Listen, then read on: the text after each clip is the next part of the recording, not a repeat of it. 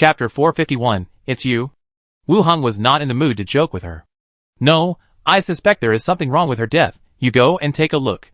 Glinda did not say much, hid her figure, and went through the wall and left. Not long after, Glinda flew back again. Floating to one side, said, The coffin is empty, nothing is left. I took a special look outside, and there is no soil being turned over in the near future. Sure enough, Macintosh was not really dead. Instead, she faked her death and escaped. She must have faked her death and then left here. Wu Hung said. Fake death? How fake? I wish I knew this back then. Glinda muttered to the side. Wu Hung did not continue to speak. Instead, he continued to ponder.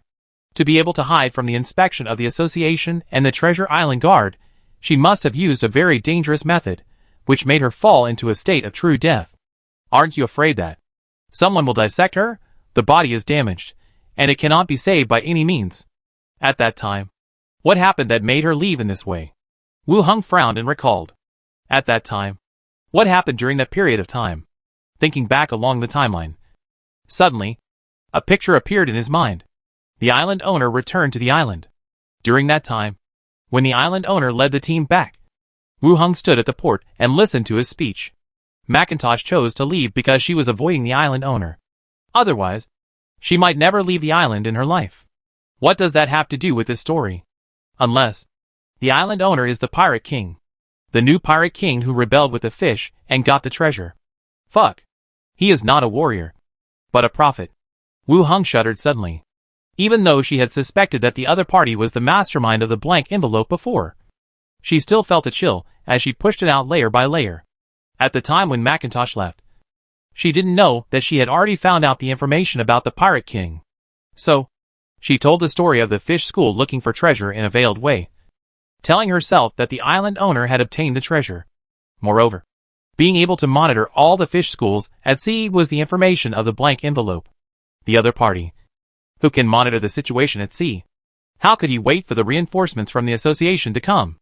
Squeak! The door opened, and Anweir came back from outside. Said, Master, the front desk didn't find the address of the letter. If we want to check it step by step, it will take some time. Wu Hung stood up and said, No need to check the letter. Go and inform Zalagui to go to the deacon's study. Ah? Let Zalagui, the deputy deacon, go to the deacon's study? Well, I have something to do. Just let her go, Wu Hung said. Granda, who was in the invisible state, went back to his body and walked outside. Anweir agreed and went to Zalagui's study. Deacon's study. Wu Hung knocked on the door and walked in directly. Imolo looked up at him and asked, What's wrong? Knock. Knock. Knock. The door knocked again. Zalagui followed closely and walked in. Imolo looked at the two of them in confusion.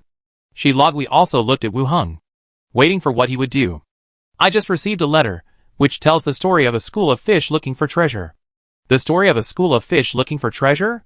Imolo, Zalagui, and Moya not far away all looked at him in confusion. Wu Hung told the story in full. He did not ask the two to analyze the content, because that would take too much time.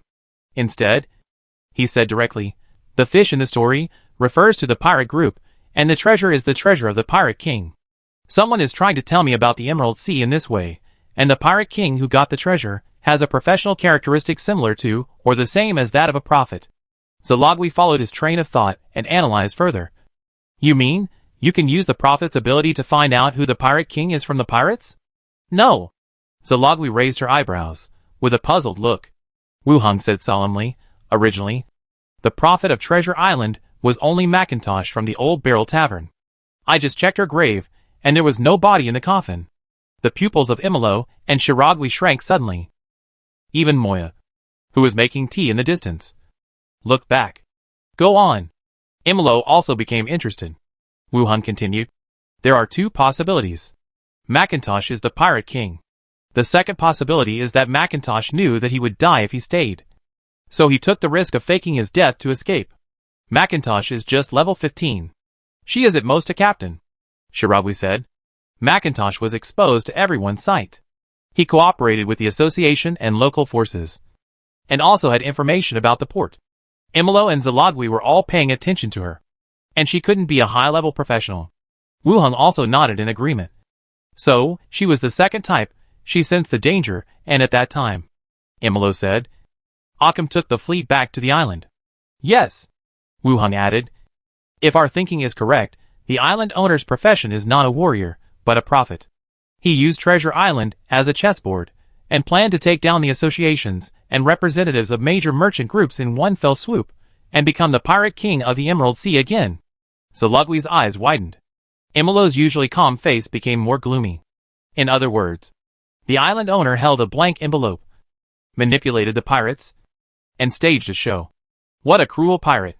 He planned to use the association and the major merchant groups as a stepping stone for him to become the pirate king.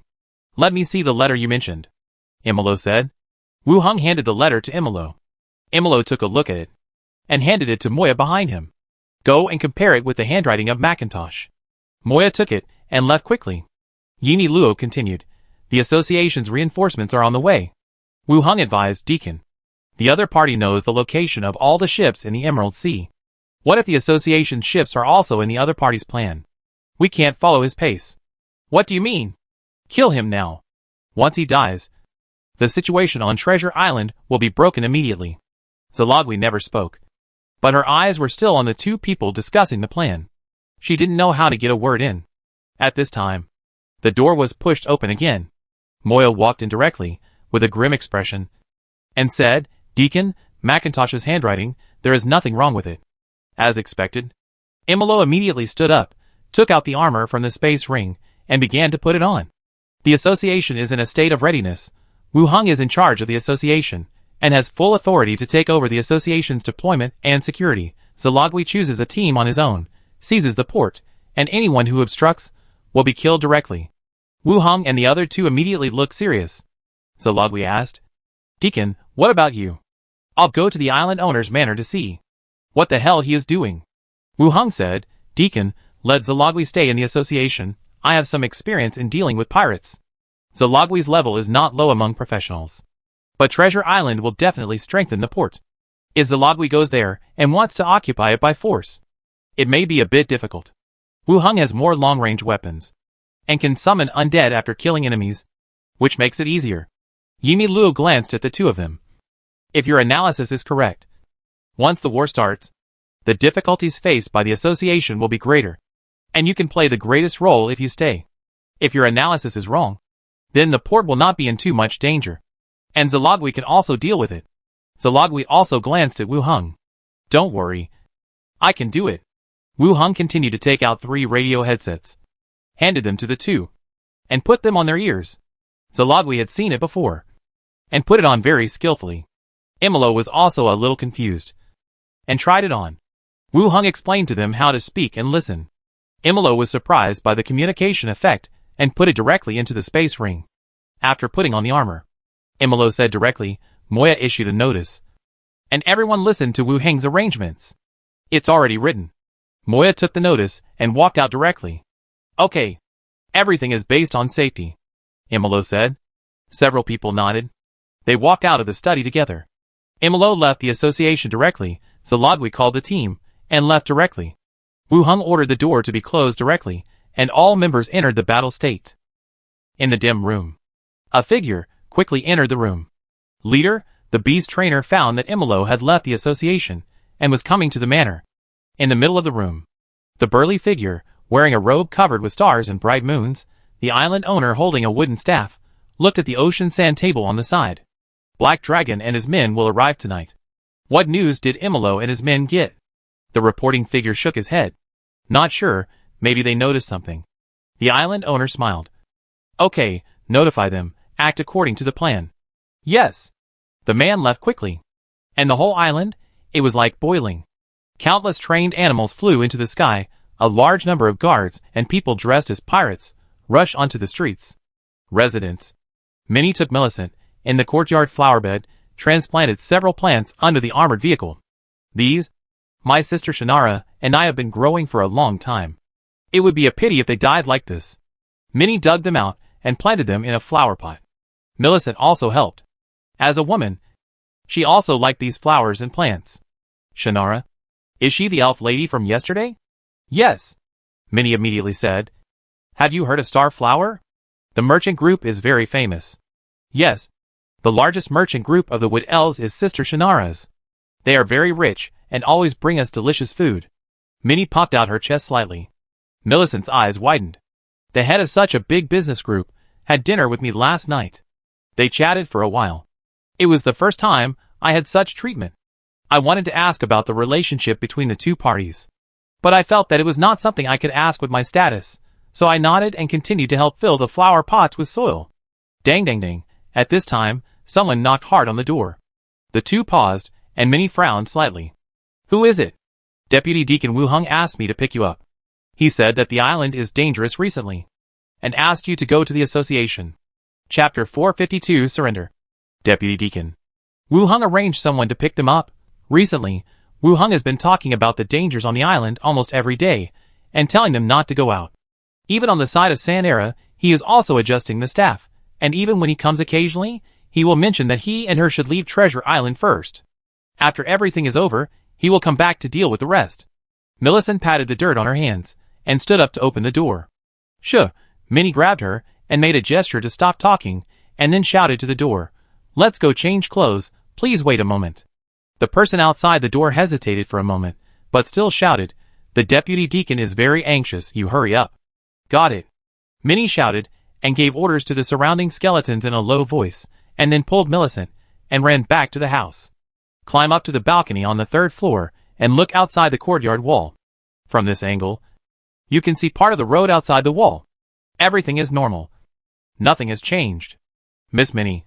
Is there something wrong outside? Millicent was puzzled. The master added those weapons here this morning. How could he take us away alone? Minnie said. And then she didn't explain any more. Minnie has been with Wu Hung for a long time, and she is also familiar with some of his arrangements. If the person outside the door is somewhere arranged by Wu Hung, they would not say to take them away, but to transfer all the troops. At least, the alchemical skeletons on the 4th floor, and the potion materials. So, those people outside just wanted to trick them out. It was easy to guess who could do that. The guards who wanted to come in and check the residents' information last time were thrown out. Minnie patted the skeletons who set up machine guns on the balcony. Prepare for battle. If someone breaks in, attack them immediately. Click. The machine gun turned around and pointed to the door. Outside the courtyard, figures lined up, standing against the wall, armed, waiting for the gate to open. After waiting for a long time, there was no sound from inside. Call someone, one person said in a low voice. The person standing at the door immediately shouted, Miss, how long do you need? It's getting late, go quickly, lest the deputy deacon worry. We are really members of the association. If we take too long, the deputy deacon will blame us. After shouting several times in a row, there was no response from inside. The man knocking on the door, with a serious face.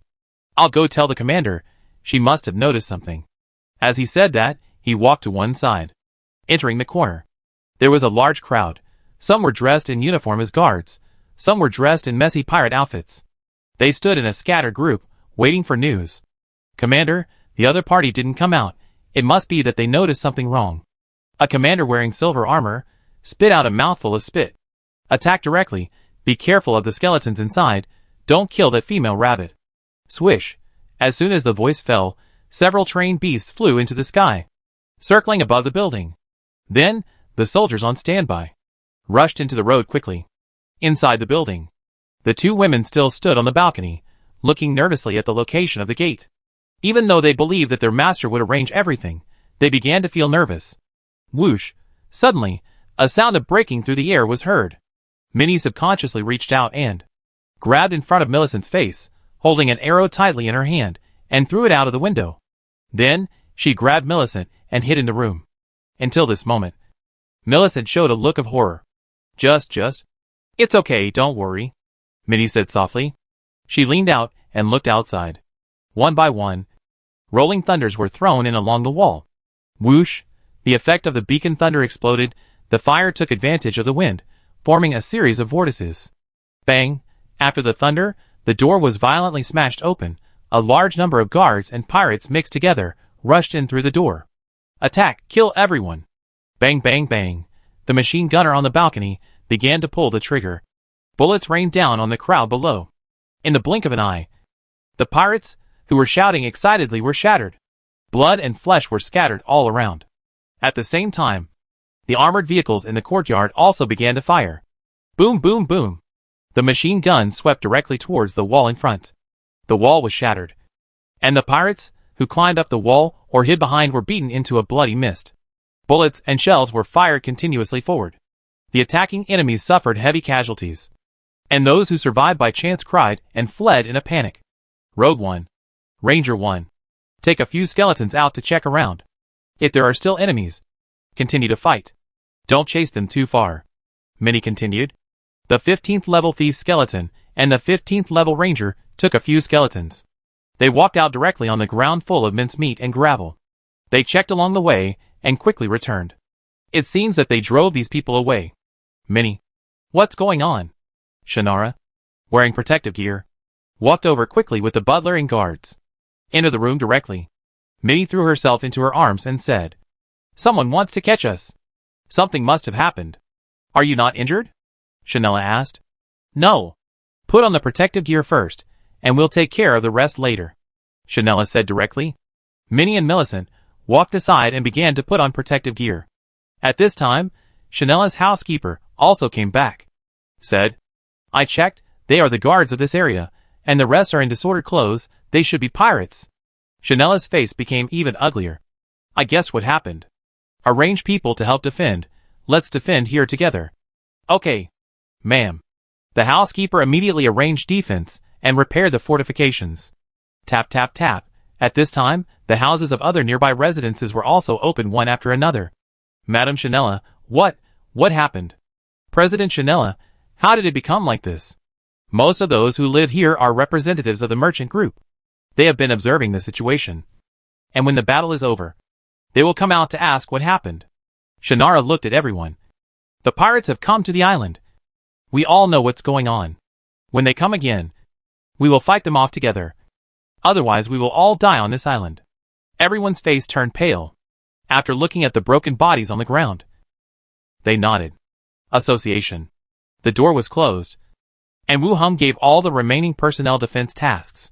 In addition to the remaining team, there were also staff and guards of the association, all of whom were mobilized to carry out follow-up actions.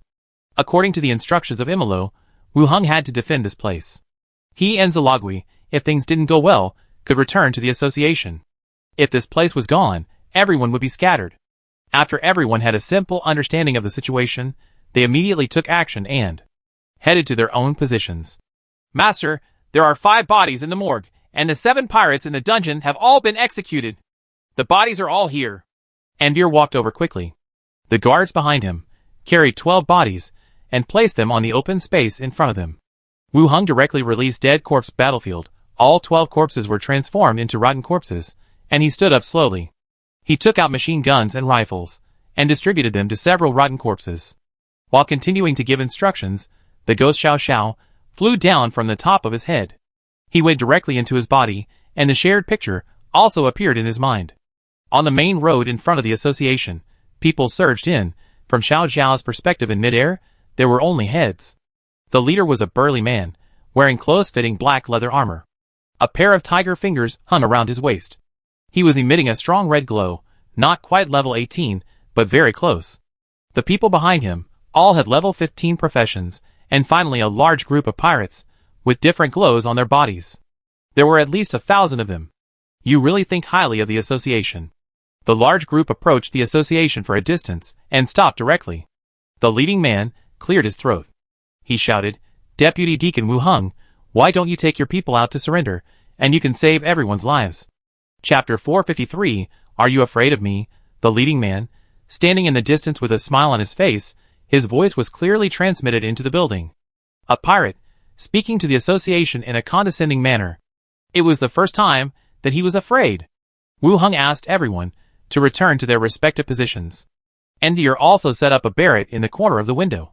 Moya said on the side, the one who spoke is the captain of the Thunder Pirates, Torga, a 17th level boxer, who is the second pirate in the Emerald Sea who is expected to reach level 18. The ones behind him are also captains or backbones of the pirate group, all above level 15. Yamilo went to kill the island owner. Moya naturally stayed behind. Seeing the situation outside, he explained softly. Wu Hung nodded and said to the outside, "Do you have such great power? Can you let so many of us go? Why bother about others?" Tolga shrugged and said, "You kill the people inside. I promise not to embarrass you. And give you wealth and women. Which is much better than being this crappy deputy deacon. I heard that you like women with animal appearance. I know a giant lizard. I will give you 2. You can try it." Ha ha. Behind him, the pirates laughed deafeningly. Wu Hung did not show any emotion. He asked, "Occam worked so hard to become the pirate king. Will he allow you to let me go? You actually know all this?" Tolga's laughter choked. He was a little surprised. But he still said, "Surrender. Your little mate will be here soon. You don't want to see him being tortured in public." Bang! Suddenly, a loud noise sounded. While the other party was talking, Envier pulled the trigger. Tolga's face changed, and he subconsciously flew to the side. Snap! A shattering sound was heard. Torga turned his head suddenly, and saw the level 15 pirate behind him. Half of his body was shattered, blood and internal organs flowing down. And the injured pirate also looked at the hole in his body in horror. Help! A large mouthful of blood foam spurted out of his mouth, and his body fell backwards. Torga widened his eyes, looking at the scene in horror. He knew that the other party had a powerful device, but he didn't expect that the range would be so far. Bang! 2 more explosions. Then, 2 more level 15 pirates. Their bodies instantly shattered, and they fell to the ground and died. All the pirates looked at the horrified scene in front of them. These were all notorious pirates. They died so easily here. They didn't even see where the attackers were, or what killed them. The team of guards and pirates was instantly in chaos. Everyone scattered around, looking for shelters to hide. Tolga's face also changed drastically, and he shouted directly, "Fuck! Don't be chaotic. Go in. Kill each team member for 100 gold coins. Kill the team leader for 300 gold coins. Wu Hang's head. 5,000 gold." The confused pirates all looked determined. He looked at the association in the distance, and then at the dead bodies on the ground. "Kill! Kill the association. Kill them all." The pirates waved their weapons excitedly and ran forward in groups. They spread out along the way, surrounded the entire building, and launched an attack. Bang! Bang! Bang! The skeletons upstairs and downstairs began to pull the trigger, and dense bullets whizzed out. A large number of pirates were hit by dense bullets in an instant. They fell to the ground. Then, the pirates holding heavy iron shields built their shields into a tortoiseshell formation. The pirate passed under the iron shield and continued to run forward, rushing to the front. He chopped at the members of the association guarding the window with his weapon, trying to force them back and rush into the building. Crack! Behind the pirates, 2 heavy crossbows, under the cover of the pirates, advanced a distance. The bowstring was tightened, and the crossbow arrows as thick as forearms were placed on the crossbows. They were drawn far ahead. Whoosh! The crossbow arrows whistled out, and with 2 thumps, they nailed the closed door of the association. Then, the etched magic circle took effect, and the red iron slurry began to flow, and the door slowly melted, until the crossbow arrows fell off. The tightly closed door was melted into a huge hole. The pirates became even more crazy and kept rushing towards this side. Ha ha ha! Follow me and rush in to avenge our dead brothers. Tolga laughed with his head raised, tapped his feet lightly, and rushed over like a cannonball. He led the pirates and rushed into the association hall. "Master, that man is also rushing over." Envier put away the barret, and a submachine gun appeared in her hand. She began to shoot at the pirates who rushed in. In the chaos, Torga strode forward. His eyes swept across the whole place, and headed straight for Wu Heng's position. Karanmu, Skullbreaker. Kill him! 2 skeleton attendants rushed towards the target. Torga looked at the skeletons rushing towards him, and grabbed 2 pirates at will, and under their puzzled eyes, he was thrown towards the skeleton attendants. He stepped on the wall and continued forward for a distance. He swung his hand again, and an iron chain instantly tied him and Wu Hung together. "I caught you, pretty boy," Torga sneered, before Karanmu and Skullbreaker approached. He suddenly tore open a scroll in his hand, and the light enveloped him and Wu Hung. The next second, the 2 disappeared at the same time. "Master!" Deputy Deacon Wu Hung. Everyone's face turned pale instantly. Lighthouse Street. Gunshots and alarm bells resounded throughout the island. Zalogui had heard this sound before. It was the kind of weapon Wu Heng had. Sure enough, they took action, and the enemy had already begun to attack the association. A large number of guards gathered towards the central square. But on the streets of Lighthouse Street, the people seemed to be getting weaker. Zalogui led the team members in a dark alley. Deputy Zalogui, we were wrong, let us go. Several people dressed as guards begged for mercy. Zalogui took a look and said directly, kill them. The dagger passed over their necks, and several people fell to the ground in pain. In the past, they might have been taken back for interrogation, confirmed that there were no errors in the procedures, and then dealt with. But now it's different. These people may not survive tomorrow. How could she care so much? Zalogui leaned against the alley and waited for a while. The semi-transparent reconnaissance guard returned and entered the scroll. A complete picture was formed. At the port, a large number of guards gathered. On the ground and in the sea, there were dead bodies. It seemed that everyone near the port had been killed. Sure enough, increasing the number of guards was to have more manpower to mobilize. Wu Heng's idea was really sharp. He got almost everything right, but it was a little late. The other team leaders all came over.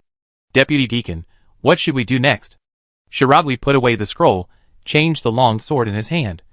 What can we do? Seize the port, otherwise everyone will die here. The others did not say a word, and began to sort out and check the equipment. After everything was ready, Zalogui straightened her helmet, said solemnly, follow me and kill. After that, she led the charge forward. At the port, the guards immediately found several people. They are from the association. Kill them, and come back to claim the reward later. The guard shouted and rushed forward. Outside the city, in the wasteland, the formation lit up, and two figures appeared at the same time. Wu Heng quickly scanned the surroundings, his face a little solemn. The wasteland? It seems that they prefer to kill me rather than attack the association. Tolga appeared soon after, and the chain still locked the two tightly, with a distance of 5 meters between them. Warrior chain.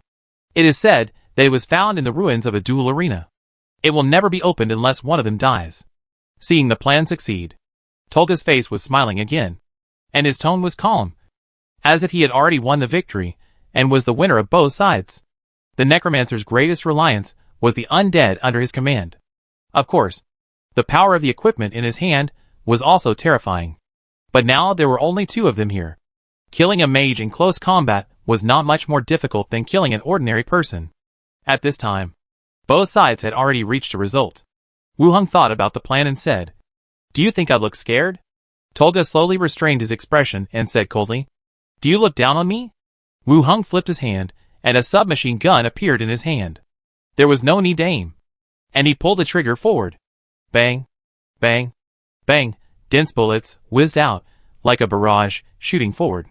The moment the opponent took out the submachine gun, Tolga's figure had already burst out, almost flashing at an extremely fast speed, closing the distance between them.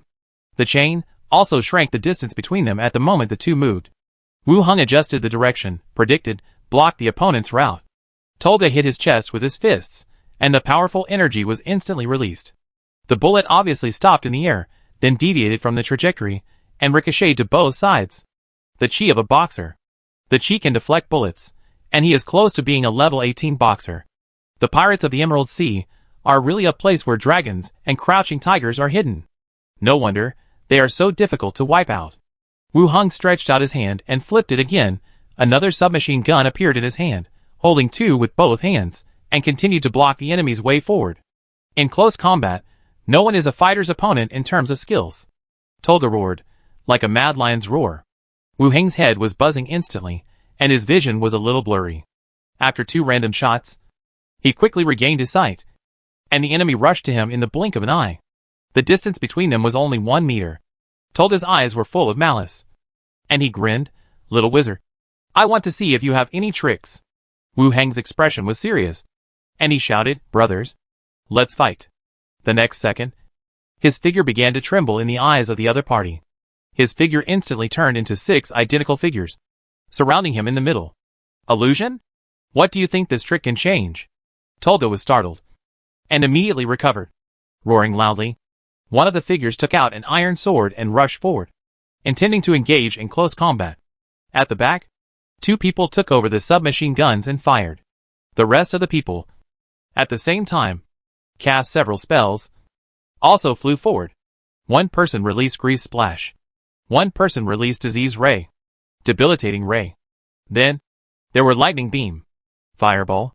The dense magic gathered towards his position in an instant. Boom! With a bang. Tolga flew backwards. Chapter 454, cooperating with various magics, they hit Torga like a violent storm. Layer after layer, energy exploded. Torga only felt that he was hit by a huge force in the chest, and his body flew out involuntarily. But the chains connected to each other held his body back, and threw him to the ground. The development of spells, either practical or powerful. Various magics bombarded him at the same time. Even a 17th level boxer felt that his internal organs were displaced, and he almost vomited blood. Damn it, it's not an illusion. It's an illusion, it can't use weapons, and it can cast magic. What the hell is this thing? Why does it have so many moves? All kinds of thoughts flashed through his mind. He jumped up, and threw a punch, facing the long sword that was coming. Dang, it made a crisp sound. Torga staggered, and his fingers went numb. He took 2 steps back, and distanced himself. What kind of power is this? Is he a mage? Wu Hung rushed towards him again with a sword in hand. His skin began to turn red, and the bulging veins could be seen on his neck. The whole person entered the explosive potential state, and all the attributes of the body began to strengthen. At the same time, Mirror Shadow was released, and the body instantly split into 5 phantom clones, and they all rushed towards the target together. Tolga stretched out his hand and swung it, and a handful of iron sand flew out. The phantom was shattered, leaving only the sword-wielding man. He was about to punch the enemy. Wu Hung, who was behind him, stretched out his hand and made a move towards Torga. The objects on Tolga's body changed instantly. His belt fell off. His trousers fell and tightened behind his ankles. His shoelaces were knotted, and his sailor hat was pulled down to cover his eyes. The action of Torga, who was about to counterattack, was blocked instantly, and he almost fell to the ground. The prophecy-type Wu Hung followed with a sword and stabbed at the opponent's forehead. After a long period of sword training, the most basic thing is stabbing, which is accurate and fast. Torga's eyes were covered, and he subconsciously raised his hand to slash, and his tiger finger hit the sword, breaking the powerful sword. The strength in his body was shaken. The trousers, shoelaces, and sailor hat were instantly broken. Torga's face was ferocious, and he rushed forward. The energy-shaping Wu Hung released Lightning Beam, and the spell-casting Wu Hung released Acid Splash. Hit the chest again, flying backwards like a broken line, coughing up blood. The dead spirit and the prophecy, changing positions quickly, the submachine guns in their hands, fired continuously. The bullets crackled and shot at the fallen enemy. The air wave exploded again. The bullet deviated from the trajectory. Torga supported the ground with both hands, and the ground shook violently. The smoke and dust rose, and the vision was blurred. Identify the position of the chain. The prophecy Wu Hung shouted. The smoke and dust did not have the effect of clouds and fog, and only barely affected the vision. And the chains and distance on each other can directly determine the position of the other party. Magic, bullets, still whistled. And Torga looked even uglier. The warrior shackles that he had paid a great price for now became a tool for the other party to lock him up. The smoke and dust dissipated. The protective Wu Hung also took the iron sword that was handed over, and rushed directly into the battlefield, and slashed at the other party together. Wu Hung has intermediate swordsmanship, and his own attributes are not lower than melee combat. But in terms of skills, there is still an unreachable gap. Although he surrounded and beat the other party, he also exchanged injuries for injuries. Uncle, you are torn again. Xiao Xiao and Grinda flew over from a distance. Ghosts and necromancers have a certain induction. Wu Hung was teleported here, and the 2 ghosts flew over directly based on their senses. The necromancer Wu Hung asked, "How is the association?" Grinda replied, "After you disappeared, there was a bit of chaos, but your little fox and the elf assistant organized a defense. And when we came out, there was no problem." "Yeah." Wu Hung nodded. "Uncle, when we came here, a large number of pirates rushed over there, all holding crossbows. Xiao Xiao could see the light beams on the creatures, and it was easy to find the enemy in the bushes and trees. Pirates, strong crossbows, it seems that they have arranged some people. I heard someone talking in the air not far away." The entangled Torga was confused at first, and then realized that it was the ghost of the necromancer. He continued to fight and taunted. "Little deputy deacon, what's the point of holding me back? When the rest of the people arrive, let alone your 6 clones, even if you have 8 or 18, you will all die here. No one paid attention to him. Those who should attack, and those who should shoot. How many people? What level? A lot. Most of them are above level 10. Glinda added. There can be more than 50 people. The prophecy Wu Hung directly took out a long sword from the space ring, and threw it to Glinda. Glinda, stop them. Xiao Xiao continues to scout around, and notify us if there is any danger. The 2 ghosts nodded, and flew away quickly. The island owner's manor. The sword flashed, and several high-level professionals who blocked the road were split in half, and slowly fell down.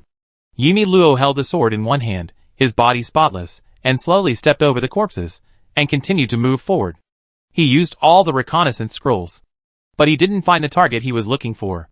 He also thought that the other party would hide, but he didn't expect it to be so hidden. Ta-ta-ta. The sound of footsteps rang out, and a woman in leather armor walked out slowly from the front. Leaning against the door, looking up and down at the figure opposite.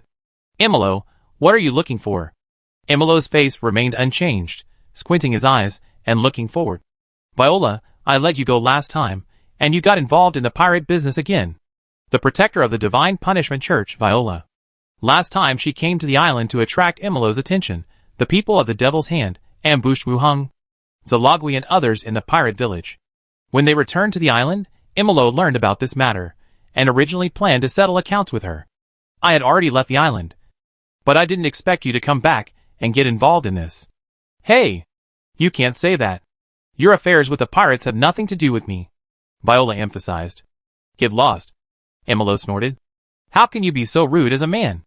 Imolo's eyebrows turned cold, and he moved forward with his sword. In an instant, a series of sharp sword energy shot out. It was like a full moon reflecting the sky and the earth. Viola's face was solemn, and her figure moved quickly as if it was looming. And the walls and buildings behind her exploded. Fragments flew all over the sky. Viola took a deep breath, and a cloud of mist suddenly appeared, covering her figure. She said, Imolo, don't be angry. I'm not targeting you. You let me go last time, and I'm grateful to you. But the higher-ups gave me a task, asking me to help those guys. Let's not make things difficult for each other. I'll leave here when night falls. The voice floated out of the mist and reached Imolo's ears. Swish, another sword energy, the diffuse mist, was split in the middle, like tofu being cut open. Does the Divine Punishment Cult also have a part in this? Ah, I didn't say that, you guessed it yourself, Viola exclaimed. Imolo felt that this woman was a little crazy, and continued, Who else? How would I know? Imolo stopped talking, and his figure shot out instantly. He rushed directly into the mist. He moved quickly in the mist. The sword energy swung out again and again, filling the entire area, with blood splattering. Whoosh! A figure flew out of the building and fell to the ground. Viola covered her chest. A long scar tore through her protective gear and body. How dare you hit a woman? You bad guy, I've already said. I don't want to be your enemy, I just want to delay you for a while. As he spoke, black iron nails with deathly aura appeared in his hand. He threw them at the opposite side. Then, he spit out countless smoke-formed hounds, lions, leopards, crocodiles, and rushed over in groups. Dang dang dang, Imolo blocked with his sword, and with a casual strike, all the smoke dissipated. Imolo pointed his golden sword at the ground. Viola, you can try to escape. Outside the city wasteland. Rustle, the grass and trees shook violently, and figures rushed out of the dense forest. They were dressed differently, with helmets or sailor hats on their heads. Staring at the battle zone in the distance, where magic roared and explosions continued, his brows slightly frowned. That deputy deacon turned out to be 6 twins. Not only did they look the same, they were also dressed exactly the same. If the attack methods are different, they may all be mistaken for the same person. Prepare the crossbows. Be careful not to hurt Captain Tolga. Don't go over there. Prepare the crossbows here. Don't be affected by the magic. The pirates discussed with each other, took out the magic crossbow arrows, and began to string and put arrows. There are so many crossbows. It is enough to shoot the people fighting on the opposite side into a cork. Everyone was busy. Suddenly, the people in the front row looked up at the sky. I saw a long sword floating, approaching quickly, like an invisible person, holding it in his hand. What is that? Why is a sword flying over here? Try shooting 2 arrows. Swoosh, several crossbow arrows shot into the air. passing through the air without any sign. Just when the pirates were puzzled, the long sword floated to the middle of the pirates, the scabbard fell off, revealing the sharp blade. Strange thing? A pirate was puzzled, jumped up and tried to grab the hilt. Swish! A cold light flashed. The pirate's head fell off, blood spurted from his neck, like a waterfall. This scene made all the pirates' eyes widen. There is an ambush, disperse. This is the enemy's trick. Someone shouted loudly. All the pirates scattered. Swish! The sword light flashed continuously, and heads fell to the ground one by one. No, it's the evil sword, don't move. When they realized that there was an evil sword in the air, there were only a dozen pirates left, standing stiffly in place, with sweat on their foreheads. Silent evil sword. It's over, no one can move now. On the main battlefield, Torga was splashed with acid in his face, and he covered his face and wailed, and staggered back. This kind of attack may not cause much damage, but the corrosion of acid to the flesh of living beings is far greater than the damage itself. In addition, the side effects of disease rays and weakening rays took effect, making this kind of damage more painful. The activated object took effect again, the pants were raised, and the collar was locked at the throat. Two sword-wielding warriors came to kill again. With blurred vision, Torga grabbed by feeling, and each of his hands held a sword, with 5 fingers clasped tightly, making it difficult to pull away. Another magic showered all over his body, and a strong smell of oil entered his nose. A bad feeling rose from Tolga's heart, and he roared, "Damn it! You dare!" Whoosh! A sound of breaking through the air sounded, and the fireball hit his chest. Boom! Tolga flew backwards instantly. In midair, a sky-high fire ignited. Tolga was like a burning man, screaming miserably and rushing around. The 6 Wuhungs kept a distance from him and watched silently as he was engulfed by the fire. A level 17 professional, actually, would also make such a scream because of death and pain. Gradually, the fireman who was rushing around gradually lost his strength. He stopped wailing, knelt down on the ground, and lay on the ground. Bang, bang, bang.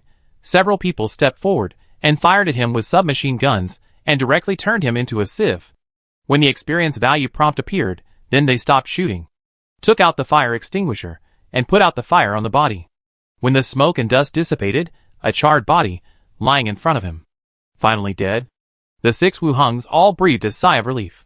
This was different from the last battle with the level 17 Karanmu. That time, I set up an ambush and deliberately led the opponent into my trap. At that time, I was the hunter and Karanmu was the prey.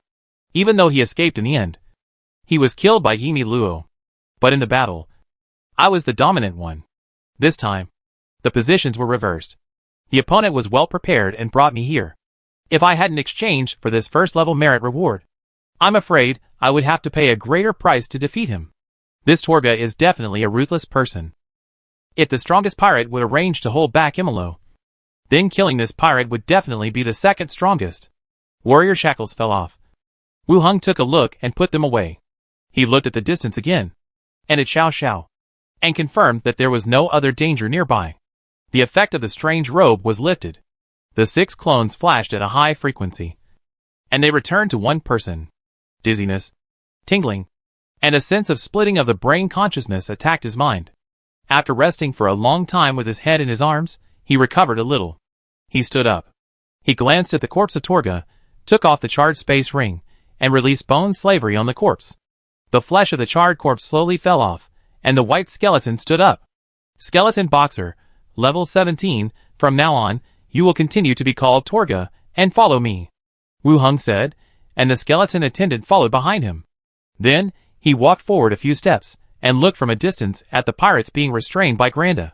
They all saw the battle just now.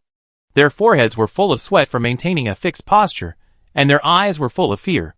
Deputy Deacon, we surrender? Yes. Yes, you take us back to the association. I will cooperate with you to catch the pirates. I can be your spy. Please let me live. The pirates begged for mercy loudly. Even if the battle on the opposite side was not over, it would be difficult for them to maintain this posture for too long. They only hoped that the other side would let them go. Wuhung did not speak, took out his rifle, and fired at several people. After the bullets hit a few people, the rest of the pirates began to flee, and were killed by the sword of the evil sword. The head fell off. Everyone died, and Grinda put away the sword. A sword light slashed through the void where she was, but did not cause any damage. This kind of sword light can only attack entities, and has little effect on ghosts. Wu Hong put away the evil sword and continued to release dead corpse battlefield on the corpses on the ground. The skeleton stood up. Wu Hong distributed rifles and submachine guns to them, and put away the original crossbows and crossbow arrows. Then he took out the radio headset and tried to contact the people outside. Anvir, how are you doing? Soon. A surprised voice came from the other side. Master, are you okay? No. What about the association? There are too many pirates. Our people are dying constantly. We are now trapped in the training room of the association. Anvir said quickly. Wu Hong has a soul connection with others. If he really died, his skeleton would fall apart. For a maid and a slave contract, his soul would be severely disintegrated. At the very least, he would become demented. But hearing Wu Hong's question, it also means that he has achieved the final victory. It is a good thing after all. Wu Hong continued, I will go there soon. Tell everyone to hold on. Okay. And we are answered directly. In the call, Wu Hong ran towards the city quickly. The first area he entered was the area where the city was expanding outward. There was no one on the road, and there were houses that had just been completed or not completed on both sides. Let Xiao check the position of the eye in midair. The road leading to the association just passed by his residence. Under the observation of the spiritual vision, a large amount of red light gathered at his residence. So many people? How is it possible? Wu Hong placed 4 armored vehicles, 4 machine guns and more than 10 rifles and submachine guns in his residence. And the defending skeletons. 5 level 15 skeletons. And 20 level 10 skeletons. Not to mention that the main force of the pirates will not attack here. Even if they attack, it will be difficult to break in. He walked closer with the skeletons. He saw 3 layers of guards inside and outside. Judging from the signs, they belonged to the guards of a large merchant group. Who is it? Someone shouted. I am Wu Hong, the deputy deacon of the association. Who has the final say here? Hearing Wu Hong, seeing his appearance and the many skeletons behind him, the guard immediately became respectful. Deputy deacon, the president, and the managers are all inside. This person led the way and walked directly into his building. Seeing Wu Hong coming in, many pounced. Master, Shannara also wanted to pounce, but she carefully glanced at the other representatives of the merchant group around her and still didn't come over. Instead, he said calmly, what's going on outside? Pirates are besieging the association outside and have occupied the port. Are you all injured? It's quite safe. The first batch of pirates were killed by your skeletons, and then no one else came. Shannara said, and then introduced the people nearby. These are all nearby residents, representatives of various merchant groups. We have gathered our forces, and all defend here. Wu Hong nodded. Shannara still has strong organizational skills. Gathering so many people together, it also formed a considerable fighting force. How many people are there on your side? About 500? Wu Hong thought for a while, and said, I need you guys to seize the port. Can you do it? Hearing this, the other representatives of the merchant group were instantly confused. Shannara glanced at them and said, if your skeletons and equipment also join us, we are willing to listen to your arrangements. After all, if we don't take back the port, we will die sooner or later if we stay here. The last words were said to others. As long as they can take back the port, they can even leave directly. It will be safer than staying here. The representatives of the merchant group behind them discussed with each other, nodded, and agreed. Wu Hong handed the radio headset to Minnie and Shannara, and said, through this connection, Deputy Deacon Zalagui has already gone there. Don't hurt your own people by mistake. Take care of Millicent. Understood. The 2 girls nodded. I will go to support the association. You should leave early. Everyone nodded. Shannara began to mobilize people. Wu Hong led the skeletons, and continued to rush to the association. Inside the association members were blocked in the training room. The women sobbed softly, and the guards and team members were also injured. It was only because of the 2 skeleton servants, Karanmu and Skullbreaker, that these people would have been killed long ago. Association trash. Do you really think we are afraid of you? A bunch of garbage. Come out early, and have a good time. Those women, we won't kill you, come out. What nonsense, kill them in, and let's play with those women first. Yes, kill them in. The islanders roared again, raised their weapons, and rushed forward. Bang! Suddenly there was a muffled sound. The door was kicked open. Chapter 455, on my side, the sudden loud noise made the pirates, who were shouting excitedly and preparing to finish the job, be startled. They turned their heads in confusion. The battered door was kicked apart. The door panel hit the ground. The light of dusk shone in like a veil. A large number of skeletons, wearing leather armor and sailor hats, ran straight into the hall. Lined up in a row, the black instruments in their hands, all pointed forward. Among the skeletons, you can see that familiar figure. The deputy deacon of the association. He is not dead. All the pirates, all stared at the front with their eyes wide open, in surprise, somewhat unbelievable. They all knew the plan to attack the association. Their initial target was the other people in the association, and the deputy deacon would be dealt with by Captain Torga. A 17th level boxer, actually, did not kill the other party in this situation. He glanced at the figure beside him again, and was even more horrified. Torga was dead. The whole plan has been implemented till now, and it turns out that Torga died. The pirates began to tremble a little, and began to scan the surroundings, looking for a way to escape. Skulls, there are only so many skeletons. Let's fight our way out. Yes, let's rush out together, and if we can kill that deputy deacon, we will be rich. Fight our way out. Kill! The pirates cheered each other up, and roared loudly. Then, the pirates raised their weapons, and screamed as they rushed towards the gate. Wu Hung said calmly, "Shoot. Kill everyone." Bang. Bang. The gunshots were deafening, and the dense bullets were like a huge net, covering the front. Sometimes, Wu Hung was really glad that the direction of development of this world was towards magic runes, and that guns and cannons had not been developed. This allowed him to use this weapon, which was not difficult to make, to exert the lethality that these people did not have. Even if there were high-level strongmen, there were still more powerful weapons that could be used. Machine guns, missiles, even a level 20 hero, whose body still determines death, may not be able to withstand the power of missiles. The sound of gunfire continued, pouring forward without any cost. The pirates who rushed forward fell one after another like wheat. Soon there were not many left. Don't let them run away, Wu Hung continued. The skeleton with a gun fired while moving forward killed all the pirates who tried to escape through the window on both sides. The injured pirates on the ground, who were wailing in pain, were also killed by the skeletons one by one. The hall was also allowed to be quiet. Torga, take some skeletons. Check upstairs and downstairs.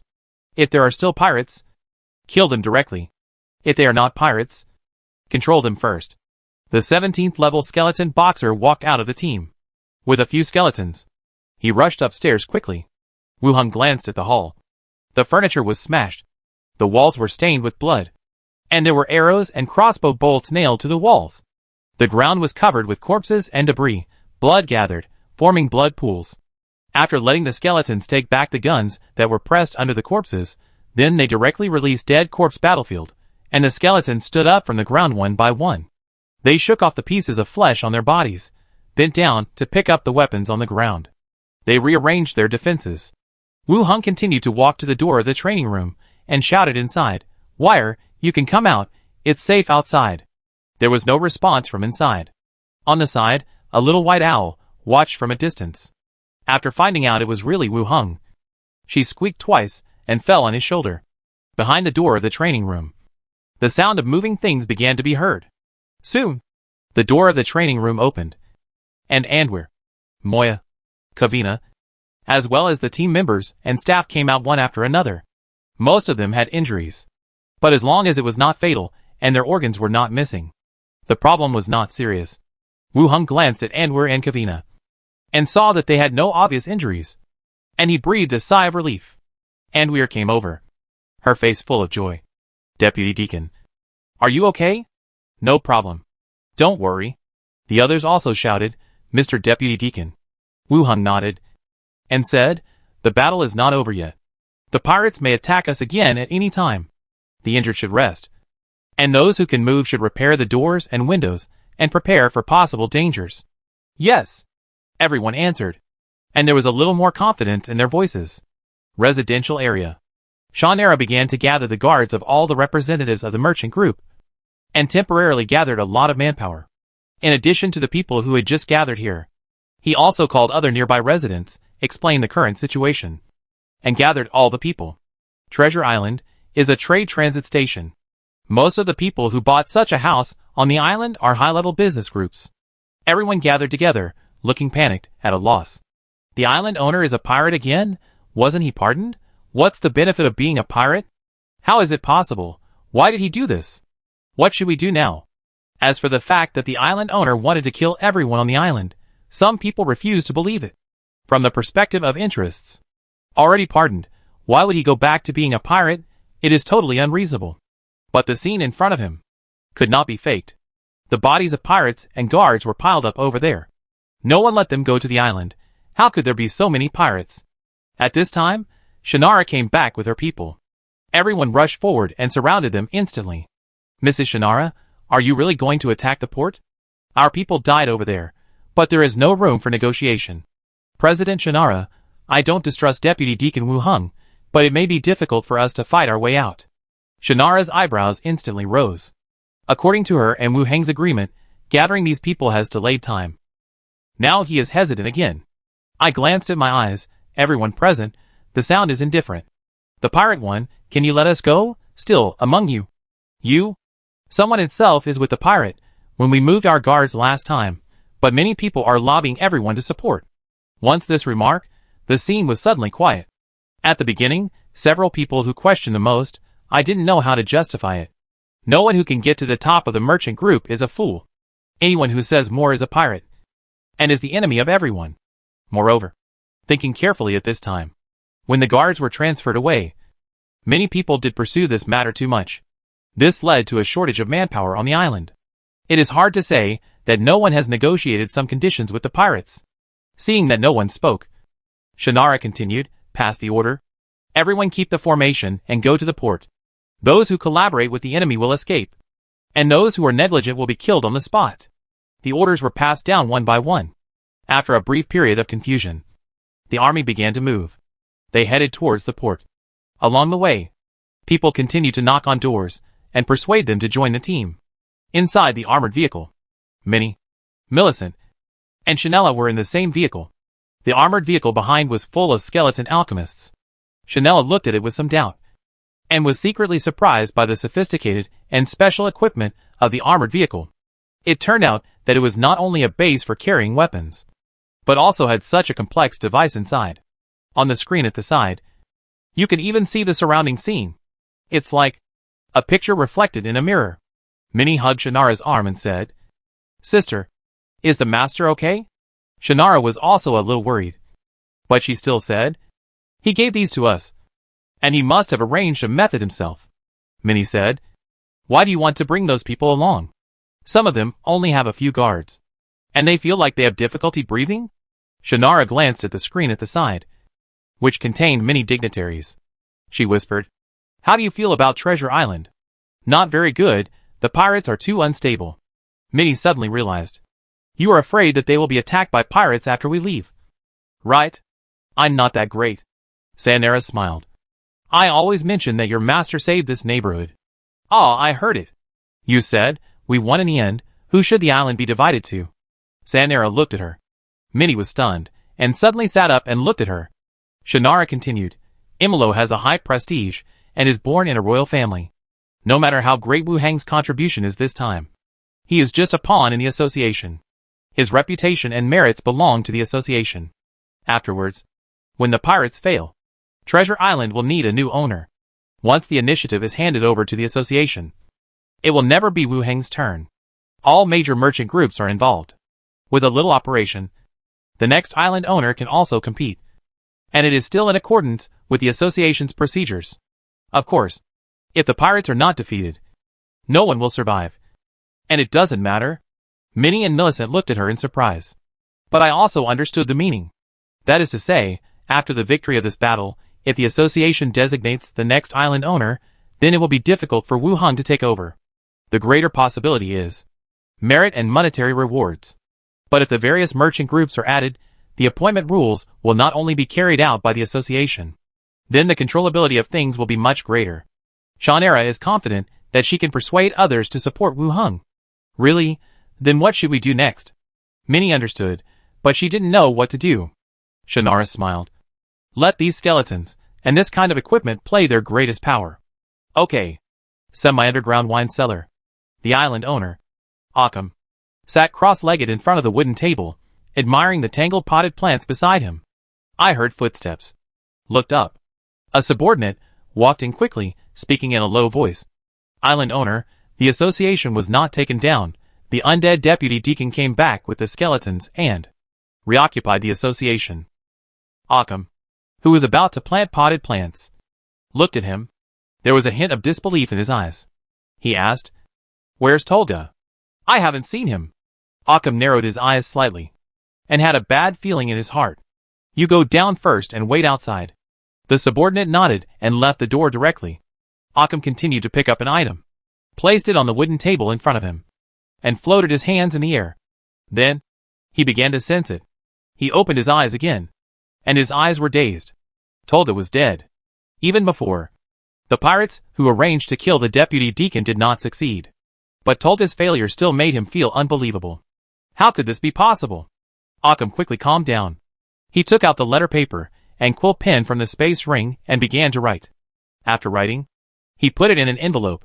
He disappeared in the next second.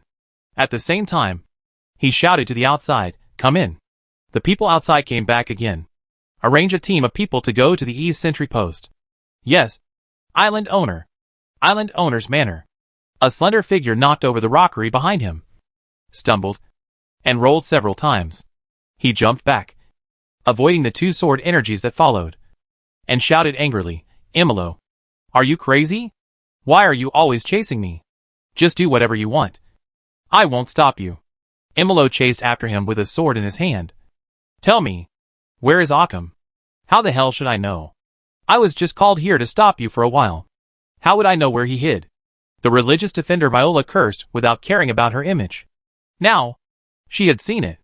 Imolo was definitely stronger than the rumor said. She had almost used all her strength in the fight with him. But he didn't necessarily use much strength. If he hadn't been on guard against the danger in the dark, he would have killed her with all his strength. Imolo chased after her quickly, and the woman turned and ran. When he stopped, she still watched from a distance. Imolo stopped, remembered the earphones that Wu Hung gave him before he left, put them on his ears, and asked, "Wu Hung, how are you doing?" "Not far away." Viola didn't stop him.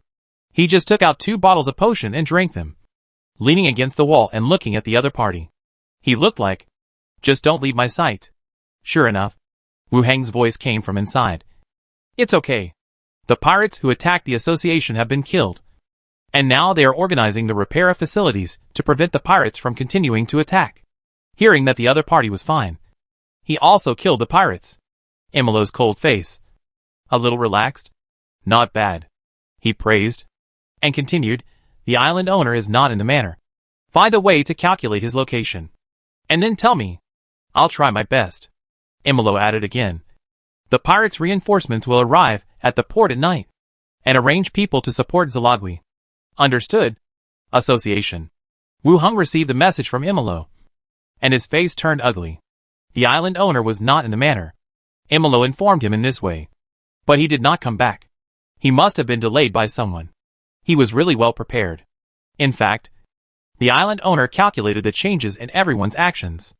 Only then could he arrange everything. "Glinda, go and call Xiao Xiao back," Wu Hung said to the side. The invisible Glinda flew straight through the roof and called Xiao Xiao back. "What's wrong, Uncle?" Xiao Shifei said after he came back. Wu Hung said, the island owner behind the scenes. "We can't find his location now. We need your help to find where he is hiding." Xiao Xiao, half flying in the air, thought for a while and said, "But we don't know him. We don't know what he looks like. How can we find him?" Glinda also looked at him. The two ghosts always heard him mention the island owner and some things about pirates, but what he looked like, or what characteristics he had, they didn't know much. Wu Hung took out a tablet and pulled up a photo. "He looks like this. He looked like the one on the wanted poster about a year ago. The changes aren't too big. He should be able to tell. Xiao Xiao can find people through psychic vision. He's level 18. The highest level." The photo was an early wanted poster of the association. After the pardon, he didn't update his appearance. But compared to what he saw at the port before, the changes weren't too big. What about your safety? Granada asked. It's okay. I'll stay here and wait for you to come back. The two ghosts nodded, discussed with each other, and flew out through the wall. One on the left and one on the right began to scout in the air, looking for the target. Wu Heng walked out of the room again, commanded the others, continued to repair the association's facilities, and made preparations for the next step. According to Imolo, the pirates also arranged reinforcements. They would arrive at night. At this time, dusk had passed, and the sky began to gradually darken. They did not wait for the second wave of pirates to come. Soon, two ghosts flew back one after another. Glinda said, "To the east, several teams are gathering outside. The island owner should be hiding over there. Otherwise it would be impossible to transfer troops over there." Xiao Xiao immediately said, "I also found many high-level professionals over at Lighthouse Street. The island owner should be here." Wu Heng was stunned. Both sides discovered the situation. Chapter 456, You Can't Change Anything. Glinda has a strong insight, and can find traps and mechanisms in some places, and Xiao Xiao has psychic vision, and can see the level of creatures more clearly, to distinguish where the enemy will focus on gathering. But the two ghosts both found out the situation, which was beyond his expectation. "Let me see," Wu Heng said. The two ghosts returned directly to his body. At the same time, he received two shared images in his mind. The area where Granda found the enemy was the half-developed area in the east, which was close to the place where Millicent was kidnapped last time. The team of pirates and guards guarded the surroundings. And there were also some defensive equipment near the building. The location shared by Xiao Xiao was Lighthouse Street, close to the Old Barrel Tavern. A lot of people could be seen, standing on the roof, at the intersection, and near the building. There were two level 15 professionals, and the rest were all level 10, and professionals close to level 10. Neither Granda nor Xiao Xiao entered the building to investigate. As a level 18 prophet, his perception would be very high, and the ghosts would be discovered if they investigated at close range. There might not be any means to harm the ghosts, but it would definitely attract the other party's attention, and then continue to take some actions. Therefore, without seeing the target directly, they wrote down the location and did not enter the building to check. They released the two ghosts again. Granda asked, "How is it?" Xiao Xiao also looked over curiously. Wu Heng pondered for a moment. Xie Xiu sighed, "It's more likely." Xiao Xiao waved his fist. "Yeah." Glinda was curious. "Why?" "The east is too far. He can't hide so far away from the port. Once Imolo finds him by some means, he won't be able to escape," Wu Heng said. Glinda thought for a moment and then said, "What if this is what he thought? Let you think he's not there?" "It's possible. We can go to Lighthouse Street first. If he's not there, we can seize the port, and then he won't be able to escape." "You make sense. I have no objection." This point convinced Glinda. "Unless there are some fast-moving props. If you want to leave, you have to go through the port. The other party is really not there.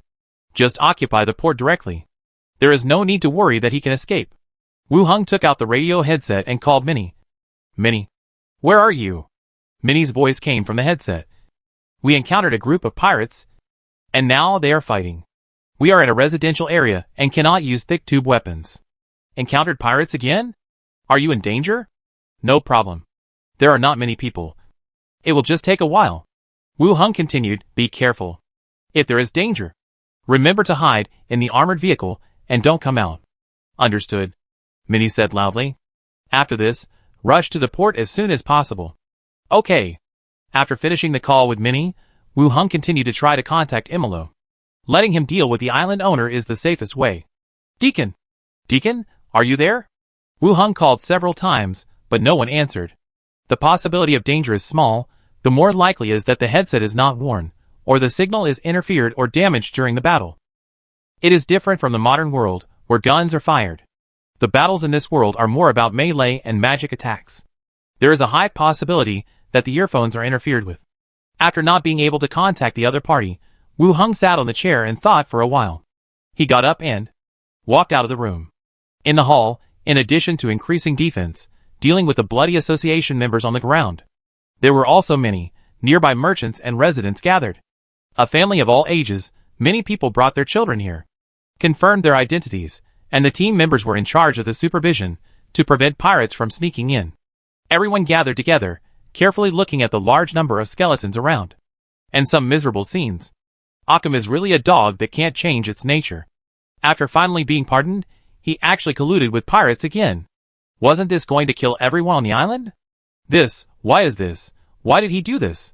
Just now I inquired. There's a deputy deacon in charge here. It's very safe. Those skeletons are the dead servants of the deputy deacon. I've heard of him, the Necromancer. The association's wanted orders are withdrawn page by page, all killed by him. Necromancer, this profession, it seems that the rumors are not very positive. What you said, there are mostly warriors and rangers among pirates. How can you judge a person's character by his profession? That's right.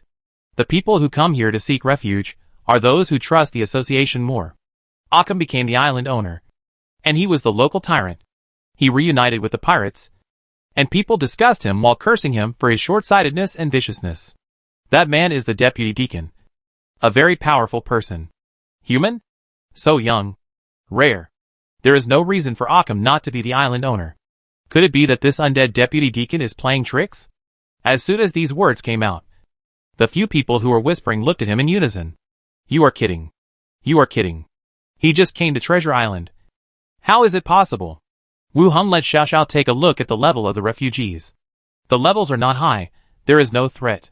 Wu Hung called Andwire and Moya to the side and whispered, I can't contact the deacon. I need to go out and confirm the location of the island owner. The two women frowned. The deacon can't be contacted? Your talking prop is not working? Moya said. Andwire also pulled him. There are pirates outside. Wait for the deacon to come back. Wu Hung also knew Andwire's worries. But things, the longer they are delayed, the more dangerous they become. It's okay, I'll take some skeletons and leave quietly. You guys will take charge here. The pirates have lost a lot of people in the association. They will definitely tighten their forces and wait for reinforcements. The two of them still looked solemn. Wu Hung continued, notify me immediately if there is any danger, and then retreat to the training room as before. Okay, you should also pay attention to your safety. Even though he was worried, there was nothing he could do. He could only agree. Wu Hung picked some skeletons and jumped out of the window behind, rushed towards the direction of Lighthouse Street. On the main road near the port, a pair of white wings grew behind Zalagwi, and white feathers also grew on her exposed neck and arms. The wings flapped, and the whole person floated in the air holding a sword. The wounds on her forehead and chest, which were so deep that you could see the bone, were constantly dripping with blood. And the team members behind her were not much better. Everyone had different injuries, and someone could die at any time. Zalagwi led the team members, and had fought desperately with the other side, but still could not break through the defense and approach the port. But it was not as simple as Imolo said when he came out. Swoosh, swoosh, swoosh. Dense arrows and crossbows shot into the sky. Zalagwi dodged quickly, avoiding various attacks. White Phoenix Evil Sword provides special effects to the user, but it also has to bear the pressure brought by it. Walala. Suddenly, a pirate captain threw the rope in his hand. The rope was as flexible as a snake, and it took advantage of the chaos to wrap around Zalagwi's ankle, stopping her dodging movement. Instantly, several arrows pierced through her body. Zalagwi, with your two tricks, you still want to occupy the port. Do you really think we are afraid of you? Zalagwi looked down and slashed with the long sword in her hand. The rope was cut. Several more arrows hit Zalagwi's body. After staggering for several meters, she fell from the air. The pirate captain stepped forward quickly and stepped on her body with one foot. What a pity. Otherwise, I could have caught you and had fun for a few days. He sighed slightly and raised the long sword in his hand. The sword chopped down on her head. Zalagwi struggled hard, but seeing the iron sword falling, she could only accept her fate and close her eyes. Suddenly, a silver-white lightning snake shot from a distance. The pirate captain holding the sword was instantly knocked out and hit the wall behind him heavily. The spreading electric current made Zalagwi, who was lying on the ground, tremble. Bang, bang, bang. Then, there was a dense sound of gunfire. Zalagwi suddenly opened her eyes and looked to the back of the road. She saw a whole row of skeletons, holding those strange instruments, shooting and advancing forward. The pirates along the way were instantly shot and fell one after another. The pirates retreated quickly, looking for cover and fighting back with crossbows. Wu Hung picked up Zalagwi, carried it on his shoulder, and said to the other team members, "Let's go. Follow me and retreat first." After saying that, they retreated together. Zalagwi's body began to show side effects of the strange object. Her whole body was covered with white frost, and her whole body was as cold as ice. Her hair and eyebrows were also covered with frost. Her body was trembling slightly. That is to say, Zalagwi's level is not low. She is a melee profession with a high resistance. Ordinary professionals, I am afraid they will be frozen to death directly.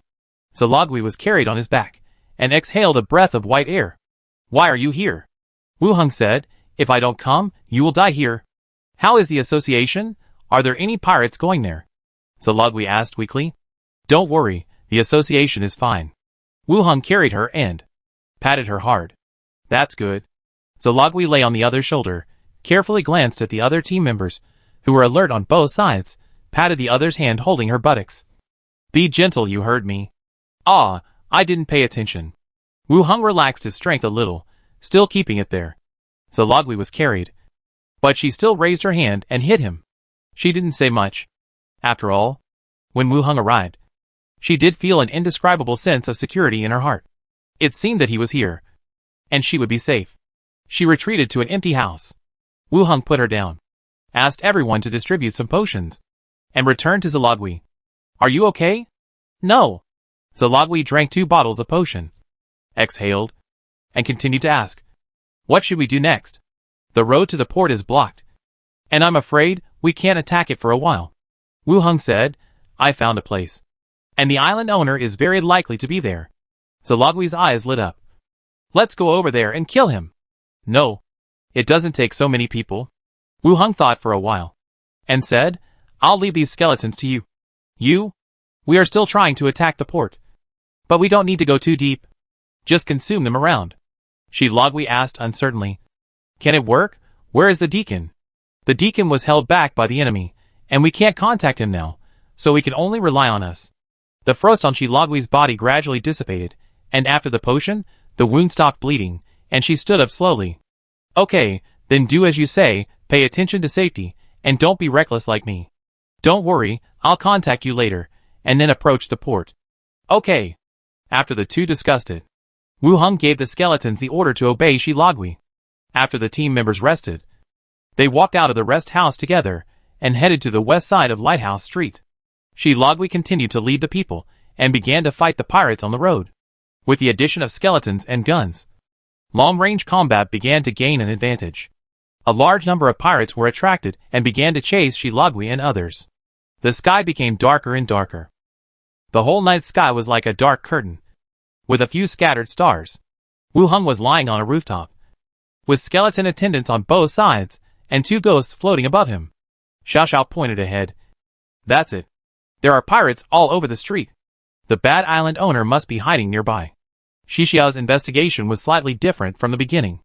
The personnel should have been reassigned, but you can still vaguely see the hands hidden in the moonlight.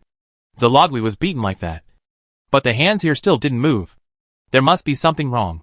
Do you want me to go in and see where he is hiding? Xiao Xiao said. Wu Heng thought for a moment. No. They have many high-level professionals. Let's kill a few of them first while they don't know. Xiao Xiao stopped talking. Wu Heng took out the sniper rifle. In fact, the most powerful one is still the Barrett. But after the Barrett kills the enemy, the body is severely damaged. When it is not particularly urgent or dangerous, this kind of sniper rifle is still enough to kill the enemy, and the body will be preserved intact. He adjusted his position and said, Xiao Xiao. Who has the highest level? Xiao Xiao pointed down. The one leaning against the wall with his arms folded, and the one picking his teeth at the second-floor window. They are the 2 with the highest levels. Both of them have reached level 15 or above. Wu Heng chose the 2, and decided to be safer, and kill one first. Aiming at the pirate leaning against the wall with his arms folded outside the first floor, he pulled the trigger directly. The gunshot rang out. The target in the distance, before making a move, his head suddenly tilted back, and his body fell backwards. Wu Heng continued to shoot at the corpse, and the experience value prompt appeared. The sudden gunshot, and the dead body, shocked all the pirates on standby. The level 15 pirate on the second floor hid in the room, and the other pirates immediately took precautions and hid. Only one person quickened his pace and left far away. Xiao Xiao. Follow that person. Okay. Xiao Xiao agreed, and flew out directly. Xiao Xiao left. Grenda also reminded, there are trained animals coming. Wu Heng looked up. In the sky, a large number of trained animals approached this side. Wu Heng handed a sword to Grinda. Don't let those trained animals come over. Okay. Grinda caught the long sword and flew towards the large number of trained animals. When he approached an area, the long sword was unsheathed. Swish. Sword beams flashed like thunder in the night sky, and various trained animals fell from the sky with a crackling sound. In the blink of an eye, the tame beasts within the effect range disappeared. Then, Grinda held the unsheathed evil sword, and with the sword light constantly slashing at his transparent body, he killed the pirates below.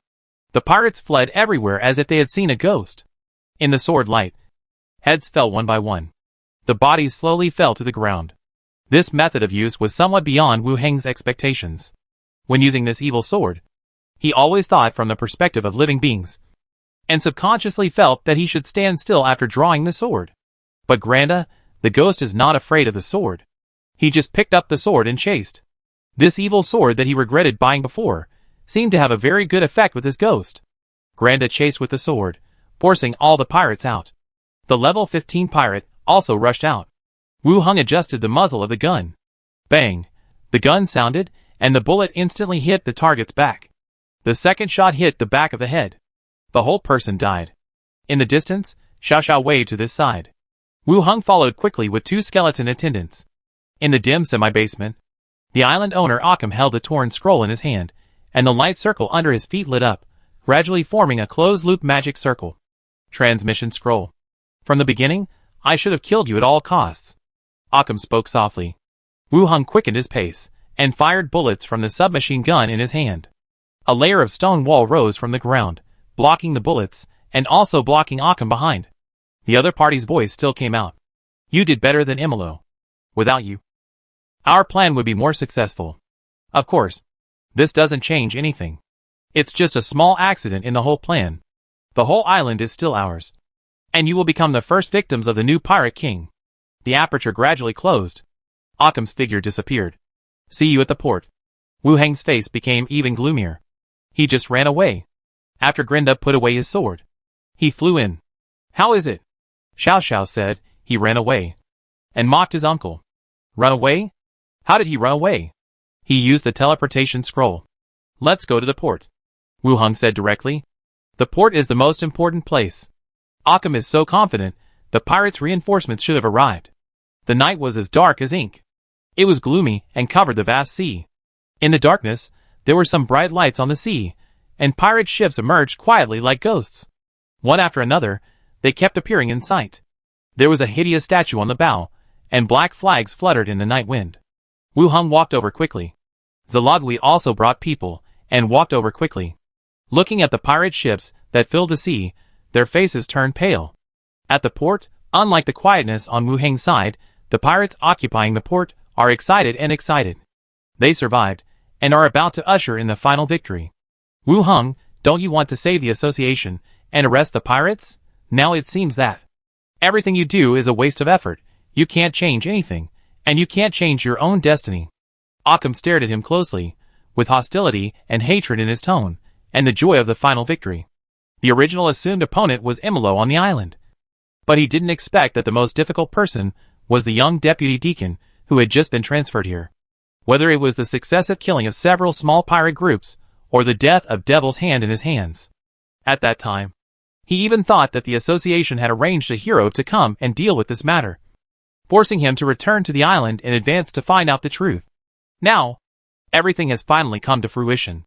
In the contest between the two sides, he was still slightly better, and won the final victory. You should have a way to leave the island, or just fight your way out. Occam paused, and then continued, but what about the other people in your association? Team members? People from the merchant groups on the island. What would the people from the merchant groups think if they knew you abandoned people and ran away? For so many years, you donated money to the association. And you donated a bunch of deserters. And you, Wu Heng, your little maids, Shannara next door. They all look good. I will chop off your head when the time comes. And watch how I play with them. At this time, Occam turned back into a crazy pirate. Insult the opponent, and the people the opponent cares about. Let's fight. Zalagui slowly drew out her sword, and wings grew behind her, and white feathers appeared on her skin. The team behind her also drew out their weapons and prepared for the final battle. Just as the other party said, the deacon and the deputy deacon. Perhaps there is a way to leave. The team leader and members. There is definitely no way to leave. Fortunately, the two deputy deacons did not intend to abandon them, so they might as well fight directly. They were about to rush over. Wu Hung grabbed her arm. Don't be impulsive, wait for reinforcements. Wu Hung was not angry about Occam's ridicule. He had many ways to achieve the final victory. The simplest one, opening the boundary gate, and the skeletons going into the sea, were enough to overturn these pirate ships. But we also have to consider how to deal with it later. We have to choose a proper method that will not cause trouble for ourselves. Zalogwi frowned. Where will the reinforcements come from? You mean the association's reinforcements? It will take at least until noon after dawn, and we can't wait until then. It's not from the association. Wait for Shannara and the others. Wu Hung pulled her behind him again. Zalogwi didn't say anything. Put away her sword. And stopped talking. During the confrontation, the dense pirate ships were getting closer and closer. On the deck, the pirates held torches, and the jumping flames were particularly dazzling in the darkness. Holding weapons, as the ships approached, they began to laugh and shout wildly. Ready to fight on the island. Master, we are here. Minnie's voice came from the headset. Chapter 457, Kill the Island Master. Minnie's voice came from the headset. In the noisy scene, armored vehicles and footsteps could be heard faintly, coming from the back. We finally arrived. Otherwise, the only way to deal with the pirates is to open the gate. If we really do this, things will be more troublesome later. He held the headset with one hand. I'm at the port, come directly. Okay. After the conversation, Wu Hung focused his eyes back on the front. The pirate ship began to approach the dock. The pirates shouted and cheered, and rushed onto the dock through the gangplank. The whole port area was occupied by the noise. Looking towards the island, there was an unconcealable enthusiasm and excitement in his eyes. The pirates landed on the island. Occam's eyes flashed with pleasure, put his hands behind his back and said loudly, The whole island is mine, I know everything here, and now there are several times more people than you. Little deputy deacon, what can you use to fight me? As he spoke, the pirates followed suit and raised their weapons, and shouted loudly. As long as they win today, all pirates will follow the Pirate King to re-establish the rules of the Emerald Sea. Any ship that wants to pass through the sea area must leave benefits. The age of pirates has come. Wu Hung looked calm and said lightly, Occam, you led the crew and robbed the Pirate King's treasure in the end. Aren't you afraid that other captains will know this secret and not recognize your identity? The voice was calm, but it also reached the ears of most pirates. The noisy port was suddenly startled. The Pirate King is the belief in the hearts of the pirates. Otherwise, he would not have easily gained the trust of all pirates in the Emerald Sea. The pirates firmly believed that the Pirate King could lead everyone, fight against any enemy, including the association, and bring them higher benefits. Wu Hang's words made the pirates quiet down. Occam glanced around and sneered. What? Do you want us to have a disagreement so that you can escape? We are pirates, and we can't compare with you mages who read books every day. But we are not fools. Wu Hung ignored others and continued. Pirate treasure is not a legacy. Whoever gets it will be the next Pirate King. Occam's face became even gloomier. He didn't expect that the other party would still want to trick him. Too lazy to continue talking nonsense, said in a cold voice. Kill them, the money and women on the island, first come, first served. Wow, the pirates threw what just happened behind their minds. Roaring and cheering, they rushed forward like locusts. Zalogwi and the team members, their faces turned pale, they clenched their weapons in their hands. They were ready for the final fight. Wu Hung glanced sideways and said to the headset, Let the skeletons fire, and hit the target. Boom! Deep in the dark street, there was a sky-shattering explosion. A stream of light penetrated the darkness, shot at the port. The pirates rushed forward. The next second, boom, a deafening explosion sounded, and large numbers of pirate bodies were shattered, and the splashing sand and gravel continued to affect the surrounding pirates. Then, for green square vehicles, broke through the defense line of wine barrels and debris. They appeared directly in everyone's sight. The muzzles were facing the port. Dazzling flames cut through the night sky, and shot towards the port like meteors, hitting the port and the ships behind hard. Explosions came one after another, and the port was instantly engulfed in a sea of fire. The flame shot up into the sky, lighting up the entire sky. The ship was blown to pieces in the artillery fire, the wreckage flew everywhere, and the fragments flew all over the sky. Thick smoke billowed up, filling the air, and the pungent smell of gunpowder was suffocating. The pirates ran around in panic, shouting. They jumped into the sea one after another, avoiding the shells. Wu Hung led the team back into the building behind him, leaning against the window, staring at the scene with wide eyes. Zalogwi stared at Wu Hung. It's arranged. Why didn't you say so earlier? Behind the convoy, representatives of the Chamber of Commerce, family dignitaries, and the guarding coalition all rushed to the scene in front of them in a hurry, and looked at the scene in horror. The dark night sky was reflected in an orange-red. In the port, the dense pirate ships were constantly covered by explosions.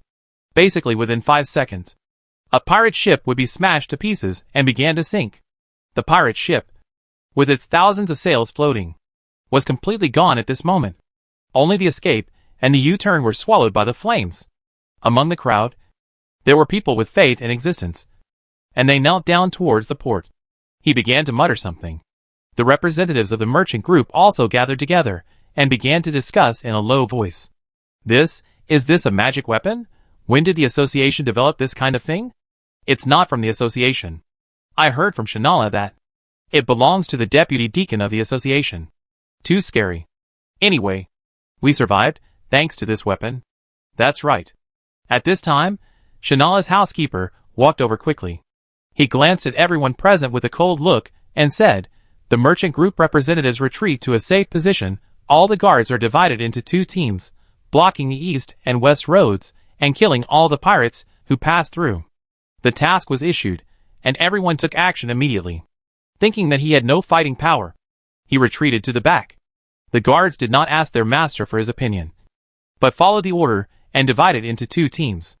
They went to the arranged intersection and began to deploy defenses. Kill those pirates who escaped from the gunfire. Kill those pirates who fled in panic. The island owner's manor. The weak guard Viola, from the cloud state, regained her human form. She took 2 steps back, looked at the flames rising to the sky behind her, and smiled. Emilo, the pirates have landed on the island. You should leave, and come back to avenge them later. Emilo turned his head and glanced at her, and swung the sword again. The woman's body turned into mist again, and she fled into the distance. Goodbye. It's up to you whether you want to go or not. Emilo glanced at the direction the woman fled, and did not continue to chase her, but ran directly towards the port. Association. Anvir, Moya, and many members of the association, standing at the door, watching the strong lights that lit up again and again in the dark night. Praying silently in my heart, the association can win the final victory. Black Dragon Pirates. Inside the cabin, the roar that kept ringing, the violent swaying of the ship. Philippa's face turned pale. Damn it. They're using that thing again. She had heard this kind of frequent and dense explosion more than once, and she could confirm that it was the same weapon used by her deputy deacon. Damn it. If they fired at the ship, she would not survive. She listened carefully outside and saw that the pirates were in chaos. She took out a cloak from the space ring, put it on her head, and took out a tool to pry open the iron lock that was not rusty. Philippa covered her hood and walked quickly outside. The ship shook violently. The pirates, while their bodies swayed, salvaged the crew members who fell into the water and seemed to be preparing to turn around. And all around were ships wrapped in fire, slowly submerged in the sea. Philippa's eyes widened. I didn't expect the fight to turn out like this. He quickly glanced around and didn't find his pirate ship. Shit, where's my ship? But at the moment, he couldn't care so much, and he would die sooner or later if he stayed here. Thinking of this, he walked towards the edge of the ship. Just a few steps. She attracted the attention of other pirates. Stop. Take off your hat. A voice came from behind. The surrounding pirates also looked over immediately. They quickly surrounded her. Philippa, no longer concealed, took a submachine gun directly from the space ring, and, according to the instructions given to her, pointed at the pirates in front. I'm here to seek revenge on you. Click, she pulled the trigger. But she didn't press it down, as if it was stuck there. Damn. Bad. The pirates were stunned. Philippa, there is something wrong with you. You little girl. You are at Treasure Island. And you want to escape? The captain doesn't want to lock her up, so let the brothers have some fun at sea. Catch her, We still have to deal with Treasure Island first. The pirates nodded and rushed forward. Philippa saw the pirates staggering towards her, and remembered how to use it, so she turned on the safety. She fired at the front. Bang, bang, bang. The bullets whizzed out, and the recoil and shaking of the ship almost made her fall. But the pirates, who were charging forward, also stopped. They looked down at the bloody holes on their bodies. The pirates, who were hit in vital parts, slowly fell down. Kill her, quickly! Someone called out a pirate. And Philippa, who was originally nervous, became a little surprised. Bang, bang, bang. The bullets were fired again, starting to kill the pirates on the deck. Then, they returned to the cabin again. Fuck you. I'm going to shoot you to death today. Wu Hung, who are you? How could you be just a deputy deacon? Seeing Wu Hung blocking the way, Occam's pupils looked ugly. His tone was full of anger and unwillingness. He had planned for such a long time, and spent so much energy. He dragged Imola with him. And the large forces of the merchant groups on the island were also taken out to sea and eliminated. But why did such a person appear on the island? A deputy deacon. How could a deputy deacon have such strength? And also have such a terrifying weapon? Why did you appear on the island? Tell me. Who asked you to come here? Why did you destroy my plan? Occam's eyes widened and he roared. Just a little bit. Only, he was missing this one thing. Surrender, at least you can keep a complete body. Wu Hung looked at the other party and said, You want to turn me into a dead spirit, you vicious necromancer, you damn thing. Occam cursed, releasing the anger in his heart. Being cursed by a pirate. Wu Hung also felt insulted. Waving his hand slightly. Shoot! Bang bang bang. The skeletons lined up in a row, and shot directly in front. Dense bullets shot forward. A large number of pirates were pierced through their bodies, and fell directly to the ground, wailing loudly. Occam had a round shield in his hand, blocking the bullets while running towards the dark alley on the side. Karanmu, Torga, go kill him. Wu Hung said again. 2 level 17 skeleton servants rushed out directly, chasing in the direction of the target's escape. Close the distance. Karanmu released the mist. And Occam, running wildly in front, as if sensing something, jumped forward.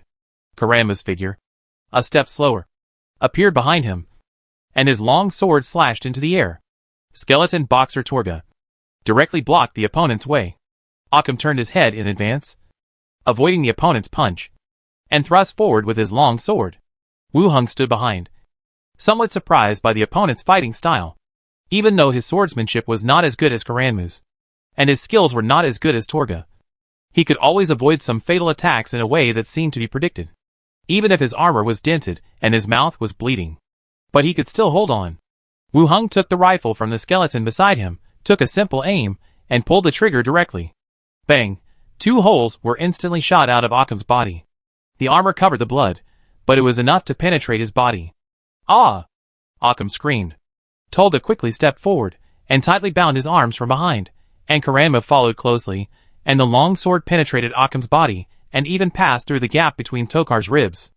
Occam's eyes were red. After being severely injured, his whole body burst out with unprecedented strength. His arms crackled behind him, and the back of his head hit the skull behind him. Karam drew his sword and stabbed twice again, piercing his shoulder. His arms struggled weakly. Occam, you are the loser in the end. Wu Hung came from behind. Occam's face was ferocious, and he roared, You will not have a good end either, and your death will be more miserable than mine. Wu Hung said, Speaking of which, I have to thank you for gathering all these pirates here. You are really a qualified pirate king. You know you will be lonely on the road. Occam's eyes were wide open, no longer able to refute, and his eyes were full of hatred, anger, reluctance, and endless resentment. He inherited the pirate king. He plotted against all the merchant groups, and held back Imola. Why, he was the one. If he wasn't there, the victory in the battle between the pirates and the association would definitely be mine. Kill him. Swish. The Karanmu sword swung horizontally, and the head rolled off. The body slowly collapsed.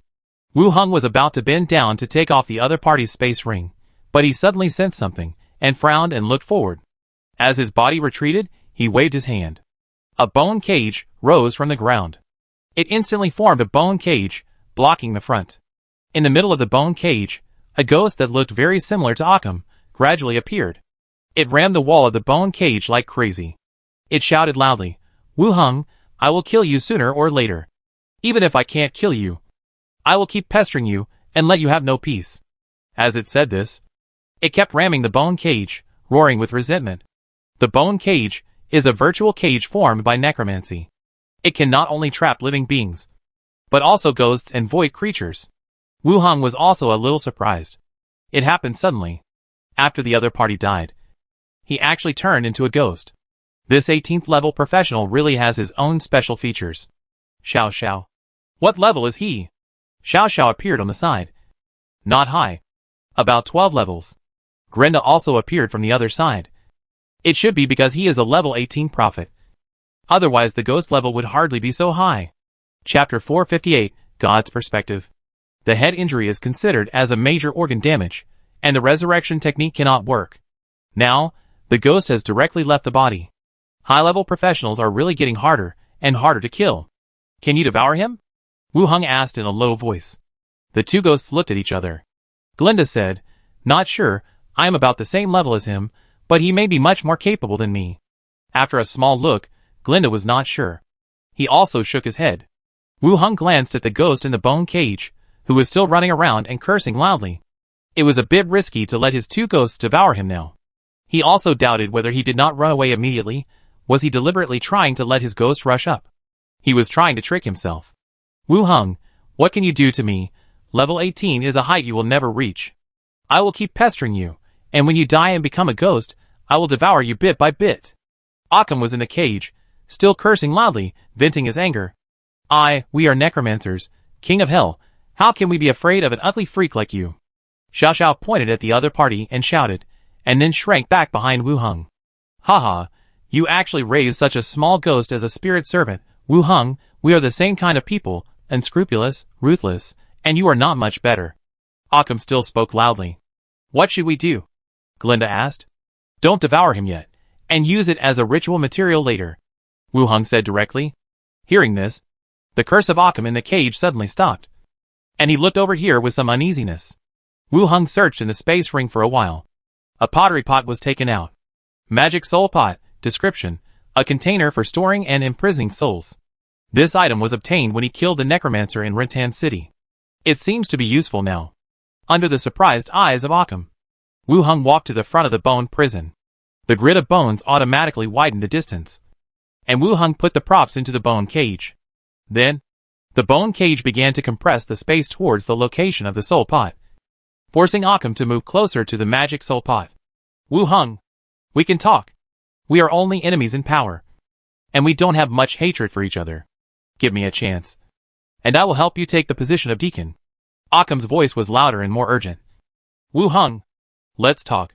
Your spy is dead, and I can help you get merit. No, you can't do this. Wu Hong, you can't be so ruthless. Occam screamed miserably, and his body was stretched and sucked into the magic soul pot. The bone prison disappeared, and Wu Hong put a cork in the magic soul pot. Wow! The Golden Horn King's treasure gourd! Xiao Xiao exclaimed. Wu Hong was about to tease Xiao Xiao, but he suddenly felt someone watching him from behind. He turned around suddenly, and saw the head of Occam. A pair of eyes were looking at this side with curiosity. Damn! Wu Hong's heart tightened. He took another step back, and raised his gun to the front. The skeleton instantly protected Wu Hong behind him. Occam is really a waste. He can fail even with this. The corpse spoke slowly, weakly. Why don't you come out in person to meet? Wu Hong asked the head.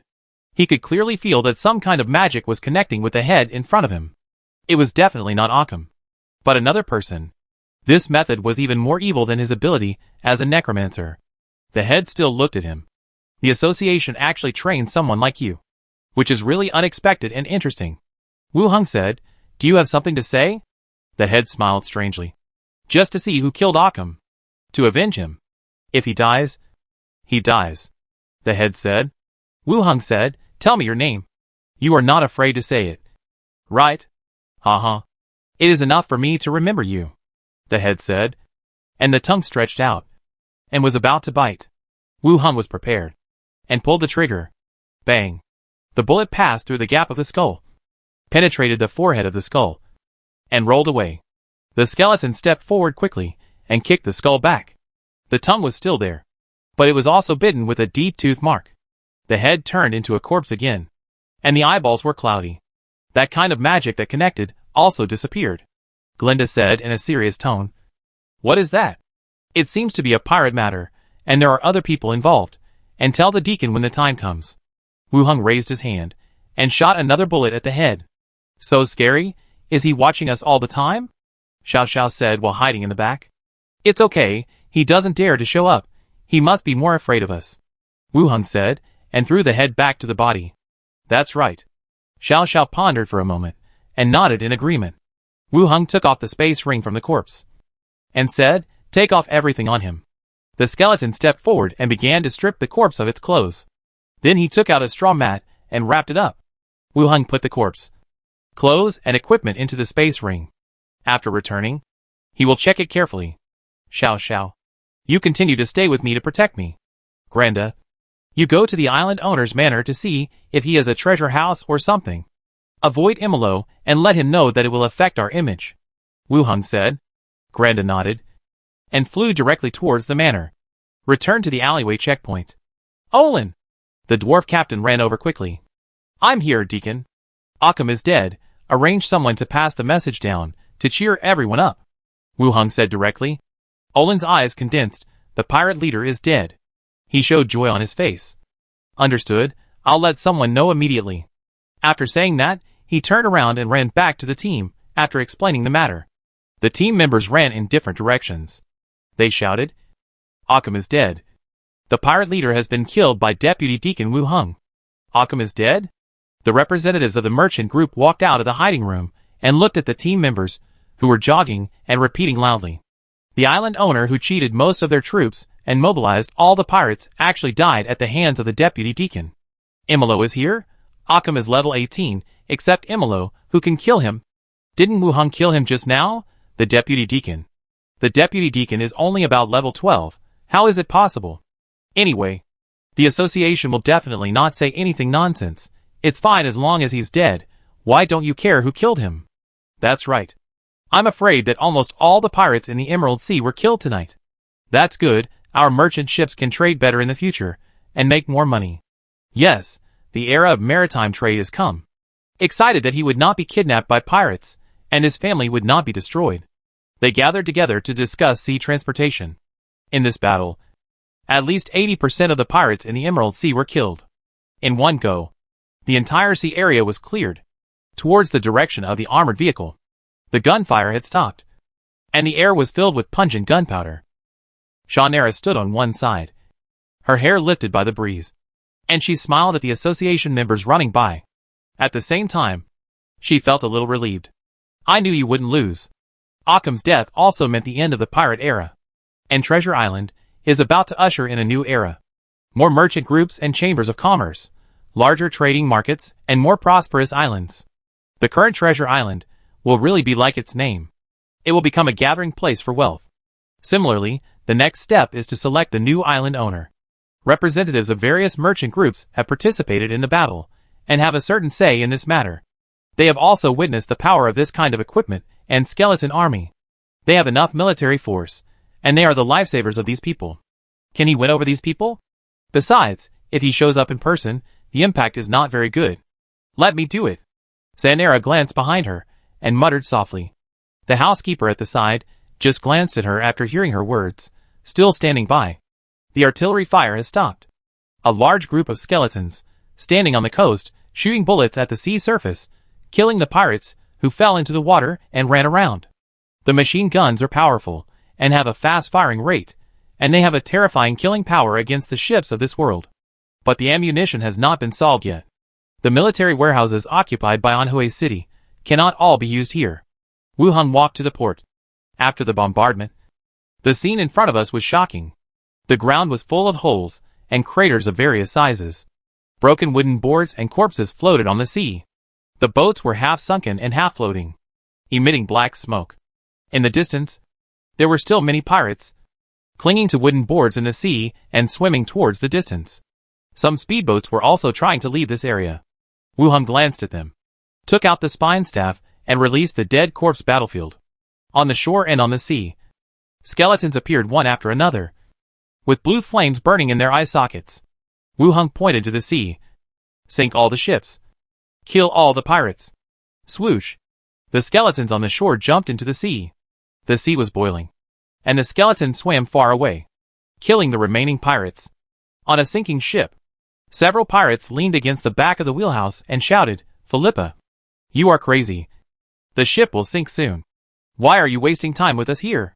We will be killed by those skeletons when we fall into the water."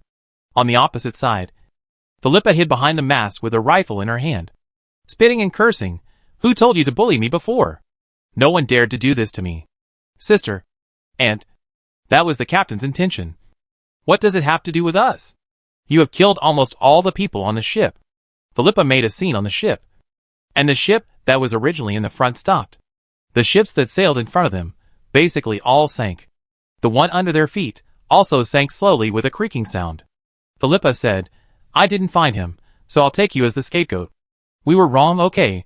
Let's run for our lives first. How can you be pirates if you are so cowardly?" The pirates exchanged glances with each other and stopped talking. Suddenly, the ship became unstable. Everyone shook violently. The pirates instantly split into two groups, one on the left and one on the right, and surrounded Philippa's position.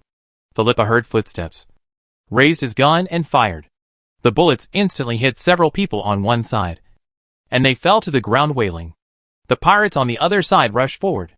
Philippa threw the rifle behind his back and drew out the double blades with both hands. In an instant, his body split into 4 people and rushed towards the pirates. The pirates paused slightly and rushed towards the phantoms. The phantoms shattered one by one. "It's all fake." Looking up again, Philippa distanced himself again and raised the muzzle of the gun slightly. Bang, bang, bang. The gunshots rang out, and several figures fell to the ground again. "Bah, you still want to fight me with these 2 tricks?" Philippa cursed again. Then, she continued to look at the sea, feeling a little worried. Her own ship was gone, and the ship under her feet had sunk to the point where only the deck area was left. "These skeletons, do they recognize me? Can't they kill me too?" Philippa muttered. "Huh?" A sound of breaking through the air sounded. Philippa turned around suddenly and saw a woman with 2 white feathers on her back falling from the sky. She carefully identified the other person's appearance. Shiragwi? Philippa and other pirates had surrounded Shiragwi before, and they were very impressed by this blonde deputy deacon of the association. Shiragwi was attracted by the sound of gunfire. After all, the only people who could have such weapons were Wu Hung. After looking at the other party's gun, he asked, "What's your name?" "Philippa. I am Wu Hang's spy, and also a secret talker. I have provided you with several clues of 3rd-level merits. We are family." Deputy Deacon. Philippa spoke in one breath like a cannon. Zalagwi confirmed her identity and asked curiously, "Why aren't you on your ship?" Philippa was also stunned. She immediately realized that Wu Hung had asked him to find her on the ship. She said directly, "I was locked up in the cabin by the Black Dragon pirates, and I just ran out in the chaos. What happened to my ship?" "It sank." "All of them sank?" Philippa's eyes widened. 2 of them sank. "When I left, the main ship also sank. It wasn't me who sank it. It was a fight between several pirate groups, and it finally sank." Zalagwi explained, and continued, "Okay. Come with me. Wu Hung asked me to pick you up." "No. Did you bring back the props on the ship?" "What props?" Zalagwi asked. "The one who is talking." "I don't know. Wu Hung didn't tell me, and I don't know him either. I still have a bird. I'll find it after it's over." "Stop talking nonsense. Let's go back first." Shiragwi's tone became serious. Philippa curled her lips, but didn't say much. Shiragwi hugged her and flew towards the port. Tap, tap, tap. The sound of horse hooves rang out. Imolo rode a fast horse and also arrived at the port, followed by Moya, Andir, and some members of the association. After taking a look at the scene ahead, there was a hint of horror in his eyes. Wu Hung walked over with the skeleton and said, "Deacon, the island owner is dead, and the remaining pirate reinforcements will hardly continue to threaten the island." The situation was right in front of him, and Imolo could naturally see it. The entire sea area was filled with ship fragments and skeletons chasing pirates. It would definitely be difficult to pose a threat to the island. "Well, you did a good job," Imolo praised.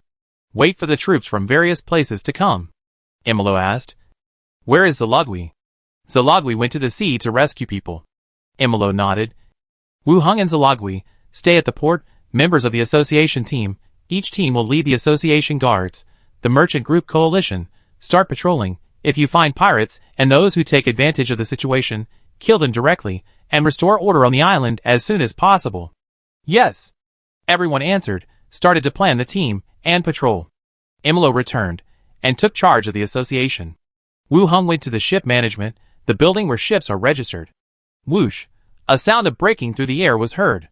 Zalogwi brought Philippa and fell from the sky. The wings were retracted, and a layer of frost covered the body again. He opened the potion and took a sip, and asked, "Is the deacon here?" Yes. After arranging the tasks, he returned to the association again, and asked you and me to stay at the port. Wu Hung said directly. Zalogwi glanced at the port location, and said, "You sit here, I'll go to the dock to see. There are high-level professionals, and we can deal with them." Wu Hung stood up. "I'll go with you, Philippa. Your mother is over there. You go and stay with her. Don't run around by yourself." "It sounds like scolding," Philippa muttered, and then said, "Please help me pay attention to my tamed animals. The green parrot, it's easy to recognize." "Yes." Wu Hung and Zalogwi walked out of the room together. Zalogwi said, "Your spy. You speak very casually. She has lived with pirates since she was a child. She is young and will change slowly." Wu Hung said. Zalogwi stopped talking. The two stood at the dock, watching the battle on the sea. On the dock, the skeletons who went to the sea kept carrying corpses ashore and piling them up. Zalogwi pointed at a few skeletons and began to patrol nearby. Wu Hung continued to transform corpses. Skeletons stood up one by one and joined the large team. Soon Glinda, who was looking for treasure, flew back. "I didn't find any treasure house, and I didn't see Imolo. Is he going to run away? The deacon has returned to the association. I wonder why I didn't see him." Early morning. The dawn illuminated the port, dispelling the darkness. The 4 teams of the association, with some guards, hurried over. "Deacon Wu Hung, Deacon Zalogwi, Deacon asked us to replace you," the leader of a team said. Wu Hung said, "I will leave some skeletons for you to assist in defense, and arrange for someone to notify us if there is any danger."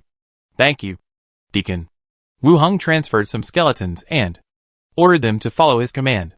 Then, with the armored vehicles, the skeleton army returned in a mighty manner. After camping outside the association, Wu Hung went directly to the deacon's study. He knocked on the door. After receiving a response from Dideo, he opened the door and walked in. When Imolo saw that it was Wu Hung who came in, he nodded and said, "You did a good job last night. I will explain your contribution to the association and commend you." Wu Hung did not mention this matter. Instead, he continued, "Deacon, after I killed Occam last night, someone used some method to talk to me with the skull. There may be other people involved in this pirate incident." Imolo narrowed his eyes slightly. "Tell me in detail." Wu Hung recounted what happened before. Yimi Luo listened carefully, and his brows slightly wrinkled. He said, "I was in the island owner's manor, and was held back by the Divine Punishment Church's guards, and could not leave. It is certain that the Divine Punishment Church was involved in this matter. They have always been able to use some strange abilities, and it may be related to them." Divine Punishment Church. Ba Wudong is the elder of a church of the Divine Punishment Church, a level 12 professional, in Blackstone Town. That is the same level as the deacon. God's Punishment Church. I have some grudges against them. Wu Hung said, "I will investigate this matter, and give you a result." "Okay, Deacon." Yini Luo continued, "Don't go back yet. The association's reinforcements will arrive today, and we will meet together then." "Okay. The difference is only half a day. No wonder Occam is so anxious to take action. Leave the deacon's study. Return to his office study. And we're took a few women to get food outside, and has not returned yet." Wu Hung put on the space ring of Occam on his hand. He took out the items one by one. First, his eyes fell on a piece that was shaped like a huge amber, and looked like a crystal clear ocean sand table. Emerald sand table, wonderful item. Category, wonderful item. Effect, small wonder, can map the whole picture of the corresponding place. Side effect, take effect in the corresponding place. Description, natural wonder formed naturally, has magical effects.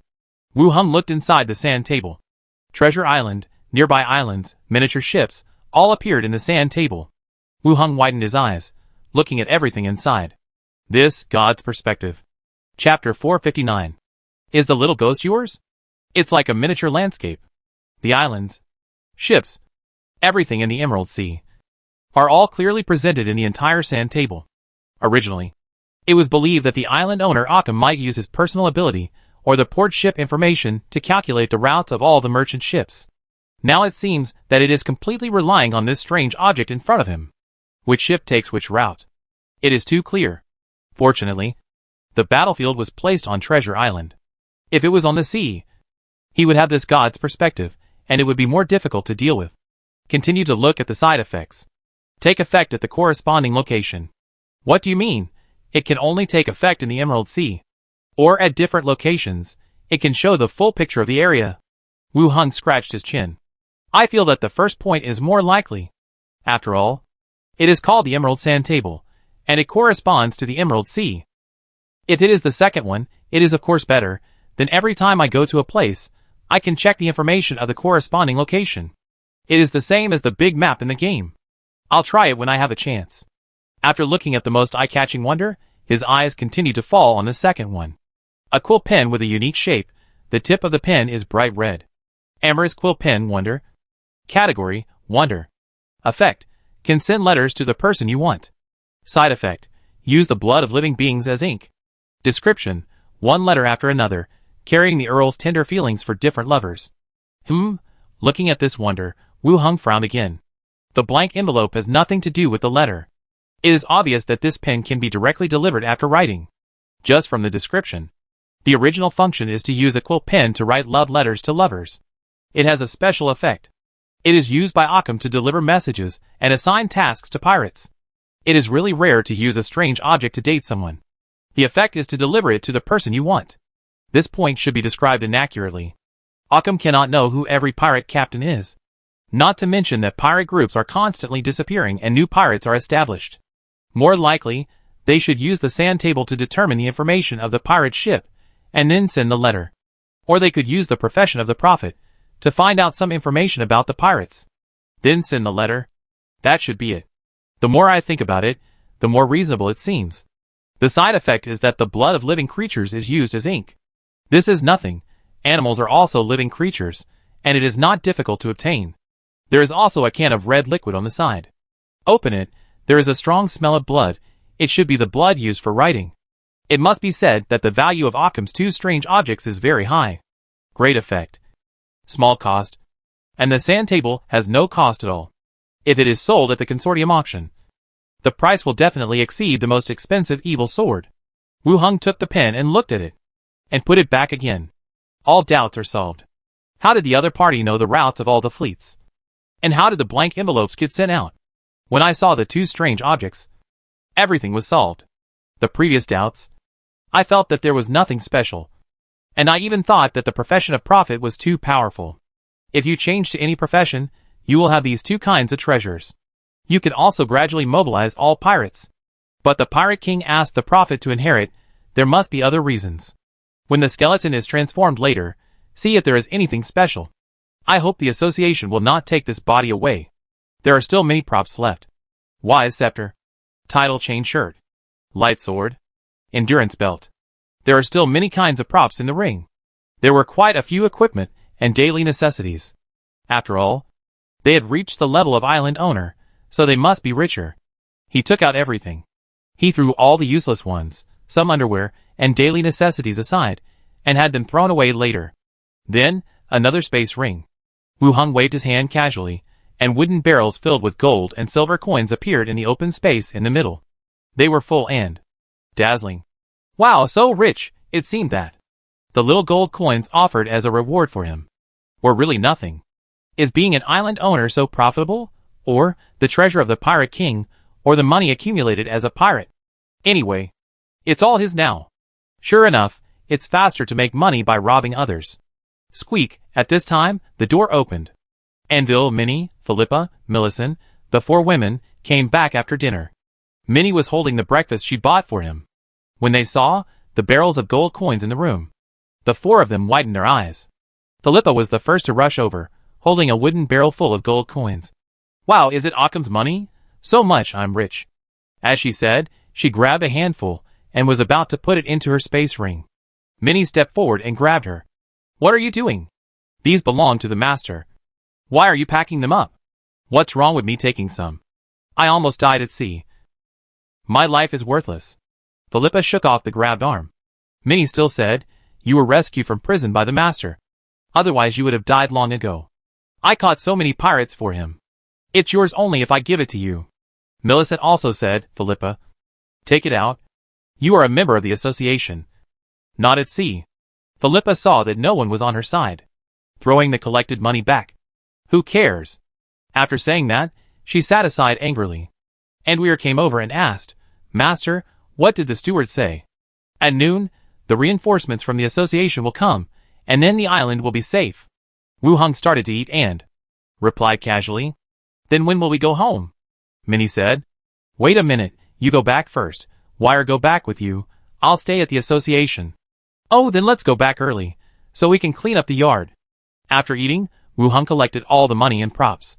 The girls left the association and returned to their residence. Along the way, Philippa walked with the emblem of the secret whisperer on her chest. After all, her previous portrait appeared on the wanted poster. Especially now that the island is arresting pirates on a large scale. There should be no misunderstandings. The scorching sun at noon was hanging high in the sky. On the distant sea level, 3 ships were gradually approaching the direction of Treasure Island. There was a battle ahead, and the sea is full of shipwrecks.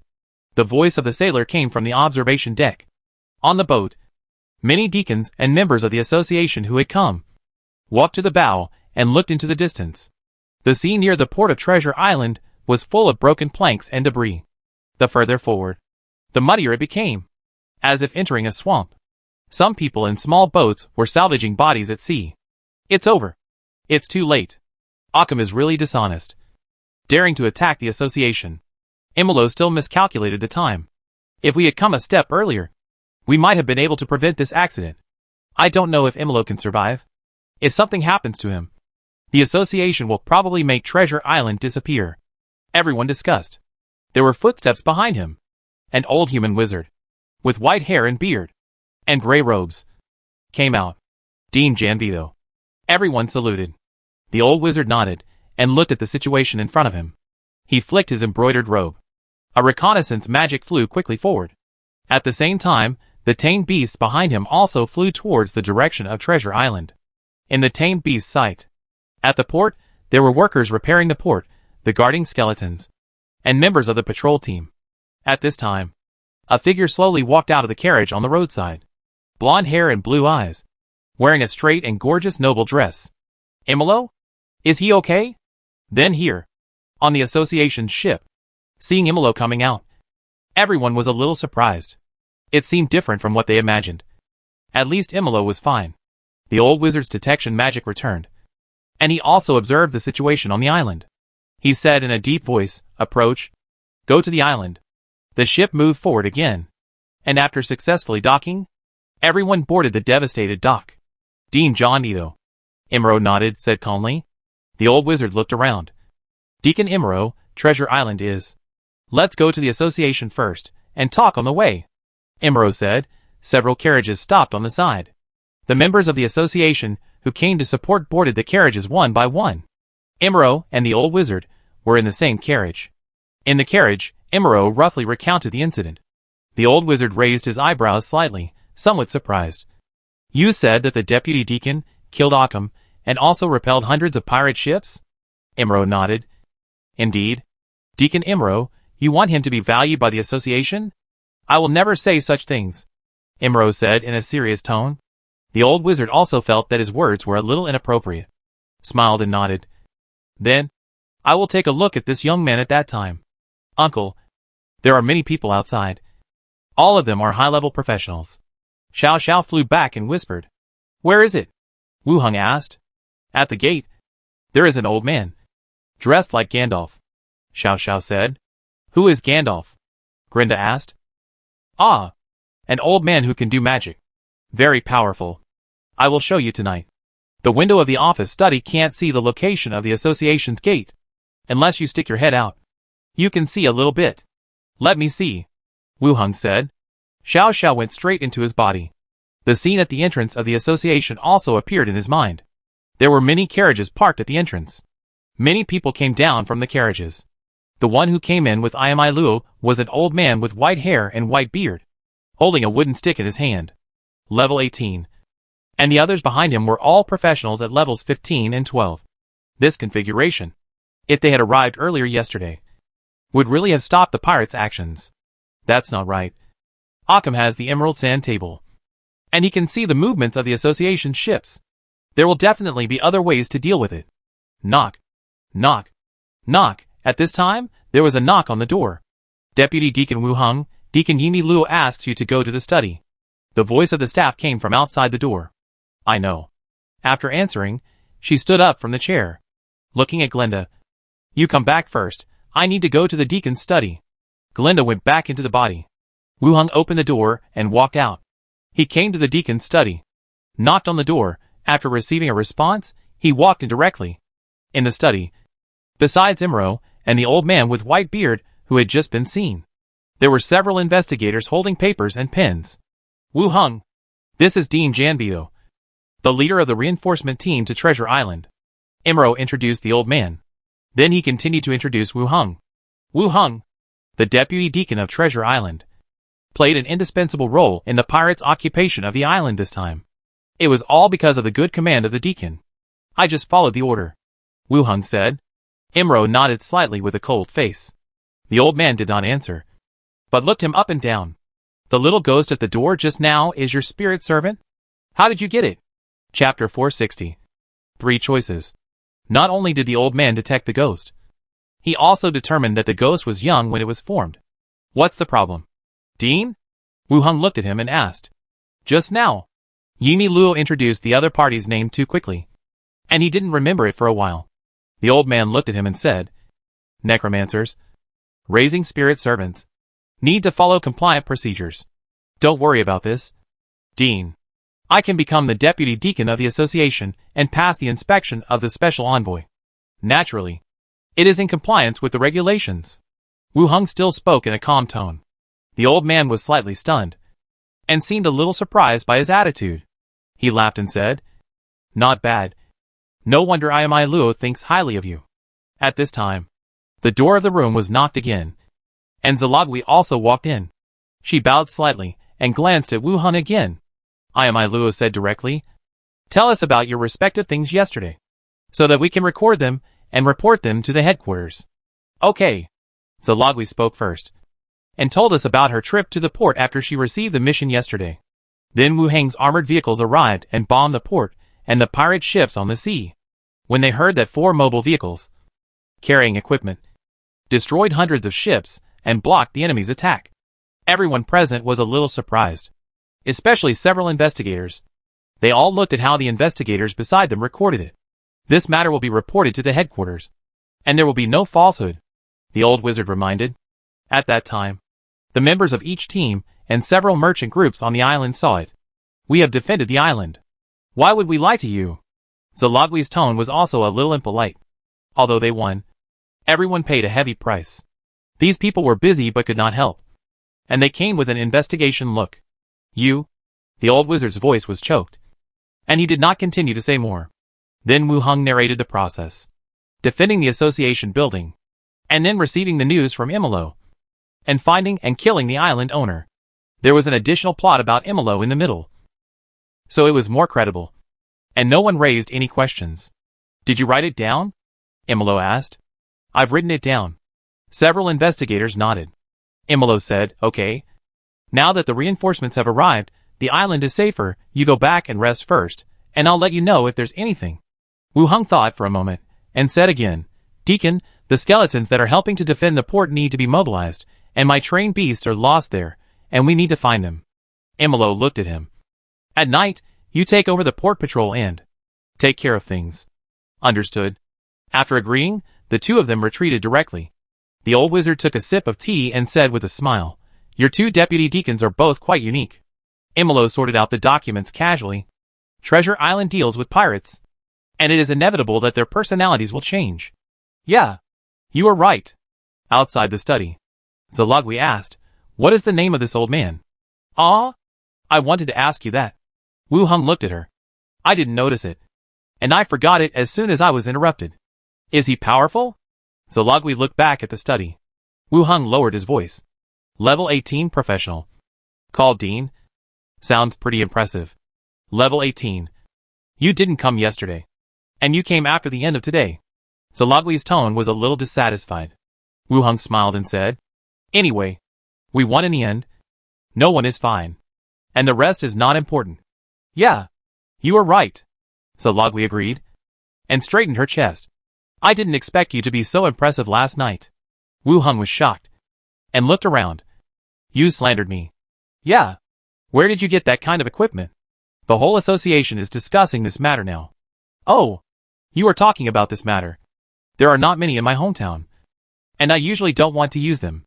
The two walked and talked until they reached the door of their respective study rooms. Zalagui yawned. I'm going back now. Let's talk when we have time. Okay. Wu Hung also returned to his study. After a simple tidying up, he walked out of the association and returned to his residence. Night had just fallen. Wu Hung brought Philippa and came directly to the port. Mr. Deputy Deacon. The team in charge of the guard bowed slightly. Wu Hung nodded. I'm in charge tonight. You can go back and rest. Yes. The team bowed again and left the port directly. Wu Hung said to Philippa, Since your tamed beast, see if you can find it. That stupid bird is not dead. I don't know where it ran off to. Philippa said angrily. I finally escaped yesterday, but I just couldn't sense the tamed beast. I didn't help at all. Take your time to look for it. If you can't find it, I'll get you a new one. Hee, thank you. Dad. Philippa shouted and then walked to the side. He began to sense the location of his tamed beast while trying to communicate and give orders. If the distance is too far, it will be difficult to transmit the command to the trainer. It is necessary to sense while trying to shorten the distance. On Wu Hang's side, all the bodies salvaged during the day were transformed into skeletons. A large area of densely packed skeletons filled the port. Looking at the still turbid sea, he ordered, Go to the sea and salvage all the equipment. Gold and silver utensils inside. Crash. Like dumplings. All the skeletons plunged into the sea and swam towards the sea. Pirates are generally rich. Otherwise no one would do such a life-threatening thing. Soon, skeletons came out from the seabed one after another. Some of them were holding weapons and equipment. Some were holding gold and silver utensils, boxes of currency, and some intact crossbows and crossbow cannons. They were all placed on the shore. Wu Hung looked at the salvaged items with a happy face. It was indeed true. This was also a big harvest.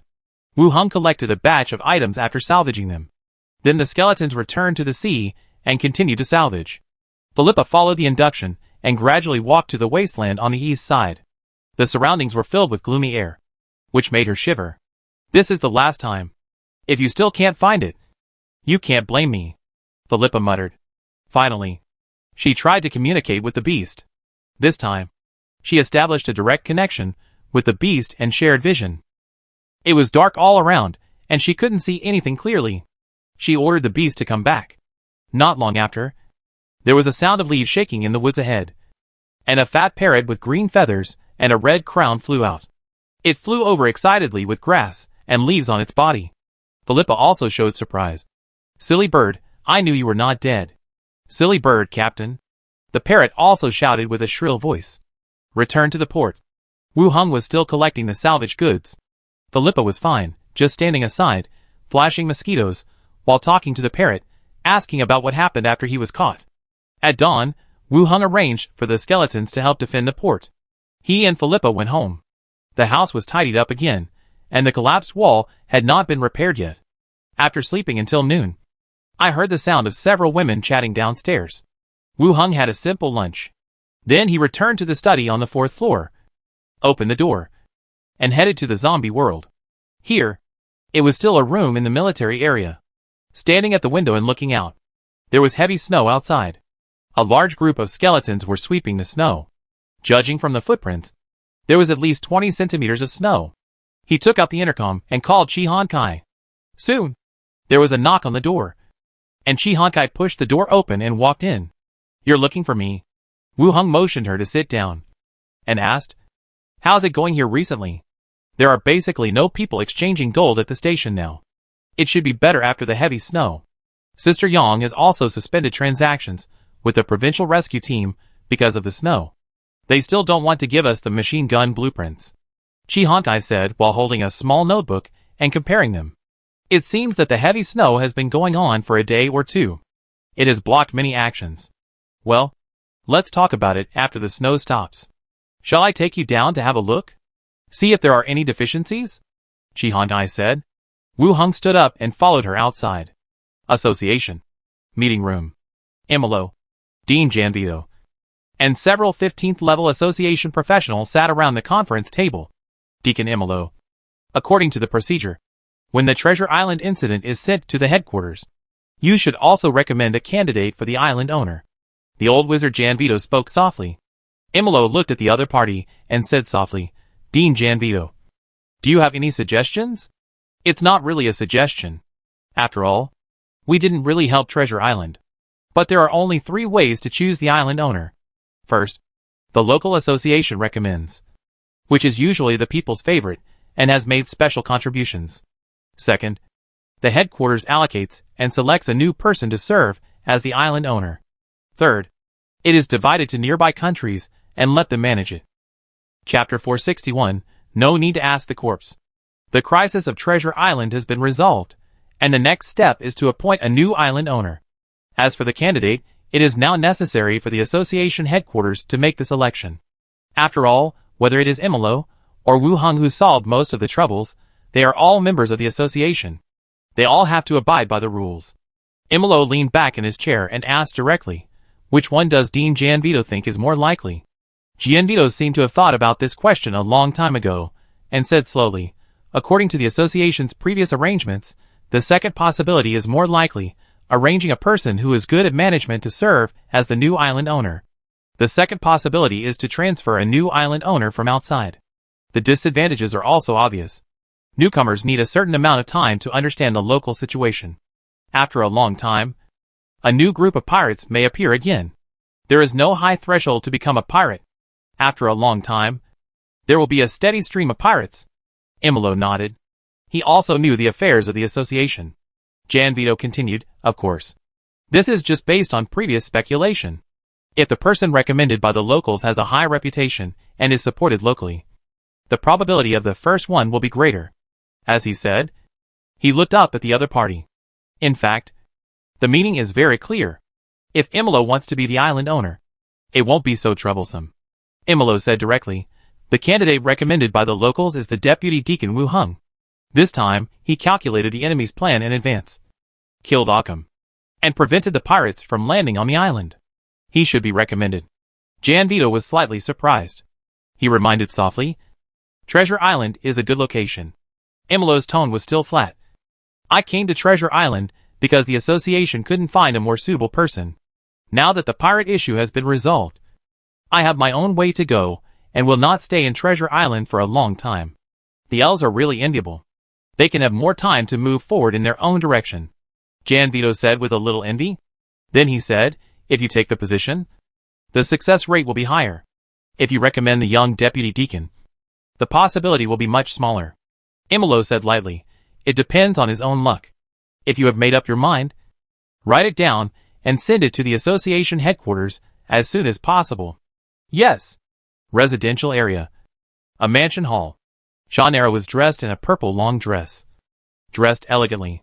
She sat on one side of the long table, while representatives of major business groups sat on both sides of the square table, whispering about what happened in the past 2 days.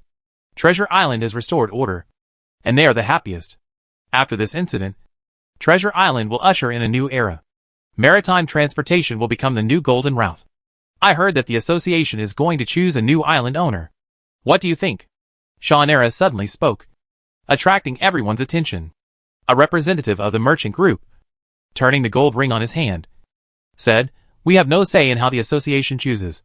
So what can we think? Yes, any choice is fine, as long as it is not a pirate. For the current situation, anyone who becomes the island owner will be beneficial to us, and maritime trade will only be better. The rest of the people spoke one after another, and they were all relatively optimistic about the current situation. Just like they said, the association does things with very clear rules and regulations. When the merchant group does business, they like to do things within the rules. So, As long as it is arranged by the association, it doesn't matter who is the island owner, as long as he is not a pirate. Shannara put down the teacup, smiled and said, "Actually, I prefer to let Deputy Deacon Wu Hung be the island owner." The representatives of each merchant group were stunned. They cast curious eyes. "Mrs. Shannara, if you have anything to say, just say it directly. We are all here now, so it's easy to discuss it." Shannara nodded, and said, "You may not know, this kind of appointment by the association, generally divided into 3 types, local recommendation, external transfer by the association, or directly thrown to a neighboring country." Pause slightly, let the others react. Then he said, "The latter 2 are of no help to us.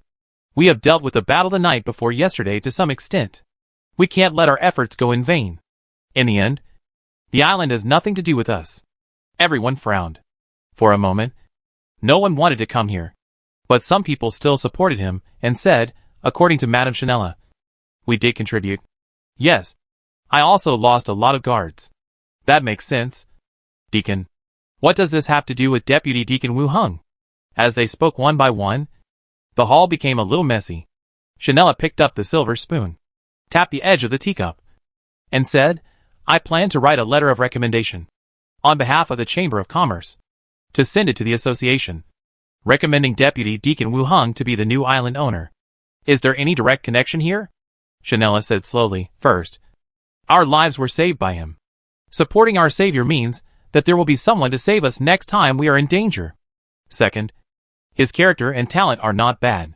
He became a deputy deacon in his 20s. So he is also a genius. He will achieve greater success in the future. Third, he has enough strength to sit in Treasure Island, without waiting for others to react." He concluded, helping him. "Externally, we have not forgotten our savior, and helping a genius is an investment. Internally, Treasure Island is stable, and our Chamber of Commerce will also benefit from it." Wow! As soon as the voice fell, everyone started discussing again. After hearing what Shannara said, it seemed that nominating this deputy deacon would be the most beneficial to them.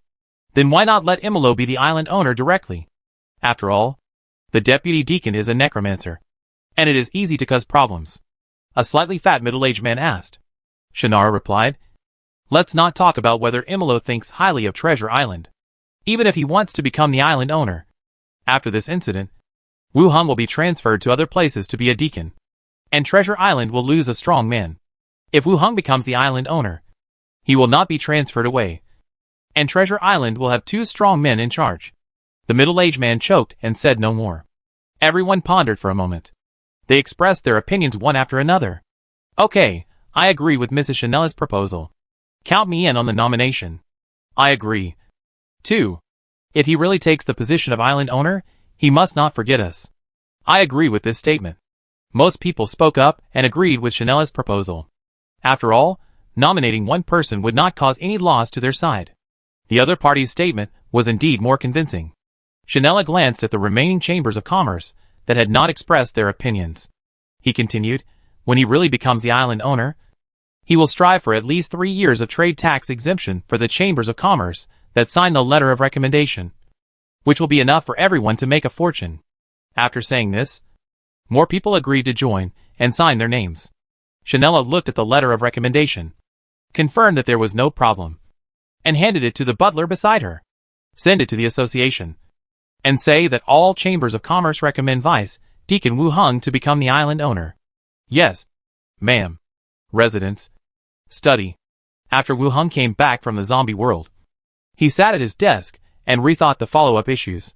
With the death of the island owner Occam, the crisis of Treasure Island, and the problem of the blank envelope were all solved. The only unexpected thing was the person who controlled the head to speak after Occam died. Judging from the tone of the other party's speech, he also participated in this incident. But he was not a member of the pirates. It depends on Imolo whether there are any clues. The second point is the handling of Treasure Island. Occam's body, the association may need to ask for the body later. If so, I will lose a level 18 skeleton. But asking for the body also has its benefits. You can know who else is involved behind the scenes. As for the 2 strange objects obtained, the association generally does not force members to hand over the spoils, but the effects of the 2 strange objects are quite special, and they may be collected. Especially the Emerald Sand Table.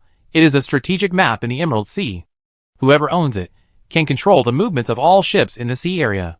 It is simply a divine weapon. We should keep the matter of rare objects confidential. If we don't mention it, the association is unlikely to ask. We will take it out and use it after a while. I sat in the study for a while. Knock. Knock. There was a knock on the door, and Minnie's voice came in. Master, dinner is ready. Well, I'll be down right away. Wu Hung got up and walked out of the study. He went downstairs, and there were already 5 women sitting at the dining table. In addition to several maids and his family, there was also Shannara in a dress. When she saw him coming down, she smiled, but her tone was unfriendly. There are more people here. Wu Hung said, Philippa. I arranged to spy among the pirates. When I arrested pirates before, a lot of the information was provided by her. Yeah. I heard about it from Minnie. Wu Hung didn't say much, and said, sit down and eat. Several people sat down at the dining table. Wu Hung and Shannara chatted about some things on the island. Philippa stuffed food into her mouth and touched Minnie with her arm. Our wife. According to the level in the contract. Philippa, Minnie and others are all maids. And the mistress will become a lady. Sister Shannara is the president of Starflower. And the master is a lover. Philippa looked at the wood elf opposite, with some surprise in her eyes. Born as a pirate, she naturally heard of Starflower, the largest merchant group of the wood elves, and contracted the largest export trade of a race. Unexpectedly, Wu Hung had this relationship with the other party. Is it true? How can you like a deputy deacon? Philippa muttered. The table was silent for a moment. Shannara glanced at Wu Hung with a smile. Wu Hung looked at Philippa, who immediately lowered her head to eat, pretending nothing had happened. After dinner, the sky gradually darkened. Wu Hung lay on the bed, the door opened. Shannara, wrapped in a white bath towel, opened the door and walked in. Her long hair fell on her shoulders, her skin was delicate and smooth, and her cheeks were flushed. The bath towel on her chest was slightly open, and the ravine was deep. Come! Wu Hung lifted the thin blanket beside him. Shannara rolled her eyes at him. She simply wiped her hair, untied the towel, and crawled into the quilt. They pressed together. Shannara breathed rapidly, and said intermittently, I have something important to say. Wu Hung put his straight white legs on his shoulders. Go ahead, I like to hear you talk. Hate! Shannara complained, and continued, I persuaded other chambers of commerce to nominate you as the island owner. If successful, the chambers of commerce that signed will exempt them from taxes for 3 years. Minnie had told her about nominating herself before. Being able to become the island owner is naturally the best. But it may not be successful. If the association really hands this place over to someone else, I can't turn against the association because of this matter. Can it succeed? Wu Hung held his hands on the other person's chest. There is a great chance. After all, the chambers of commerce have a certain influence. The occupation of Treasure Island has also contributed to the efforts of others, and has a certain say. Shannara said. Wu Hung nodded. If it succeeds, it's nothing to exempt taxes for 3 years. Well, that's all I can do. Thank you. Baby. So corny. Wu Hung smiled, and leaned forward gently. The next day, in the morning, Wu Hung took Philippa to the association.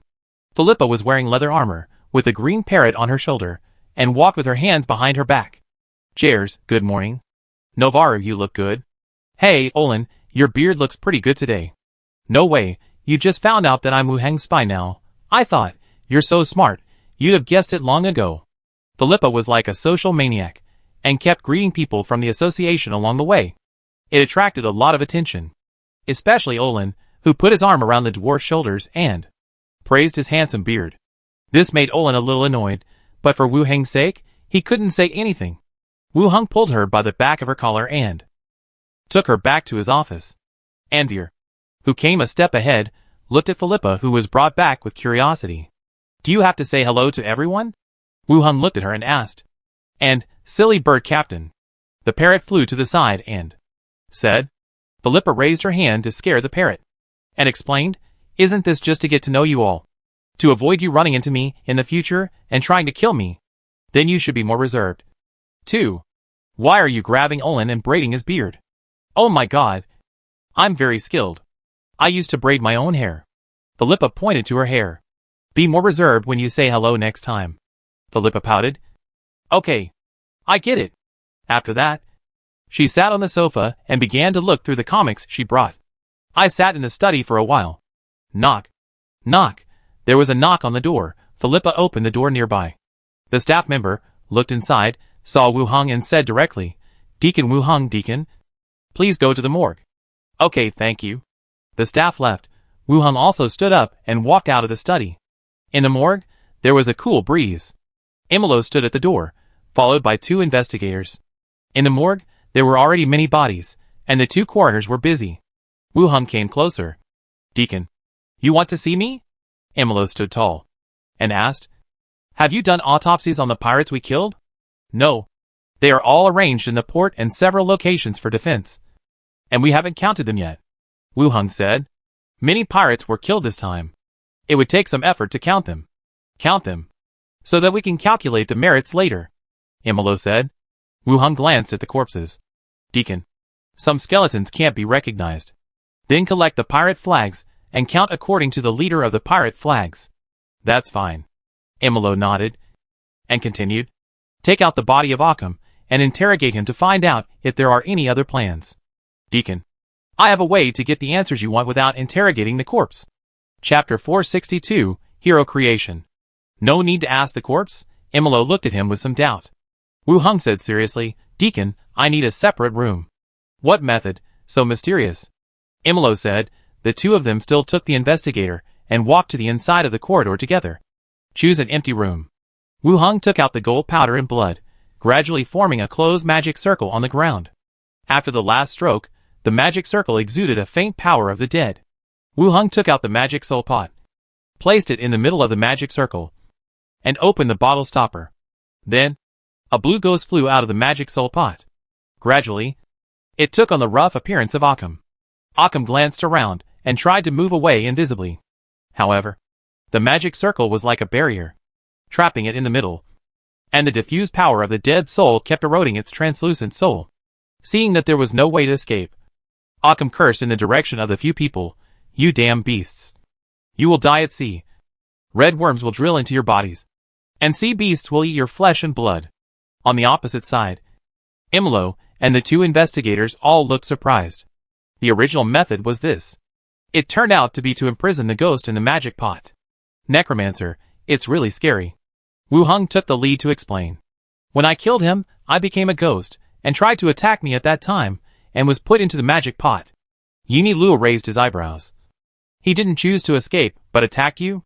Well, maybe he thought that my level was not high enough, and there was a chance to kill me," Wu Hong said. "When Occam became a ghost, he was level 12, and the level of Wu Hong widely circulated outside was also level 12. It fits the behavior logic of pirates. They like to take risks in exchange for greater benefits." Wu Hong continued. "Deacon, you can ask whatever you want. The magic circle will only last for a limited time." Emilo nodded, and his eyes fell on the irritable ghost again. "Who else participated in the attack on Treasure Island this time?" "Hee. What?" "Emilo, you are so powerful. Go check it yourself." Occam showed disdain. Wu Hong stood aside and injected the power of the dead into the magic circle. The originally calm magic circle began to stir, and solid black whips lashed at the ghost. "Ah! Damn! What is this?" There was no sound, but every time it fell, Occam would let out a heart-wrenching wail. Bang! The next second, Occam's ghost suddenly shattered and scattered everywhere. After stopping the whipping, it slowly condensed into a weak-looking soul. Seeing that he was not really beaten to death, Wu Hong also breathed a sigh of relief. This magic circle was found by Wu Hong in the wizard's manuscript. It can control and attack ghosts. Otherwise, in most cases, it is difficult to control ghosts that are unwilling to cooperate. After Occam's soul solidified again, he looked weak and afraid. He said tremblingly, No. Let's talk it out. Your association can't do this. It will affect your image." Emilo asked again, "Who else is involved?" "The Divine Punishment Church. You know it.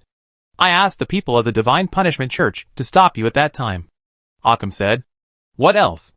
"No, after stopping you in the plan, the pirates will be able to kill everyone after landing on the island," Occam said, and looked at Wu Hong fiercely. "If it weren't for him, he wouldn't have to go through so much trouble, and he wouldn't have failed in the end. There's another person who can control your head to speak after you die, and say that you cooperated? Imolo asked again. Occam said, It's the Bishop of the Divine Punishment Church. Bishop? Wu Hung glanced at Imolo. According to the previous statement, when Imolo went to the island owner's manor, he was held back by the guardian of the Divine Punishment Church. This also means that the guardian has no less strength than Imolo. The bishop sounds like he should be of a higher level than the guardian, which makes him more dangerous. Imolo gave the investigator time to record, and then continued, How do you cooperate? What can they get from helping you?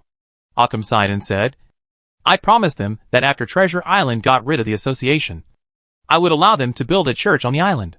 Imolo still looked at him, and saw that he didn't continue. Looking at Wu Hung, Do it. Occam's soul form showed panic, and hurriedly said, No. There is also hero creation. They have a certain base of followers, and can help me become a hero. That's what we talked about. We each seek what we need. But there is only one person nearby, who can be used to hold back Imolo. It seems that the attack effect in the magic circle is indeed a torture for ghosts. As soon as he said he would attack, Occam said a lot of things at once. Meanwhile, Wu Hung, who was listening silently, frowned.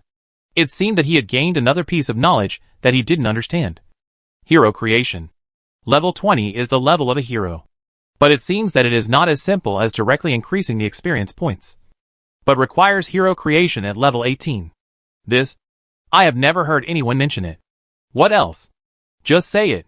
Nothing else. We are just a group of pirates, and we need to avoid the investigation of your association. How can we have so many secrets? If it weren't for this kid, my plan would not have failed, Occam said angrily. Imolo looked at the investigator. Did you write it down? I've written it down. Put him back. Occam heard it, and immediately shouted, Imolo, I am willing to work for the association. A ghost with my strength can provide great help. Wu Hung controlled the power of the dead, and a suction force began to pull away Occam in the air. Give me a chance. Imolo. Wu Hung. Let's talk. Occam's soul was stretched and returned to the magic soul pot. Wu Hung closed the lid and took back the space ring. Ghosts are still very useful to necromancers. But whether a ghost is worth cultivating depends on whether their personalities and ways of doing things are the same. Xiao Xiao and Granda have different personalities, but neither of them is a bad person. But this pirate was born, and he has such a big grudge against Wu Hung. He will definitely not let it become his spiritual servant, no matter how high its level is. The questions he wanted to ask were over. Imolo put his hands behind his back and walked out. Wu Hung took 2 quick steps. Deacon, do you still need the body? Since there is a ghost who can ask questions, you can deal with the body yourself. Save his soul first, and when there are no more problems, you can deal with it as you like, Imolo said calmly. Okay. Wu Hung nodded. Imolo left with the investigator. Wu Hung went directly to the coroner's position. Deacon, do you have any instructions? The coroner asked. Wu Hung took out the body of Occam and said, Take off the eyes and organs, and keep them intact. The coroner looked at the body and recognized it as the previous island owner. He asked carefully, Deputy Deacon, it's okay to take it off. Where should we put it, in this kind of weather? Wait, I'll have someone send the organ jar, and put it in there, Wu Hung said, and took out a few silver coins. Drink tea, Deputy Deacon. You're polite, it's what we should do. Take it, there are many pirate corpses recently, you've worked hard. The 2 took it. Thank you, Deputy Deacon. Wu Hung nodded, and left the basement. Walked out of the basement. Wu Hung went back to his study first, and asked Envier to go to the prop store to buy organ jars. Organ jars are magic props for necromancers, but they are widely used in the market, whether it is alchemical materials or ritual materials. Some animals, organs or blood of monsters are needed. Therefore, they are sold in prop stores. However, the price will be higher.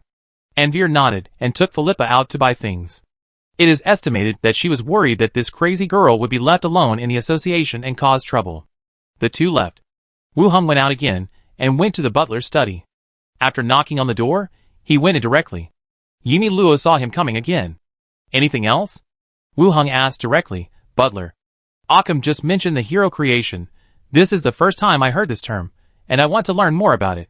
Yini Luo piled the documents in his hand aside, and said, This is something you will only encounter at level 18. It's too early for you to understand it now. Just curious, if it's convenient, can you tell me briefly? Except for Shannara, the others all inferred their levels according to common sense based on his age, and the time he joined the association. But he was about to reach level 18. And he was even more curious about this hero creation. Is level 18 linked to being a hero? Imolo glanced at him, and motioned him to sit down first. I can tell you briefly. Thank you. Imolo sorted out his thoughts, and spoke slowly. When you reach level 18, you become a 5th level professional, and the other title is a reserve hero, which means you have reached the threshold of becoming a hero. If you want to continue to improve, it is not only about improving your skills, but also spreading your reputation, which we call hero creation. You can also understand it as you become a hero only if your reputation or influence reaches a certain level. Chapter 463, Can it be used universally? Wu Hong frowned, understanding the meaning of the words. That is to say, after reaching level 18, if you want to become a hero, not only do you need to meet the experience value requirements, but you also need to add the criterion of hero building, your own reputation and influence. Only when you meet this requirement can you become a hero. Any type of influence is fine. Occam was originally a pirate, so he probably doesn't have much influence outside. Wu Hong felt that he didn't quite understand what it meant. Reputation generally refers to positive recognition and respect. A pirate leader, even if he reaches level 18, what reputation can he have? He will never become a hero in his lifetime. And his future plans seem to be working towards the direction of a hero, which means he still has the hope of becoming a hero. This is somewhat different from what Imolo said. Imolo went on to explain. Everyone chooses a different way, and Occam chose the reputation and influence of a pirate. If the incident on Treasure Island succeeds, killing the members of the association on Treasure Island, and detaining all the representatives of the large merchant groups in the Emerald Sea, as the Pirate King, do you think his reputation will be low? Moreover, he cooperated with the Divine Punishment Church, and he also valued the followers of the Divine Punishment Church. Wu Hong narrowed his eyes slightly, and suddenly had a feeling in his heart. The so-called reputation, influence, is somewhat like the belief in religion. Yamilo continued. The hero books of the association, the stories of outstanding members from all over the country, you should have read them. The association spends a lot of money to distribute them to various places. In addition to promoting the association's ideas, it also allows people from all over the country to better understand the deeds of the protagonists in the stories. The association's books and adventure stories are circulated everywhere. The stories of professionals from all over the world have always been inspiring stories that inspire young people. Now it seems that it is also a means of publicity for the association. Can the content in the story also increase the creation of heroes? Of course. It is definitely not as good as leaving behind real deeds. But it will also play a role. The association has associations in various places. So it will naturally accumulate into a lot. Yimi Luo smiled elegantly.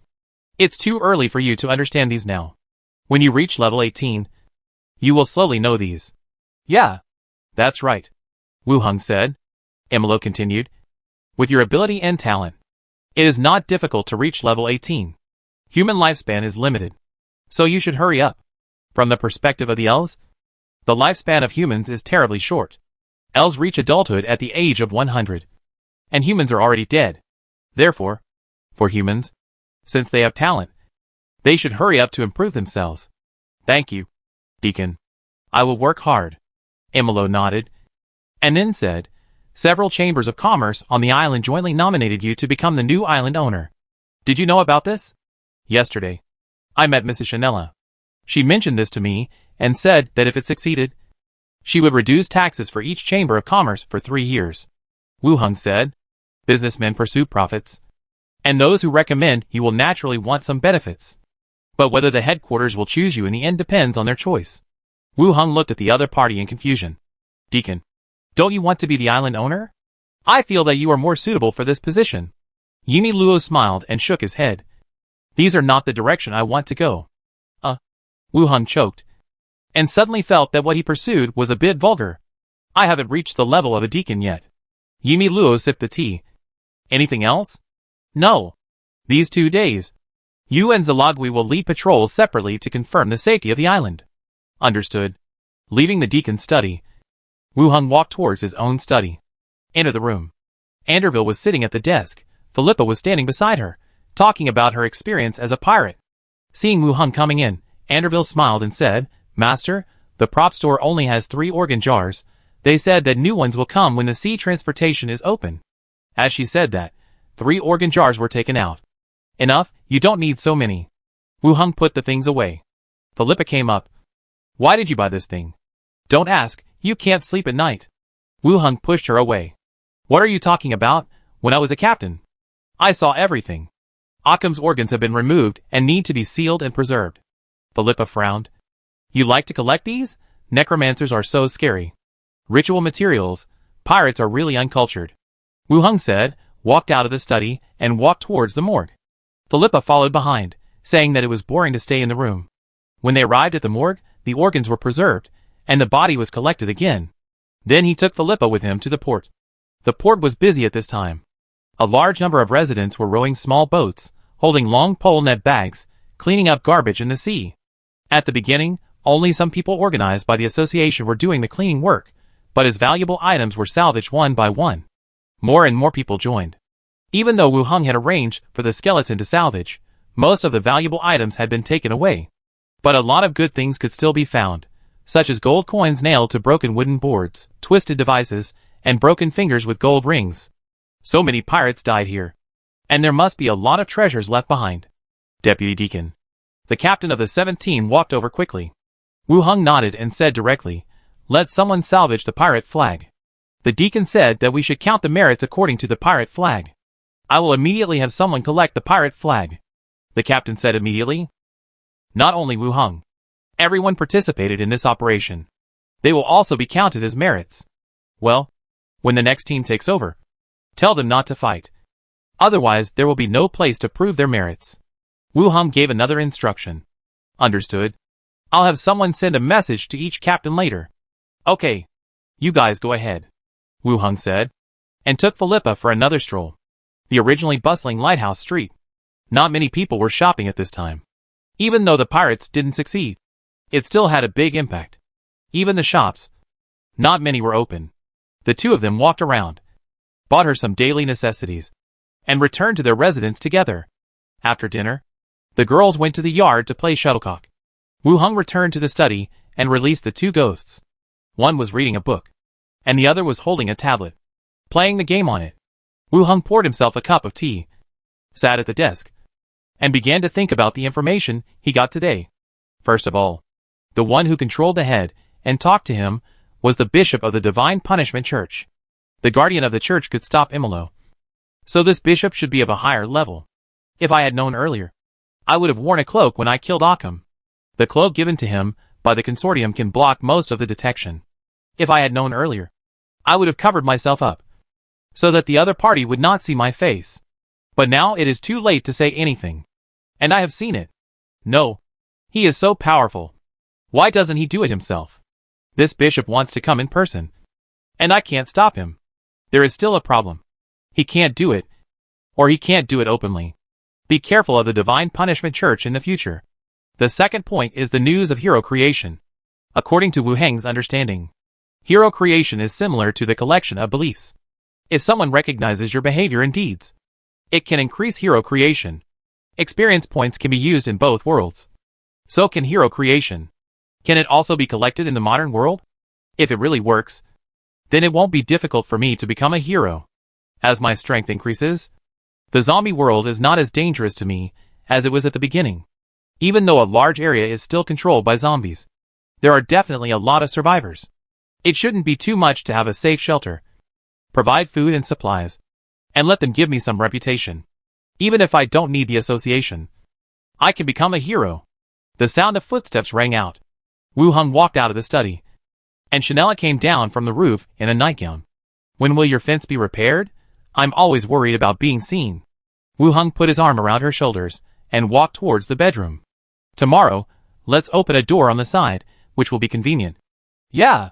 Chanela thought for a moment. I'll arrange it, and open a smaller door when the time comes. The two entered the bedroom. They hugged each other and whispered. The next day, early in the morning, after breakfast, Envier went to the association, and Chanela also returned to her residence. Wu Heng yawned, and was about to go upstairs to the zombie world. Millicent cleaned up the dishes, and came over. My lord. What's wrong? Wu Heng asked. My lord. I want to take Philippa back to live in Nautilus, Millicent said with his head down. Are you not used to living here? Millicent shook his head immediately. No. The conditions here are very good. And my lord and the ladies also take good care of us. It's just that we have managed to run the tavern with great difficulty. And we don't want to give it up just like that. Chapter 464, Skeleton Prophet. Millicent's tavern, actually, is doing pretty well. Although it hasn't been open for a long time, it did provide some useful information. For example, last time the puppeteer pretended to be Wu Hung to kill people, and the various messy information about the Treasure Island incident later. Taverns are good places to collect information. But now it's a little different. There are basically no pirates on the island, Millicent and Philippa, and they're staying here for a while. If you want to collect more information, you can't collect any information. Looking up at the other party, Millicent's cautious eyes were full of expectation. For Wu Hung, the tavern is used to collect information. But in Millicent's view, it is more of a reflection of his own value. It's okay to go back, Wu Hung said. Millicent's expression was instantly happy. Wu Hung continued to add, open for a while first. If there is any adjustment in the association later, we will discuss it then. Thank you, sir. Millicent bowed and thanked.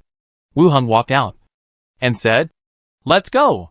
I'll arrange 2 guards for you to protect you. Millicent followed behind him. The island is so safe. It's not necessary. It's always better to be careful. Thank you, sir. The two walked to the courtyard together. Wu Hung selected 2 skeletons. 1 level 15 warrior, and 1 level 12 swordsman. On the island, they were enough to protect them. Even if there was a danger beyond this level, it would be no problem to stop them a little, and buy them time to escape. After everything was settled, Millicent and Philippa, carrying some luggage, walked down from upstairs. Millicent is not used to living here.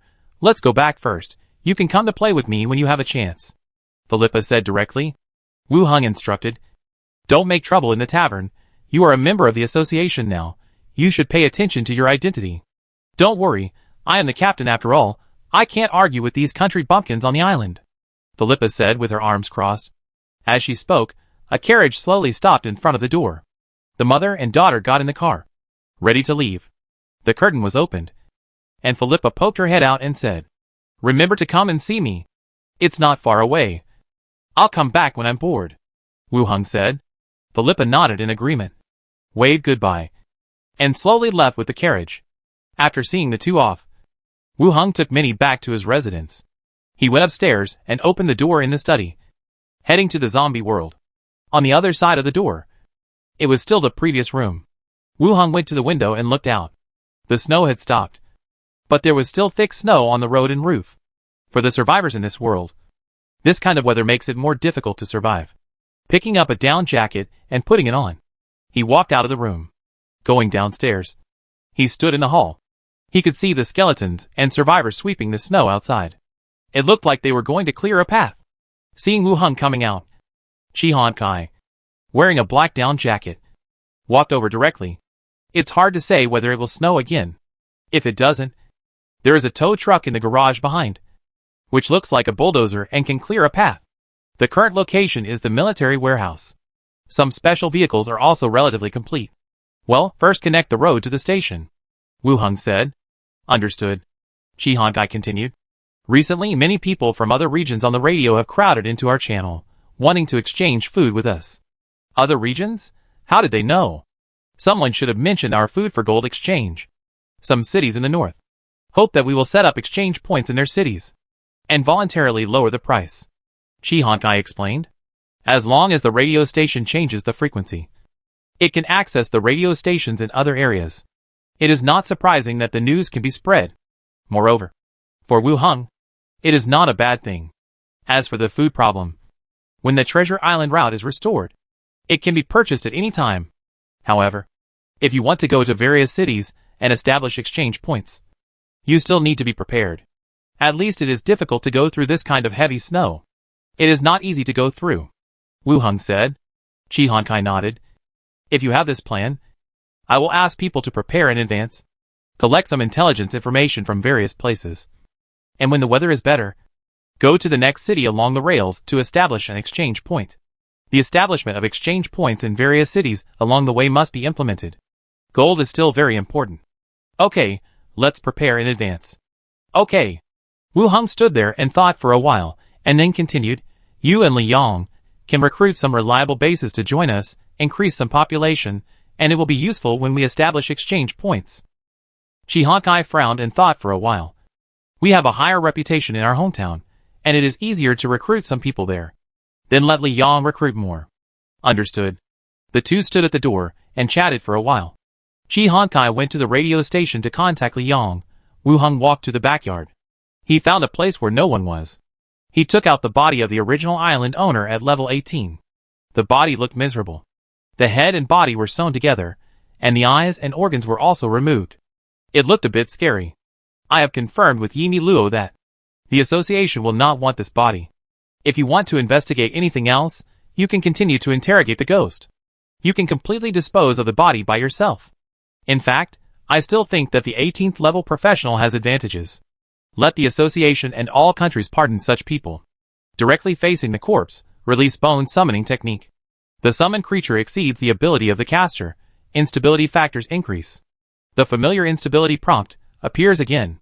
It has been a long time since such a prompt appeared. With the infusion of the power of the dead, the flesh of the corpse on the ground began to fall off slowly, and the white skeleton stood up from the ground, shaking the broken flesh on the body. The empty eye sockets looked towards Wu Hong. The soul fire in the eye sockets is unusually deep and bright. You are still called Occam. Pick up all these things on the ground and throw them outside. Wu Hong named it and said directly. The skeleton rolled up the straw mat and the rotten meat that had fallen off, and walked outside. Wu Hong began to check the skeleton's attributes. Skeleton Prophet, level 18. Attributes: Constitution 35, Strength 30, Agility 38, Intelligence 42, Perception 47, Charisma 25. Features: Hollow Skeleton, Advanced Soul, Prophet's Enlightenment. Expertise: Leather Armor Expertise, Advanced, Medium Armor Expertise, Advanced, Staff Expertise, Master. Abilities: Divine Source of Wisdom, Spiritual Senses, Blocking Peeping, Domain Prediction. Prophet's Enlightenment can explore certain mysteries of the world and spy on useful information from it. Divine Source Wisdom: concentrate your mind to request secrets from the source of your own divine power. Collect the secrets you need from scattered information. Requires relevant items as a connection. Spiritual Senses: you are connected to this world and can vaguely perceive things that ordinary people cannot see. Block Peeping: you can block the peeping of most heroes and below, divine, and deduce. Domain Prediction: the secret has reached a high level. You will form a personal domain around you and can predict imminent danger. Looking at the attributes, Wu Hong frowned slightly. The highest perception reached 47 points, which is an exaggerated value among the professions. However, the profession of prophet can detect various intelligence, so it is normal for the perception to be high. The second high point is intelligence, which reached 42 points, which is not low. It seems that after level 18, the attributes will still have a significant improvement. Otherwise, if it is increased according to the normal level value, it will not reach such a high value. In terms of ability, a total of 4 are retained. Divine Source Wisdom: the prophet's obvious ability can detect some hidden things. Spiritual Sense can vaguely sense invisible things, which should refer to ghosts or void creatures. After all, the perception has reached 47 points, and it is a bit unreasonable to not be able to detect anything. Block Peeping can block some means of peeping or divination. It's not bad, but I don't know the effect of this ability. Is it to block the peeping of the skeleton or the caster himself? The last one is Domain Prediction. It will form a personal domain around you and can predict imminent danger. This ability impressed Wu Hong when the two sides were fighting. Two skeletons were fighting with Occam, and he was always one step ahead and made evasive movements. This kind of action was not because of his quick reaction and movement. It was like foreknowledge, and he started to evade before making a move. Now it seems, this is really an ability. Tap, tap, tap. The skeleton Occam came back after throwing his things, and Wu Hong found a set of clothes for him to wear, and then they went back to the room together. Open the gate, return to Treasure Island. In the bathroom, Wu Hong lay in the bathtub, enjoying the service of the two maids. After soaking for a while, after washing each other, Wu Hong stood up, walked out of the bathtub. He picked up the little fox beside him, patted his waist and hips. Wrap around my waist. Endir's face was slightly red, snorted softly, and the whole person hung on him. Minnie laughed at the side. Let's go. Return to the room to punish the little fox. Wu Hung pulled Minnie. Great. I can bully Sister Ware again. Minnie cheered. Walked out of the bathroom, holding Minnie in one hand, dragging Anwar in the other hand. Walked upstairs. With every step of the stairs, the little fox hummed like a spoiled child. Coastal Town. Snake Emblem Consortium. The protector of the Divine Punishment Church. Viola wore a long cloak and a mask and walked into the private room. After taking out the consortium's bills, the staff brought a wooden brocade box over. Viola took off her hood, revealing her mature but slightly pale face, and took a deep breath. The brocade box opened and took out a shriveled head inside. When the brocade box was taken out, the head's eyes suddenly opened. Your Excellency the Bishop. Viola saluted respectfully. Chapter 465. Who is the man with black hair and black pupils? The head rolled his shriveled eyeballs, looked at her, and said in a hoarse voice, How could you fail? Viola immediately said, Bishop, I tried my best to hold back Imolo. Even though he almost killed me, I didn't let him leave. It was the pirates who were not good enough, and they didn't attack the island. Humph! The head snorted coldly. Are you going to blame the dead for this? That's the fact. I don't have the slightest idea of making excuses for myself. Viola said again. The head continued, Who is the man with black hair and black eyes? Viola frowned.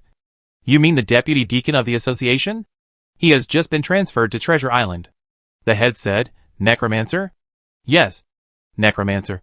But Imolo thinks highly of him. I heard that he is allowed to transform the bodies of pirates captured on the island. Viola said, and then asked slightly, Do you mean that the pirates failed because of him? He killed Occam. No, that can't be. I heard that the association developed a new type of magic tool to prevent the pirates from landing on the island. Viola emphasized. I saw it with my own eyes. The head said again, You don't have to come back yet. Another protector has rushed to your side. Before the boy's new appointment comes, kill him. This, my injury. Viola wanted to speak, but the head's eyes had already closed. It turned back into a dead body. Viola put the head back carefully, called the staff to restore it, and replaced the bill. When the head was taken out, Viola angrily cursed, You half-human dog. You want to kill me? When I have a chance, I will drag you to hell together. The next day, Wu Hung rode a bicycle, carrying Anvir to the association. Just arrived at the door. I saw the old wizard, who looked like Gandalf, coming back from outside. According to Imolo, these members who support Treasure Island will stay for a while. After ensuring that there is no danger, they will leave here one after another by boat. Wu Hung didn't care how long they stayed. The association provided accommodation, and he rarely met them in the past. Vice Deacon Wu Hung. The old wizard smiled and greeted. Master Dean. Wu Hung also smiled. What was the other party's name? Wu Hung really didn't remember it. Last time I asked Zalugui, she didn't remember it either. So I just called her the Dean, which is also a respectful title. The old wizard was followed by a servant, and Wu Hung led the skeleton servant and Anwar. They walked inside together.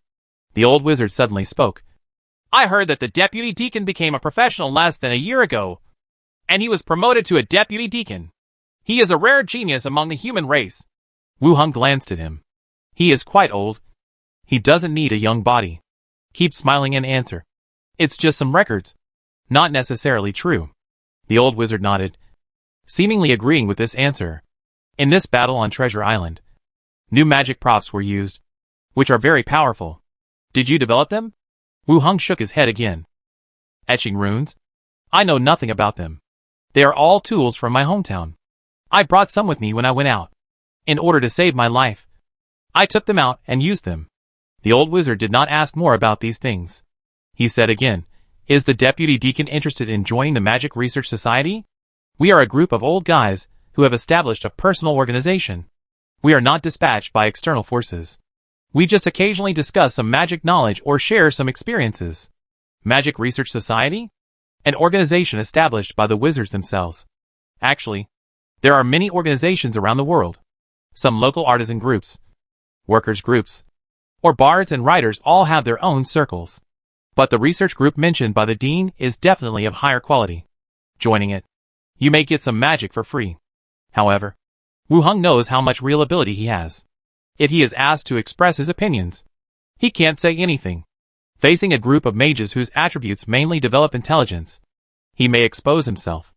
I am not very knowledgeable, and am still in the stage of exploring magic. When I have certain insights and achievements in the future, I will ask the dean to recommend me to join the research group. Wu Hong said politely. Ha ha.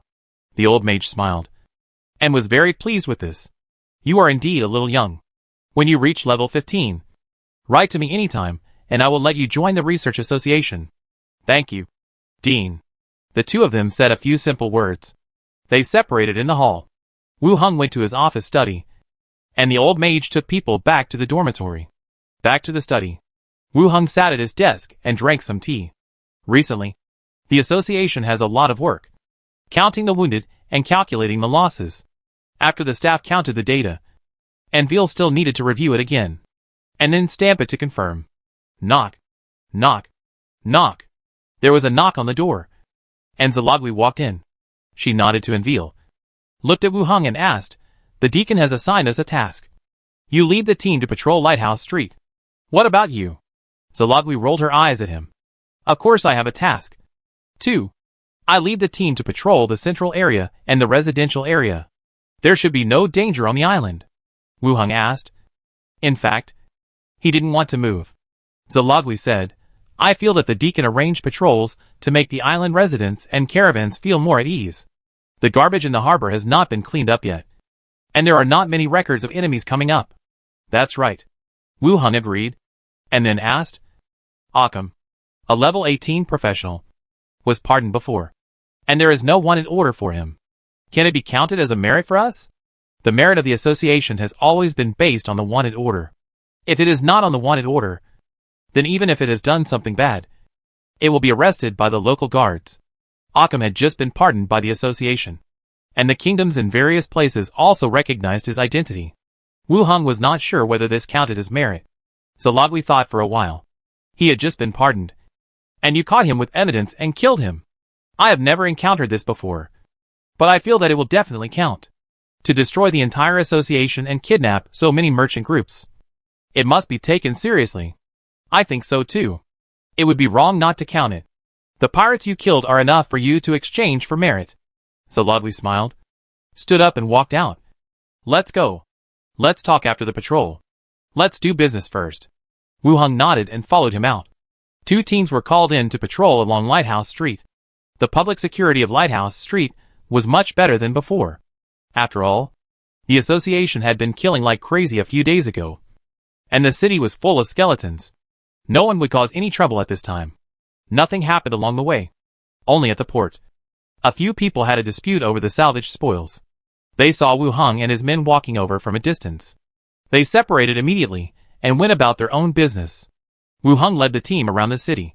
It was almost noon, so everyone went back to eat. Wu Hong went to the Nautilus Tavern. Wu Hong entered the tavern. He went straight upstairs. The guests at the 2 tables didn't pay much attention to the people who came in. They ate and drank by themselves, and talked about the previous battle. Wu Hong waited in the room for a while. Millicent walked in. My lord. After you come back? Is there any problem? No problem. Everything is normal, Millicent said. Wu Hong poured himself a cup of tea, and then said, I'm patrolling nearby, and I'll come to your place to have lunch. I'll ask someone to prepare it for you right away, Millicent said, and immediately left the room. Less than 2 minutes later, the door creaked and was opened a crack. Philippa looked in. I knew it was you. After saying that, she walked in directly. Unlike the crazy girl before, she wore a beige-waisted tube dress today, and had 2 pigtails on her head. Does this look good on me?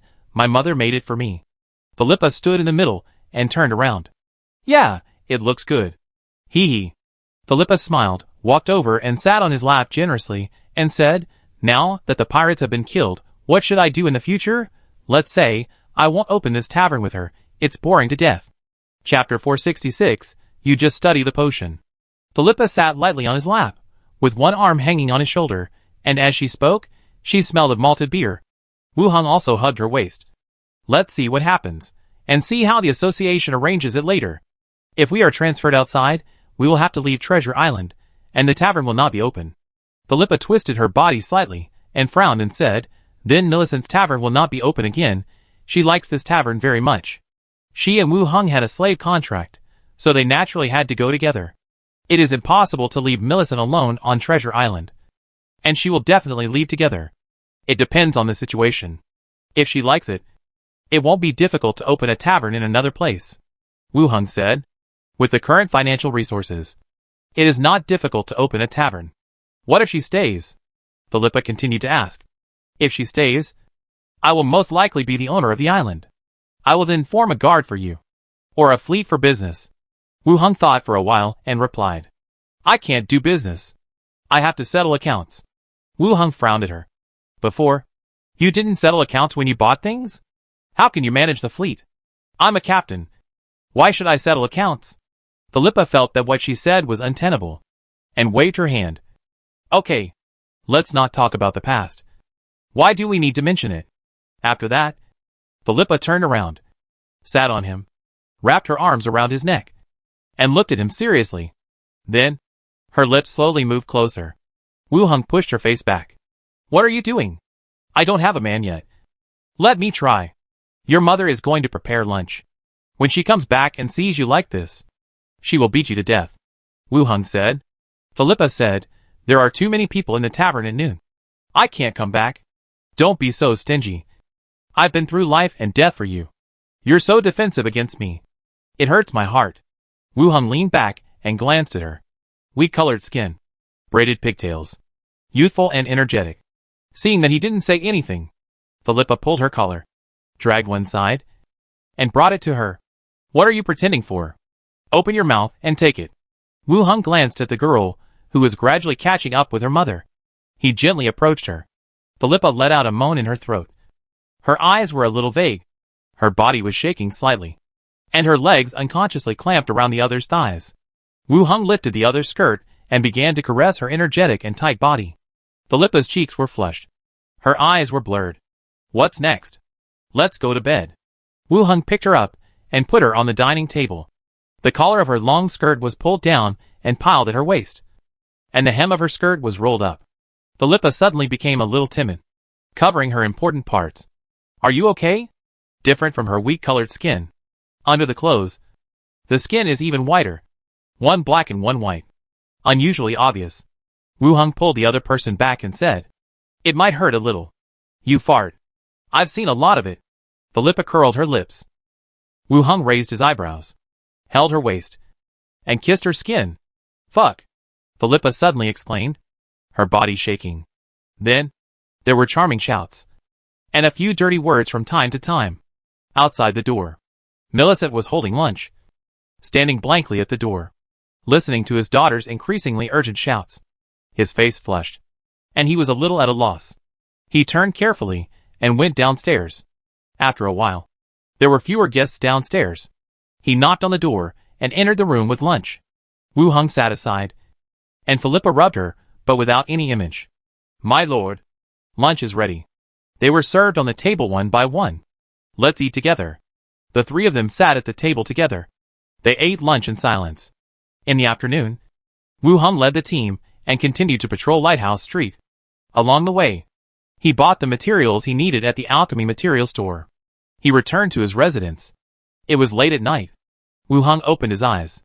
He opened the door and went downstairs, and entered the room where the ceremony was held before. He took out blood and gold powder, and drew a magic circle on the ground. The magic circle of the clairvoyance ability, which he had used for Xiao Xiao before, made him more skilled in drawing it. He finished the last stroke. The magic circle closed, and a wave of energy suddenly spread out. He checked the manuscript again, and after confirming that there was no problem, he released the two ghosts. What are you going to do today? Xiao Xiao looked at the magic circle and asked curiously. Grenda also cast a curious look. Wu Hung explained, the materials for clairvoyance are complete, and it's just right to give Grenda this ability. Xiao Xiao floated aside, with an envious tone. That's great. And Grenda will be able to hold a knife and chase high-level enemies in the future. Why do you make me sound like a gangster? Grenda said, and continued, actually, it's okay to deal with ordinary professionals. But high-level professionals have high knowledge and abilities, which are still dangerous to us. Wu Hung agreed with this point. Just like the 18th level island owner Occam, when fighting, He himself did not show much strength. But after death, he directly became a ghost with his original consciousness. If he had not chosen to attack Wu Heng at that time, but had directly devoured Xiao Xiao or Granda, it would be hard to say whether there would be danger. Well, Granda makes sense. I should be more careful in the future. Wu Heng agreed. I don't have the ability to chop people with a sword. Why are you looking at me? Xiao Xiao protested. Granda continued to look at Wu Heng. Where is the body of the island owner? It has been transformed, retaining the ability to find people, and all other abilities have disappeared. Wu Heng answered, taking out the last few materials. After everything was ready, he said directly, Granda, follow the normal process, no danger. Understood. Granda flew into the center of the magic circle. Wu Heng put the materials in one by one, and then activated the magic circle. The materials were crushed, turned into energy, and gathered towards Granda. They intertwined with each other, forming an energy vortex. Ghost unlocked skill, clairvoyance. No surprises. It succeeded. Granda returned to his original form, and flew out of the magic circle. How is it? Wu Heng asked casually while sweeping the floor. Not bad. I can see your level. Almost reaching level 18. You are really not an ordinary human. Xiao Xiao floated over. I'll take you outside to have a look. Granda nodded, and also wanted to see more of the outside world from this perspective. Wu Heng saw the two ghosts were about to leave, and told them, don't go to the association. Old man Gandalf can see ghosts. Okay. After he agreed, the two ghosts flew out directly. Wu Heng simply packed up, and then went back to his room to rest. The next day, the association. When Wu Heng entered the office study, Endweir had been there for a while. Seeing him come in, she smiled and said, Master, each team has counted the pirate flags they have collected. There are 372 flags of small pirate groups, 147 flags of medium-sized pirate groups, and 13 large flags. Did you kill so many pirate groups? At that time, I was dealing with Occam, and I just glanced at the port. It was indeed densely packed. The higher the level of the pirate group, the more fleets there are. Philippa had 3 ships at the time, not to mention other fleets. Do they all have merits? Wu Heng sat down, and Weir glanced at the information in her hand. I'm checking, but at present, many pirate flags have no merit records in the association. In other words, some pirate groups are not on the association's wanted list. Either the pirate group is secretive, or they are part-time pirates and have no reputation. None of them attracted the attention of the association. Take a careful count. It's mainly those large pirate groups. Confirm it clearly. Okay. Endweir agreed, said with a smile, but now it seems that this battle may have cleared the wanted list of the Emerald Sea Association. Wu Heng's eyes turned. Then what do you think?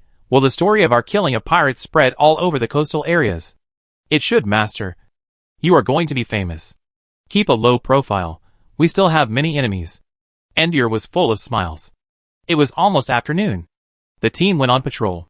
Wu Heng had nothing to do, and after leaving the association, he found a deserted place. He put on a hood and a veil, and boarded the ghost train. Lopez City, Snake Emblem Consortium. Wu Heng entered the hall, and after showing the emblem, he was respectfully taken to the VIP room by the staff to wait. Not long after, there was a sound of footsteps, and the local person in charge, Lady, in a slim red dress, knocked on the door and walked in. Good afternoon. Guest. Good afternoon. Wu Heng handed the emblem to the other party. Help me see if there is any result for the last commission? Lady Dilly did not take it, and replied with a smile. There is already a result. Please wait. He opened the door and gave another order. 3 coffins were carried in directly. The coffins were opened one by one. Lady Dilly introduced on the side. According to your requirements, a total of 3 level 15 corpses were collected, 2 of which were alchemists, pharmacy subjects, and 1 was a strange machine master. Improvement and research and development direction. Wu Heng was delighted. Is the speed here so efficient? Treasure Island, I posted it several times, and still didn't collect any level 15 corpses. The first commission here, I got 3. I asked calmly, what is the cause of death? Lady Dilly replied, 1 died of old age, 1 died of unknown cause, and was transported from a distant place, and the remaining 1 died in an assassination. You can rest assured, as long as you don't spread it everywhere, it won't cause any other trouble later. Wu Heng was not afraid of any trouble. after being transformed into a skeleton. Unless the coroner uses the bones to restore the appearance before death. It is basically invisible. And it is only active in the laboratory. And other people cannot see it. A level 15 professional can also be assassinated? Ledeli pondered for a moment. You may not know. The situation in coastal areas has been quite special recently. And many forces and families have had conflicts, resulting in some casualties. Can you tell me why? Ledeli glanced at the other party. And still planned to reveal something to her sponsor. And said, you should have heard of Treasure Island. Right? Wu Heng's heart moved. I have heard of it. The pirate island. All the pirates attacked Treasure Island some time ago. They planned to kill the resident association on the island and kidnap all the members of the Chamber of Commerce. What does this have to do with other families? Pirates have always existed in the Emerald Sea. Large pirate groups, with high-level professionals in charge, are more involved, such as the Chamber of Commerce that sells stolen goods, the families that support them, or some bribed officials. Now that the pirates have been wiped out, many people have taken this opportunity to retaliate against those who are related to the pirates. Gradually, the situation began to get out of control, and assassinations or fights occurred everywhere. Wu Heng listened silently. I was still a little surprised at the development of the whole situation. That is to say, after the pirates died. Those who did not dare to take action before are now starting to retaliate against those who colluded with the pirates. Feeling that the other party was observing him, Wu Heng said, it's a good thing that the pirates are dead. Ledeli agreed. It's indeed a good thing. We don't like them either. I am quite satisfied with these 3 corpses. The props that can hide the face have any results? Wu Heng did not continue to talk about the topic of pirates. He knows more than what is circulated outside. Not yet, I will continue to collect for you later. Okay, fill out a new commission. I want corpses of all professions above level 15, preferably corpses from accidents or death. Understood, we are not pirates, and we like to do things within the rules. Ledeli refilled the commission. Wu Heng paid the corresponding money and collected the corpses. He did not stay here for long, and walked out of the consortium directly. Board the train in a remote place, returned to Treasure Island. Returned to the residence. It was already dusk. After dinner, Wu Heng directly transformed the corpse in the open space in the backyard. All 3 skeletons stood up. Skeleton Alchemist, level 15. Skeleton Alchemist, level 15. Skeleton Artificer, level 15. Wu Heng set his eyes on the Artificer. In terms of attributes, intelligence and constitution are relatively high. Among the remaining attributes, the characteristics are prominent in expertise. Specialties: Handcraft, Master, Machinery Specialization, Master, Machine Improvement, Offensive Boost, Rune Fusion, Energy Overload, Construct External Production, Construct Internal Design. All specialties are related to machinery and structure. You are called Expert Number 2, you are called Expert Number 3, you are called Machine Number 1, come upstairs with me. Wu Heng called them one by one, and took the 3 skeletons upstairs. First, he sent the 2 alchemical skeletons to the laboratory, and called Expert Number 1 over. He took out the 3rd level corpse core, and said, you 3, mainly research and develop this material, and make a potion that can enhance the body of living beings.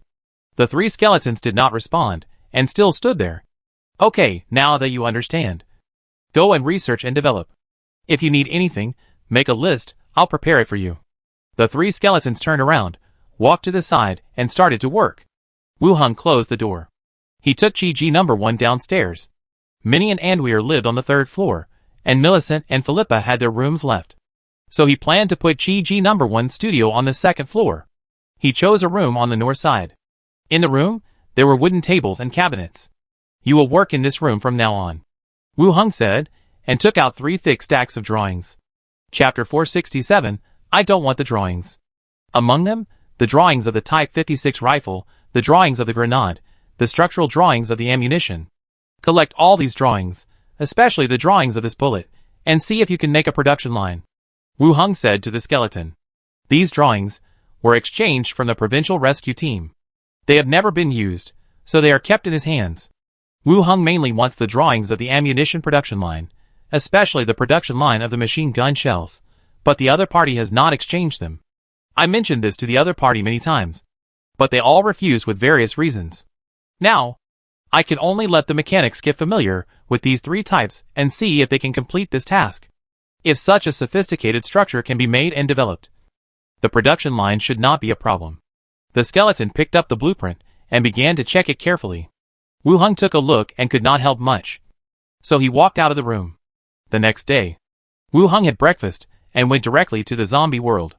The days here are short, and the sky is just getting bright. Wu Heng picked up the intercom and called Chi Han Kai, but got no response. No one. He was puzzled. He pulled the down jacket beside him, put it on and went downstairs, seeing the survivors guarding the place. It proved that there was no danger here. My king. The survivor ran over. Where is Chi Han Kai? Sister Chi went back to the station yesterday. The survivor answered. What happened? The survivor recalled.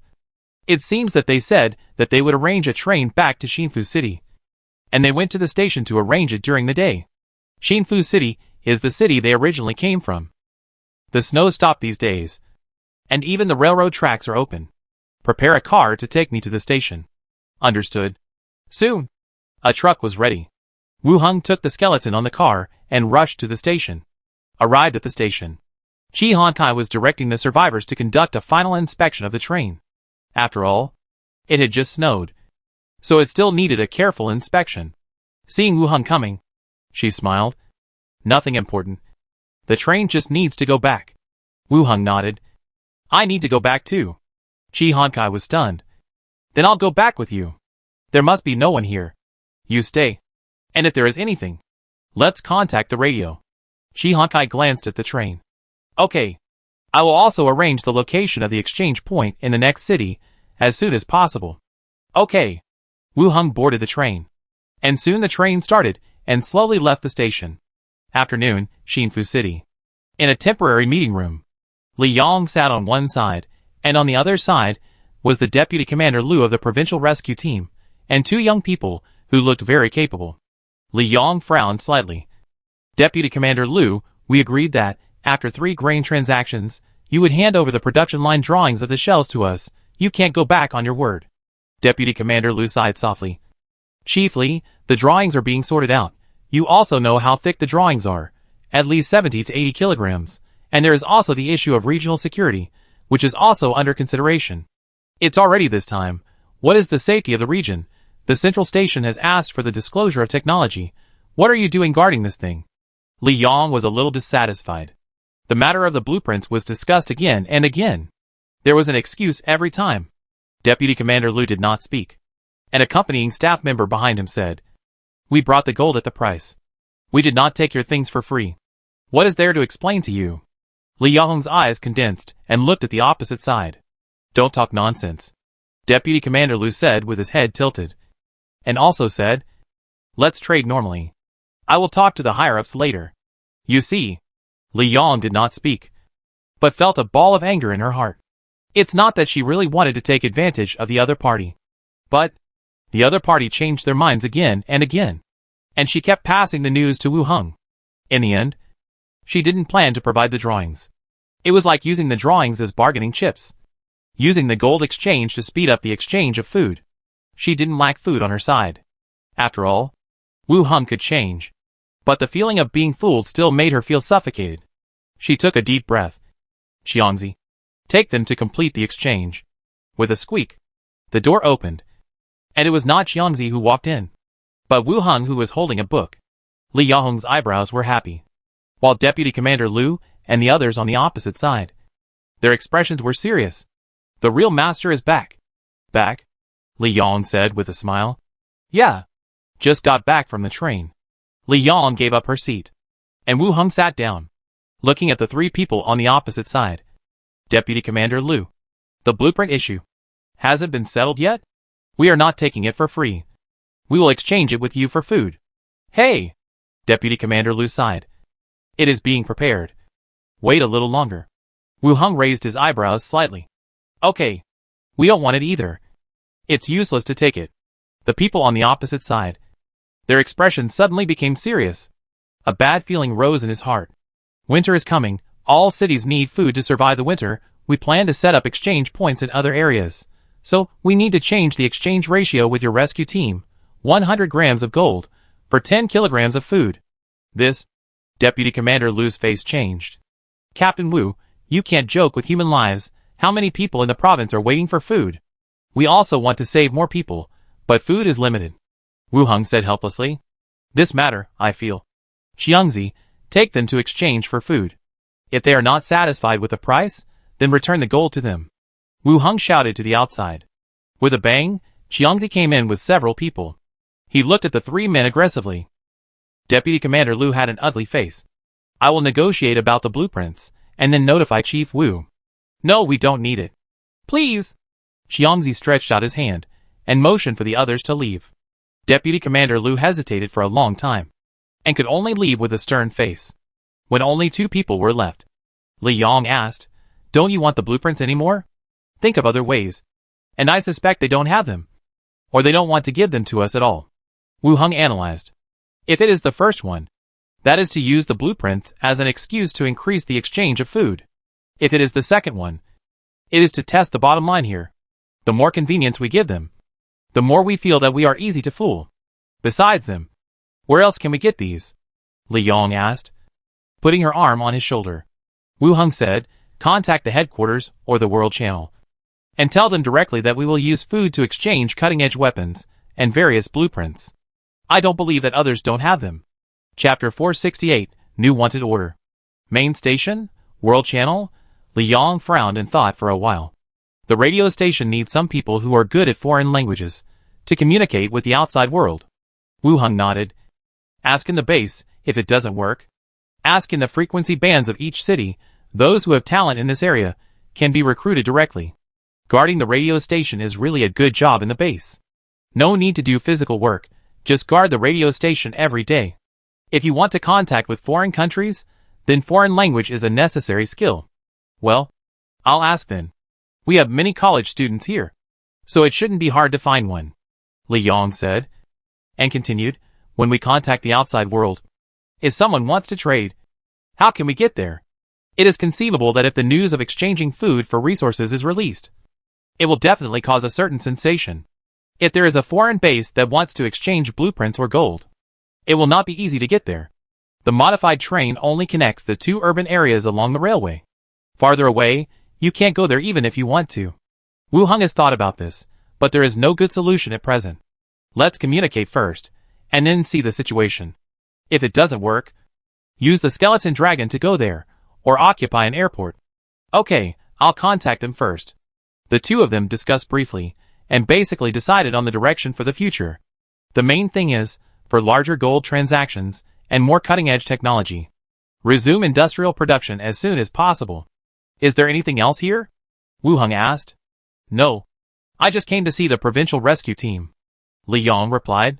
Go and prepare the vehicle first.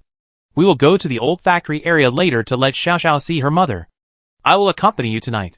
Who cares? Li Yong muttered and walked out directly. Wu Heng looked at the missionary book and began to pray and repent to eliminate the side effects. When he came in, he wanted to talk to the provincial rescue team. Hearing their attitude at the door, he gave up the idea of chatting. The effect doesn't last long. The time for repentance is also very fast. After leaving the room, Li Yong explained the next task at the platform. Wu Heng walked to the side and looked at the skeleton mage Kalem, who was wearing a mage robe and had an upright figure. This 15th level mage, after he left him to Li Yong. It was like leaving a bodyguard, and he could also help transform corpses. He looked at the skeleton's skills. Life-sustaining technique, bone-serving technique, substitute, dead corpse battlefield, substitute, pathogenic ray. So much time has passed. 2 more skills were learned, dead corpse battlefield and pathogenic ray. With the dead corpse battlefield, you can transform skeletons on a large scale, even if you don't come. With a physical body, the skeleton mage can also completely transform. He stood at the door and waited for a while. Li Yong came over with the car keys. Let's go! The 2 walked out of the gate together, got on a truck, and rushed to the old factory area. On the way, while driving, Li Yong looked at him from time to time. How far have you and Chi Han Kai developed? Wu Heng looked at her. Don't be suspicious every day, it's not what you think. Don't worry, I don't reject her either. Let's be sisters together, I'll be the first to get started. Li Yong emphasized. The current situation is different from before. Even if they still have the same old thoughts, they cannot change the fact that Resources are scarce, and the strong have a decisive position. Wu Hung is the leader of such a large base. Let alone another Chi Han Kai, more women will rush to him. It depends on whether he is willing or not. Wu Hung looked at her with some amusement. If that day really comes, I will tell you. Really not? Can you bear it? Li Yang looked at him suspiciously. I've saved them all for you. Li Yang blushed, muttered, Don't keep me busy all night, I can't stand it. Wu Hung didn't talk much about this matter. He continued, when the weather gets better, take Kalem to clean up some of the neighborhoods in the city that haven't been cleaned up, or the surrounding villages and towns, and completely control the city. Li Yang raised her eyebrows. Are there any other plans? Later. Some people may be arranged to come in, and the zombies will improve their abilities over time. It will be safer to kill them all early. Li Yang nodded. Okay. There are basically no neighborhoods left in the city. I will see how to clean up the surrounding areas when the time comes. Yeah. Wu Hung nodded, thought for a while, and then said, See if there are any other shelters willing to join us? We can take in some people appropriately. Will this affect us? The weather is not very good now. It's okay. We will add exchange points in various cities along the railway in the future. We need more manpower. Wu Hung explained. Just arrange it. I will discuss this matter with the shelters. Yes. After the two finished talking about the business, they casually talked about some interesting things in the base. The snow here is not too heavy, and the weight and grip of the modified vehicles are also good. They drove steadily to the old factory area. Most of the personnel here have been transferred away. The remaining ones are all workers engaged in production. After all, the flame furnace is here, and it is also the main place for producing solid iron bullets. After checking around the old factory area, after returning to the room, he released Xiao Xiao and asked her to accompany Zhao Yanxiu. Wu Hung and Li Yang returned to their original dormitories. They fell on the bed while kissing. In the morning, Wu Hung returned to Treasure Island. After breakfast, he took the skeleton to the association. With the increase of physical fitness, he could not say that he had endless energy, but he had no problem dealing with ordinary people like Li Yang. After fighting for half a night last night, he did not feel much this morning, except that he was a little sleepy. Entering the association hall, I saw many mercenaries and association members, looking at something in front of the notice board. Wu Hung also walked over. Level 18. Even if this is posted, who can catch him? I guess, the deacon and the deputy deacon can almost kill him. Yes. As soon as I approached, I heard low voices. Seeing Wu Hung walk over, the people who gathered around also saluted and made way. A team member smiled and greeted. Deputy deacon, you came so early today. Yeah, I got up early. Wu Hung asked, What are you all looking at here? The team member said, A wanted poster has just been posted. Level 18 professional, level 1 merit. Level 18 professional. First class merit? Wu Hung looked ahead in confusion. The notice board that was originally full of wanted posters now only had 6 wanted posters left, and they were all wanted criminals from various places. The first wanted poster was a portrait of a woman. Long hair, seductive. God's Punishment Church Guardian, Viola, 18th level professional, which, reward amount 200 gold coins, first class merit. Chapter 469, Investigating Intelligence. The Guardian of the Divine Punishment Church. Wu Hung knew who this was. Before, the Guardian who helped the pirates stop Imolo, it seemed to be her. But he didn't expect that. She was a woman, and a witch. The profession of which is quite special. Some of them are similar to the professions of sorcerers, or priests. The power of the witch, to a large extent, comes from the patron that the witch relies on. For example, the gods of faith, the protection of ancestors, and even powerful spirits can all give the witch power. Of course, Wu Hung had never seen it himself, but he had some knowledge of it from books. Deputy Deacon. How did this Divine Punishment Church protector become wanted? The team member asked curiously. Others also stopped discussing instantly. They also wanted to hear the reason. Level 18 professionals were pardoned when they committed crimes, but now they were put on wanted lists. Naturally, they were curious. Wu Hung thought for a while and said, It should be related to the pirates last time. Don't just think about merit when you meet her. Come back and inform the deacon. We know that level 18 professionals are not something we can deal with, the team member said with a smile. Others also whispered, the last time the pirates attacked Treasure Island, it turned out to be related to the Divine Punishment Church. Back to her own office study. Enweir was still sitting at her desk looking at the documents. Master, there is a letter for you on the desk. Wu Hung paused. Whose? Now that he heard the letter, he had some natural reactions. Whether it was a blank envelope or a reminder letter sent by the fake dead Macintosh, it gave people a feeling of being caught in various conspiracies. It's a letter from Deacon Slater and Sister Manshaw. They probably miss you again, Enweir said with a smile. You scared me. I thought something happened again. Wu Hung sat down at the desk. On the desk, there were 2 letters. One was a special envelope for the association, and the other was a more ordinary envelope. I opened the first letter from Slater first. It poured out directly from it. Deputy Deacon Wu Hung, I have received your reply. I feel relieved to know that you are safe. I have met some merchants in coastal areas recently. They said that the owner of Treasure Island is a pirate of level 18, who became the official owner after being pardoned. Most pirate leaders are above level 15. You must be more careful when doing things. With your qualifications, you will definitely reach level 15 before you are 40 years old and be appointed as a deacon in a new place. Remember not to take risks. Ratam City has opened a second Golden Cat in the West District. It is still the original distribution ratio. Your little mate is really not giving in at all. Business is as good as ever, and the income is several times higher than before. The situation in Blackstone Town is a little unstable. It's not Blackstone Town, but the political situation of the entire Yek Kingdom, which is wavering. Even a small place like Blackstone Town has been affected. In the past 2 months, 3 garrison commanders have been replaced one after another.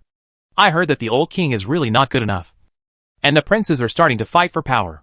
I just heard some things. Fortunately, the association is not directly managed by the countries, so it doesn't involve me. Your statue has been built in the crowded area. People go there to send flowers every day. You, the transfer team member, are more loved than me.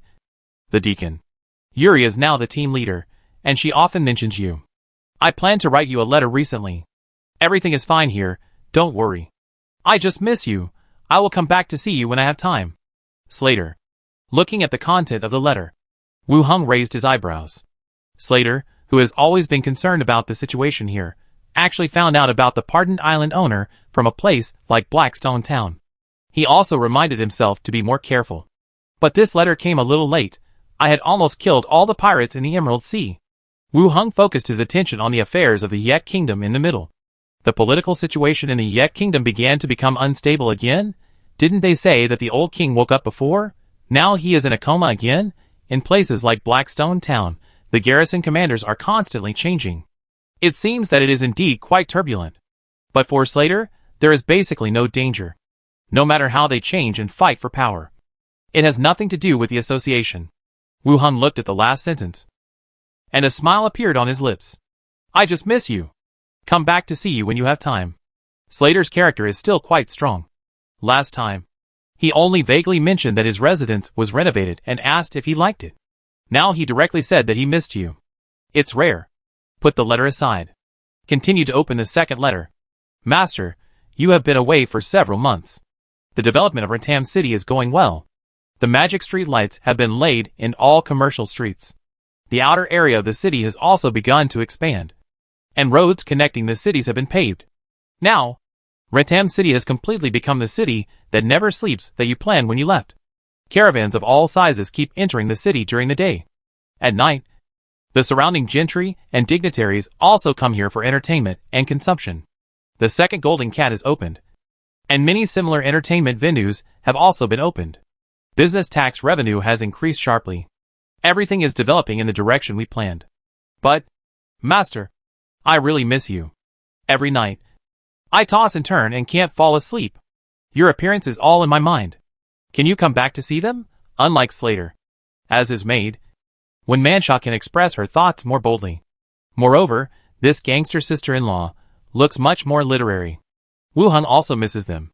It's just that the journey is a bit far, and it will take a lot of time to go back. See the situation, if there is nothing wrong with Treasure Island. Before the merit comes down, go back and see them. Master, what is written in the letter? You are so happy. Envier looked over and asked. Nothing. Just some ordinary letters. Sister Manshaw must miss you so much. Envier joked. Wu Hung did not deny it. Yes, I miss you very much. Go back and see her when you have time. Sister Wen Shaw will be very happy. Maybe in a few days. Wu Hung opened the drawer and took out the letter paper. Thinking for a while, he took out a quill pen with a long feather from the space ring. In the port, in a cargo ship. In the dim cabin, there were two figures sitting.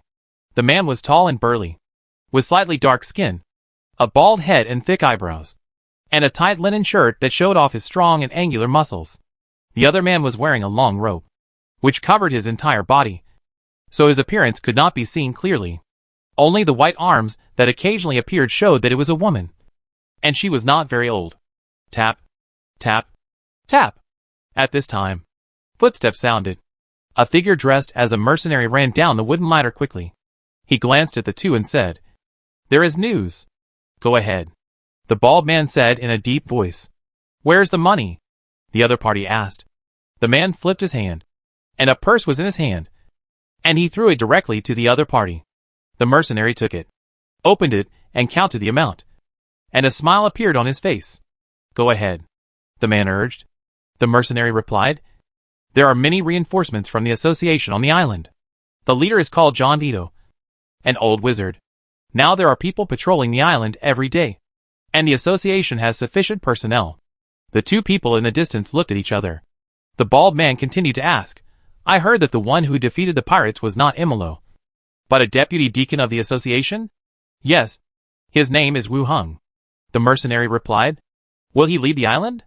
"I don't know. Isn't this included in the intelligence?" The bald man smiled. "You go and get the intelligence. Does anyone else know?"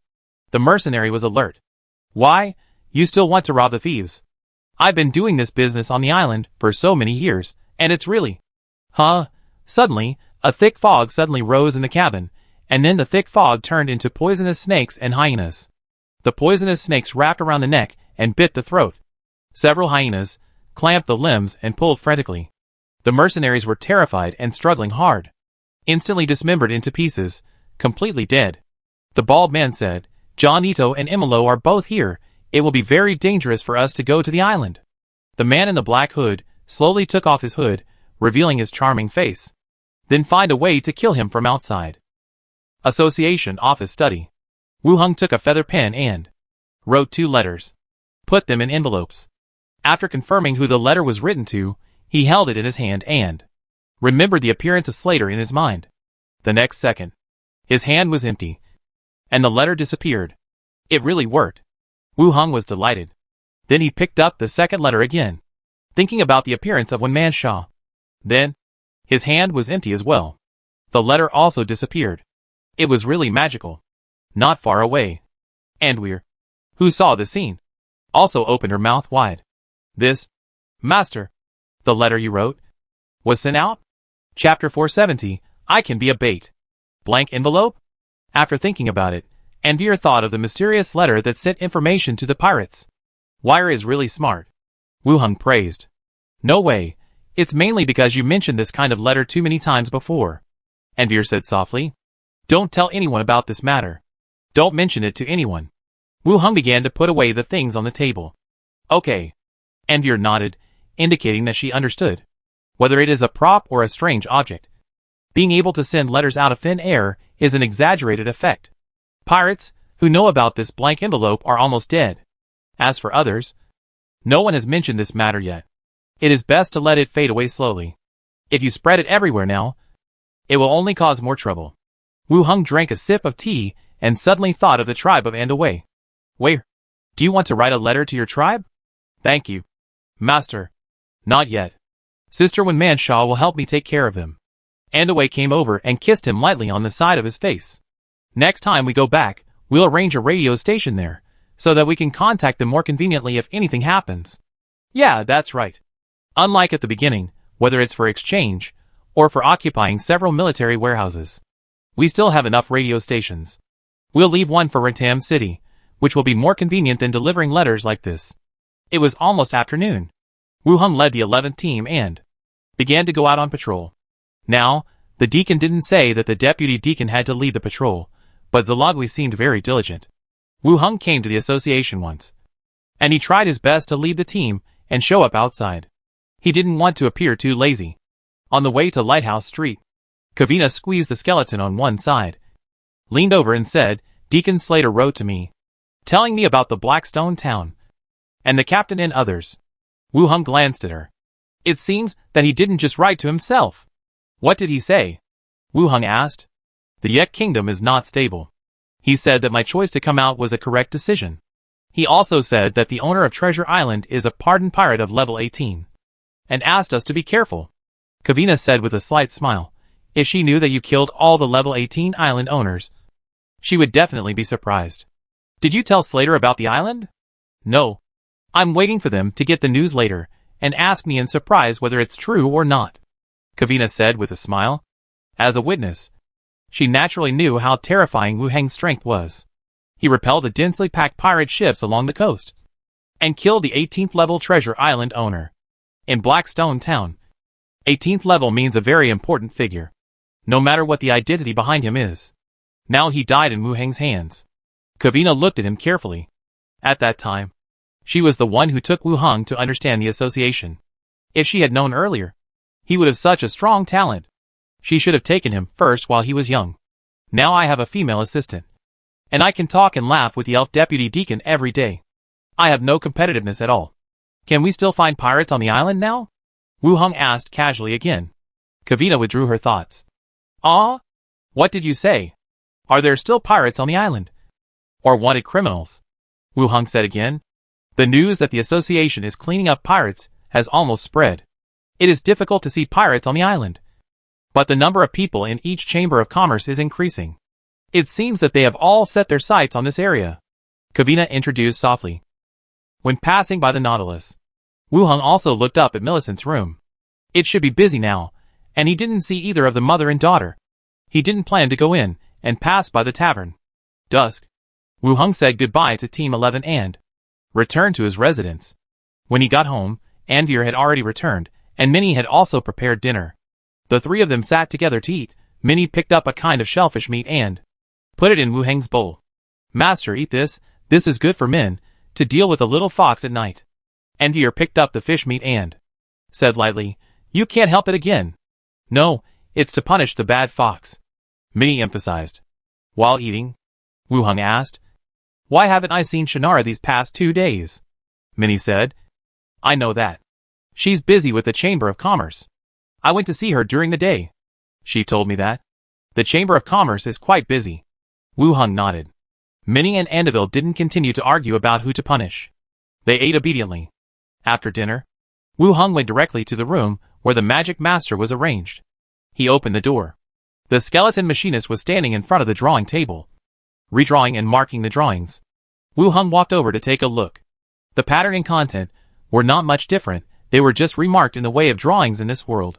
The barrels, accessories, and some other items on the drawings were also redrawn. The material grade and forging requirements were also marked on the side. Several of them were separated for human craftsmen and dwarf craftsmen, and seemed to include racial craftsmanship. It seemed that it was not quite the same as the development path he had imagined. Wu Hung wanted the strange machine master to design a mechanized factory that could produce in batches. The skeleton artificer wants to subcontract these parts to craftsmen of various races, and then assemble them. This is actually a solution. But it is also possible that someone collects information about the parts and studies the guns. Guns can be made with the current technological level of the world, but they have not been developed in this direction. Let the artificer draw it first, and then see the situation later. Leave the artificer's room. Wu Hung continued to the alchemy room. Several level 15 skeleton alchemists also stood in front of the laboratory table to conduct experiments. Purification of materials, or fusion of potions. Wu Hung took a look and returned to his study. Returning to the study, Wu Hung sat behind the desk and began to ponder the future development. At present, the strange machine master can complete the reproduction of modern firearms. Firearms are not necessarily important, but the main thing is the production of bullets and shells. I already have the blueprints of bullets, and it is not difficult to obtain the rest of the firearms and shells through various channels outside. Now it depends on how the association arranges it. Wu Hung tapped the table with his fingers. If he is appointed as the island owner, then he has enough land on the entire island to build factories and produce the weapons and equipment he needs. If the association still does not trust him, He will be transferred to another place to serve as a deacon. This will be a bit troublesome. He still cannot leave the association as a backer. And will Shannara leave with him? He will need her help in purchasing many materials in the future. Wu Hong thought in his heart. Suddenly, he sensed something. He flipped his hand, and the black cloak that covered his body appeared on his body, and wrapped his whole body, and put on the phantom veil again. He turned into a woman. Almost at the same time, a transparent detection magic quickly flew into the room. After circling around, he left the room again. Someone is looking for him. Wu Heng's mind moved, and Grinda and Xiao Xiao flew out at the same time. Xiao Xiao was curious. Uncle, do you wear this at home? She was curious about him covering himself so tightly. Wu Heng said, someone is casting a detection spell on me. Glinda, follow and see. Keep your distance and don't be discovered. Xiao Xiao, be on guard at the residence. Remember to notify me immediately if there is any danger. Okay. The two ghosts agreed. Glinda chased out through the window. Xiao Xiao went down through the roof and began to be on guard around. Wu Heng did not disturb the two maids, but arranged all the skeletons around. Once the ghosts came back and there was danger, it would not be too late to wake up the two girls. Not long after, Glinda flew back from outside. Said solemnly, found it? Who is it? Wu Heng was curious. Glinda said, wearing a cloak, I can only confirm that he is quite burly, and a level 18 professional. Level 18. Wu Heng's eyelids jumped. Is he so awesome now? There are level 18 professionals who come to his residence to investigate his situation. He thinks too highly of himself. Where is he now? Wu Heng looked serious. He left. I watched him go to Lighthouse Street. I was afraid of being discovered. So, I didn't follow him. Glinda floated to the other side. This must be because he didn't notice him, so he chose to leave first. Wu Heng nodded. You and Xiao Xiao, please work hard, guard the surroundings of the building, and notify me if there is any danger. Okay, you don't have to worry. Level 18 is as bright as a beam of light in our eyes, and we can find it once we get close. Glinda comforted. Yeah. Glinda turned half a circle, and also flew out, and scouted the surroundings with Xiao Xiao. Wu Heng sat back at the desk. He frowned and pondered the other party's identity. The 18th level professional on the island, Imolo, and the old wizard Gandalf. Old wizard, come here to investigate me. This shouldn't happen. We can meet at the association. And the means of investigating the scrolls are not like what a wizard can use at all. Then who else? Wu Heng's mind flashed instantly, the wanted poster he saw during the day. 18th level witch. The protector of the Divine Punishment Church. The other party is a woman. Grinda said that the person outside is burly. He didn't think of the result. I dare not go to the zombie world, because if the other party comes to find me, the two maids may be implicated. So, I just put on my cloak and veil, and went to bed to rest. At dawn, in the cabin of the port, the bald and thick-browed Divine Punishment Cult Protector folded his arms, said, we don't have that much time to drag on. Across the street, a woman's voice sounded. Then what do you think we should do? Can you still fight your way to the island? Tonight, if we still haven't found an opportunity, we will first capture the woman next to him, so that he won't come out. The bald man said. When the time comes, he will inform Imolo immediately. Only a fool would go there to die. The woman sneered. Then kill these women. And then we will leave here and explain the situation to the bishop. You are really crazy. Why do you do such a ruthless thing? Killing him will not benefit us at all. The woman exclaimed. She did not intend to participate in the pirate affairs. She did not occupy the treasure island. And she was put on the wanted list. Now she had to deal with the deputy deacon. What's the point of killing him? Now we have to kill the other party's people. If we really do this, there will be no room for easing. If we can't kill him, we should make him pay a price. This is also what the bishop meant. The bald man wiped his head with a towel. If you are afraid, go to the Nautilus Tavern. There is a woman who is his spy. I will deal with the others. The woman hesitated and finally said, it's up to you. Association. Wu Heng brought Minnie, Anvil, all to the association. Let the two stay in the study. He went directly to the deacon's study. He knocked on the door and, after receiving a response, walked in. In the room, in addition to Imolo, the old wizard with a white beard was also in the study, holding a wooden stick in one hand and drinking tea in the other. Deacon Old Dean? Wu Heng greeted.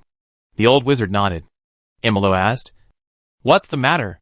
Wu Heng glanced at the old wizard on the sofa and said, Deacon, A level 18 professional came to my house last night, but did not come in, but used the exploration scroll outside to investigate my residence. After saying this, the room was instantly quiet. Yamilo turned his head and looked at the old mage sitting on the sofa. The old mage's eyes were still on Wu Heng. Are you sure he is a level 18 professional? I can be sure, Wu Heng said solemnly. Yamilo also asked, since you have seen him, do you know what he looks like and what his characteristics are? At the beginning, when Wu Heng mentioned the level 18 professional, Yamilo also doubted the old mage for a moment. After all, he was also interested in Wu Heng before, but it was obviously not him, and he would not take such a clumsy method. Now, I am even more curious about why there are other level 18 professionals on the island. They came to the island so secretly to investigate the vice deacon of the association. Wu Heng said, I didn't see his appearance. It was late at night. He was wearing a cloak and looked quite burly. He added, I'm not sure if he used any props to change his appearance. In the study, there was a brief silence. Yamilo looked at the old wizard. Dean Janvito. It seems that the time for you to leave will be postponed. It seems that the reinforcements of the association will leave soon. The old wizard said calmly, It's okay to postpone the trip. We are here to support Treasure Island. If there is only one person, it won't be a problem for the two of us to take action. It's okay to deal with a level 18 professional. But we need to make arrangements in advance. If the island residents die, we won't be able to explain to the association. Yimi Luo said. Of course. We have to do it in a remote place. It's different from the last pirate attack. Pirate attack? It was forced defense. Many things can be ignored. It's different now.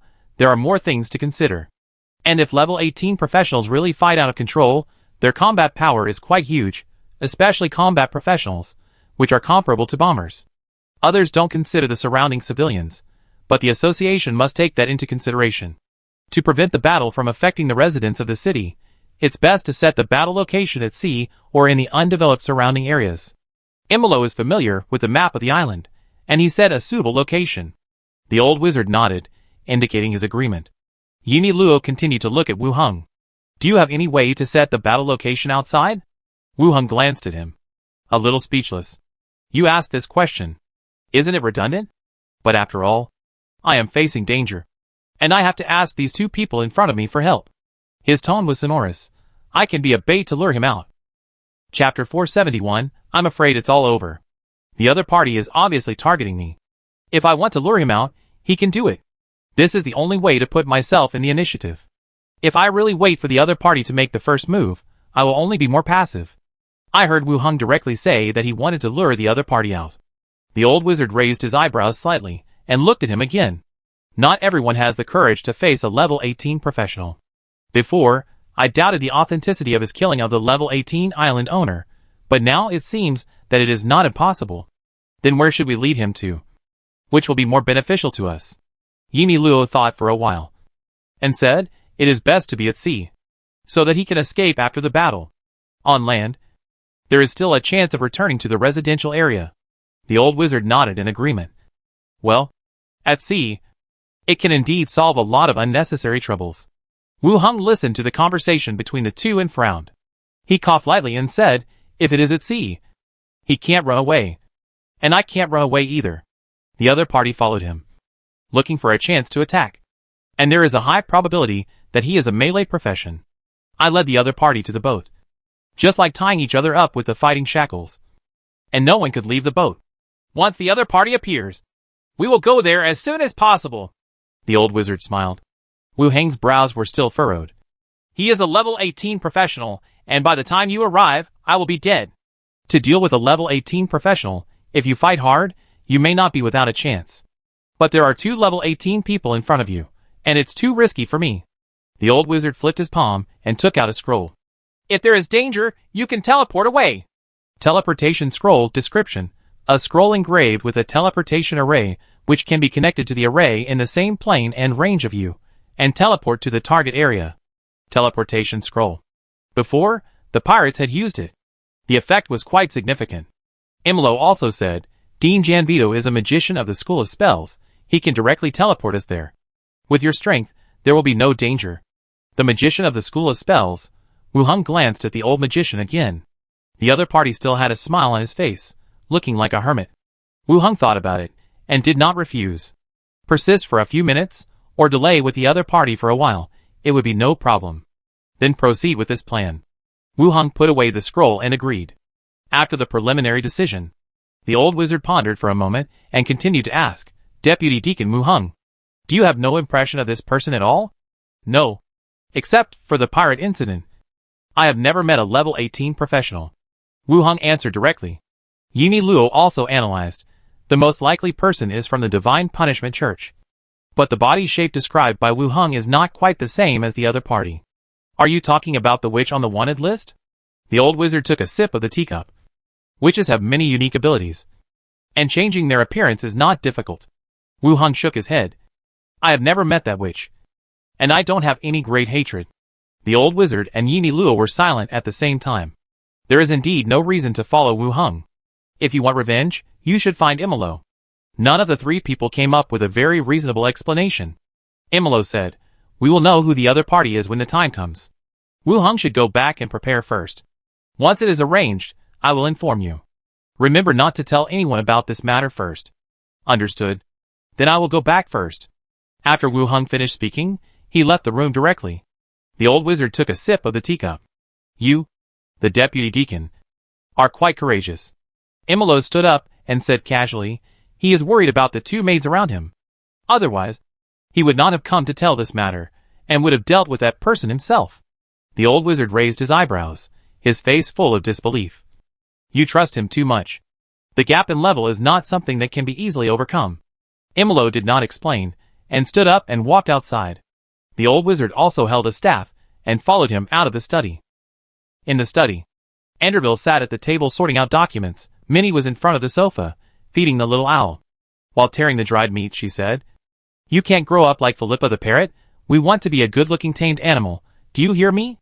The little owl ate the dried meat, and did not respond. I heard the door open, turned around, and saw Wu Hong coming back. Minnie threw away the dried meat, and threw it directly into his arms. Master, did something happen? Anderville and the little owl also looked up. In the morning, Minnie was brought here. Apparently, something happened. Wu Hong hugged Minnie in his arms, hugged her, and said, It's okay.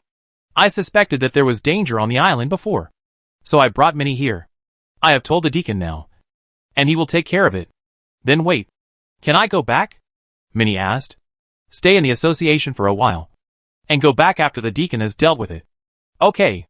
Minnie agreed, sat back on the sofa, and began to flip through the comic book that had already been frayed. Wu Hong sat back at his desk and began to prepare for the night battle. He checked the guns and ammunition.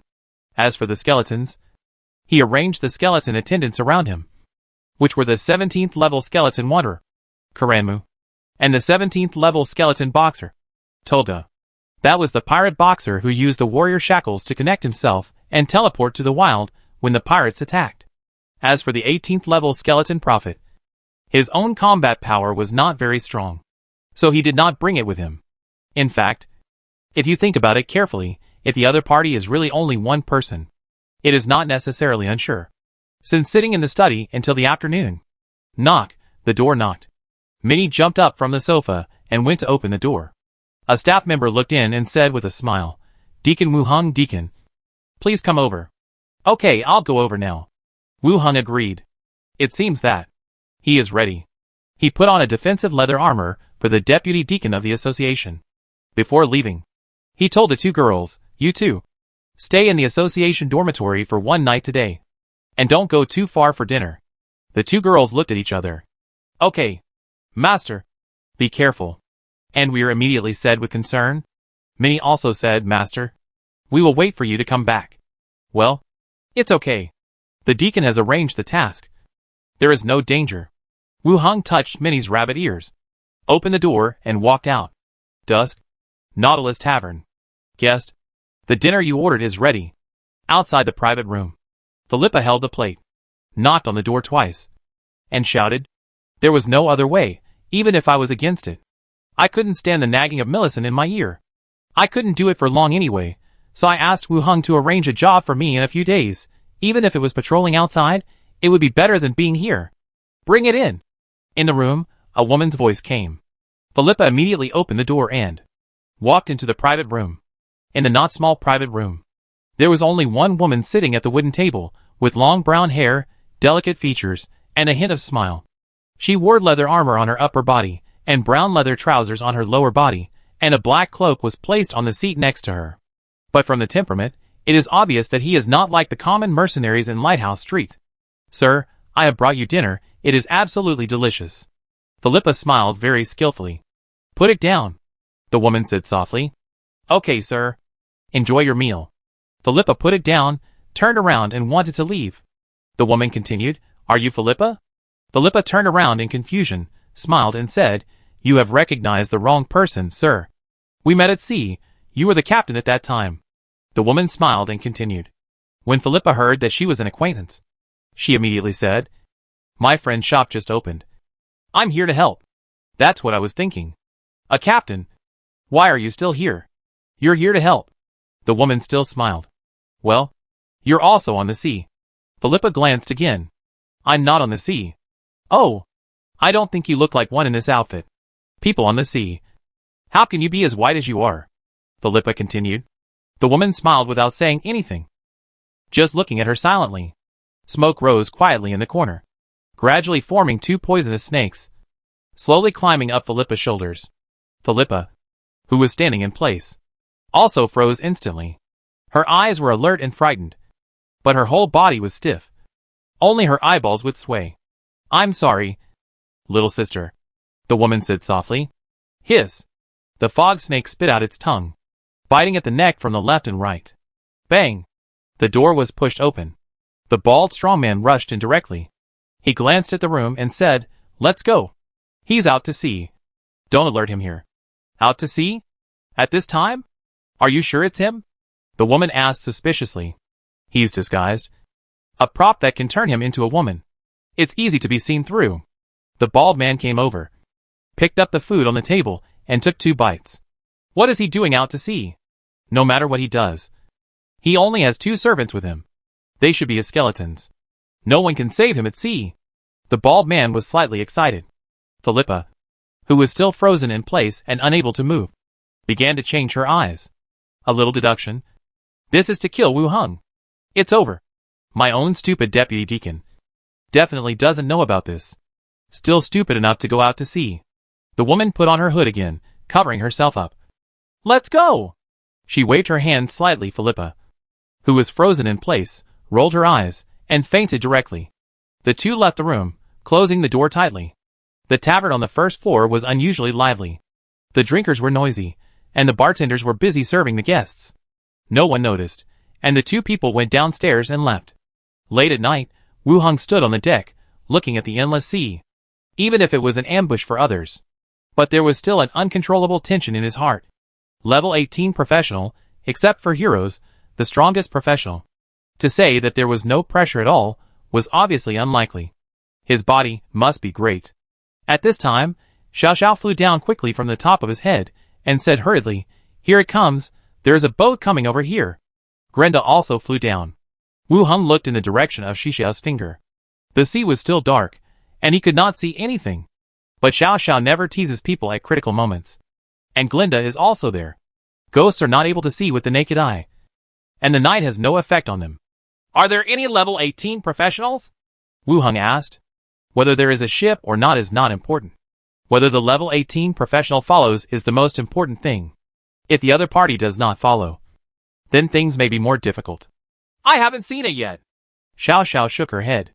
Glinda asked, "Do you need us to go into the ship to take a look?" The effect of clairvoyance can only be effective for the target that is seen. Hiding in a building, or wearing a hidden cloak or something similar to a self-covering prop. There is no way to see it. No need to go over. Just keep an eye on it. Okay. Xiao Xiao nodded, flew back into the air, and continued to observe the situation on the sea from above. About 20 minutes later, a medium-sized ship appeared under the moonlight. It approached this side directly. "Here, there is a level 18 professional," Xiao Xiao exclaimed. "I saw a figure walked out of the cabin. He also looked at the ship here. He kicked his feet and was ejected like a cannonball. A few meters away, with a bang, he landed on the deck here. I caught you, little deputy deacon." Chapter 472, Caxu. The two men were facing each other 5 meters apart. Wu Heng also looked at the target carefully. Compared to the other party, he had been looking for opportunities to target himself. He didn't even know who the enemy was. Bald, square face, thick eyebrows and big eyes, slightly dark skin, naked upper body, strong muscles as if greased, shining. Both hands were wearing boxing gloves, and his eyes were like tigers. Boxer, or armorless boxer. The bald man looked at the deputy deacon of the association, who was calmly examining him, and frowned slightly. Why, I suddenly stopped your boat, you're not surprised? Wu Heng asked, who are you? The guardian of the Divine Punishment Church, Caxu. The Divine Punishment Church, it really has something to do with them. Wu Heng asked suspiciously, we don't seem to have much hatred, why are you targeting me? Ha, the bald man laughed, and continued, you don't need to know the reason, I can give you a chance to survive now. What chance? You are quite capable, join our Divine Punishment Church, and you will enjoy the same rights as the deputy deacon. Don't you like women of all races? There are enough female believers for you to play with, and they will be grateful to you. The bald man said without hiding anything. Wu Heng frowned even deeper, glanced at the other party, and sneered, I don't think I'm a good person. But I won't associate with people like you. What the Divine Punishment Church believes in and does has nothing to do with me. But if you want to cause trouble for me, I'm not so easy to bully. The bald man's eyes shone coldly, and murderous intent was everywhere.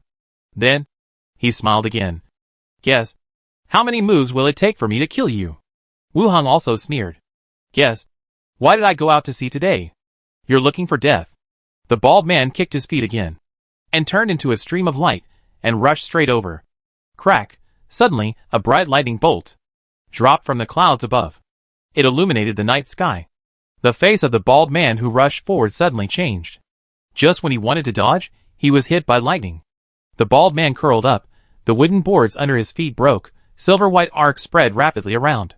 At the same time, a magic circle rose from the middle of the deck. Imolo, the old wizard, and 2 high-level association deacons appeared from the magic circle at the same time. Imolo looked at the bald man opposite. God's Punishment Church Caxu. At the same time, he reminded, the Witch of God's Punishment Church should be nearby, be careful. As the voice rose, Imolo's figure has already shot out, his figure keeps changing positions, and sword energy slashes at the bald boxer on the opposite side. Humph, the prince of the elves who has the greatest hope of becoming a hero, others may be afraid of you, but I, Kashu, am not afraid of you. The bald man shouted angrily, and his fists turned into fist shadows.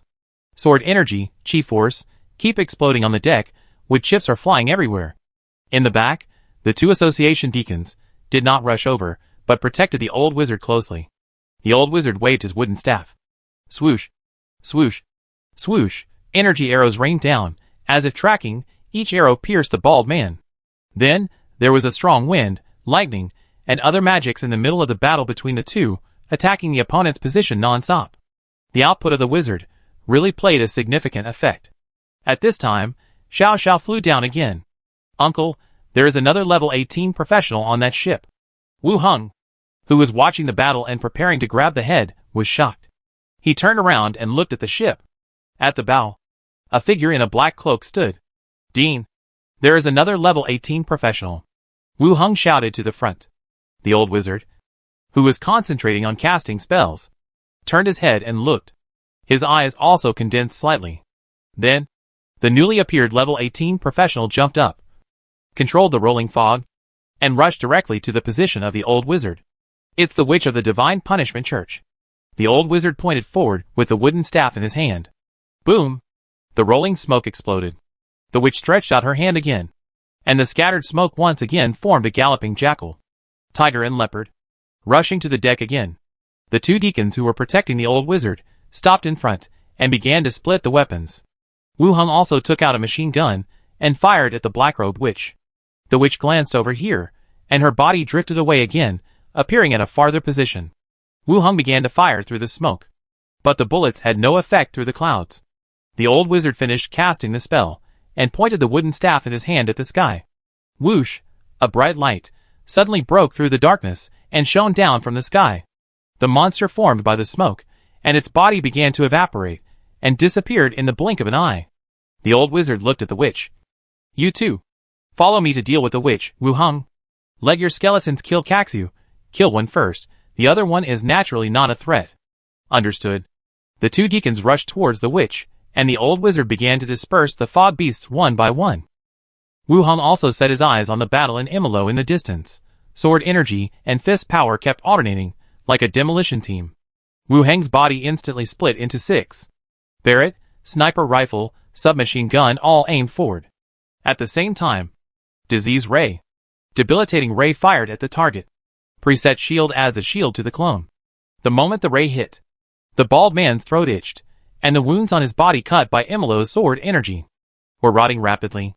But the 18th level professional boxer, who had endless strength, showed no signs of weakness. Bang, bang, bang. The gunshots suddenly rang out. The bald man entangled by Imolo had a bowl-sized hole suddenly exploded in his waist. The bald man's face changed drastically. He didn't expect to be so seriously injured.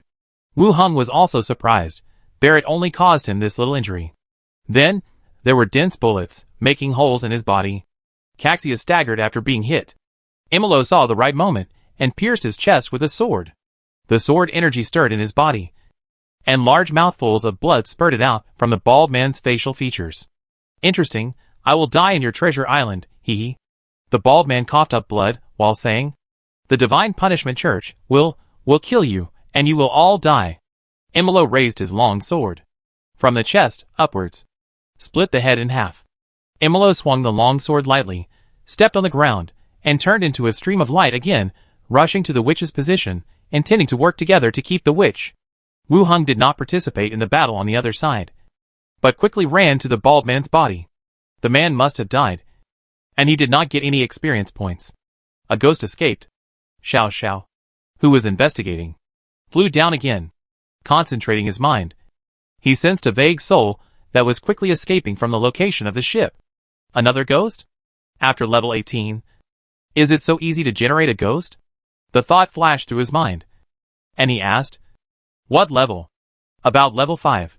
At this time, the ghost had already escaped to the sea, beyond the casting range of the bone cage.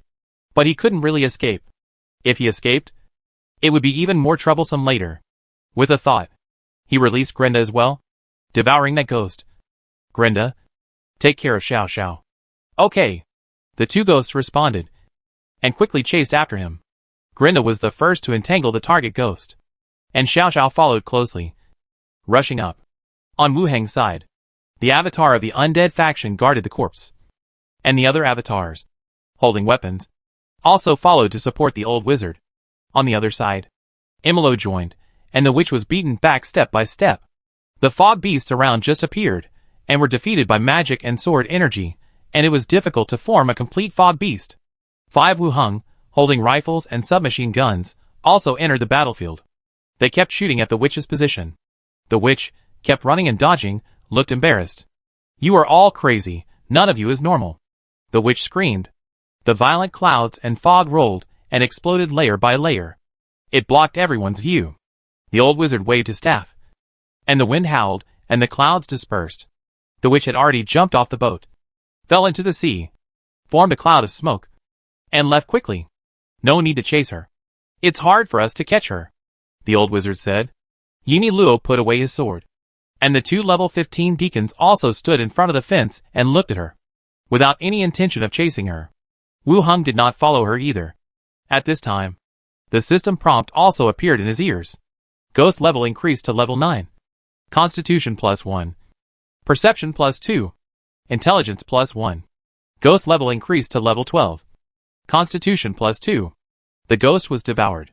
Granda and Xiao Xiao both were promoted. The 2 ghosts returned quickly, entering the body of the dead spirit clone.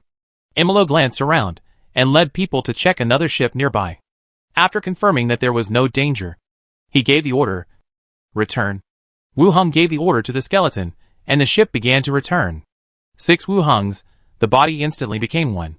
The side effect of the strange object made him sit on the wooden box with his head in his arms, and rest for a while. When the side effect disappeared, he walked over slowly. Deacon, what should we do with the body? Imolo said. Wrap it up. Report it to the headquarters first, and deal with it after the results come out. Yes. Wu Hung nodded. and commanded the skeleton to wrap the body. The old wizard looked at him. 100 soldiers' robe. How did it get into your hands? I exchanged it for merit. Wu Hong asked back. Your Sky Thunderfall move is pretty cool.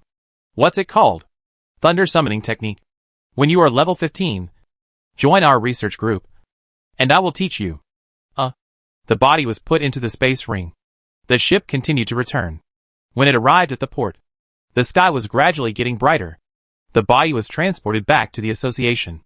On a wet island reef, the waves kept hitting the reef, and the water splashed down like a rainstorm. A cloud of mist stumbled and fell on the reef, forming the appearance of a disheveled woman. The shocking wound, and the blood flowed into the sea along the reef. Damn, lunatic, all lunatics. Caxu. This idiot, he didn't even know he was deceived. The woman swallowed the potion with difficulty, cursing. Chapter 473, Receive the letter. The biggest reason for such a fate is that Caxu underestimated the other party. He only thought that the other party was an ordinary deputy deacon of low level. As long as he found a suitable opportunity, he could easily kill the other party. But the facts prove that the person who could kill the island owner Occam could not be so simple. Even if his level was not high, he still had other strengths. The whole incident is not difficult to deduce. This deputy deacon had discovered Caxu, who was tracking and looking for opportunities in advance, and arranged this sea trip. Even if they started the battle from the island, they would not lose so badly. The boxer really trained his brain into muscles. The woman cursed again. She sat on the reef and continued to rest. Her face became gloomy. If Caxu had died, he died, it was his own fault. But after returning, how should she explain this matter? In the 2 battles, she escaped alive, but all the 18th level professionals who cooperated with her died on the island. Even if I know what's going on, it's hard to convince others to believe. Now it depends on how to say it, and I have to avoid the next time, so that I can land on Treasure Island. Thinking of this, I still looked in the direction of Treasure Island.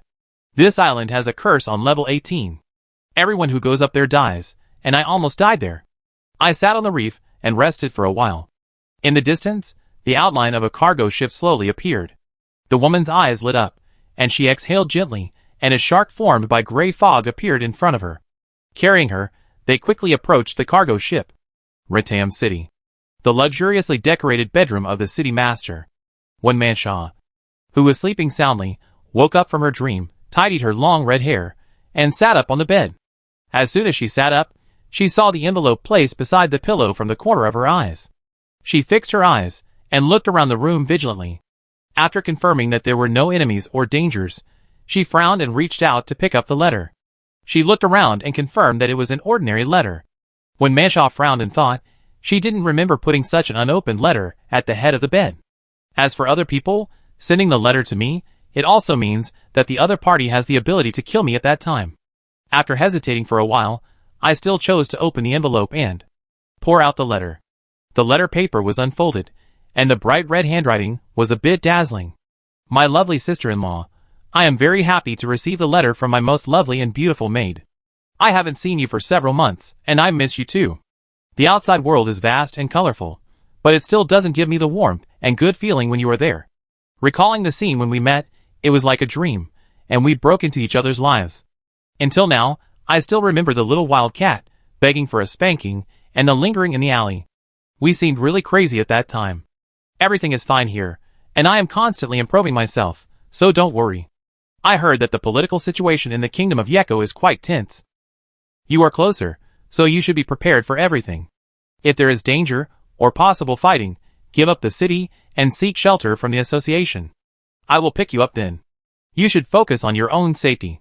You should spend the tax according to the development plan, and don't leave it to me. You can use it at your own discretion. After a while, I will go back to see you. There are all kinds of seafood here. Beautiful and exquisite accessories. I will bring them back to you. Love, your master. As she watched, when Manshaw smiled. There was no signature, nor any title in it. But from the content of the letter, we knew who the letter was from. It should be the first time to use the method of delivering letters, and it was not sure whether it would succeed. So no name or title was written.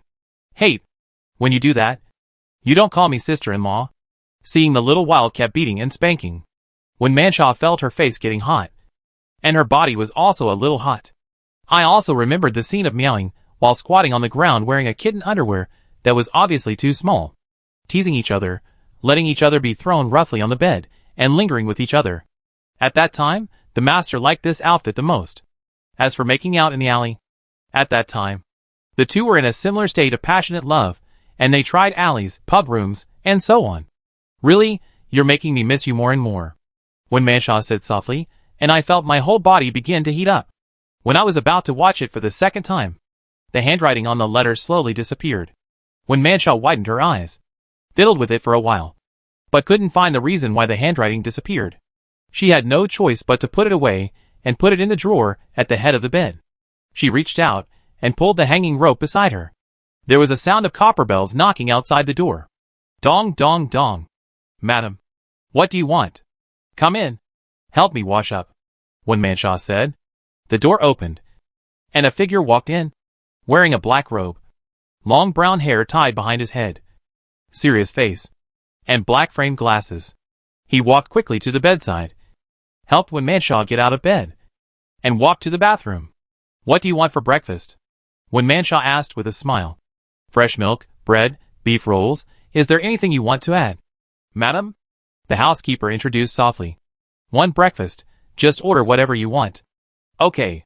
The housekeeper nodded, looked at Wenmanshaw. Madam, you seem to be in a good mood today. Wenmanshaw was stunned, and stroked her bulging belly. Yes, I'm fine. Give the servants in the mansion a half-day off in the afternoon, and let them go back to see their families. I thank Madam on behalf of everyone. You are so kind. After a simple wash, Wenmanshaw walked towards the restaurant. Is your husband still asking for information about the city lord's mansion? The housekeeper's face was serious. Still asking. I will reply to him according to Madam's instructions. Well, just deal with it this way for now. There's no rush. All up to Madam. Blackstone Town, Deacon's Mansion. Slater was awakened by the chirping of birds outside the window. He looked over and saw his niece, who was sleeping on the other side, leaning against the bed and looking at something. You're only looking at these all morning. Wu Hung is already a deputy deacon, and you are the team leader. Why aren't you in a hurry at all? Slater sat up and lectured softly. Yuri didn't take the blame this time, but turned to look at her aunt while reading the letter. Slater touched his face. What's wrong? What are you looking at? Yuri asked suspiciously. Aunt, do you have a man? Slater's heart trembled, and said, What nonsense are you talking about? Are you dreaming? Here, this is a letter to you. The content is so mushy, and it says that I will come to see you in a while. Yuri handed the letter over. Slater's eyes widened instantly, and panic appeared on his face. He snatched the letter and looked at the content. It was blank. Slater's eyes froze. What's the content? Is it cheesy? Yuri took the letter back and looked at it. Her eyes widened. It's not.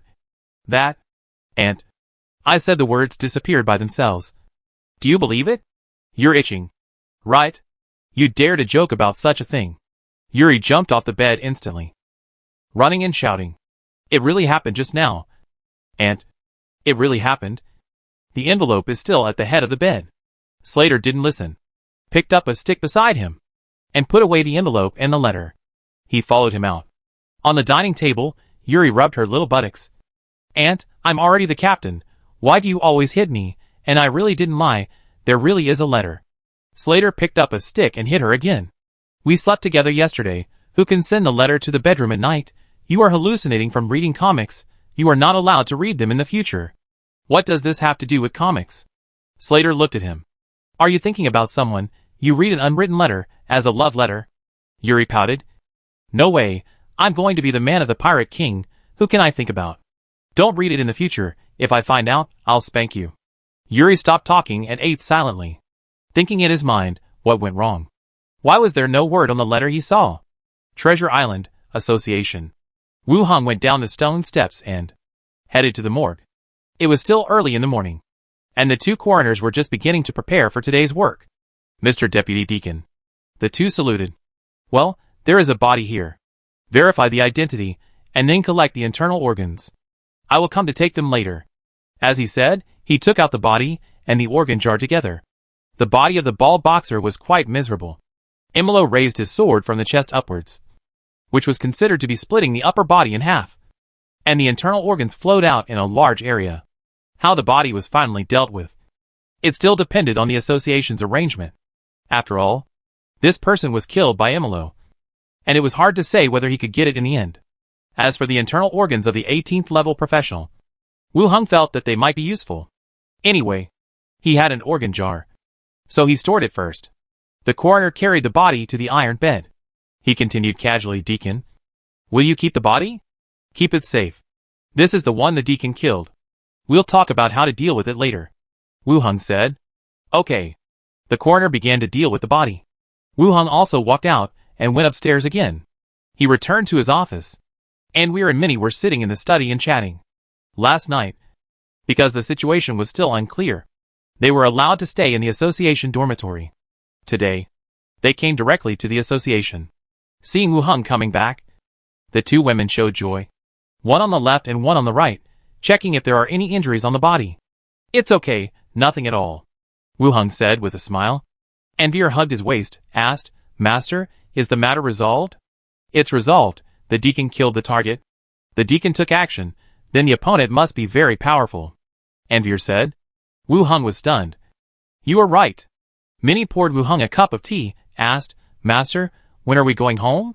"Well, in the evening, let's have a good meal outside together, and then go home." Wu Heng sat back in the chair behind the desk. "Let's go to the one in the lighthouse district. Their alchemy dishes are delicious," Minnie suggested. "Okay." The three chatted for a while. With a clang, the door was opened, with a force that felt like it was kicked. Then, Philippa rushed in, holding a wanted poster in her hand, pointing at the portrait of the woman on the wanted poster. She wanted to kill me yesterday, and there was another bald guy who wanted to kill you." Chapter 474, Bullet Factory. Philippa was panting, trying to express herself, but her words were still a little confusing. "Don't worry, speak slowly," Wu Heng said.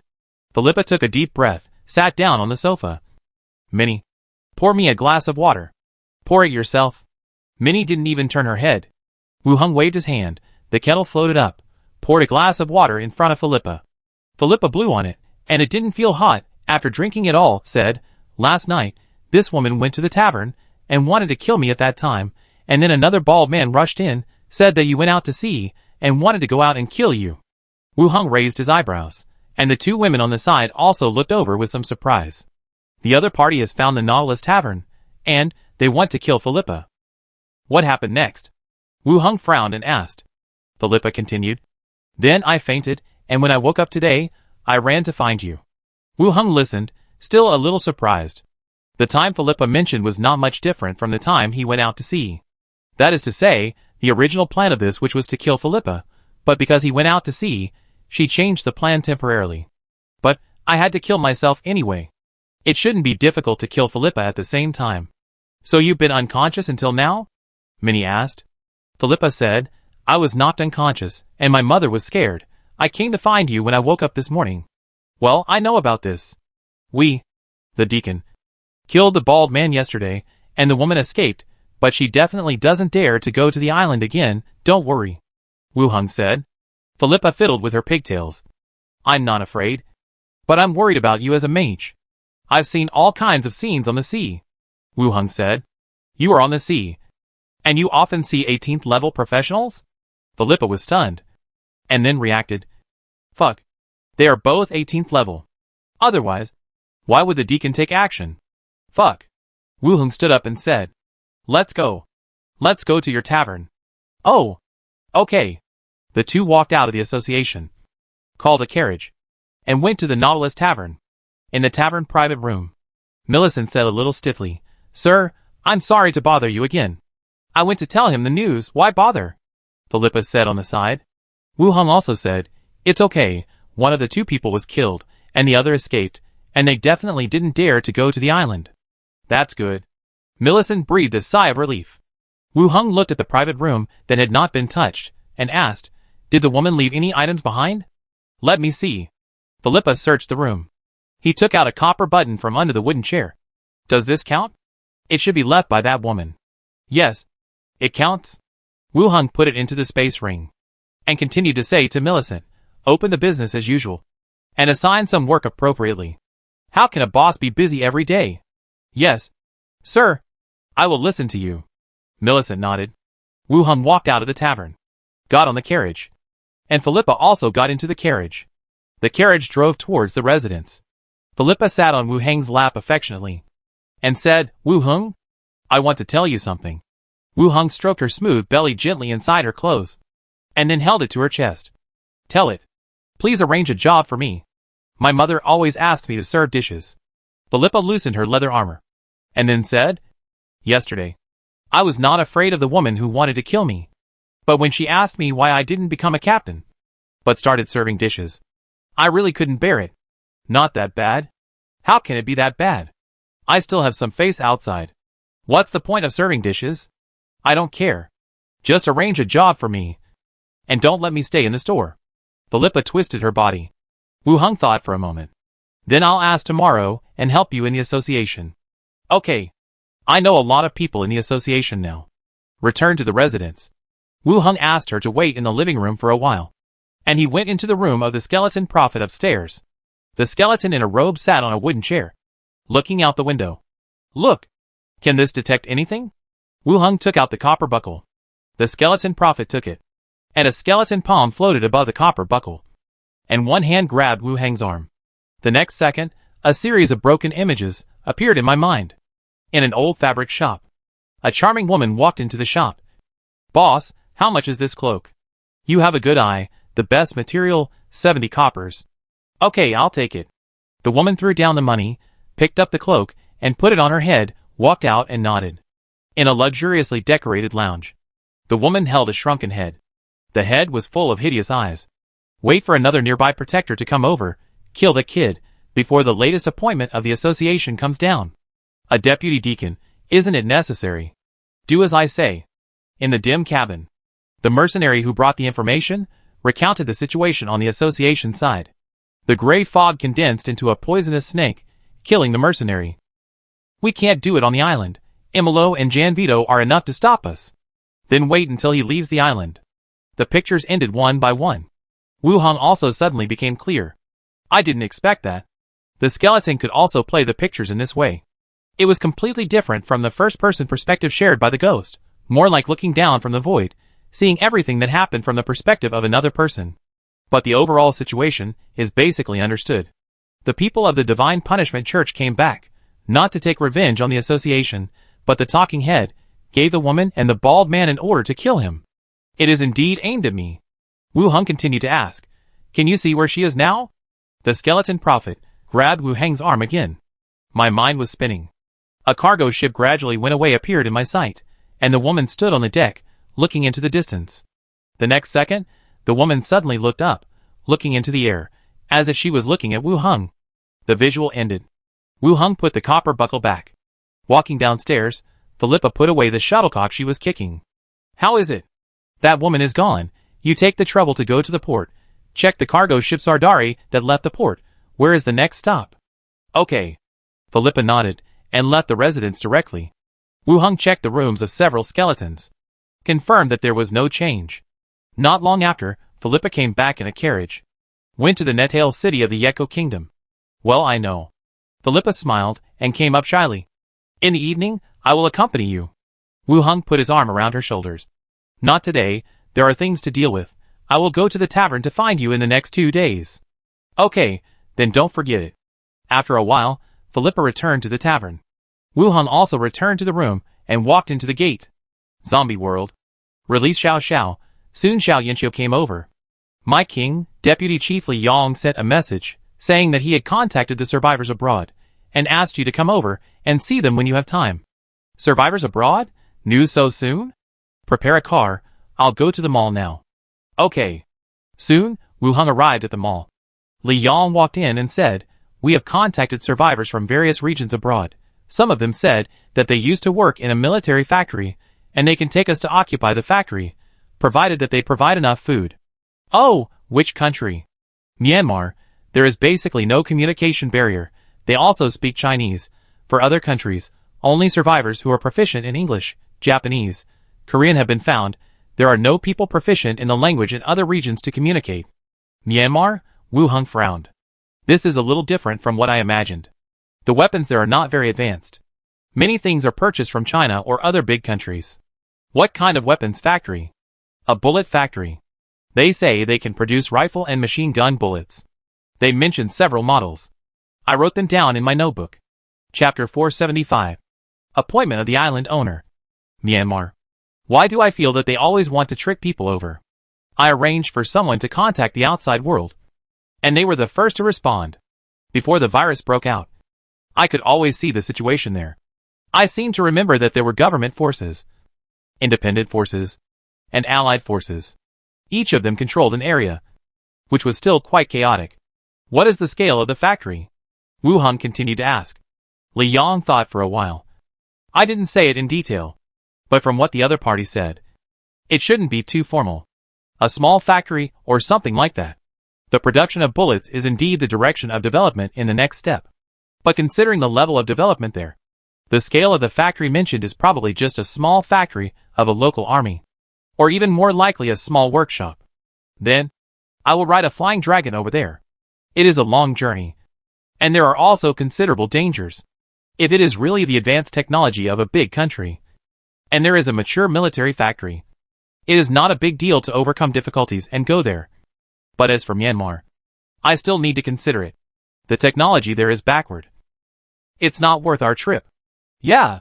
Li Yong didn't say much about this matter, but continued, there are two more things. One is that the headquarters encourages all places to trade surplus materials. The second is that the provincial rescue team replaced a deputy commander Huang yesterday and rediscussed the transaction between the two sides. What did the province say? First, they apologized for the previous misunderstanding and wanted us to restore the grain price to the original ratio. Wu Hung was curious. What misunderstanding? Li Yong smiled. They said that in order to trade with us, Deputy Commander Liu deliberately brought up the issue of the machine gun blueprints. And now he has been removed from his position as Deputy Commander. Good guy, what a familiar way of handling it. So, they don't have the machine gun blueprints at all? They said they were preparing a military factory. And they would be willing to share it with us when the time comes. Li Yong said. Military factory. The technology of domestic factories is more mature. But the location is relatively confidential. I didn't know much about this before. Wu Hung thought for a while and said, find a way to find out the location. And then we can occupy it ourselves. Okay. There are other shelters in the province. And it shouldn't be difficult to find out the location. After talking about the weapons, the two discussed the development of the base. The base development progress is a bit slow for Wu Hung.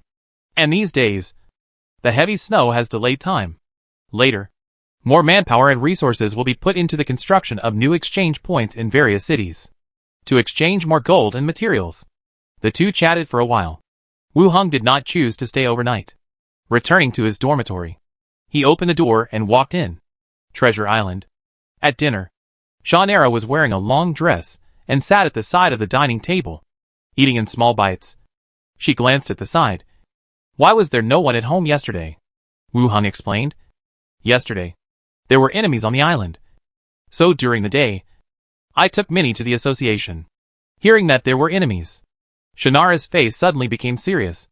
After all, the pirate incident is not completely over, and now there are enemies again. Have you caught the person? It's okay, the person has been killed, there is no danger. Wu Hung said with a smile. Shannara glared at him with some complaints. You didn't even tell me. Wu Hung came out from under the table and took her hand. I was afraid you would worry, and the other party is high level, mainly targeting me, and if they find out that I have arranged for someone to find you, I'm afraid you will be implicated. I don't believe you.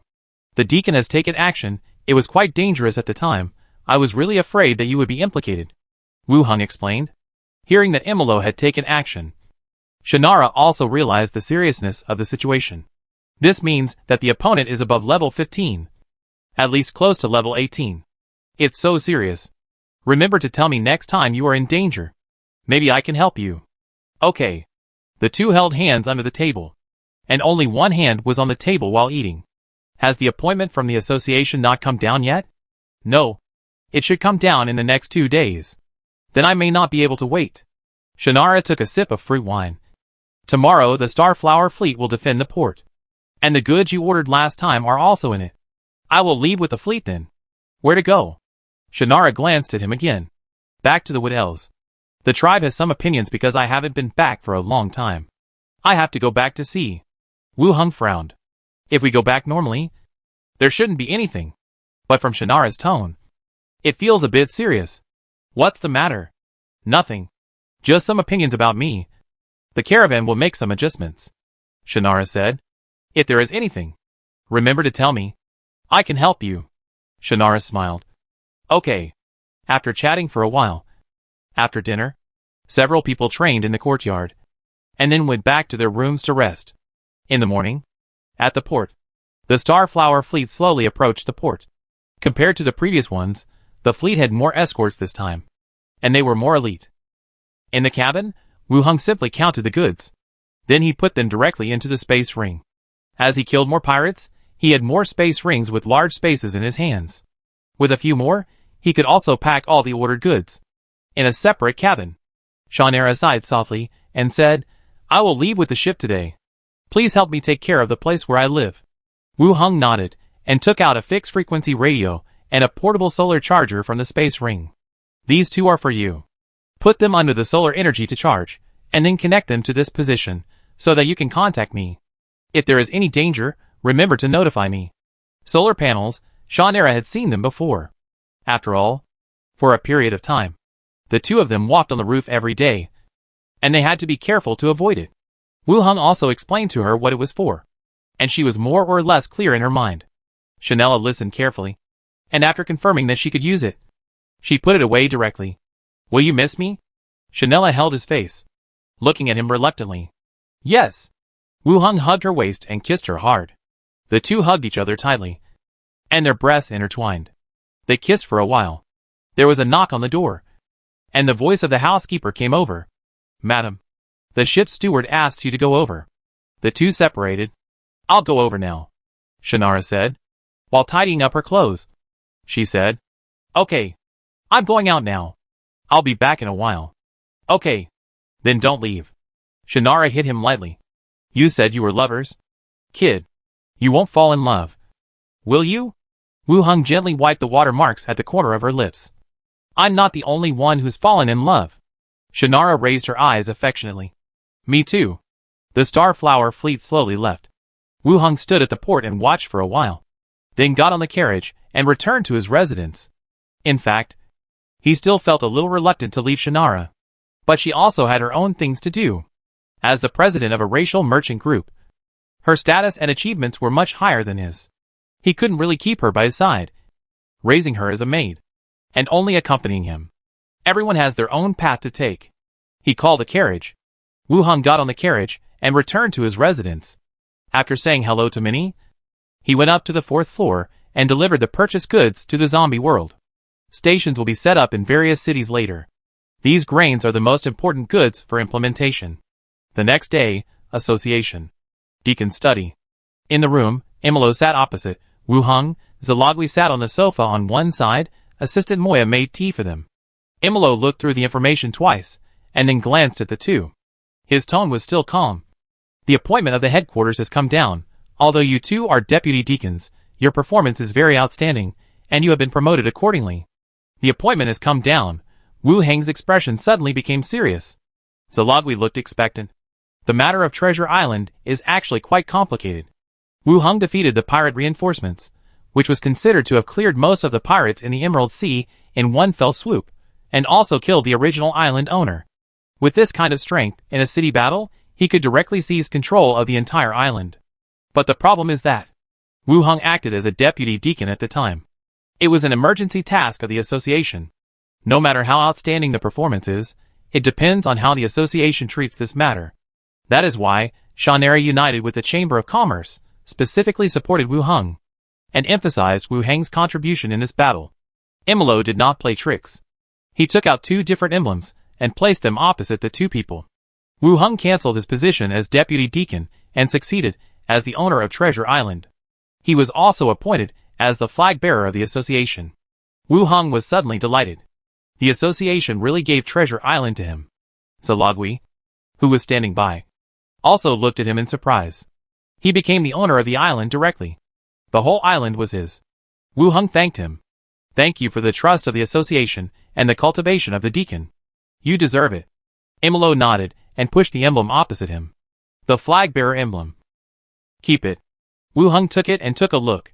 The background is golden, with the basic pattern of the association carved in a hollow, and a blue flag pattern in the middle. Imolo continued, Shi Logui has been promoted to the position of Deacon of Treasure Island. From now on, he will be fully responsible for the work of Treasure Island Association. Both of them frowned. Shi Logui asked directly, Deacon, what about you? I will be transferred back to the headquarters, and I should not be sitting in the position of Deacon. Imolo answered softly. Wu Heng thought for a while, and said, Deacon, if you leave, what will we do if we can't beat others? Treasure Island is different from Ratam City. Any two people picked out at random may be high-level professionals. Especially recently, there was a conflict with the people of the God's Punishment Church. The pirates have been almost cleared. You two are enough to defend the entire island, Imolo said.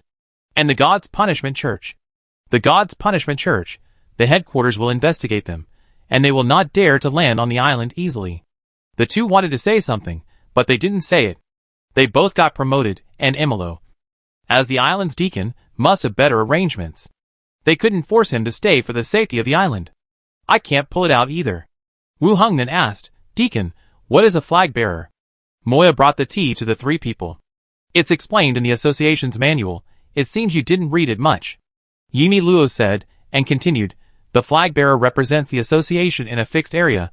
The host of the corresponding work conveys the association's important ideas and development direction. Wu Heng frowned and thought for a while. Convey important ideas and development direction. This is to arrange himself in a civilian position, separated from the association's field envoy. But it's good this way. He didn't like patrolling in the first place, and he went to the association every day to work. What is my scope? Surrounding islands and coastal areas, Yamilo said. Wu Heng asked again. Who was the last flag bearer? Me. Yamilo looked at him. Wu Heng was stunned, and just wanted to ask, why do you hold two positions, but he held back? I understand.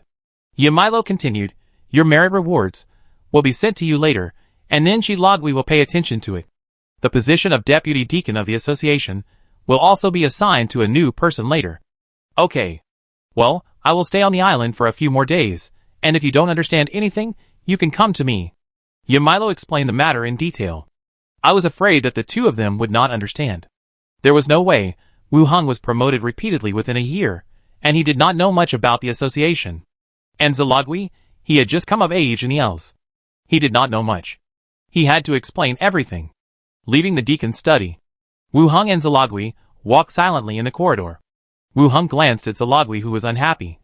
Deacon Yamilo, this is a promotion. He will definitely get better treatment when he returns to the headquarters. We should be happy for him. Zalogui forced a smile on her face. I know, I just feel that we are going to separate suddenly, and I am a little sad. We can write to him, and we can go to the headquarters to see him if we have the chance. Yeah. Zalogui nodded, gently wiping away tears. Okay. Okay, don't cry, we've all been promoted, this is a good thing. Wu Heng opened his arms. Shi Logui leaned on his chest and sobbed softly. Wu Heng patted her shoulder. You will be a deacon in the future. How can a deacon cry? What if I can't do it well? Of course I can't do it well. You haven't seen the deacons outside, they are far worse than you. Wu Heng comforted. You will help me then. Of course, we agreed to help each other.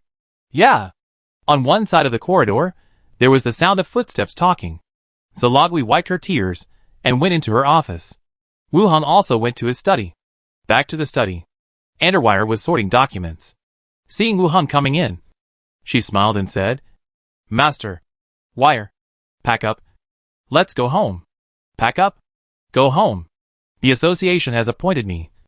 I am the island owner now, and I don't need to come to the association to work in the future, Wu Heng said. Underwire was stunned. And then she showed joy. You really became the island owner. Sister Chanella's plan is still useful, Wu Heng continued. Pack up. Let's go back today. Okay.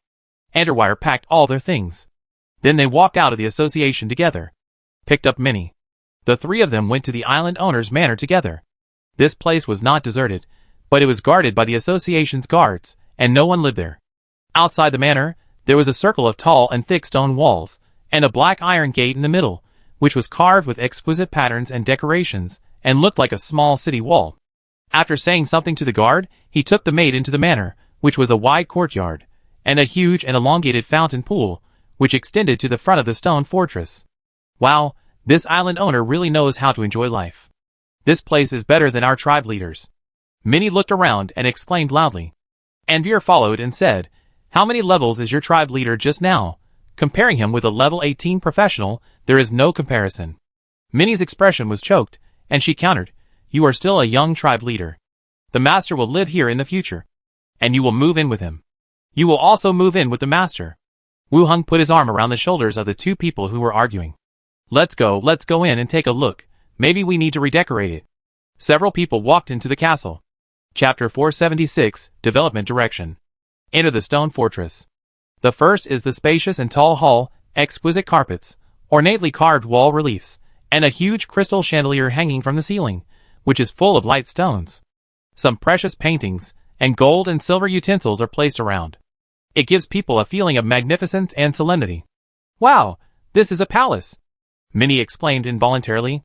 At this time, Anvir did not argue with her, and exclaimed, "How much does this cost?" Wu Heng was also a little surprised. This pirate leader really thinks he is a king.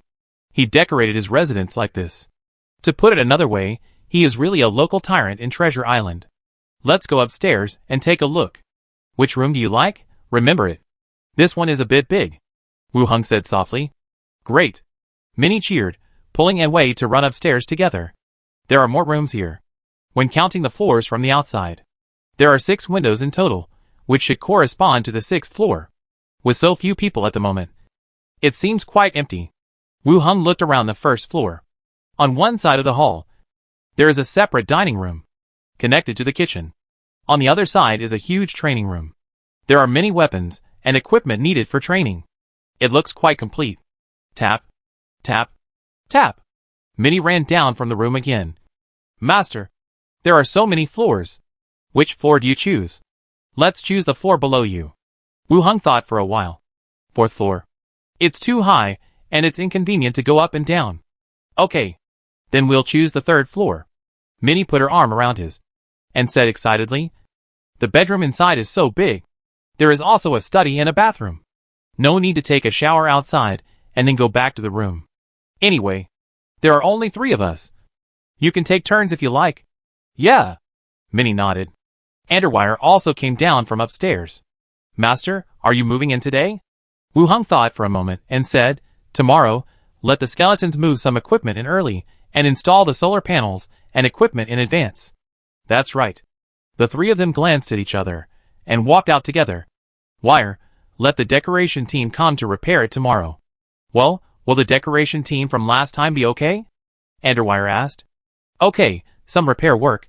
The array pattern of the fountain should be redrawn. We can ask them to find someone together then. Understood. The building was well preserved, and nothing was moved much. But in the courtyard, you can still see many traces of fighting, especially on the fountain in the center of the courtyard. There are sword marks that tore the stone bricks. It should be caused by the sword energy of Imolo. There are also broken stone sculptures and uprooted trees that fell to the ground. It can be seen that the fight was quite fierce. After walking out of the manor together, Wu Heng looked at the time. It was still a little early to go back now. So he simply said, Minnie, you go back first. I will take Wire to the city hall. Okay. The 3 of them separated at the door, left in different directions. City hall. Built in the 2nd row of buildings in the central area. Due to the war on the island, the entire city hall was in a state of stagnation. The association tracked down these people, and there were many people who were not implicated, and many of them stayed.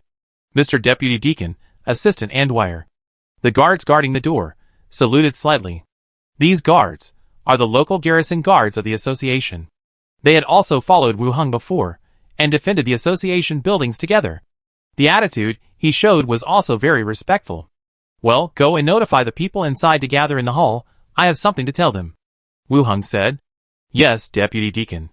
The guards left quickly, and soon scattered people came down from upstairs. Both men and women stood in a row. The news that the Deputy Deacon of the association killed the island owner had spread on the island. Suddenly they were gathered here, and they were also worried whether they would be implicated. Wu Heng looked at everyone, and said directly, From today on, I will manage all the government affairs of Treasure Island. The people on the opposite side were a little surprised, but no one discussed anything. Wu Hung continued to ask, "Who is the manager here?" "Mr. Deputy Deacon, I am." A dwarf in neat clothes came out. "What's your name?" "Mister, my name is Wilkins," the dwarf said in a shrill voice.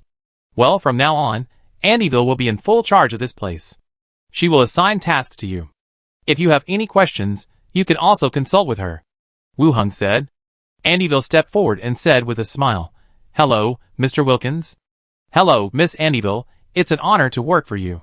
"Well, Mr. Wilkins, I need you to calculate the scope of work of the City Hall, and the list of members, and give it to me tomorrow." Andyville quickly got into the state, and gave the order directly. Many things in this world are not difficult. Just like being an assistant, sitting in that position, some things will gradually become familiar. "Okay, miss. Well, that's it for now.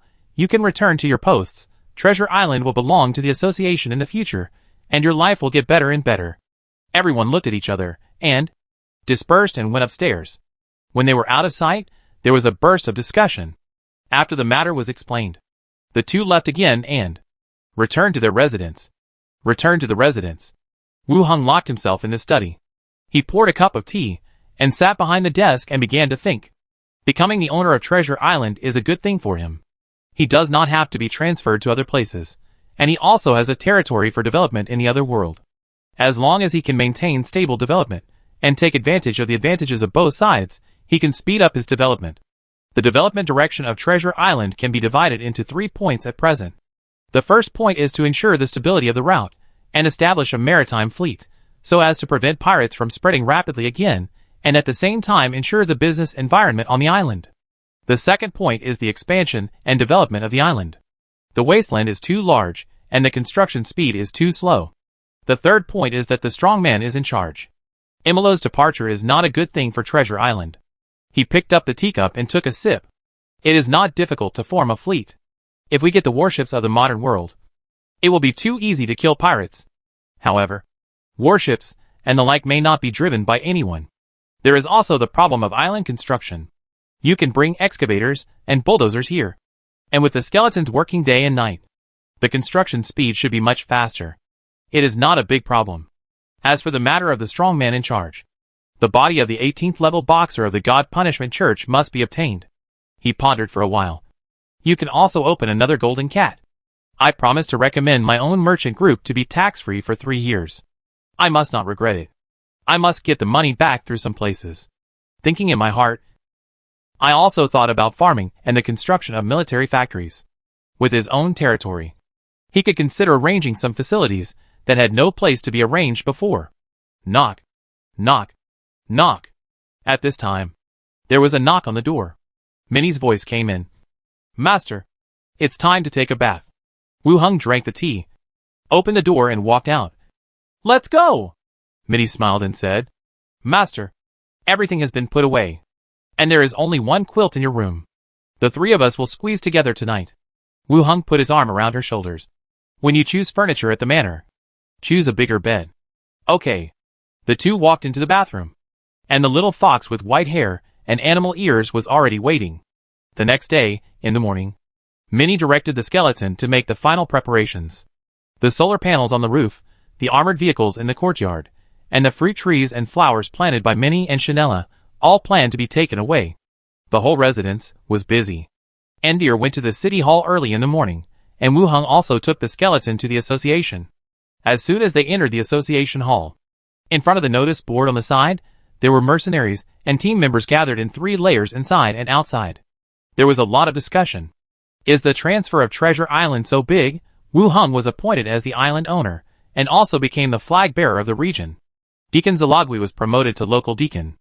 Oh my god, 2 deputy deacons, both new, were promoted so quickly. What you said, killed a level 18 professional, and wiped out most of the pirates in the Emerald Sea. This kind of merit should be promoted by exception no matter where it is. Then Zalagwi will be the deacon. What about Deacon Yamilo? It has not been announced above. As a local deacon, his greatest merit is definitely his, and I feel he should be promoted as well. No, I mean, it was Emilo who left. Can the 2 of them defend Treasure Island? You didn't see how powerful the weapon used to kill pirates was. A flash of fire turned people into blood mist. I heard that it was a prop passed down from the family of Deputy Deacon Wu Hung. It is a weapon that combines strange equipment and runes. Isn't he a necromancer? Is it okay to give such great power to a necromancer? The association will definitely monitor it. The more power is given to him, the stricter the supervision will be. People who want to do things secretly will not show up like this. Wu Hung stood in the corridor. Through his small vision, he saw the content on the notice board and the conversations with several people.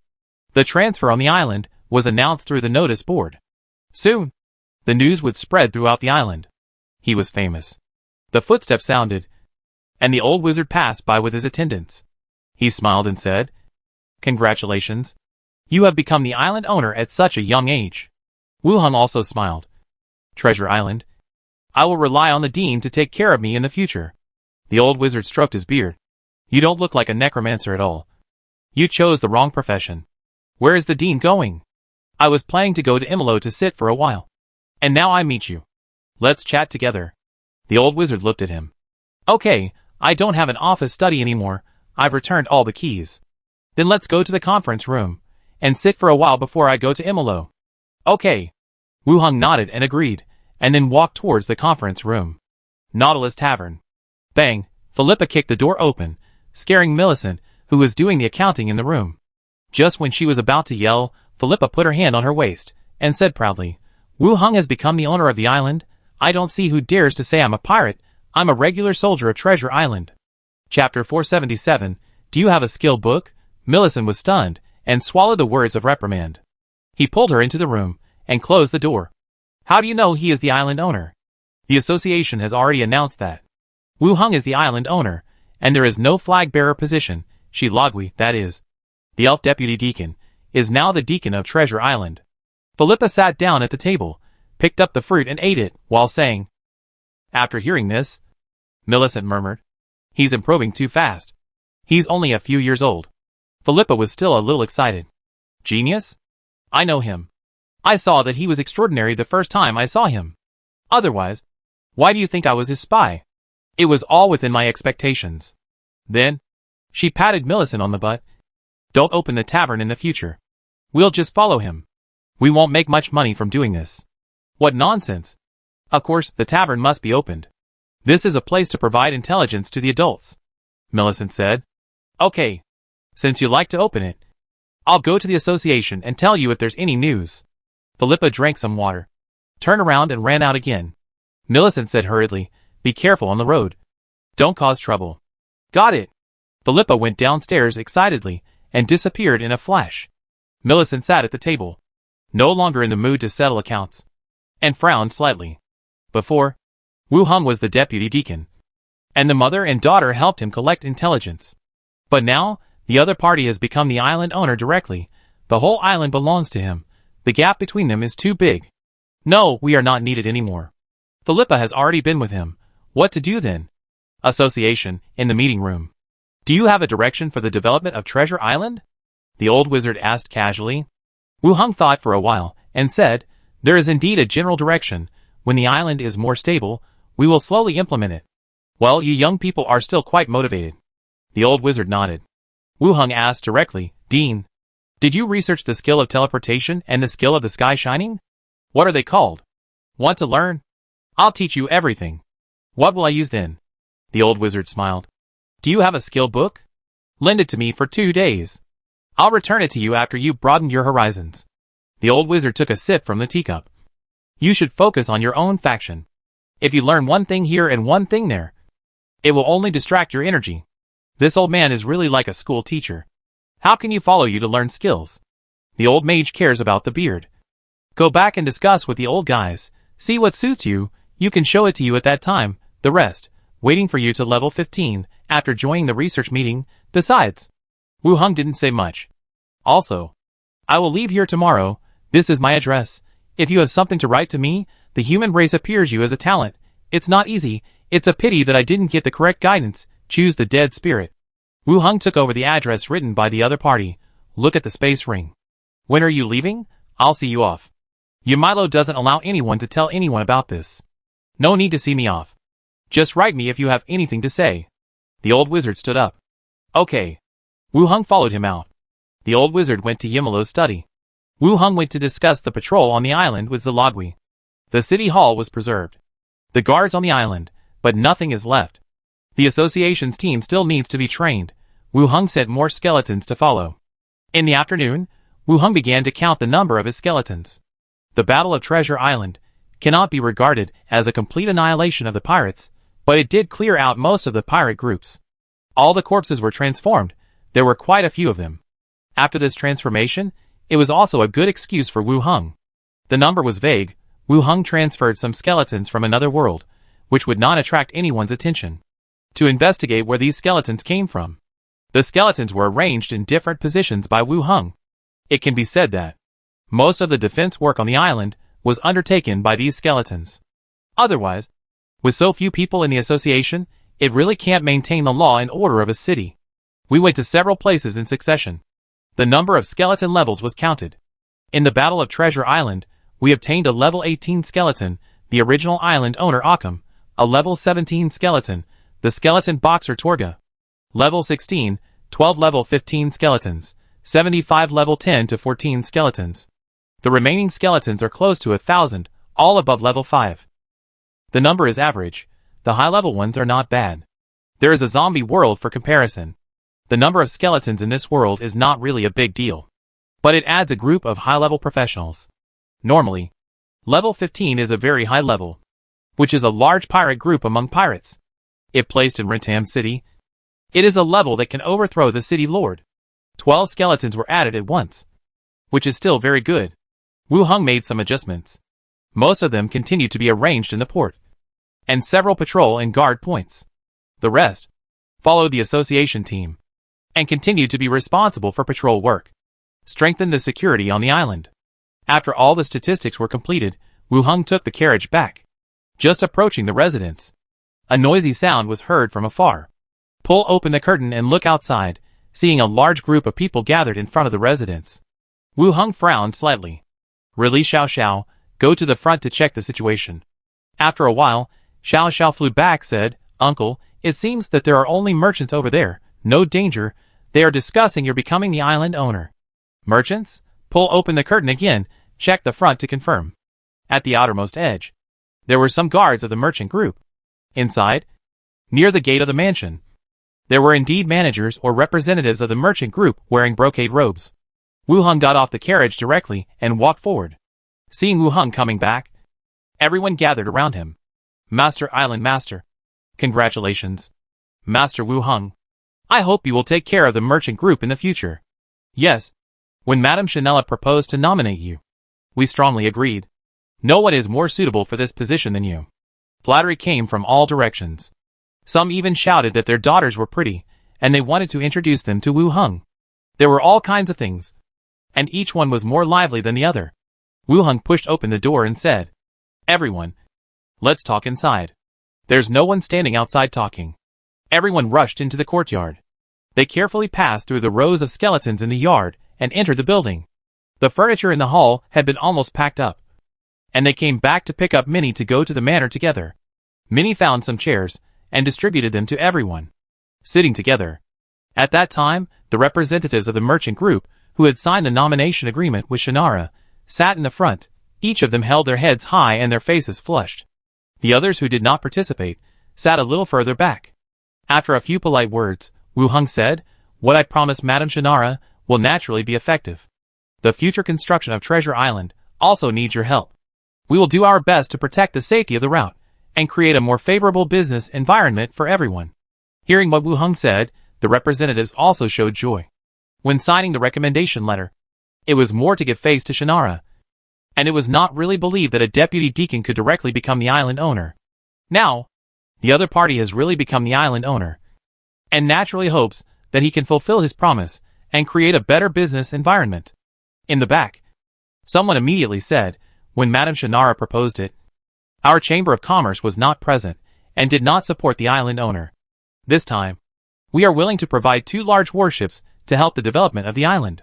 We also brought gifts to congratulate Lord Wu Hung on becoming the island owner. Everyone spoke up, one by one. Wu Hung thanked them one by one, and was very polite. The population of the whole island is not large, and after the battle, there are even fewer people. whether it can recover in the future, as well as the situation and reputation of Treasure Island. These people need to be passed on through the caravan. It is still necessary to maintain a friendly relationship and attitude with each other. Wu Hung asked Minnie to write down the names of the people's chambers of commerce. Then he sent everyone away. Wait until all the people in the Chamber of Commerce left. Wu Hung and Minnie reconfirmed the situation in the room, and then took a large group of skeletons and 4 armored vehicles, heading to the manor. After officially taking over the defense of the manor, rows of skeletons holding guns climbed up the city wall. The armored vehicles stopped in the open space of the courtyard, a wide space, and no need to occupy Minnie's orchard and flower bed. This place reminds Wu Hung of the prison occupied by the zombie world.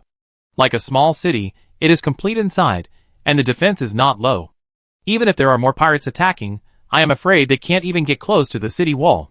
Master, these alchemical skeletons, which room should be arranged? Chapter 478, Water Monster Conch. Minnie was full of excitement, running up to ask. It can be seen that. She was quite satisfied. The building has 6 floors in total. Each floor has multiple rooms. Wu Hung chose the 4th floor. Minnie and Andwire chose the 3rd floor. After thinking for a while, he said, alchemists and mechanics, both should be arranged on the 5th floor, otherwise it will be inconvenient to go up and down the stairs. In fact, there is not much to pay attention to how to arrange the skeletons. It mainly depends on whether it is convenient for the action. If he is arranged on the 6th floor, he will have to go up 1 more floor later, which will be more troublesome. Where is the dwarf who made the bomb? Minnie continued to ask. Dwarf, then? Wu Hung looked down. His eyes fell on the skeleton bomber wrapped in a leather cloak, an alchemist who was good at making alchemical rolling thunder. He was transformed from a dwarf, so he was short. Isn't there a house prepared for the guards outside? Arrange one for him, as a laboratory. Thunder still has certain dangers. It's better to arrange it outside. Okay. Minnie agreed. Let the bomb skeleton wait at the door first, and took the other skeletons up to the 5th floor. At the same time, some equipment and materials were taken out, and the rooms were arranged. After the rooms of several special skeletons were arranged, Minnie continued to assign tasks to the remaining skeletons, and the whole manor gradually became lively. Some skeletons climbed onto the roof to install solar panels, and the skeletons on the wall hung ropes to clean the walls, and the skeletons below began to clean up the yard garbage and move items. Seeing the unusual busyness, Wu Hung also participated for a while, and when he saw that he could not help much, he returned to his room. He opened the boundary door and headed to the zombie world. On the other side, after walking out of the boundary door, it was still the manager's office. Snow began to fall outside the window again. It was not heavy, but it turned the road that had been cleared before into a white again. He took out the intercom and called Li Yong. Soon Li Yong, who was wearing a long black down jacket, and Chi Han Kai, who was wearing a short white down jacket and jeans, came up one after another. My lord. Chi Han Kai smiled. When did you come? Wu Hung nodded and asked. I came here by train yesterday. Come in.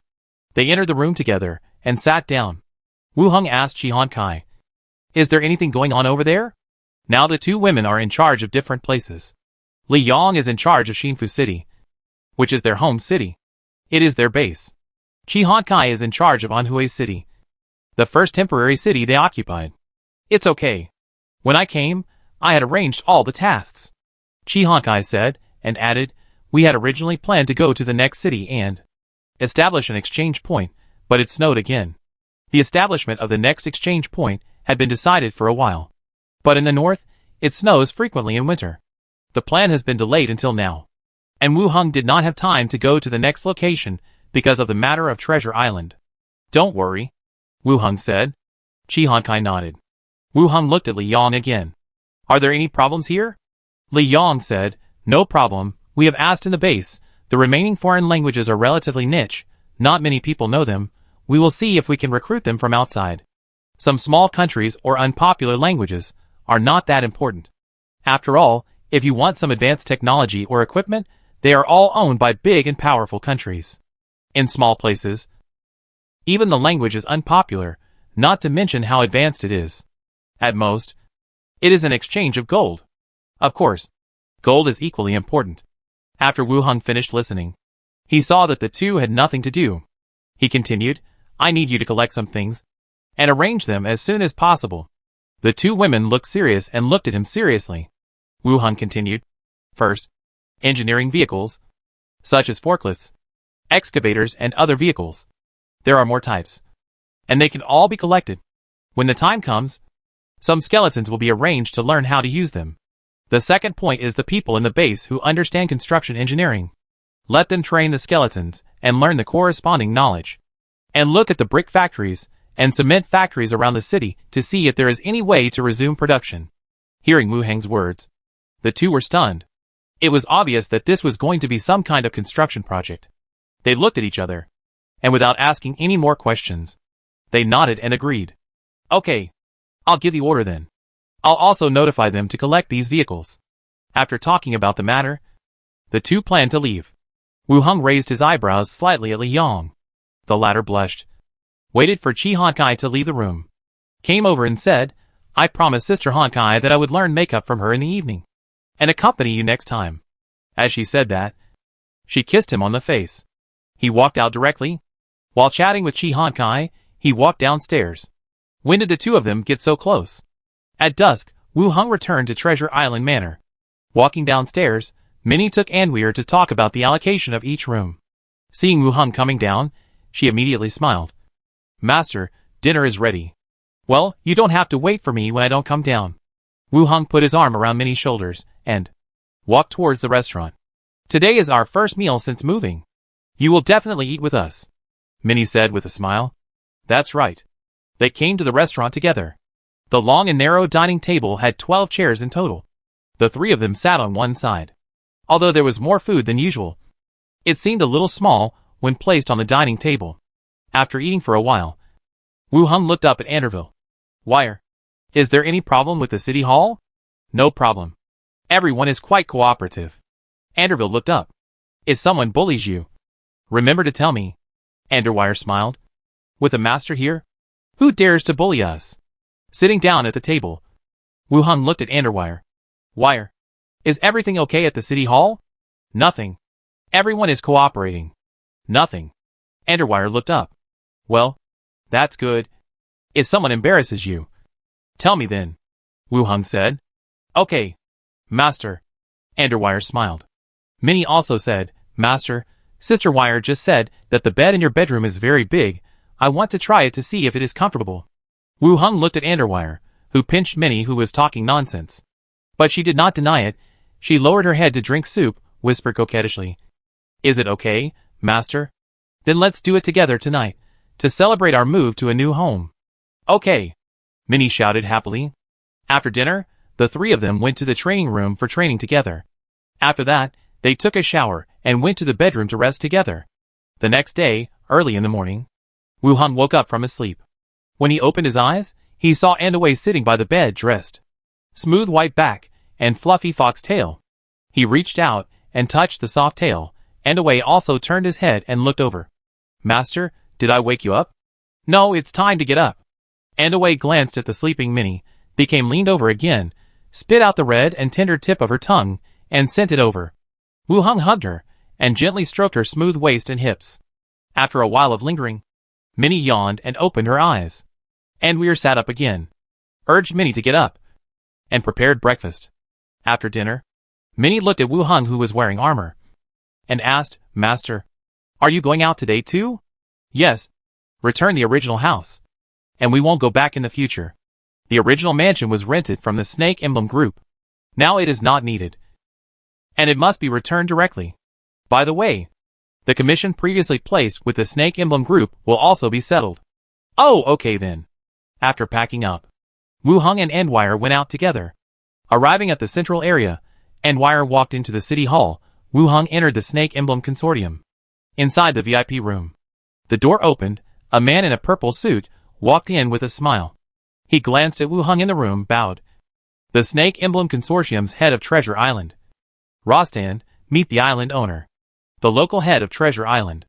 Wu Hung also glanced at him, who was tall and thin, with upturned eyebrows and narrow eyes. He looks like a shrewd man. Wu Hung had seen him before. Of course he was not there to receive him, but to receive some merchants on the island. After a quick glance, he took out the emblem and handed it to the other party. I'm here to settle the house I rented before, And the commission I issued, to see if everything is ready? Okay. The man took the emblem, opened the door, and handed it directly to the staff outside. He sat back. He said, "These 2 days, I had planned to visit you with gifts, but I was too busy with work here, and didn't have time. After the new year, the consortium also plans to expand its business, and increase the transaction volume in the surrounding sea areas. When the time comes, we will have to trouble the island owner for land." Wu Heng listened to the other party for a while, and said calmly, "The city hall will have a unified plan at that time. As long as it complies with the process, there will be no problem." The man paused, and continued, "The development of the consortium is also multifaceted cooperation. We plan to take out 5% of the local income, and give it to the island owner's mansion, as construction funds for the island. Now they have started to give money directly." Wu Heng also understood the meaning. It was to build a good relationship, and tie the local consortium to himself. No need. Just cooperate normally if needed. Wu Heng still said. The man raised his eyebrows slightly, and he seemed to have not expected that he would take the initiative to give money. But the other party still refused. He glanced at the other party, and wondered if he had already found out through some channels. The consortium had limited the level of corpses collected. This shouldn't be the case. There was no way it could be spread out. While thinking in his heart, there was a knock on the door. 3 coffins were carried over and placed on the ground. "Open them," said the man. The coffins were opened one by one, revealing the bodies inside. The man looked at the record and said, 3 bodies. 2 level 12 blacksmiths. And 1 level 13 strange machine master. Wu Heng did not have any expectations for this place. He had killed so many pirates, and he still had bodies of this level. Cover them all up, and settle the balance, Wu Heng said directly. The coffins were covered again, and Wu Heng put them all into the space ring. The staff settled the final payment on the side, and the person in charge continued, "Master Island Master, you can fill in a new commission, and we will do our best to help you collect the bodies you want." "No, it's no longer necessary," Wu Heng said directly. Not to mention that the cooperation between the 2 parties was not very smooth. Besides, now he is the flag bearer of the association, and there is a status hanging on him. Coming to the consortium to buy bodies is not a rational behavior. Even if he did it before, he can't continue to do it now. Of course, the bodies still need to be collected, but they will be sent through Lopez City. Hearing Wu Heng's refusal again, the man hurriedly said, "Master Island Master, pirates were rampant on the sea before, and many goods were indeed difficult to deliver." Wu Heng glanced at the other party. "It seems that he knows about the high-level bodies. When there is a need, we will continue to cooperate." The casual expression on the man's face disappeared, and he wanted to continue speaking several times, but he didn't know where to start. I could only shut my mouth and say no more. The staff who was calculating the price on the side also calculated the price. Wu Heng paid the balance, walked out of the room. The man followed him. "Master Island Master, if you need anything in the future, you can come directly. Kai Yuan is willing to do his best to provide you with services." Wu Heng continued to walk out without answering. But when he passed the notice board, he saw many people gathered in front, seemingly looking at something. He followed their gaze and took a look. Wu Heng's eyes narrowed slightly. The strange item water monster conch provides the effect, can condense into a sea shark composed of water elements and rush towards the target, causing bite and water poison damage. Exchange conditions: 2 bottles of potion to change constitution. Exchange location: Yet Kingdom, Nitalia City. Chapter 479, Headless. Such a familiar way of exchange. Wu Heng glanced at it, without stopping, and walked out directly. The man stood at the door, with the same respectful attitude. "Welcome to come next time." Wu Heng nodded. He called a carriage at the door and returned directly to the manor. On the way, Glinda flew back. He went directly into the body. The shared screen appeared, and reconfirmed the commission that he had just seen. The format and the potion that needed to be exchanged were the same as the last time he saw it, and it could be basically confirmed that it was issued by the same person. "Last time, I exchanged the potion for a staff, which can whip the body, remove the spirit, hypnotize and other negative effects. It worked when I was in the pirate village, and it also played a certain role when I rescued Millicent. The effect is still good. This time it is also a strange item." "It sounds good." The carriage stopped at the gate of the manor. The guarding skeleton opened the door, and Wu Heng walked in directly. He greeted Minnie, who was weeding. and then put on the train conductor's hat in a spacious place. The train whistle sounded, and the ghost train stopped in front of him. Wu Hung boarded the train and filled in Necromancer City on the itinerary. The train whistle sounded again, and the train went into the void and disappeared.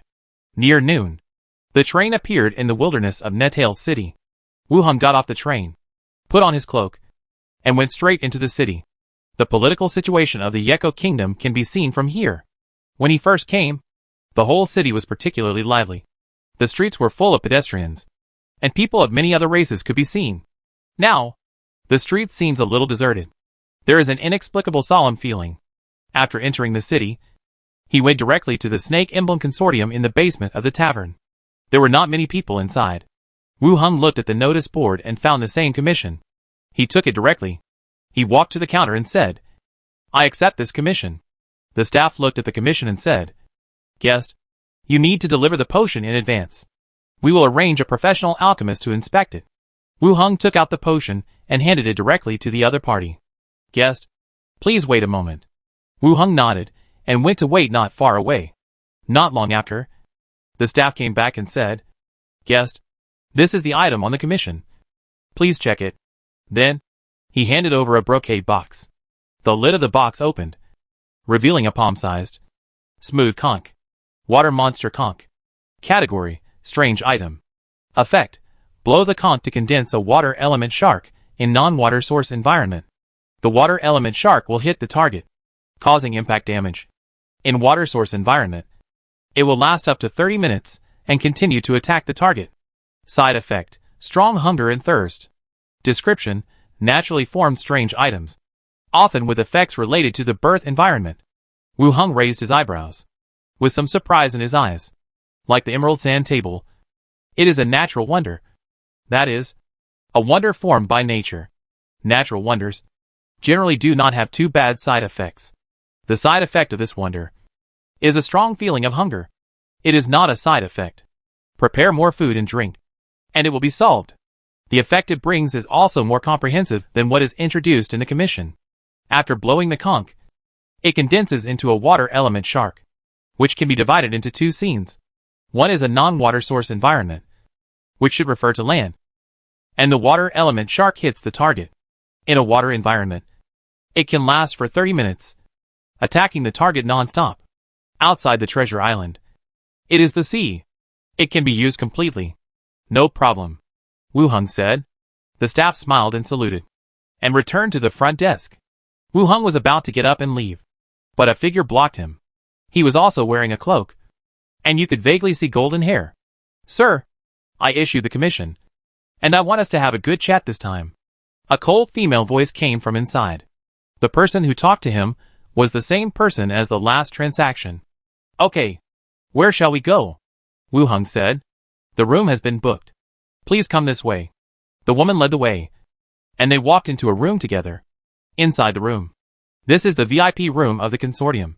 Since it is a basement, several light stones are arranged in the room as a light source. The woman glanced at the opposite side. She took off her hood directly, revealing her long golden hair and sapphire-like eyes. Wu Hung was somewhat surprised by the other person's actions, but he still looked at her carefully. She had delicate features, fair skin, and bright blue eyes. Even though she was dressed like a mercenary, she was definitely not a mercenary. She looked more like a pampered young lady. She was not very old, only about 18 or 19 years old among humans. "Sir, won't you take off your hood? I am willing to show my face." The woman's tone was somewhat dissatisfied. Wu Hung said lightly, "Let's talk about the matter." The woman choked, and said directly, "I would like to ask you to be my pharmacist.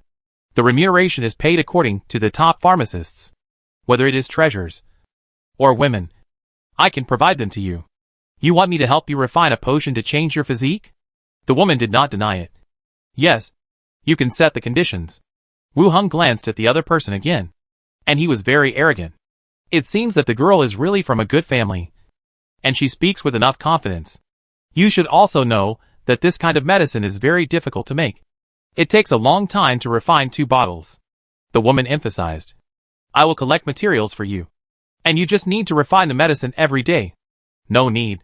If I can refine it next time, I can continue to sell it to you." Wu Heng said directly. The woman looked serious, glanced at the other party. I can provide you with safe protection. You don't have to hide under the black robe. This is treating herself as a wanted criminal. Wu Heng's tone was still calm. Anything else? If not, we'll meet again next time. The woman's expression changed rapidly, and she even touched the weapon on her waist twice. But she took it away again, seeing that the other party had already walked to the door. Her eyes moved quickly, and she said, Sir, are you from Treasure Island? Wu Heng turned around and looked at her curiously. I would like to hear from which angle you want to convince me. There have been changes in Treasure Island. The association has eliminated a large number of pirates. The entire Emerald Sea will usher in the era of shipping. You want to settle in Treasure Island, right? I can provide you with a personal ship, a house, and money for living. As long as you promise me that within 5 days, you will continue to provide me with 2 bottles of potion. The woman spoke quickly. Do you think I'm short of money? But who would complain about having too little money?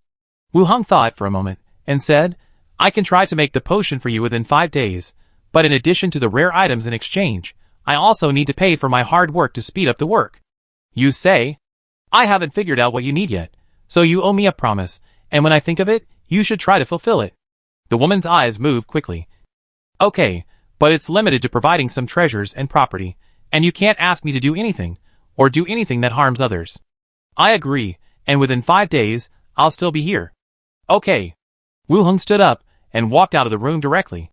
The woman also put on her hood and left with him. After leaving the city, Wu Heng found a deserted place in the wild, boarded the train, and returned to Treasure Island. At dinner time, Philippa also came to the manor and looked at the huge courtyard and buildings.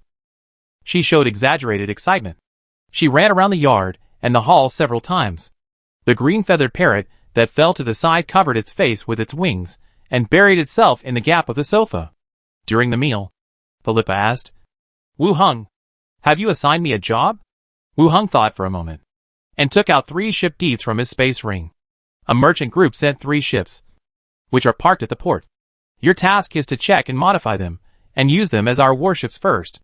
Philippa licked the grease on his fingers, took the ship deeds and looked at them. Wow, they are all large warships. Given to you by the merchant group? You, the island owner, make money faster than pirates. Don't always call me a pirate. Ah, got it. Philippa agreed, and then said, Where are the crew? Should I recruit them? Or should you? No need to recruit them for now. We will use skeletons as sailors. Wu Heng said. The transformed skeletons here were all pirates in their lifetime. They can control the ship without any problem. Skeleton. That's fine. When the time comes, give me another talking prop of yours, and a fire-breathing weapon, and I'll go out to sea to fight pirates. Philippa collected the ship's deed. Okay. Take a look at the ship first, and I'll install it for you later. Okay. After dinner, Philippa stayed until late. Would you like to stay here? There are more rooms, Wu Heng said to Philippa. Philippa glanced at the 2 maids beside her and said, No, I didn't tell Millicent in advance. If I don't go back, she will be anxious. Let's do it next time. Wu Heng didn't say much. He arranged 2 skeletons for her. He sent her home. Then he took the 2 maids upstairs to take a bath. He went back to his room to rest. The next day, in the morning, Wu Heng was in his study, checking the overall planning map of Treasure Island. The blueprint was taken from the city hall and was a photocopy. Even though Occam was a pirate, he knew the importance of the development of his territory. The planning map was obviously designed. The entire island was divided very carefully. This included the construction of new ports, commercial streets, and residential areas. It seemed that the planning was pretty good. Watching. Knock. Knock. Knock. The door was suddenly knocked. Minnie's voice also came in. Master, the association Shilagwi Deacon is here. Shilagwi is here. Let her in. The door opened. Shilagwi was wearing silver armor, holding the hilt of the sword with one hand, and walked in directly. You really know how to enjoy life. Living in such a nice house, Shilagwi said. Wu Heng smiled and explained. It was built by pirates, so I moved in. Shilagwi sat down and felt the cool breeze. Why is it so cool here? What props? I saw that the hall is also cool. It was her first time to Wu Heng's residence, and it was also her first time to feel the air conditioner. Air conditioning. Come to my place when it gets hot in the future. And blow it cool. Well, let's talk about it later. Zalogwi continued to tell the purpose of coming here this time. Someone died in Lighthouse Street. A manager of a merchant fleet died in his room. I arranged for someone to investigate. There is no progress at present. I need you to come and take a look at the situation. Do you want to ask about the body? The head of the body is gone. Can you still ask? That can't be asked. The head is gone. How do you know who died? His mistress knew that there was a birthmark on his buttocks. And the identity of the deceased can be basically confirmed. Chapter 480. Lend it to me. Identify the identity from the buttocks? It's really a rare method. Wu Heng continued to ask. Did you ask the mistress if she has any suspects? Or if she has any enemies recently?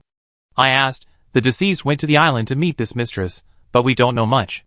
We also asked the guards and servants, but there is no obvious evidence so far. Zalogwi glanced at him.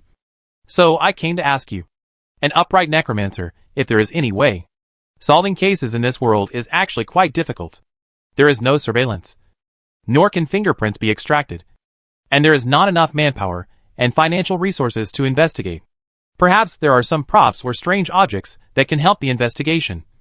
But the number is still relatively small. If there is no clear direction or target within a few days, it will be difficult to catch the person again. Wu Heng met the other party's gaze. There was a kind of expectation in the eyes of the blonde elf girl.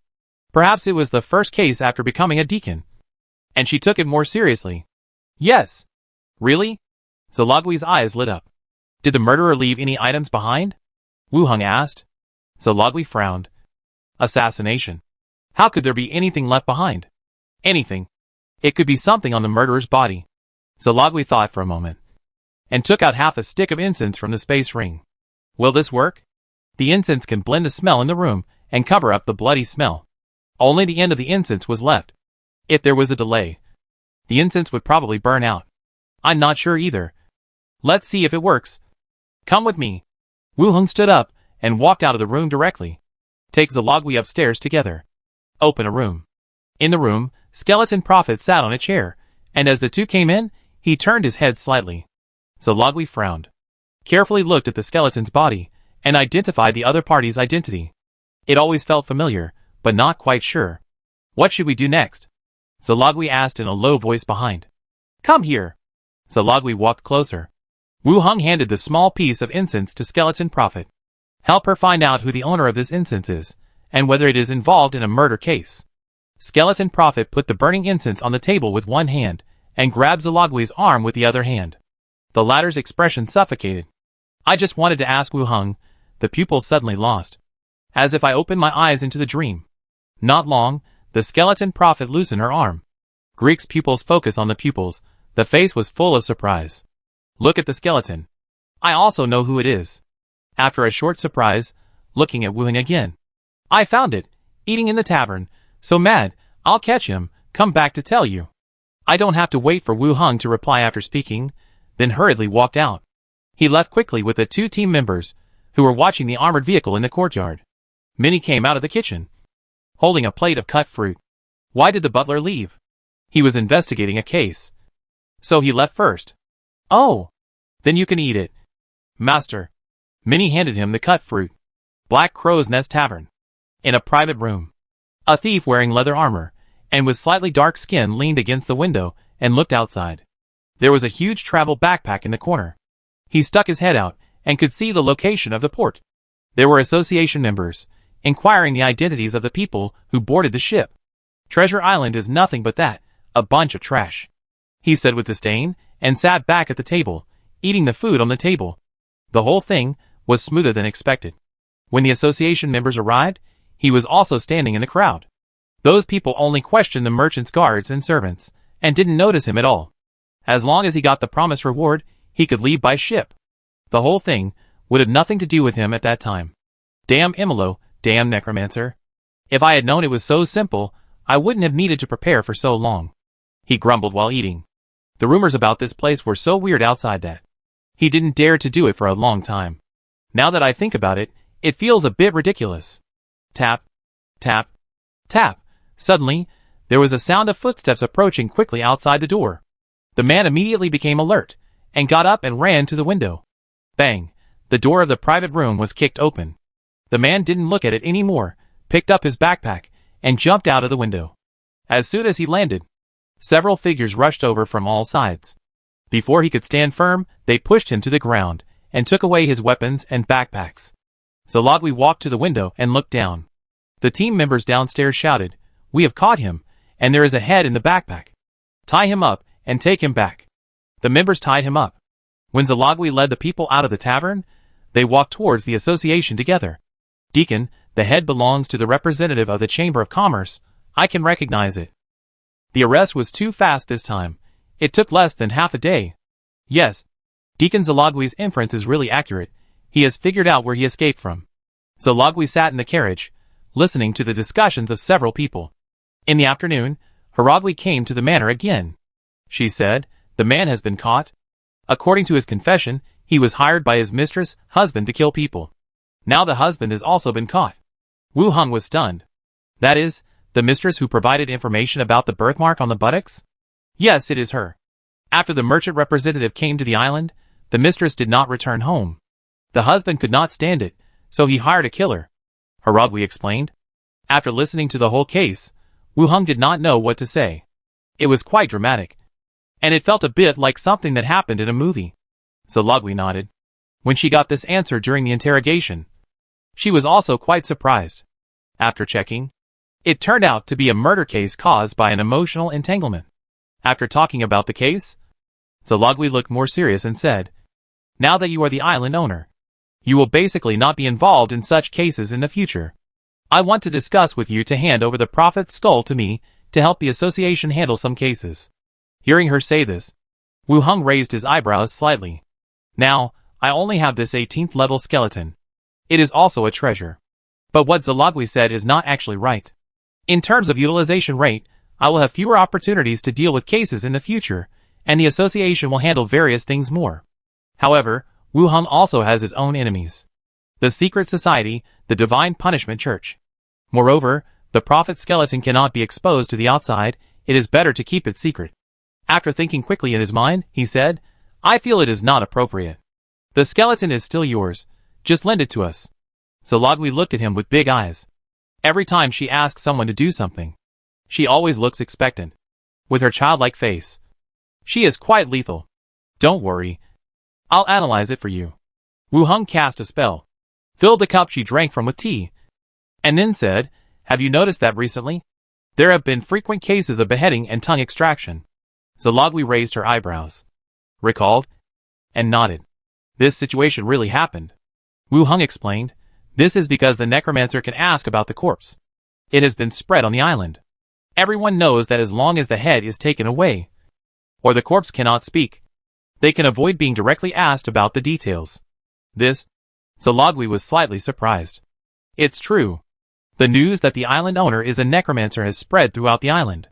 Not only that, the merchant ships traveling around are also bringing the news to all parts of the world. It is not difficult to avoid being questioned by the necromancer. Wu Hong continued, "So think about it. If you bring the skeleton prophet to the association, this matter will spread again, and the murderer will probably find a new way to avoid the investigation of the prophet." Zalagwi listened and felt that what he said made sense. It may not be a good thing if the skeleton prophet really went to the association with her. "What do you mean?" Wu Hong explained, "Only the two of us know about this matter. If there are any difficult cases in the future, you can bring the murderer's belongings here, and you don't need to bring people. We will arrest people quietly, and not reveal any extra information." Hila Gui drank tea, and thought about this matter in her mind. Finally, she nodded and agreed.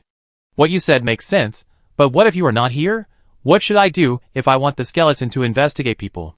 "Minnie, you know her. When you come next time, I will ask her to take you up." Wu Hong said, and then said, "You are a deacon. How can you lead the team to arrest people in person? The new deputy deacon has not been transferred yet. I will not be in charge of it in the future." Hila Gui leaned back in the chair. After talking about the case and the skeleton prophet, Wu Hong looked at her again and said, "I have an idea. Can we let the association and the guards on the island be responsible for public security together?" "What do you mean?" "There is no patrol guard on the island now. It is difficult to recruit people. Can we let the guards and team members of the association train first? and I will provide a certain amount of skeletons to cooperate. Wu Hung expressed his idea. At present, recruiting guards from the island is really not something that can be solved in a short time. We still have to rely on the association to temporarily maintain the law and order on the island. I have no objection. If you need it, I can arrange for people to patrol. It's up to you to decide whether to arrange for your skeletons. Shi Logui thought about it, and agreed directly. Okay, then let's make it like this. We'll start patrolling tomorrow. This murder has also given us a reminder. Okay, I'll arrange it when I get back. Wu Hung smiled. Thank you. Silly. Shi Logui rolled her eyes at him, stretched, and said with a full heart, Okay, I got up early today, so I'll go back first. Well, come when you're free. I know. Shi Logui smiled and glanced at him, and walked down the stairs slowly. He also said hello to Minnie. He left the manor by himself. Wu Hung looked at the time, 1:20 p.m. Nothing to do in the afternoon. He still planned to go to the zombie world to take a look, and it had been 2 days. He opened the boundary door from the study and walked directly in. Walked out of the boundary door. While Wu Hung went downstairs, he called Li Yong. Not long after, Li Yong came over and took him to see the collected engineering vehicles. Rows of engineering vehicles, neatly parked, most of them were still brand new. On one side, there stood a skeleton warrior who had unlocked the driving knowledge. The tanks are full, Li Yong said on the side. Wu Hung praised. You are really thoughtful. I feel most of these leaving things to you. Li Yong blinked. After all, I am now the deputy leader. While the two were talking, a voice came from Li Yong's intercom. Sister Hong, the radio room said that there was a message from Chi Han Kai, saying that the train responsible for exploring the road and clearing obstacles has lost contact, and they need to find the king. The train has lost contact? The two looked at each other, and there was some confusion in their eyes. Let's go to the radio room. Chapter 481, Compound Bow. Radio room. My lord. The girl in charge of the radio station stood up and said. The look in her eyes revealed a kind of gratitude and admiration. Jia Ying, is your leg healed? Wu Hung called out the other person's name. The person in charge of the radio station on Li Yong's side. The name is Jia Ying. She was rescued by Wu Hung and others in a hotel. At that time, her leg was not good, so she could only sit in a wheelchair. Later, she was treated with potions by the skeleton alchemist, and was almost healed. Even though she can't be as flexible as a normal person, she can still walk normally. Okay. Basically nothing happened, Jia Ying said with a smile on her face, and ran twice. After saying hello, Wu Hung asked directly, contact Chi Han Kai. Chi Han Kai came here last time. After Wu Hung left, she also returned to Anhui City. After all, people can't leave a place for too long. Jia Ying sat back in front of the radio station. Contacted the other side. She handed the microphone to Wu Hung. I got in touch.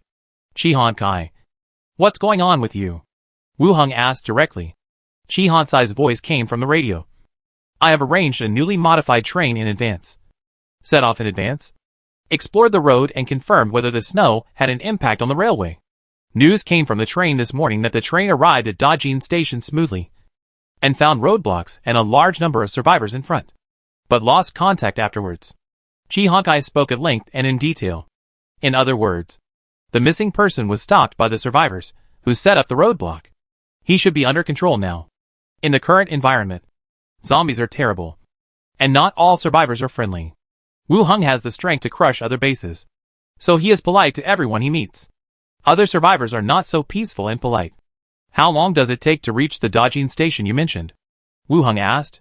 About 3 hours. It's just a small station on the way. Not far away. Wu Hung asked again, where is the train? Li Yong said, it's on my side. Stopping at the station. And transporting supplies back tomorrow. Get ready. We'll set off later. And go directly to Dajin station to rescue people. Li Yong nodded. Okay. Wu Hung said to the microphone again, the train will set off later. And when it passes by you, get on the train with us. Okay. After the task was handed over. After returning the microphone to Jia Ying, she walked out of the radio room and prepared to set off. It gets dark quickly in the north in winter. It was already pitch black outside the window. She picked up Chi Han Kai on the train and continued to rush to Dajin station. Chi Han Kai's face was a little gloomy. She said whatever Wu Hung asked along the way. Many of the people she arranged to explore the way this time were her confidants. That is, people she brought out from Dongan village. Even though the population of the base has increased now, some important tasks will be assigned to people she trusts. Now, no one can be contacted, they must be worried. Has the city here informed us? Wu Heng asked. Chi Honkai sighed. They have contacted us in advance. I suspect they heard about our situation and set up roadblocks on the tracks. Otherwise, who would block the tracks? That's right. Without getting accurate information, who would deliberately set up roadblocks on the railway? Zombies can't drive trains. The greater possibility is that someone learned from the radio that a train full of food would come here to exchange for gold. The idea of robbing food and making a fortune came up. Don't worry. Let's see the situation first. They won't kill anyone yet. Wu Heng comforted. Chi Honkai nodded and said nothing more. The train ran for a while and began to slow down gradually. A voice came from the cab. Sister Chi, we are getting close to the station. If we continue to move forward, we may attract the attention of people in the station. Chi Honkai looked at Wu Heng. Wu Heng said directly, stop the car and wait for a while. Chi Honkai pressed the intercom and repeated the order. The train stopped and was completely plunged into darkness. The zombies chasing from behind were grabbed by the whistling skeleton dragon and smashed into pulp. Wu Heng's mind moved, and Xiao Xiao flew out of his body, flying out of the train in stealth mode. He explored along the railroad tracks. Soon, he found a station and flew directly in. Brother Hu? These two should be the leaders. Several people dragged two figures and threw them over. On the opposite side, a bloated figure sat on a chair and looked at the two. Fuck. Kneel down for me. The fat man called Brother Tiger shouted angrily. His men kicked their knees, and the two men fell to the ground. The bloated Brother Tiger stood up. His fat muscles, like a small mountain, blocked the light behind him. Looking at the two people in front of him, he said, do you really want to exchange food for gold? Hee hee. The kneeling man sneered. Fuck. Brother Tiger raised his palm and slapped him directly, knocking him to the ground. He continued to ask, how many of you are there? Enough to flatten you here, said another person. You're really rude. Brother Hu sneered, stretched out his huge hand, and grabbed the other man's shoulder. With a little force, there was a creaking sound. Brother Hu, don't kill them. The younger brother beside him hurriedly reminded him. Brother Hu opened his eyes, and a fierce look flashed across his face. The younger brother immediately explained. Brother Hu, it doesn't matter whether they really change or not. Let them contact the base and redeem the people with food. If they don't plan to redeem the people, it's not too late to kill them later. Brother Hu suddenly smiled, retracted his hand, and patted the younger brother beside him.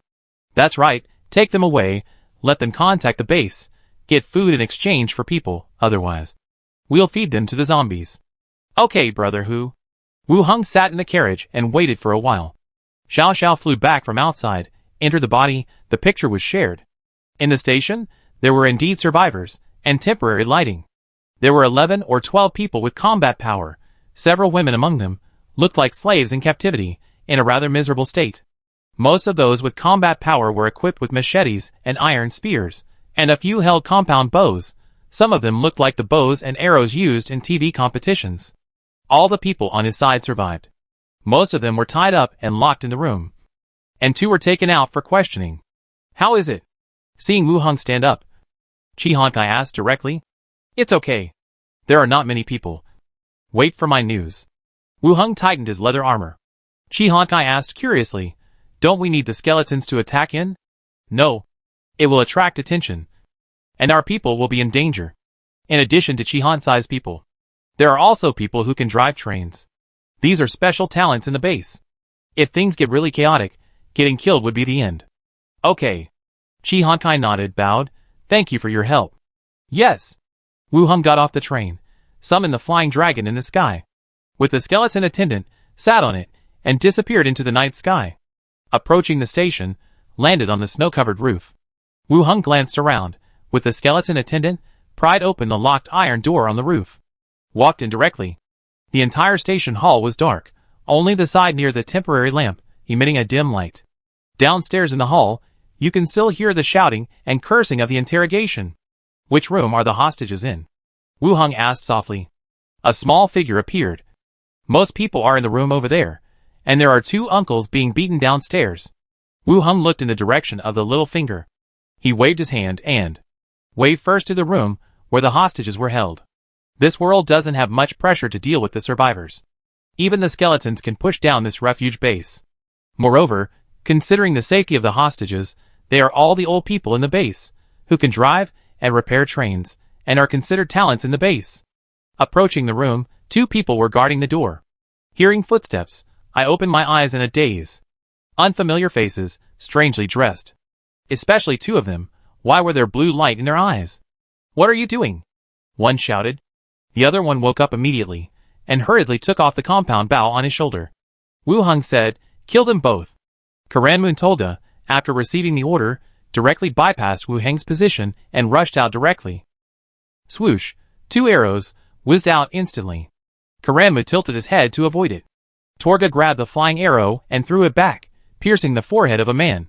Following that, Karanmu also rushed to the other man. The knife flashed, and the head fell to the ground. 2 skeleton servants came back. Wu Hung looked in the direction of the hall.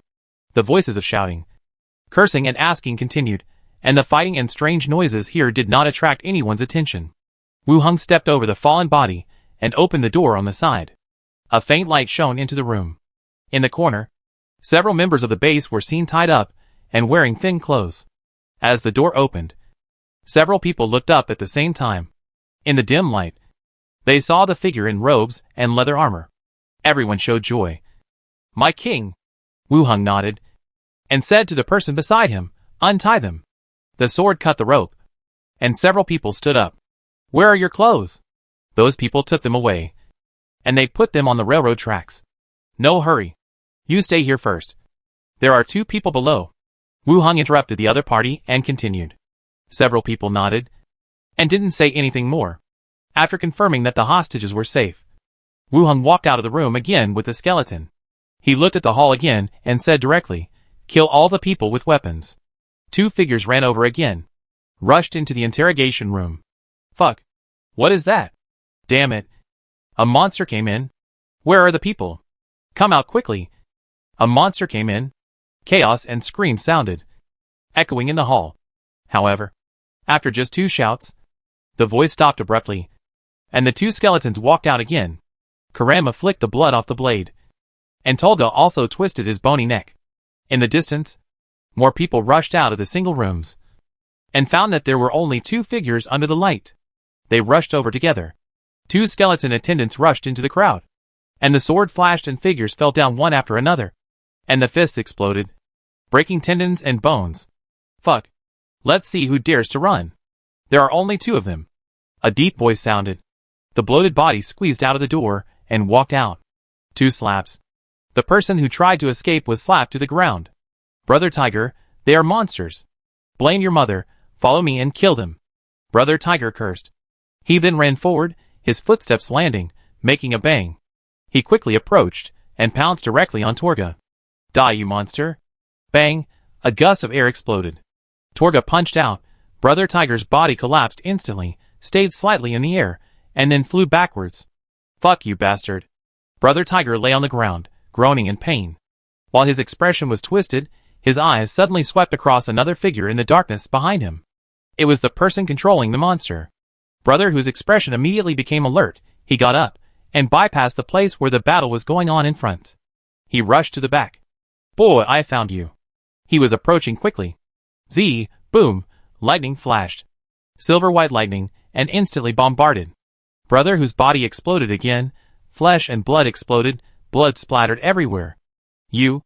Brother, who looked down, and his stomach was like a balloon bursting. His face was filled with horror. "You are also a monster." Whoosh, another whistling sound came through the air. The spinning machete flew over and pierced into the head. Brother, who widened his eyes and fell on his back. He never got up again.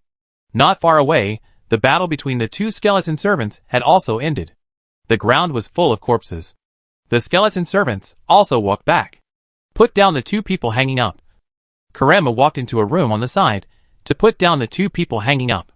Wu Hung took out the intercom and called Shihan Kai.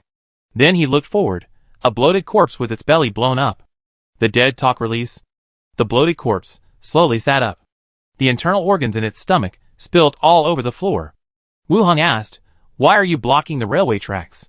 The corpse replied, "I heard on the radio that someone was coming to exchange gold, so I waited here." It was just as they guessed. Wu Heng glanced at the arrow that had penetrated the wall. He continued to ask, "Where did you get this compound bow?" "There is a production factory outside. I found it there." Chapter 482, Drawings. The compound bow is seen this time. Still somewhat beyond Wu Heng's expectations. It is somewhat different from the bows and arrows from the other world that he brought with him before. These ordinary survivors can easily draw the bows and shoot arrows very accurately. The power is also not small. Perhaps it can replace the traditional longbows of the other world. Wu Heng continued to ask, "Tell me the specific address, or how to find it." The corpse was silent for a moment, and replied, "Leave the train station, about 5 kilometers to the east, and you can see the location of the factory." 5 kilometers to the east. Wu Heng recited it silently in his mind, to increase his memory. There are 2 questions left. Looking at the bloated body of the deceased, he then asked, "You are so fat, was it like this before, or is there any other reason?" In the current situation, it is a problem to have enough food. If he had enough food, he would not have taken the risk of blocking the railroad tracks. In addition, this fat man called Brother Tiger has a strong ability to withstand attacks.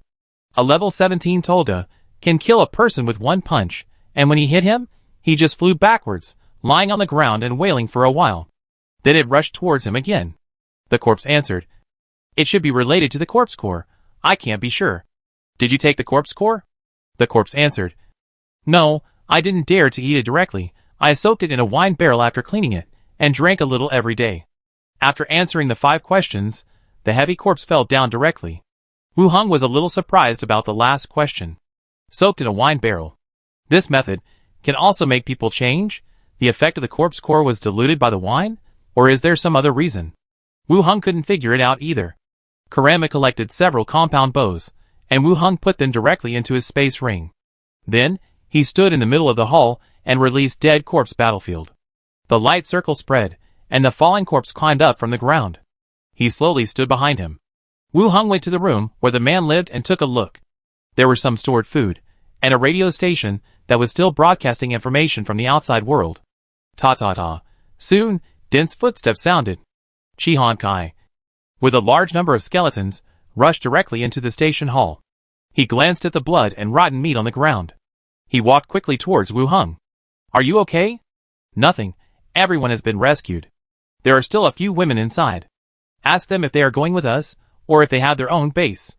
Let the people on the train get off and move the supplies here to our car." "Okay." Chi Han Kai agreed. While walking towards the room beside him, he used the intercom to arrange for people to come and move the things. Soon, the survivors who came with the train walked in quickly. "Move all the supplies here to the train." Chi Han Kai also brought the rescue people. And several women with numb faces back. "Let these people carry things." He walked over. There are 5 women in total, all of whom were locked up by these people. They have nowhere to go, and are willing to go with us. Then take them back. They won't live long if they stay here. In the current weather, it is difficult for these women to survive if they leave food. "Yes." Chi Han Kai nodded, and then asked, "Should we leave at dawn? Or go to Inzhou City overnight?" "Wait until dawn. There is a bow and arrow factory outside. Let's go there first," Wu Heng said. The original plan was to go directly to the next city after rescuing the people. But now I still plan to go to the compound bow factory. A factory that makes bows and arrows? Isn't this illegal? Chi Han Kai frowned and asked. This kind of thing was strictly controlled before. Maybe it was made for some competitions. We will know when we see it, Wu Heng guessed. Whether it is a black factory or made for competitions. In fact, it doesn't matter. It depends on the final result. Whether Wu Heng can use it. I'll have someone arrange a room for you. Rest in the car for a while. It's almost dawn. After everyone finishes moving their stuff, they can also get on the car to rest. The skeletons can guard this place. Wu Heng walked towards the train. Chi Han Kai followed behind him and told everyone on the intercom that, after moving the supplies, they should go back to the car to rest. The next day, in the morning, the skeleton army gathered outside the station. In addition to the skeletons brought along by the train, the bodies killed by the survivors were also found near the station. After the transformation, the number of skeletons increased by more than 100. It's all arranged, Chihonkai said. Several skeleton dragons followed, and the magazines were already filled with solid iron bullets. Wu Hung nodded and said, "Let's go." He continued to give orders to the skeletons, and the army began to advance eastward along the road. As they walked a distance, the number of zombies around them began to increase gradually. Roars and footsteps sounded from afar and on both sides. The dense zombies, like a black torrent, rushed out directly from the distant road and the alleys on both sides. Along the road, they rushed towards this side. The zombies gathered more and more, and they had already filled the field of vision. Wu Hung took a look and said directly, "Let the skeleton dragon go out and drop iron bombs." Whoosh! The skeleton dragon flew up and opened the magazine above the zombies' heads. The dense iron bombs fell like a rainstorm. Because of the snow on the ground, there was not much smoke and dust. But the zombies on the street were gone in an instant. The ground was filled with corpses. After dropping the bombs, the skeleton dragon returned. Wu Hung continued to give orders. Advance. Crash! The skeleton army advanced forward, killing all the remaining zombies along the way. They advanced 5 kilometers. There were still various shops on both sides, mostly car repair shops. Xiao Xiao got into the body and shared a building. The sign at the door read Sonda Archery Equipment and Sports Goods Company Limited. It really existed, and it was quite large. Over there. We passed by. Wu Hung called out to Chihonkai in the distance. Chihonkai came over. The army went straight down the main road and headed for the right branch road. After walking for about 5 minutes, they saw the factory area in the shared screen. Go in, Wu Hung ordered. The skeleton army rushed in, filling up the entire yard in an instant. Inside the factory, there was an office building, and on the other side was a large workshop. Wu Hung was the first to enter the factory to check. The glass was broken, and the interior seemed to have exploded halfway. Large pieces of things were shattered, and the surroundings were charred. Those people probably found that there were too many zombies in the workshop, and used explosives. Chihonkai speculated. Well, let's go to the office building. The equipment inside is definitely not used. The rest is to see if we can find the blueprints. Enter the office building. The two checked each room one by one. Here, Chihonkai shouted. Wu Hung walked over. This is a place similar to a data station. The safe attached to the wall was open, revealing piles of blueprints inside. Wu Hung picked up the top one and opened it. His eyes lit up instantly. The drawing of the compound bow. It marked the name of the material, specifications, and detailed dimensions and requirements. It was exactly what he needed. He continued to open the second one, which said the handle was made of 6061 aluminum, and the processing specifications. What a detailed drawing. How is it? Chihonkai asked. Very useful, not a wasted trip. Wu Hung put away all the drawings and searched nearby. Some corresponding books were also put away. Then they walked out together again. Chihonkai asked, will we use this kind of bow in the future? The survivors of the base now use the crossbows provided by Wu Hung. In fact, they are quite powerful. But they are heavy. It depends on the situation. It is hard to say whether it can be made. We may not be able to process the various aluminum and steel materials mentioned above. If it is made normally, it should be lighter than that crossbow, Chihonkai said. Well, let's go back and find a professional to see if there is any material replacement. The skeleton army returned to the station. After a short rest, the train started again, heading to the next stop, Anzhou City. 4 o'clock in the afternoon. It was already dark. The train stopped far away, and the skeleton army, armed with weapons, rushed towards the zombies. The sounds of roars and sharp blades chopped filled the entire space. Push forward, Wu Hung ordered. Crash! The skeletons in the spear formation stood up in the pile of corpses and began to push forward against the zombies. The zombies fell one after another. The dirty blood dyed the white snow on the ground into a deep red. As the army pushed to the station, the zombies were gradually cleared. Only the zombies with incomplete bodies, who were a step slower, were still roaring and slowly crawling forward. They were rushed over by the axe-wielding skeletons, and after a flurry of axe hacking, the whole space became completely quiet. The skeletons began to clean up the battlefield, clearing the railroad tracks. The train also slowly drove into the platform. Wu Hung looked at the corpses of about 70 or 80 evolved zombies in front of him, and released bone service one by one, and then began to look for corpse cores. There are 12 in total, Not a lot, but still pretty good. Wu Hung continued to release dead corpse battlefield. Skeletons stood up all around. Join the skeleton army, become one of them. Continue to check the station. After confirming that there is no danger, the survivors on the train, carrying various tools, get off the train. Temporary lights are set up. All the doors and windows facing outwards are blocked, and steel bars are welded. Everyone has his own job, as if he has rehearsed it countless times and is as skilled as before. Have dinner prepared? Do you want to eat here? Chi Honkai arranged tasks for people, walked over and asked. No need, prepare a room for me. Wu Hung said. Okay. Chi Honkai nodded, and immediately had someone clean up a room. After Wu Hung entered the room, he also opened the boundary door, and returned to Treasure Island. Walked out of the study. Wu Hung first went to the alchemy laboratory.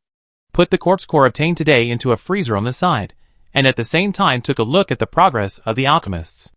Various medicinal materials and refined liquid medicines filled the experimental table. However, the third-level potion has not been produced yet. The third-level corpse cores in the organ jar are still inside. After leaving the alchemy laboratory, Wu Hung went to the room of the strange machine master again. He handed over the entire set of drawings of the compound bow obtained today to him. At the same time, he also gave him 2 finished compound bows for reference. Guns and bullets are probably still some distance away from mass production. The more features of the compound bow are that the pulley system converts the rebound force of the bow into the bow piece, making it easier to draw the bow and more powerful. It should not be difficult to make this weapon with the forging technology in this other world. It can be equipped to the survivors of the base, and it can also be equipped to the guards here. The scope of use is still not small. Walk out of the room of the strange machine master. Go downstairs. Seeing Wu Hung coming down, he immediately took out a set of tableware. Wu Hung sat down and started eating. Minnie said while eating, Master, during the day, Deacon Zalogwi came. Another case? No. I asked about the preparations of your fleet. They said that the fleet docked at the port found traces of pirates again. Minnie said. Wu Hung frowned. Another pirate appeared. A newly formed pirate group, or the pirates who escaped last time. It should be dealt with earlier otherwise. If no one is in charge, more people will join the pirates one after another. Well, I'll go to the port tomorrow to have a look. After dinner, the 3 of them trained in the training room. It got dark, and they went back to their rooms to rest. The next day, the port. At this time, it has returned to its former bustle. Many caravans docked, and a large number of workers began to move supplies at the port. Unlike before, the skeleton army guarded the port, and there were fewer fights among the workers. Even if there was a dispute, when the skeleton walked over, the two would separate. Very conscious. The location where the association's fleet was docked. Philippa took Wu Hung and boarded the deck of a large warship. He said excitedly, You people on Treasure Island are so generous. This ship was reinforced again, and you didn't even ask me for money. It's so cool to be the island owner. Wu Hung asked, Did you pay? They don't want it. How can I give it? Chapter 483 Millicent. Wu Hung rolled his eyes at her. They know you are from the island master's mansion, so they didn't ask you for money. If there is something in the future, they will definitely need your help, which will be more troublesome. I will send the money to them later. Philippa scratched her neck, seeing that the other party was serious, nodded and agreed. Okay, I'll listen to you. I'll send the money later. After saying that, he muttered, I wonder why these vampires are so kind. Wu Hung said, It's okay, it's not a big deal. Philippa smiled, and continued to pull him, talking about the reinforcement and some improvements of the entire ship. As soon as he said he was on board, he seemed much more professional. Which position was vulnerable to attack? Which position was the weak point of the hull? He said it in detail. And the effect after the modification. These things, at least, are not what ordinary pirates can say. He does have some knowledge reserves. Wu Hung listened for a while, and praised him again. Philippa was very proud. Wu Hung then asked, When can we go to sea? The caravan has received news in the past few days that pirates are wandering around again. Philippa thought for a while and said, The hull reinforcement is done. What's left is to get some equipment and instruments on board. And then we can go to sea. When will the things you mentioned be completed? It's already been decided. And it will be assembled tomorrow. After Philippa finished speaking, she seemed to remember something and looked up at him. Where are the things you promised me? The props that can talk, and such a thick weapon that can spit fire. He was talking about the radio and machine gun. Wu Hung had indeed promised her before. Let's go to the cabin, Wu Hung said. Philippa followed him into the cabin.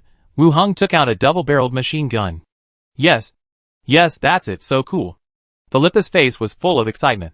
She had been thinking about this thing for a long time, but it had never been given to her before. Now she finally got it. She touched it carefully, and then asked, "What is this thing called?" Machine gun. Oh, the name is not bad. Does this mean it will be mine from now on? Philippa raised her head and looked at him. It's yours. Usually keep it in a space ring. Fuck, great. Philippa clenched her fist.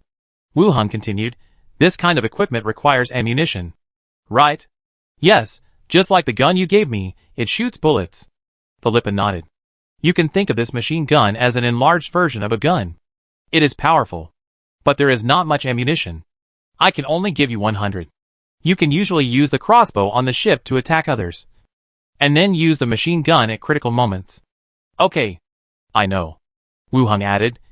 If you can't defend the machine gun, destroy it directly. And don't let others get it. If others have this weapon, we will be in danger. Philippa's face also became serious. She patted her chest and assured, don't worry. I won't lose this treasure even if I die. Wu Hung pinched her face. What nonsense are you talking about? Life is more important than anything else. Hee hee. Philippa smiled happily. Put her arm around his shoulders. I know you are kind and righteous. Insufficient ammunition. Pay attention to the quantity when shooting. Why don't you make more ammunition? Do you think I don't want to? It can't be made yet. Okay. After a few words, Wu Hung began to teach her how to operate it. Actually, it was not much different from a large machine gun. It was just that the way of firing was different. Philippa had a strong learning ability. She quickly learned how to operate it, and was quite happy. After she put away the machine gun, Wu Hung continued, I have a few more rare items here, which I will give to you. You may need them when you go out to sea in a few days. What? Wu Hung took out the Iron Maiden and Water Monster conch. He introduced the functions one by one. Philippa was surprised, and her eyes were full of surprise. I have never seen such a rare thing. You gave me two at once? Are they all mine? They are yours, but you can't sell them. Philippa threw herself into his arms. Thank you, Dad. She put her arms around his neck tightly. She kissed him directly. They kissed for a while in the cabin. Then they separated and walked out of the cabin. The port was too noisy, and it was indeed not suitable for a deeper emotional exchange. Philippa went to the equipment store to inquire about the ordering of equipment. Wu Hung directly called a carriage and returned to his residence. Zombie world. When Wu Hung came, the entire station hall had changed. The debris and filth on the ground were cleaned up. Electric welding and cutting were carried out in different areas. It was like a factory. Extremely busy. Wu Hung released the ghost and explored the zombies in the door area. Then he led the skeleton army. He walked out of the station and cleaned up the zombies at the door, to prevent zombies from wandering aimlessly and attracting zombies. The battle went smoothly. Near dusk, Wu Hung returned with the skeleton army. The skeletons were on standby again. Wu Hung also returned to the station. Chi Honkai walked over quickly. Today, you didn't ask me to accompany you. Just clean up at the door. And don't go further. Then I want to follow you. Chi Honkai said softly, coughed lightly, and began to report. The local channel has begun to release news of exchanging food for gold and silver. All shelters are very excited. But it is better to clean up the zombies on the main road. Otherwise, there will not be many shelters that can come. But these 2 days, we have to prepare for Philippa's voyage. In 2 days, we will transform this place into an exchange point. I will clean it up with skeletons. Okay, Chi Honkai continued. The train has returned. More people and skeletons will be brought in at night. The women we rescued yesterday have also been assigned jobs. There are no problems. You arrange things, and I am assured that everything is done properly. Chi Honkai smiled. I am glad to be able to help you. Okay. I'll leave this to you. Okay. Wu Hung returned to the room, opened the door and walked in. The next day morning, Nautilus Tavern. Philippa sat on his waist and rested her hands on his chest.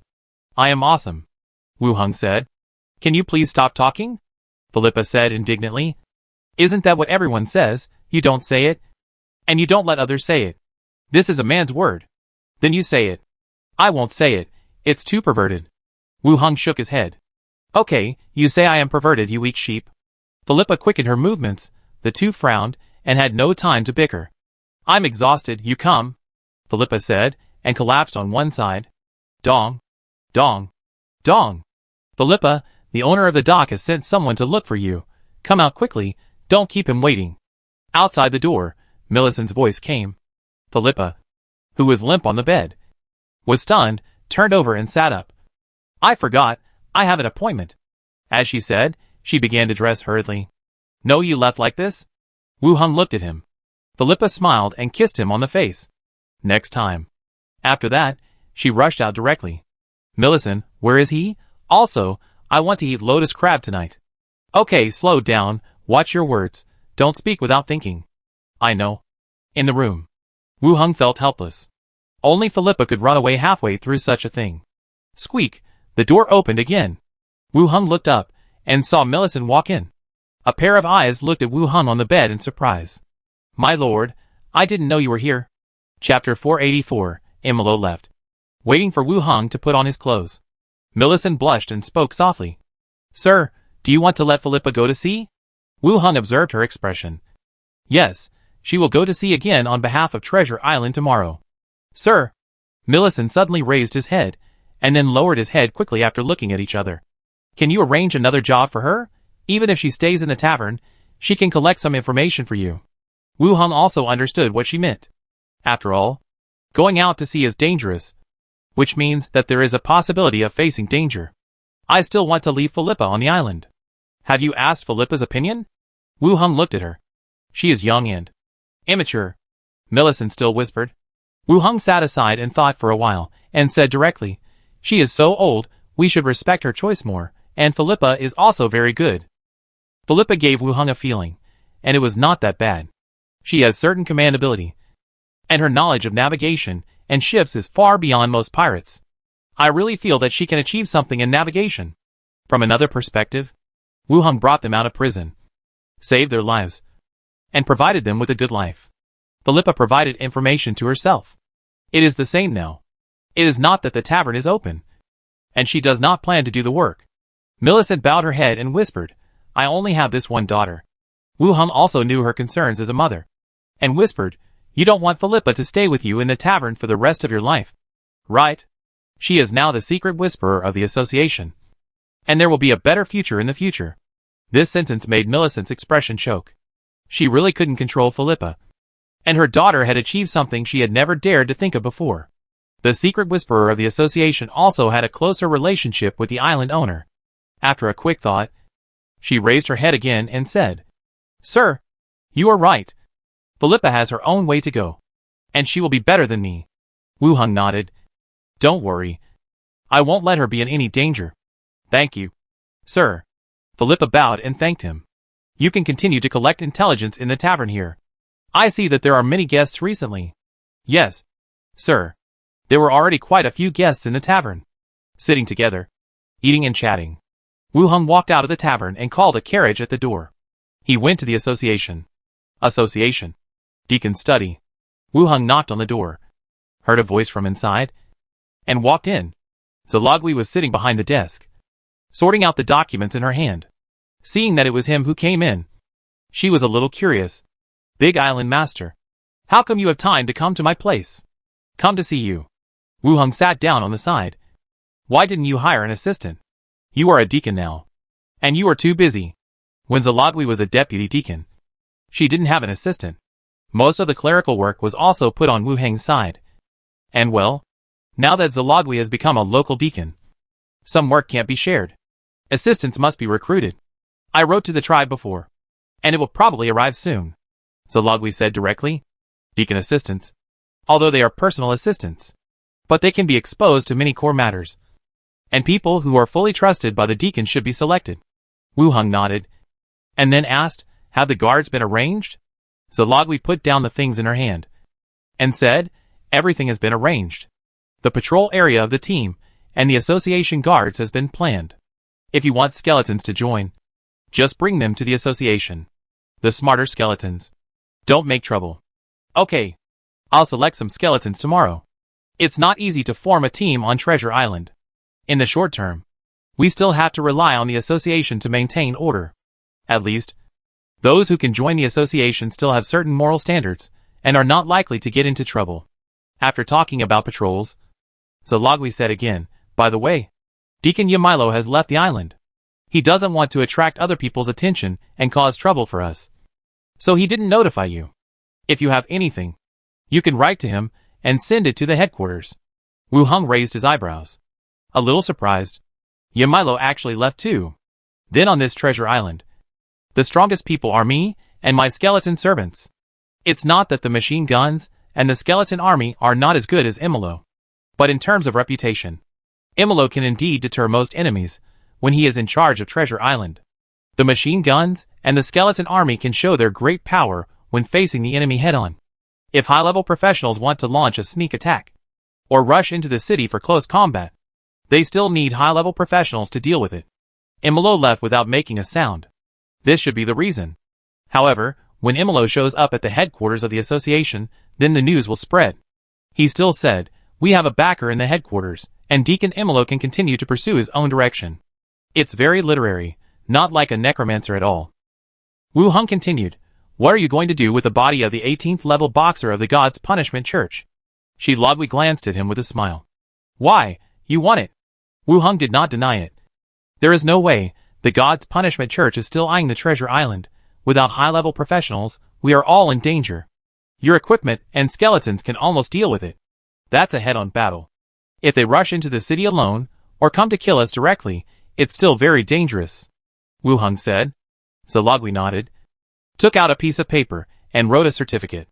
She handed it to him and said, this is what I gave you. If you need it in the future, I must be able to mobilize it. It seems that the corpse was originally intended to be given to him. It was just waiting for him to say it.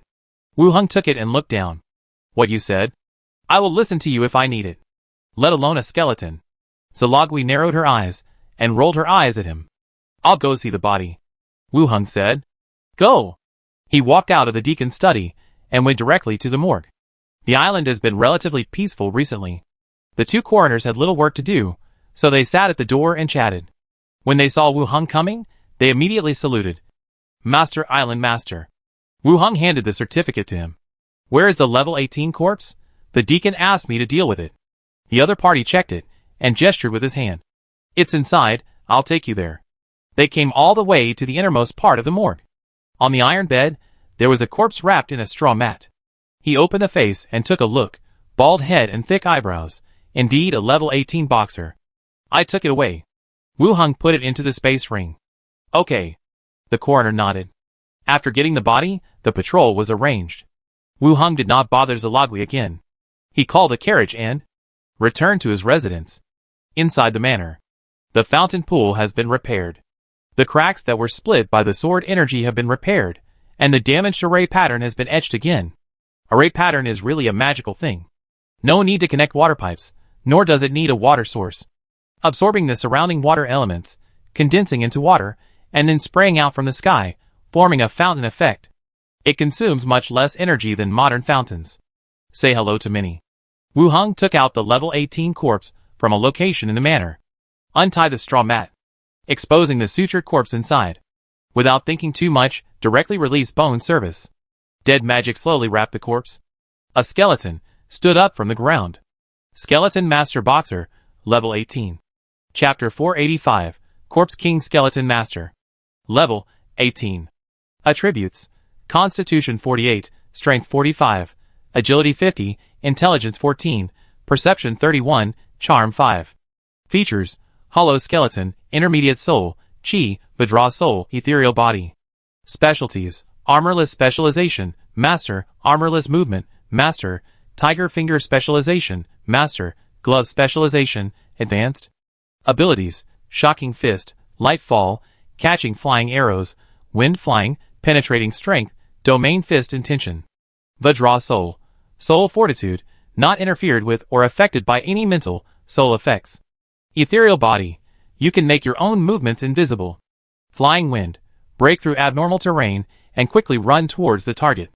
Penetrating Power, the chi power generated by the attack can penetrate the enemy's body. Ignore the surface defense, and attack the internal organs. Domain Fist, Your attainments and physical skills have reached a high level. You will form a personal domain around you, with sharp fists and continuous fists. Wu Hong looked at the attributes of the skeleton and frowned slightly. The name changed, and became a great boxer. The difference of one word is the difference between level 17 and level 18.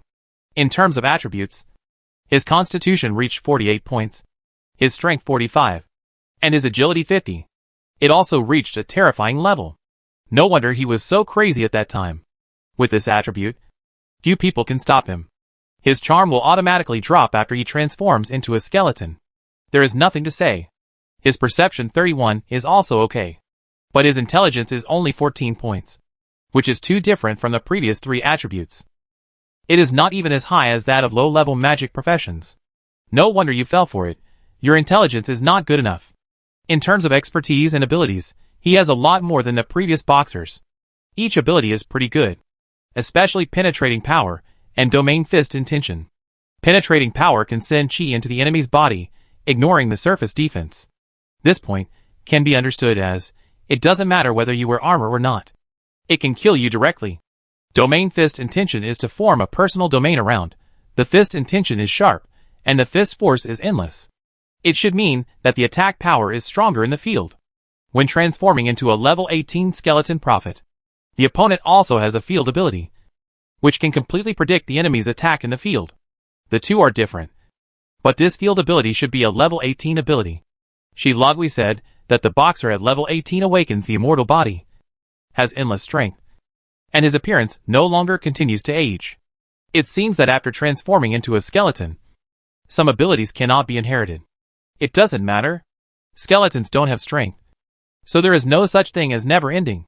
Moreover, with his current appearance, let alone aging, Wu Hong recalled his original name and said, "From now on, you will still be called Kaxu. Throw these garbage out." The skeleton came out, rolled up the straw mat and the fallen meat, and threw them out. In the room, many shouting came. Wu Hong walked into the room, ate and rested. The next day, at the port, on the ship flying the flag of the Association and the flag of Treasure Island, Wu Hong looked at Philippa and said, "Just go and chase away some pirates. Come back as soon as you are done. Don't run around and drink everywhere." Philippa nodded. "I know. I'll bring you a few pirate heads." Millicent also said, "I have prepared food for you for several days. You must eat on time at sea. When you see pirates, be careful and put safety first." "Okay. I know. You have been talking about this for a long time," Philippa said dissatisfiedly. At this time, Zalagui also came over with 3 team members. "I have explained everything here. I don't have anything to do here." Wu Hong nodded. Zalagui said directly, "Then let's go to sea. The weather is good today." Wu Hong glanced at Philippa. "Keep in touch at sea." "Understood." Several people got off the boat. Philippa was left behind. The association team went out to sea with them, and a large number of skeleton soldiers. Then, under the watchful eyes of many residents and merchant groups, the 3 ships slowly left the port. Philippa stood on the side of the ship, grabbing the mast rope, holding her head high and chest out, enjoying the cheers of the crowd watching at the port. She was getting farther and farther away. Her level should not be high. Is it okay to arrange her to be the captain? Zalagui looked at the ship going away and said softly, "Philippa has a carefree personality and seems a little unreliable. But she always did a good job in completing the tasks assigned to her. It's okay. I arranged 3 level 15 pirate skeletons for her to control 3 ships respectively, so it's not a big problem," Wu Hong said directly. In a naval battle, level is not that important. Wu Hong would also use the radio to command Philippa's actions. Just make the arrangements. Shilagui did not say much. "Don't worry, it's okay. Wait for the ship to be farther away." Several people began to return. Shilagui got on the carriage and returned to the association. Wu Hong also found a carriage, and after getting on said, "Millicent, I'll take you back to the tavern." Millicent lifted her skirt and boarded the carriage. Wu Hong tapped the wall of the carriage, and the carriage rushed to the Nautilus Tavern. After sending Millicent back, Wu Hong also returned to the manor. He went upstairs and entered the radio room. From the space ring, he took out the emerald sand table directly. In the middle of the crystal sand table, 3 ship models flying the Treasure Island flag appeared in sight. In addition, in other parts of the sea area, there are more ships of different types and flags. Watering on the sea. Wu Hung picked up the microphone of the radio equipment. Philippa, can you hear it? Yes, it's very clear. I feel it's clearer than the prop you gave me last time. Philippa's voice came over. Wu Hung said, well, are you starting to miss home? What are you talking about? It's as if you haven't been weaned. Philippa muttered dissatisfiedly. Wu Hung continued, you enter the Lingaxi route first. There are 2 groups of small pirate ships there. Clear them directly when the time comes. I understand. Small pirate groups, I didn't think much of them before. Philippa said. Well, be careful. Wait for my good news. The 2 chatted briefly. And Wu Hung hung up the microphone again. The skeleton investigator was still arranged at the table, waiting to record some information. Walked out of the radio room. Went back to the study. Took a look at the sky, opened the door and walked in directly. Zombie world, the main road outside the station. The skeleton dragon roared past overhead. The solid iron bullet smashed to the ground like a rainstorm. Amid the roar and the tremors of the earth, the experience value also increased rapidly. After the bombardment of the iron bullet, the skeleton army began to advance along the road. Kill the remaining zombies. The system prompt also appeared soon after. Level increased to level 17, physique +1, intelligence +2, charm +1. Finally reached level 17. It's really hard to upgrade. Wu Hung opened the panel and took a look at the experience points required for level 18. Level 17, 1327/265000. It takes 260,000 experience points to reach level 18. It's really a lot. The skeletons cleaned up the battlefield, and the corpses of evolved zombies were thrown in front of them. After this period of time, the number of evolved zombies increased again. There were at least 500 or 600 in front of us. Much more than before. The corpses were transformed, and the corpse cores were also collected. Wu Hung led the skeleton army back to the station. Chi Honkai followed him and said, there are 2 things I want to tell you. Go ahead. One is that a level 4 zombie was found at the main station, named the Zombie King. And the second thing is that Sister Yang got the map location of the provincial military factory. Chapter 486, are there any other ways? Level 4 deformed zombie, Zombie King, each level of deformed zombies corresponds to the level of professionals in the other world. Level 2 deformed zombie corresponds to level 10 professionals. Level 3 is level 15 professionals. And this newly appeared level 4 Zombie King should correspond to a higher level, but I don't know if it is level 18, or will continue to increase from level 5, directly rated as level 20, corresponding to a hero. What are the characteristics of this Zombie King? Wu Hung asked. Chi Honkai recalled, and said, the main station just gave a simple description, saying that the body shape is closer to humans. The appearance is different from humans, and it can control a larger number of corpses, and has more infectious ability. Wu Hung listened on the side. It was just this description that reminded him of the Black Stone Town, where the association worked together to kill the corpse ghost Necromancer. It sounded a bit similar. Nothing else? Wu Hung saw that she didn't continue, and turned his head to look. No. I heard that it was just the intelligence collected, and it is still impossible to verify its authenticity. The headquarters collects intelligence from all over the country, and some of it is even from abroad. Summarize it and pass it on to others. The 4th level Zombie King should be true. After all, in the current environment, who would be bored to make up these things? It's just that the intelligence information is a little too vague. In fact, think about the 4th level zombie. It doesn't have much impact on you. In terms of strength and military strength, it is not worse than the other side. This level of zombie is hard to come by. I haven't developed the medicine for the 3rd level corpse core yet, and I'm not in a hurry to find the 4th level zombie. Let's talk about the factory. Wu Hung sat down. Chi Honkai nodded, and continued, Sister Yang, I found out the location of the military factory. I heard that it involves the production of artillery parts and weapon accessories. It sounds quite comprehensive. Through the provincial rescue team? No, I found out from another channel. I heard that the person who provided the information had worked there before, Chi Honkai said. In other words, the information obtained from the shelters in different provinces. Is it reliable? I checked the map. There should be no problem. Wu Hung continued to ask. Where is the train? Come back tomorrow during the day. Arrange it. Go back to Shinfu City tomorrow night. Chi Honkai nodded, thought for a while, and said, I want to go to the province with you. Wu Heng looked at her with some doubts. Do you have relatives there? He really didn't think of anyone to bring with him. After all, the skeleton dragon replaced bullets. And some logistical work. Someone is still needed to complete it. No, even if there is, it is impossible for him to survive. I just feel that staying here will not be of much help to the base. Going with you can also help, Chi Hankai said directly. Okay, when the time comes, we will arrange it here, and you can go with me. Hearing Wu Heng's agreement, Chi Hankai also smiled. Okay. The two chatted for a while, and Wu Heng returned to the room. Returned to Treasure Island. In the manor. Send the corpse core obtained by killing the evolved zombies to the alchemy laboratory. At the same time, he also put the prepared first-level potion into the space ring. He walked out of the room and went to the radio room. He glanced at the record book of the skeleton investigator, picked up the microphone, and contacted Philippa. Philippa, are you there? Yes. Where did you go during the day? I couldn't find anyone to talk to you. Philippa's voice came over. I have to work too. I stay here every day to chat with you. Okay. I forgive you. Philippa continued, let me tell you. The conch you gave me is so handsome. I have never felt so handsome. But the side effects are a bit big. I still feel nauseous and want to vomit. When talking about the strange thing, her tone was much higher. It seems that he is very satisfied with the effect. The side effect is that after using it, he will feel very hungry and thirsty. He will not be able to resist eating and drinking. But this is already a very mild side effect. It is much better than the evil sword that killed himself and used the shroud with festering body. What effect will it have after using it? Wu Heng leaned against the table.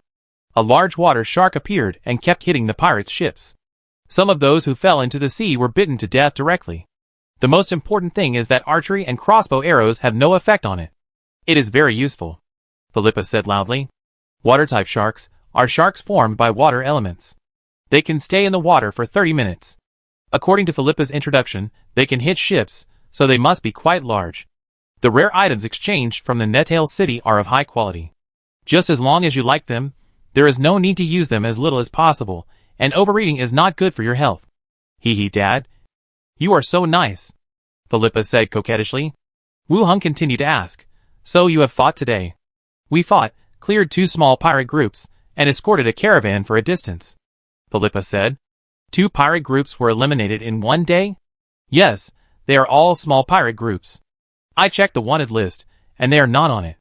They may be newly formed. Philippa was a little regretful. She continued, where are we going now? There is no target now. Wait a minute. Wu Heng took out the emerald sand table, looked at the ships in the sea, found the location of Philippa's ship, the original 3 ships, and there are 2 more. It seems that there is indeed a lot of gains. After searching nearby, the eyes fell on the route, and 3 pirate ships were docked on a small island. Go east and there is a small island, where 3 pirate ships are docked. You can go directly there. Turtleback Island, I know that place. Philippa directly said the name of the island. Yes, that's it. Then I'll go out and tell you the direction. Do you have anything else to do? Philippa asked. It's okay, be careful. Don't worry, I'm terribly strong now. After saying that, she hung up the chat directly. On the sea, there are not many people who can threaten Philippa's fleet. Not to mention the machine guns he gave. And the many skeletons holding guns. There are 3 level 15 skeleton captains on the ship. This configuration could have been rampant in the Emerald Sea in the past. Ordinary pirates. It is impossible to beat Philippa and her team. Wu Heng also hung up the microphone. He looked at another radio device beside him. This radio is on the same frequency as Shannara's radio. Shannara has been away from the island for a few days. She said she would keep in touch.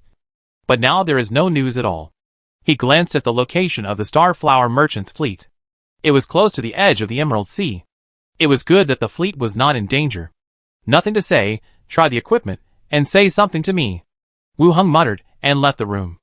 After going downstairs, dinner was ready. The 3 of them sat at the dining table, chatting, while eating dinner. After dinner, the sky had already darkened. Wu Heng sat in the study, and began to think about the next plan. He had now reached level 17, and was only 1 step away from level 18. The experience required is 265,000, which is not a big problem. It is just a matter of a few waves of zombies. As long as you work hard, you can reach level 18 in a week. After level 18, You should consider hero building as mentioned by Imolo. Last time when I talked to Imolo about level 18 professionals, he mentioned hero building. At this level, upgrading is not just a requirement of experience points. In addition, hero building requires a good reputation and a certain influence. I don't know if I have a hero creation after level 18, and whether my reputation in the zombie world meets the requirements. It seems that I am still famous on Earth. My name, the King of Hell, is quite popular for some reasons. I don't know if it counts as a hero creation. If it counts, it will be much more convenient. Treasure Island. Wu Hung folded his arms behind his head and leaned back. Get the ammunition production chain as soon as possible. Build a factory on Treasure Island. And resume production. After all, gunpowder, some special metals, can be purchased in large quantities here. There is also the construction of the island. By then, various engineering machinery will be brought here, and the expansion will continue. I quickly went through the plan in my mind. I turned off the air conditioner in the room. I opened the door and walked out, and went back to my room to rest. The next day, early in the morning, after breakfast, Wu Hung was in the open space in the courtyard, put on the train conductor's hat, the whistle sounded, and the ghost train appeared out of thin air. Wu Hung got on the train, and directly filled in Nidal City. Then, the train disappeared and entered the void. A few hours later, the train arrived at an uninhabited area outside the city of Nitalii. Wu Hung, wearing a cloak, went directly to the Snake Emblem Consortium in the city. After entering the gate, he stood in front of the notice board and took a look. A staff member came over directly. Guest, someone in the VIP room would like to invite you to go over. Wu Hung turned his head and saw a figure wearing a cloak standing in front of the VIP room. Judging from his body shape and height, he was the person who had traded with him twice before. He didn't even have the consortium's commission. He was waiting for him here. Wu Hung followed him into the VIP room. The other person sat down opposite him, took off his hood, and revealed his shiny blonde hair and delicate face. Sir, you are a day late, the other person said. Today is exactly 5 days. The other person didn't argue about the time, and forced a smile. Have you made the potion? Yes, I have made it. Wu Hung took out 2 bottles of first-level corpse core potion, put them on the table, and pushed them over. The woman took it up, looked at it, and put it down again. She took out one and put it on the table. Veil of a good dancer. Category, wonderful item. Effect, after wearing it, it can make people with no dance foundation show superb dancing skills. Side effect, once used, it must be danced for 2 hours. Description, veil worn by a good dancer. Wonderful item for dancing? This, the woman said softly. Sir, this is a dancing veil, which can give the wearer a good dancing foundation. The side effect is that once used, the dancing time limit must be reached. Even if the dance party is over, you must finish dancing. Of course, you can rest in the middle, as long as you can finish dancing within a day. Wu Hung glanced at the other party. Actually, this strange item doesn't seem to have much use. He has never attended a ball, and even if he did, he would not wear a lady's veil and dance on the stage. It's embarrassing to think about it. The woman saw that the other party did not take it, and continued, Sir, I will try to prepare a better one for you next time. Wu Hung did not say much. Okay. He put away the veil. The woman also smiled, and put away the potion. Wu Hung looked at her. Don't you want to test the authenticity of the potion? The woman shook her head. You rejected the conditions I offered before, and you will never lie to me about this matter, I believe you. Last time, I wanted Wu Hung to refine the potion for her alone. Money, women, and power were all offered. Wu Hung still refused. At this point, she thought Wu Hung had everything, and there was no need to deceive her because of the medicine. Wu Hung nodded slightly, and the other party was not bad. The woman sat on the chair, pondered for a moment, and spoke slowly. Sir, do you have other kinds of medicine? It can wake people up from coma, or prolong life. Chapter 487, Skeleton Cavalry. When in Treasure Island, Wu Hung also briefly investigated the identity of the blonde girl. Even if there is no definite evidence, but it feels that the guess is not far off. The old king of the Yek kingdom fell into a coma again. The domestic situation was turbulent. The ministers, the army each supported different princes. Once the old king died, the Yek kingdom would fall into civil war. Unlike others who were fighting for power, the man in front of him wanted to extend the life of the old king. Wu Hong thought for a while, and said, vampires, ghosts, any one of them, are more effective than drugs. The woman sighed. These kinds of things are not allowed. Wu Hong continued. Drugs can only maintain for a short time, and if you take too much, you will reach a limit, and it will not change anything in the end. Then can you develop a more effective potion? I can continue to collect rare items with you. The woman looked straight at him, somewhat expectant. If there is a new potion, I will inform you. Thank you. Will you come back in 5 days? The woman asked tentatively. After all, she also knew that some of the strange things she brought this time were not very useful. Wu Hong thought for a moment and said, okay, still here. Okay. The two ended the conversation. Wu Hong opened the door and walked out directly. After leaving the city, putting on the train conductor's hat, he continued to fill in Lopez City on the itinerary. Lopez City, Snake Emblem Consortium. Inside the VIP room. 4 coffins were carried in. They were opened one by one, revealing the bodies inside. The beautiful female elf leader, Lady, sat opposite, revealing her straight and fair calves under her skirt. She said softly, 2 level 15 blacksmiths, a level 15 mechanic, and a level 15 chef, all died accidentally and died of old age. You can rest assured about this. Last time, Wu Heng's commission was for all level 15 special professionals. There is still some efficiency, and it is much more efficient than Treasure Island. It seems that Lideli's ability should be higher than that of the person in charge of Treasure Island. At that time, the consortium auction was held so close to Treasure Island. The auction was hosted by Lideli and an old man, not the person in charge of Treasure Island. Settle the balance, and then fill out a new one, or buy the body, Wu Hong said. Good guests. Lideli greeted several staff members. Begin to calculate the balance, and fill out the commission at the same time. Lideli sat opposite, glanced at the other party, and then asked, guest, do you need the bodies of cavalry? We can sell them to you in bulk. And the price is negotiable. Wu Hong also looked at the other party in confusion. Cavalry? Lideli smiled and nodded. Some arrogant robbers robbed a batch of goods from the consortium, and they were cleaned up. There are many cavalry bodies among them. I think they are pretty good. Where are they? Take me to see. After filling out the commission, I will take you there. Soon. The balance was settled, and the new commission was also filled out. After Wu Hong put away the 4 coffins, he followed Lady out of the consortium building. They took a carriage and went out of the city to a place similar to an incinerator. The bodies of humans and horses were scattered all over the ground. A lot of people were killed. It has always been rumored that the Snake Emblem Consortium is engaged in gray industries, and its own strength is not lower than that of the association. But I have never seen the consortium really take action. Now that so many people have been killed in one fell swoop, I believe it. At least the means of doing things are more cruel than the association. No extra investigation, identify the mastermind, and take down the whole gang. No one can escape. How do you plan to sell it? 1 level 15 corpse here. I'll take 600 silver coins from you. For level 10 corpses for 300 silver coins. The remaining corpses and horse corpses, a total of 200 silver coins from you. How about it? Lady asked with a smile. Wu Hong looked at her. Don't you need to fill out the commission? You can also let us make some extra money. Lady leaned over to the side. Oh, I understand. Originally planned to be incinerated, this is sold directly to me. Okay, you are indeed very hard-working. Wu Hong agreed.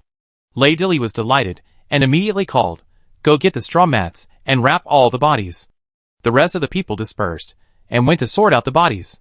Wu Hong also gave them the money according to the agreed amount. Then all the bodies were put into the space sachet. After completing the transaction, they returned together in a carriage.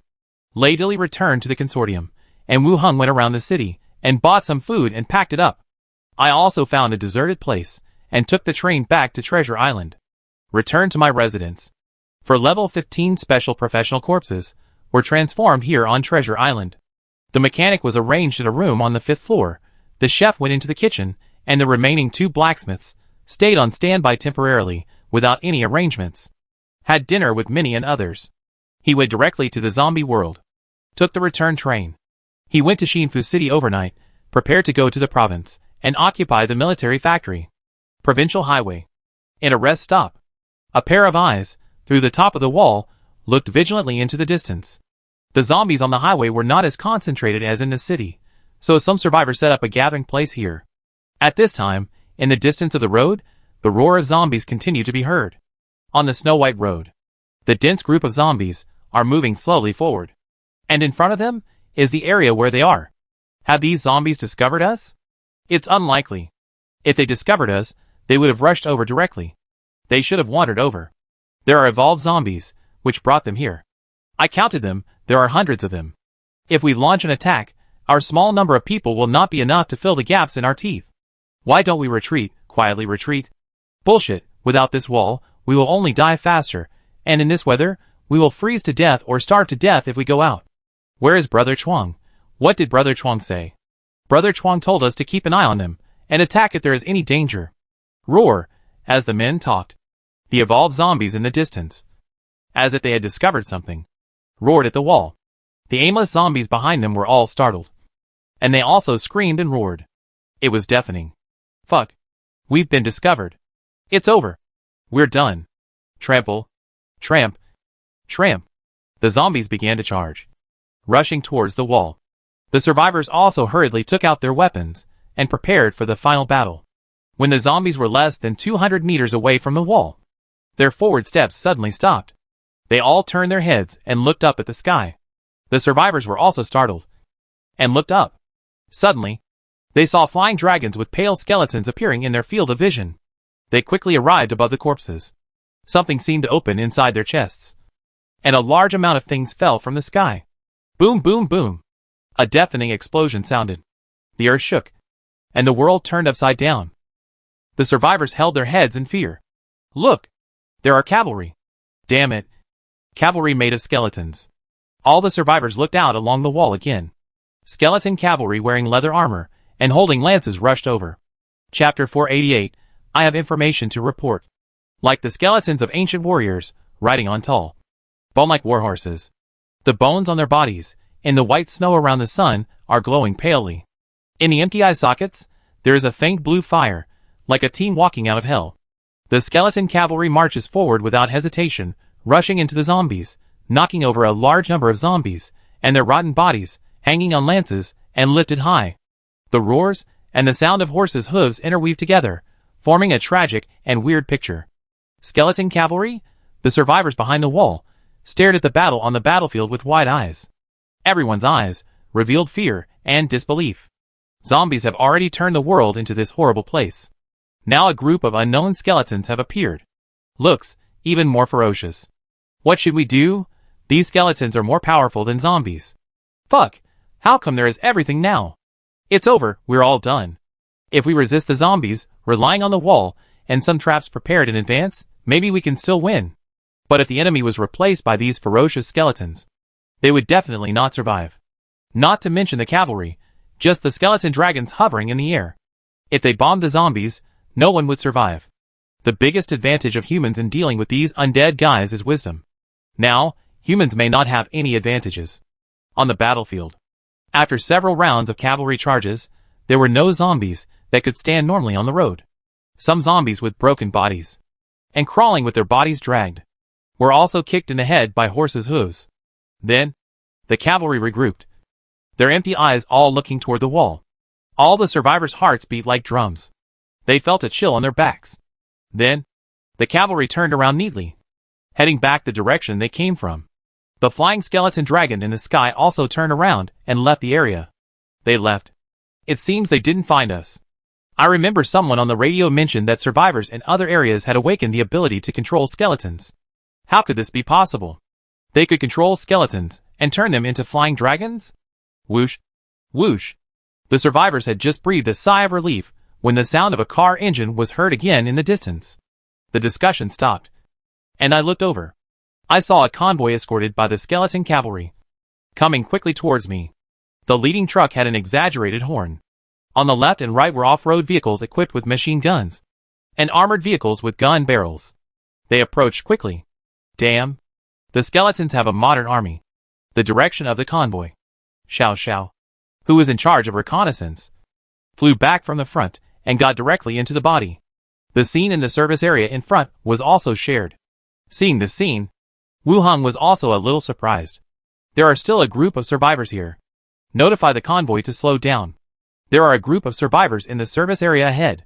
You can go and find out the situation with them, Wu Heng said. Chi Han Kai, who was driving the vehicle, was slightly stunned. Here? Yes, there are probably more than 20 people. Okay, got it. Chi Han Kai nodded, picked up the intercom and said, there are survivors in the service station ahead. Prepare to slow down and stop. Don't get off the car when you get off. First make sure they are in danger. Received. Received. Replies came from the intercom. Wu Heng released Xiao Xiao again and continued to investigate the surroundings. Yesterday, Wu Heng and Chi Han Kai took a train to Xinfu City overnight. After discussing with each other, they decided to go to the provincial capital today. They did not choose the train. After all, the provincial rescue team controls the railway at the other end. If the train goes there, they will negotiate with them in advance. As for the trip to the military factory, they still want to do it in a low-key manner. After everything is handled, they will reveal it. In addition, the traffic between cities needs to be kept open to transport various materials. So they chose the highway. Along the way, Flying Dragon and the cavalry led the way, and the convoy basically did not stop, and the speed of the journey was much faster than originally expected. Just when they were about to get off the highway, they found survivors in the service area. The convoy stopped on the roadside outside the service area. You can vaguely see the eyes looking at you from the top of the wall. Chi Han Kai picked up the microphone of the car loudspeaker and said, we are from the Xinfu City base, and we are passing by you, so let's come out and have a chat. The sound of the loudspeaker was very loud and spread quickly. The survivors in the base all shuddered and began to look around to see if they had attracted the attention of other zombies. At the same time, they cursed in their hearts. These are all crazy people. At this time, they still dare to shout with the loudspeaker. Brother Chuang, I remember that there are people with special abilities who can control skeletons in the base of Xinfu City. A few days ago, they had a dispute with the provincial rescue team over supplies. On the side, a man with a full beard and a rough face frowned. Are you sure it's them? Xinfu City. They can control skeletons. So they must be them. Then why did you run here? The man called Brother Chuang was still looking outside. Seeing that the other party had no intention of leaving, the armored vehicle was fully equipped with machine guns. And he said to the side, tell them that it's okay to talk. Talk in the middle. Ah. Good. The heavy door opened a gap, and a man in a torn cotton jacket ran out. Standing not far away, he shouted, our boss said, if you want to talk, go to the middle and bring fewer people.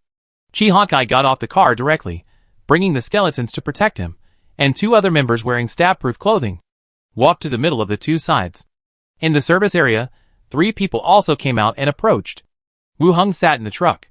After confirming that there was no problem with the eyes, the two sides began to talk. He also got off the car from the other side. He directed the skeletons and began to clean up the battlefield. The corpses of the evolved zombies were dragged together. Bone art was released, and after all were transformed into skeletons, the collected corpse cores were stored in the space ring. Then, Dead Corpse Battlefield was released along the road to transform all the remaining corpses. The skeletons stood up one by one and staggered to the position of the convoy. There were also quite a few transformed skeletons. The truck brought out could not carry so many skeletons. He scanned the entire road. He looked for some vans or trucks, and whether they could be driven away to load the newly transformed skeletons. At this time, Chi Han Kai came over from behind. He said directly, I have already talked to them. There are more than 20 people in the shelter. They have gathered together one after another. The leader was a truck driver before. Zombies broke out on the highway, and he was trapped here. Truck driver? What kind of work do you do? Provincial capitals and other places. Chi Han Kai answered. Wu Heng thought for a while and said, truck drivers. Don't they know more about various sections of the road? Chi Han Kai's eyes lit up. You mean, he may know the situation at the factory? Well, take me to talk to him. He travels all over the place, so he must know something. Okay. A booth outside the service area. In the small space, there were 2 groups of people sitting on the left and right. Wu Heng, Chi Han Kai, and a few skeleton attendants. On the other side were 3 people. The leading man was in his 40s, with a long beard and protruding jawbones on both sides. This is our leader. Chi Han Kai said to the opposite side. This is Lu Chuang, the leader of the Pingxiang Service Center. Hello, leader. I often hear news about your shelter on the radio. Lu Chuang observed the other party, and said enthusiastically, "Well, Chief Lu's base is well built. Compared to yours, it's far worse." Lu Chuang smiled and said. Wu Hong continued, "What is the future development direction of your shelter?" "Development direction," Lu Chuang muttered and replied. "First, spend the winter. There is a lot of land on both sides of the highway. We will plant some things to meet the needs of our lives. It shouldn't be a big deal." Wu Hong raised his eyebrows slightly. It seems that the other party is planning to run the base by himself. Without saying more about the base, he said again, "Did you do the freight business before?" "I didn't have much education. I just transported some goods to make a living." "Do you know some sections and locations of Yantong City?" Wu Hong said directly. "Yantong City is the capital of the province. It is densely populated, and is also the best developed city in the province." Lu Chuang said, "I have traveled all over Yantong City. Let me hear what you say." Sanwu Industrial Group. Lu Chuang frowned with a smile on his face. And after a while, he said, "I have heard of some. But I have never delivered goods. We want to go there. Is there any convenient route to get there?" "You want to go there?" Lu Chuang's tone was a little surprised. But he soon calmed down and said, "I do know a road. It is specially built for these special factories to transport goods. The road is smooth, and there are no residential areas." At this point, he stopped talking. He looked at the people opposite him. "Draw it for us, and we can give you 20 kilograms of food.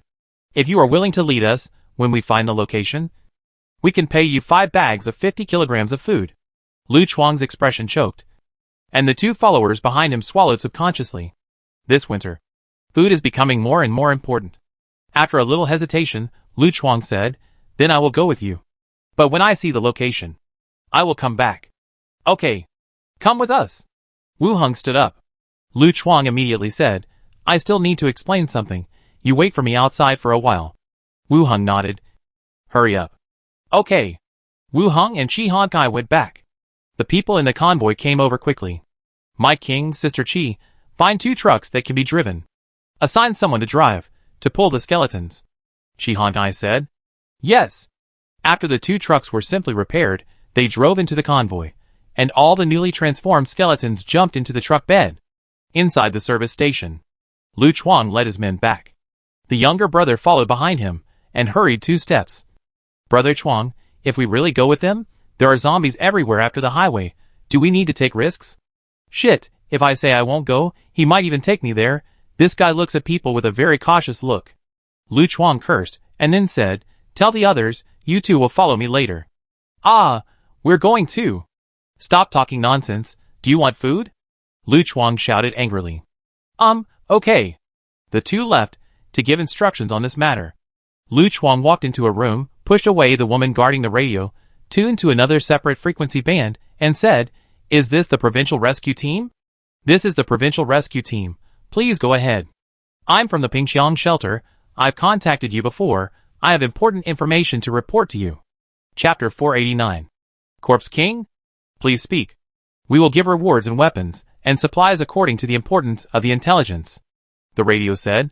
Lu Chuang moved forward, lowered his voice, and said, "The King of Hell from Xinfu City is here, and is preparing to go to the military factory." The other side suddenly fell silent. "Hello? Where is he? Do you want this information?" Suddenly there was no response, and Lu Chuang asked in confusion. From the news heard on the radio in the past 2 days, the 2 forces have argued several times because of the issue of supplies. Now people from Xinfu City are here to occupy the factory. The rescue team should have some ideas. Just when he was about to urge them, a response came from the other side. It was not the operator just now, but a slightly low male voice. "This is the rescue team. Tell us what you just said again, and we will give you a corresponding reward." Lu Chuang knew that the other side must take it seriously. He immediately told the details of what happened just now, including the appearance of the other party's leader, and the number of vehicles he brought. "Very good. The rescue team will remember your intelligence contribution this time." Then the other side continued, "When are you going there?" "We will leave soon." "Okay, got it. If conditions permit, you can continue to provide us with intelligence." "Got it." Lu Chuang hung up the call, and suddenly felt much better. It would be a good thing for him to establish a relationship with the provincial rescue team. Even if he defected there in the future, maybe he could get a position and live a better life than now. He gave the position to the woman guarding the radio station. He walked out of the room directly. On the truck, several people were waiting. Chi Hankai took a sip of the water cup and said, "This Lu Chuang changed quite quickly. When he talked to me, he wanted us to leave, fearing that we would take a fancy to his shelter. When he talked to you, he actually agreed to go with us. Don't like him? He's not as good looking as you." Chi Hankai smiled, and then said, "He didn't choose to join us, and still wanted to manage the shelter himself. He is a person who pays special attention to power and interests." Wu Heng nodded, and said, "It's best if he honestly gives directions. If he has any small ideas, he can just take over this shelter." As he spoke, Xiao Xiao flew back from the direction of the service area. In the invisible state, he lay down beside Wu Heng's ear and whispered, "That bad guy is contacting other people." Wu Heng raised his eyebrows. Xiao Xiao also went directly into Wu Heng's body. The picture was shared. After Wu Heng left with Chi Hankai, Lu Chuang actually told the provincial rescue team about what happened here. Moreover, they also showed great interest in Wu Heng's intelligence. Not only did they encourage Lu Chuang to continue to gather intelligence, but they also had the idea of arranging troops to come. In fact, this is also a rare opportunity. The rescue team also tried to attack the factory, but unfortunately it did not succeed. This time, Wu Heng brought troops here. Once he fought with the zombies in the factory. Whether he succeeded or not, it would be a good opportunity to seize the fruits after the war, or to capture Wu Heng directly and ask the base to provide a steady supply of food. What's wrong? Chi Hankai saw that his expression was wrong. Wu Heng smiled and said, "Lu Chuang told the provincial rescue team about our affairs directly. It seems that the other party also has the idea of arranging people to come." Chi Hankai raised his eyebrows and did not doubt the information provided by Wu Heng. Some angrily said, "What is he doing, harming others and not benefiting himself? Why? He probably wants to exchange some benefits with the provincial government." "Push the shelter away," Chi Hankai said directly. "No hurry, wait for him to take us to the factory. Ask the corpse, you have to ask all at once. If the road is complicated, it is difficult to explain clearly through asking the corpse. We still need him to take us there." "Okay." Towards the service area, a small van drove out. Lu Chuang stuck his head out from the co-pilot. "I'm fine here, we'll follow behind your convoy." Chi Hankai said, "You show the way, take one with us." The van follows the middle of the convoy. The door opened. Two skeletons got out of the car, and directly took Lu Chuang out of the van, and put him in the back seat of the truck. One on the left and one on the right, and sandwiched in the middle. Lu Chuang wiped the sweat from his forehead and smiled. It felt that the attitude of these two people was different from before. The van glanced at the convoy, and also inserted into the middle of the convoy. "Let's go!" Wu Heng said. Chi Hankai said on the walkie-talkie, "Let's go!" The convoy started, and moved quickly forward. Shinbi Road. This is a road built specifically for the factories in this area. The road surface is flat, and there are no traffic jams like in the city. There are large windbreak forests on both sides. But in winter, they are covered with snow. The convoy was very smooth all the way. After entering this road, the vehicles did not stop. Along the way, some scattered zombies were occasionally encountered, and they were killed by cavalrymen. The bodies were thrown to the side of the road. "It's just in front. That factory area is where you are looking for. I didn't lie to you." Lu Chuang lowered his head and pointed forward along the front windshield. Looking ahead, there is a large factory area. There are towering walls, barbed wire, and sentry-like buildings on the walls. Some factories and buildings can be seen inside, like a small city. "Well, 2 liters, it's enough to go here. You may encounter zombies if you go further. We can't help much, so we won't go there," Lu Chuang said, trying to find an excuse to leave. While he was talking, the voice of the lead car came from the intercom. "Sister Chi, we can see zombies wandering around the factory ahead. If we get any closer, a fight may break out," Wu Heng said. "Stop the car," Chi Hankai said with the intercom. "Slow down. Stop the car." The caravan began to slow down and slowly parked on the side. Wu Heng's mind moved, and 2 ghosts flew out quickly, flying towards the factory in the distance to conduct reconnaissance. In the car, Lu Chuang coughed again and said, "Well, we've arrived. We'll go back first. The food you promised me. Don't worry." Wu Heng took out a map of the provincial capital from the storage box of the co-pilot and handed it to him. Help me mark the location. The prosperous commercial street. The location where gold shops gather. The location of some important factories. And the location of the provincial rescue team. When mentioning the provincial rescue team, Lu Chuang's heart trembled. But they probably don't know about my communication with the rescue team. Okay. Okay. Lu Chuang nodded and began to mark them one by one. I've finished marking them. Lu Chuang handed the map back. Get out of the car. Lu Chuang carefully squeezed past the skeleton, opened the door, and got out, walking towards his van. Wu Hung glanced at him and said to the person behind him, Karanmu, go kill that man, and the two people beside him. Karanmu got out of the car and walked quickly towards the van. Lu Chuang panicked and started to jog. Karanmu caught up with him in a few steps and cut off his head with a long sword in his hand. Then, he jumped up and landed on the front hood of the car. The long sword pierced through the glass, killing the driver in the driving seat. The sword turned again and killed the remaining person. It was very smooth and neat. Sister Chi, the king's skeleton killed those people. Someone said through the intercom. Chi Hankai replied, It's okay. They passed our information to others and wanted us to be discovered by the king. Okay. Chi Hankai continued, Get off. Let me see what's in the car. If you want to smoke or go to the toilet, do it now. Understood. Chi Hankai got off the car. And the convoy behind also opened the door and got off the car one after another to breathe. After all, they had traveled all day. In the truck, Wu Hung was the only one left. Soon, Xiao Xiao and Granda flew back one after the other. Xiao Xiao slowly appeared. Uncle, there are level 2 and level 3 distorted zombies inside. Glenda also said on the other side, with clairvoyance, you can also see the level of distorted zombies, which is quite convenient. After the zombies are transformed, they do have levels. If clairvoyance can see them, it should be reasonable. Are there a lot of distorted zombies? Wu Hung asked. Xiao Xiao nodded. There are quite a few, at least 5 or 6, but it's not a big deal for you. Uncle, no matter how many there are more than the last time we killed pirates. There were many high-level ones. That time, all the big and small pirates from the entire Emerald Sea came. There must be many high-level ones. Glenda said. That's what I mean. Xiao Xiao lay on Wu Heng's shoulder, speaking softly. Wu Hung said, Let me take a look, we'll go kill the zombies later. Okay. Xiao Xiao and Glenda drilled into his body from front to back. The next second, 2 images were shared. In the huge yard, 2 ghosts quickly visited one building after another. Many buildings had obviously been destroyed by fire or explosion. The rest also suffered varying degrees of damage. There were at least 5 or 6 second-level deformed zombies. In a room in an office building, a zombie figure appeared in sight. He was wearing a suit covered in blood, and his head was like a layer of unfolding plant Ganoderma lucidum.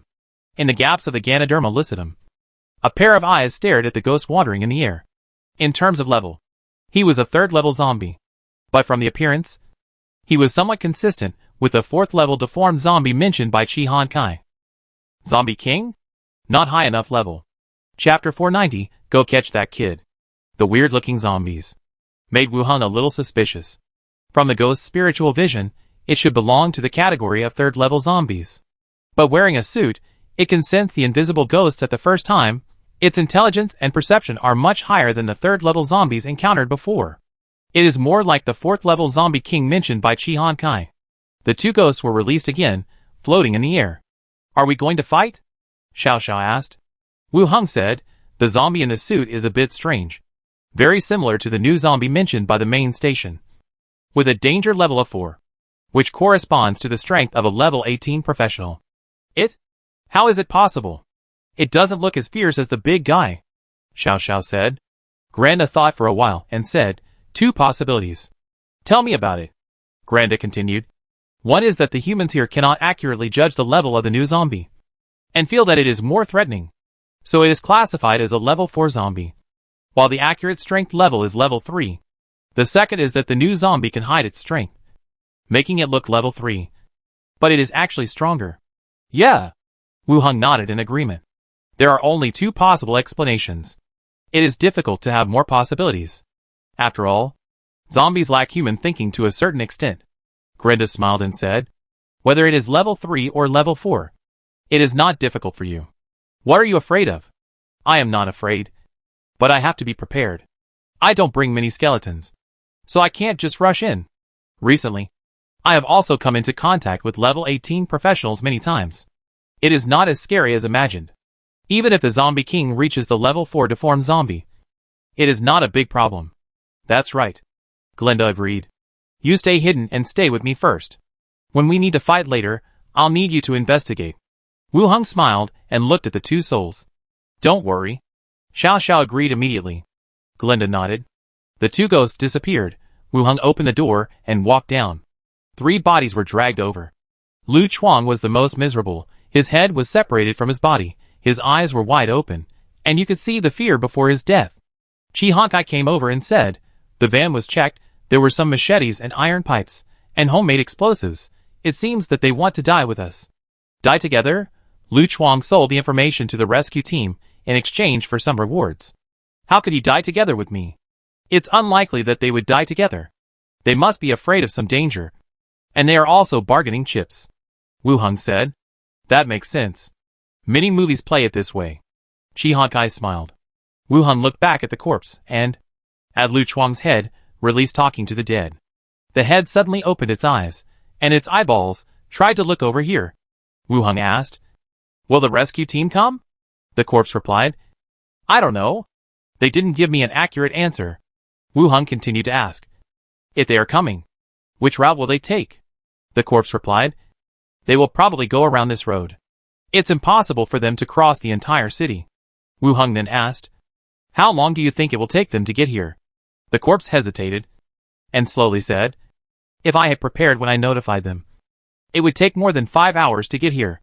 Wu Hung thought for a while, and asked the 4th question. Are the locations you marked for me on the map accurate?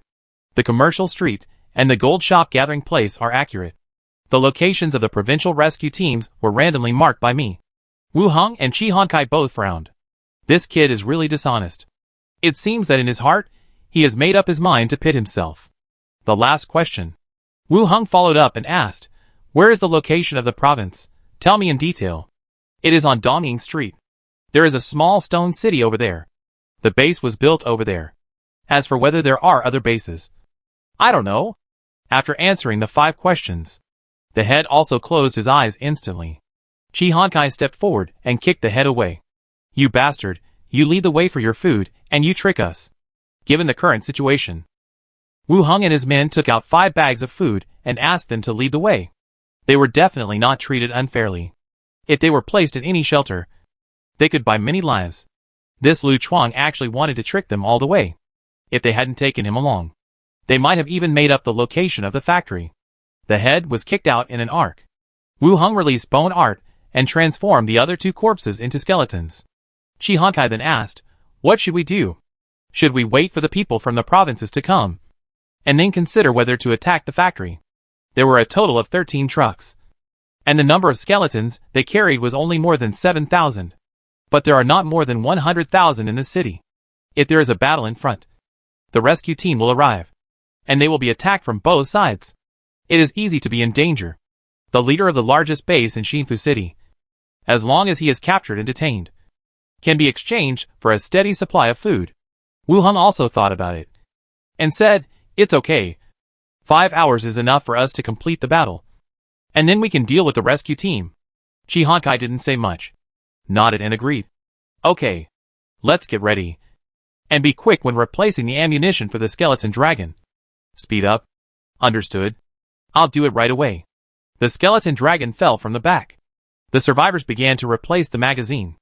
A large number of skeletons flipped down the truck bed. Amid the sound of bones rubbing and weapons colliding, a large number of skeletons formed a tight formation in the front row.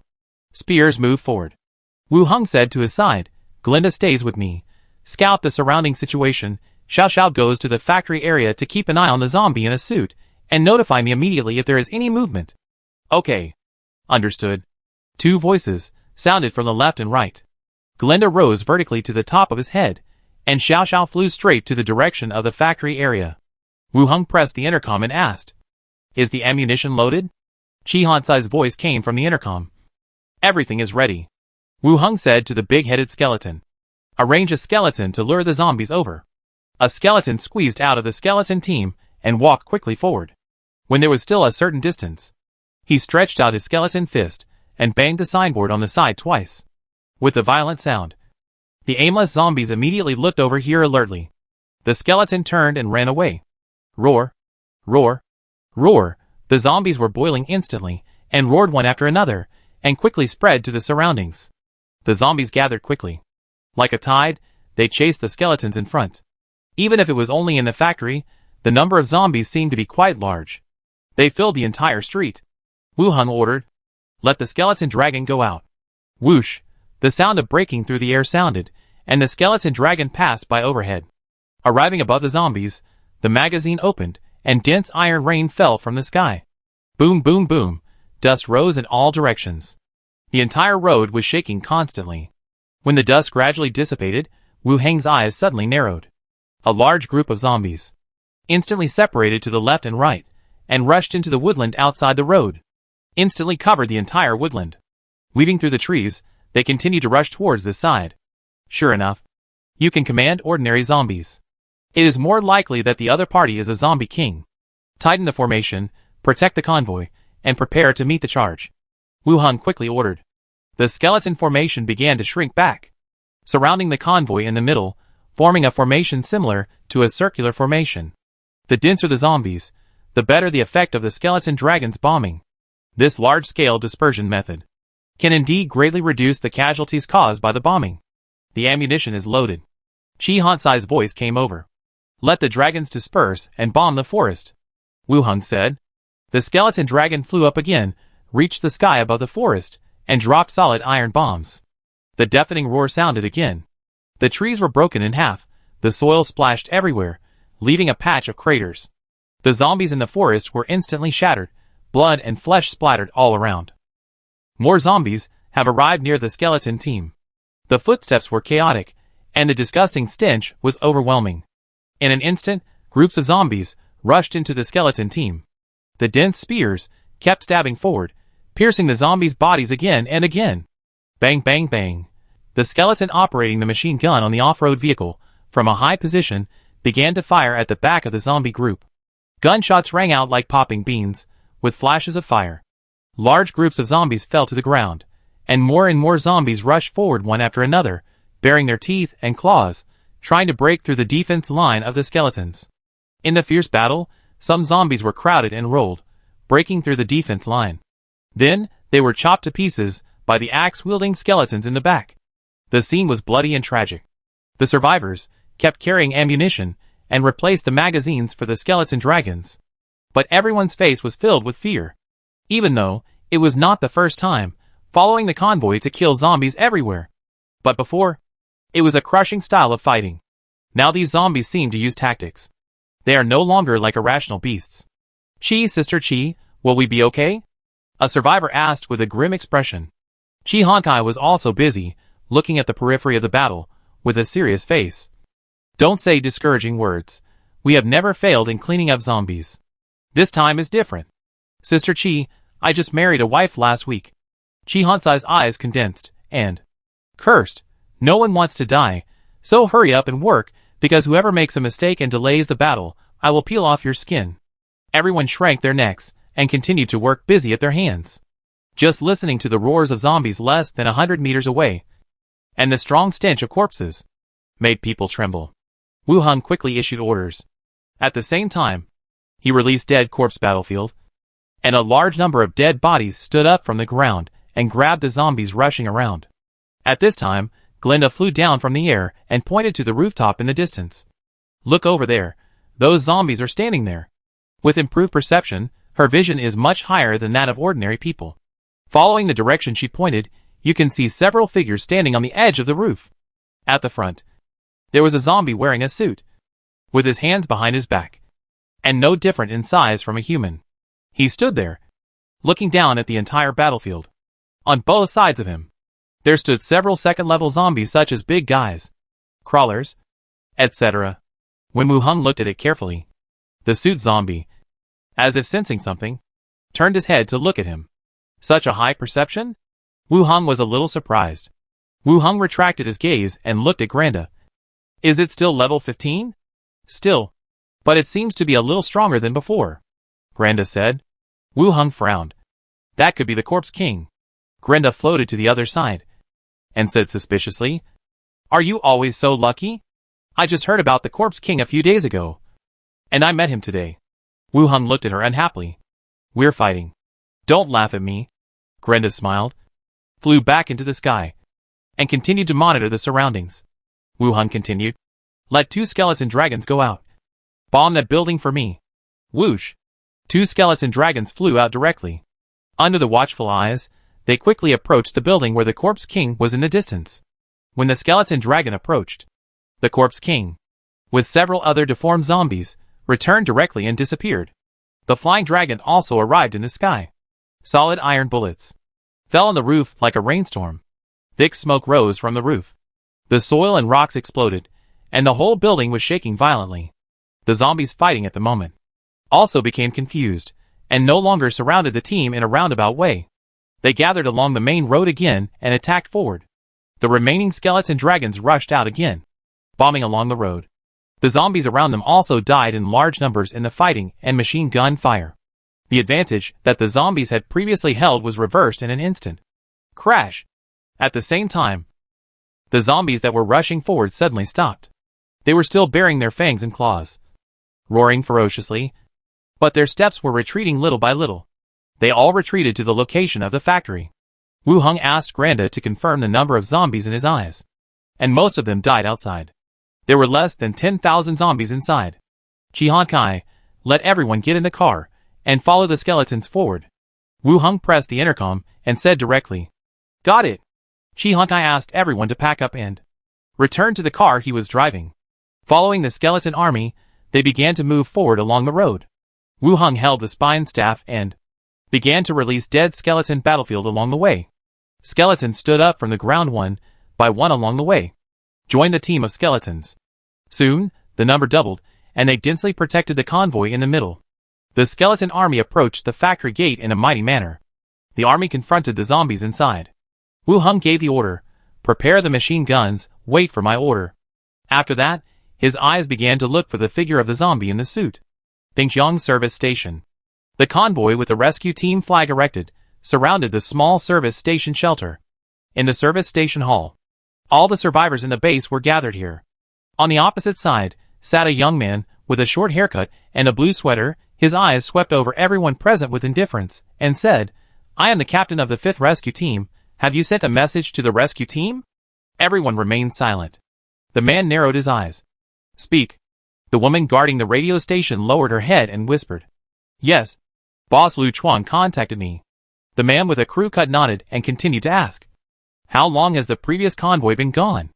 Another man came out. He answered carefully. Probably more than 2 hours. The crew cut team, looting supplies nearby, came directly after receiving the news. I thought I could stop the other party, but I didn't expect them to leave so quickly. Without even stopping, the buzz cut man then asked, Tell me the number of people and vehicles. The man answered carefully. It's been about 2 hours since we left. They have a lot of skeletons. Most of the vehicles are trucks, for off-road vehicles equipped with machine guns, and 2 armored vehicles. They also have armored vehicles. Do you know what an armored vehicle is? Yes, 6-wheeled machine gun armored vehicles too. The buzz cut man raised his eyes. The other party really has armored vehicles. Okay, I'm quite satisfied with your answer. The buzz cut man replied. At this time, one of the men ran back. Captain, there's nothing good. We found more than 30 bags of food. The crew cut nodded. Leave half for them, and we'll take the rest.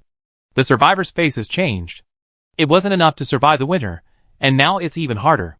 But looking at the cold muzzles of guns around, no one dared to say anything.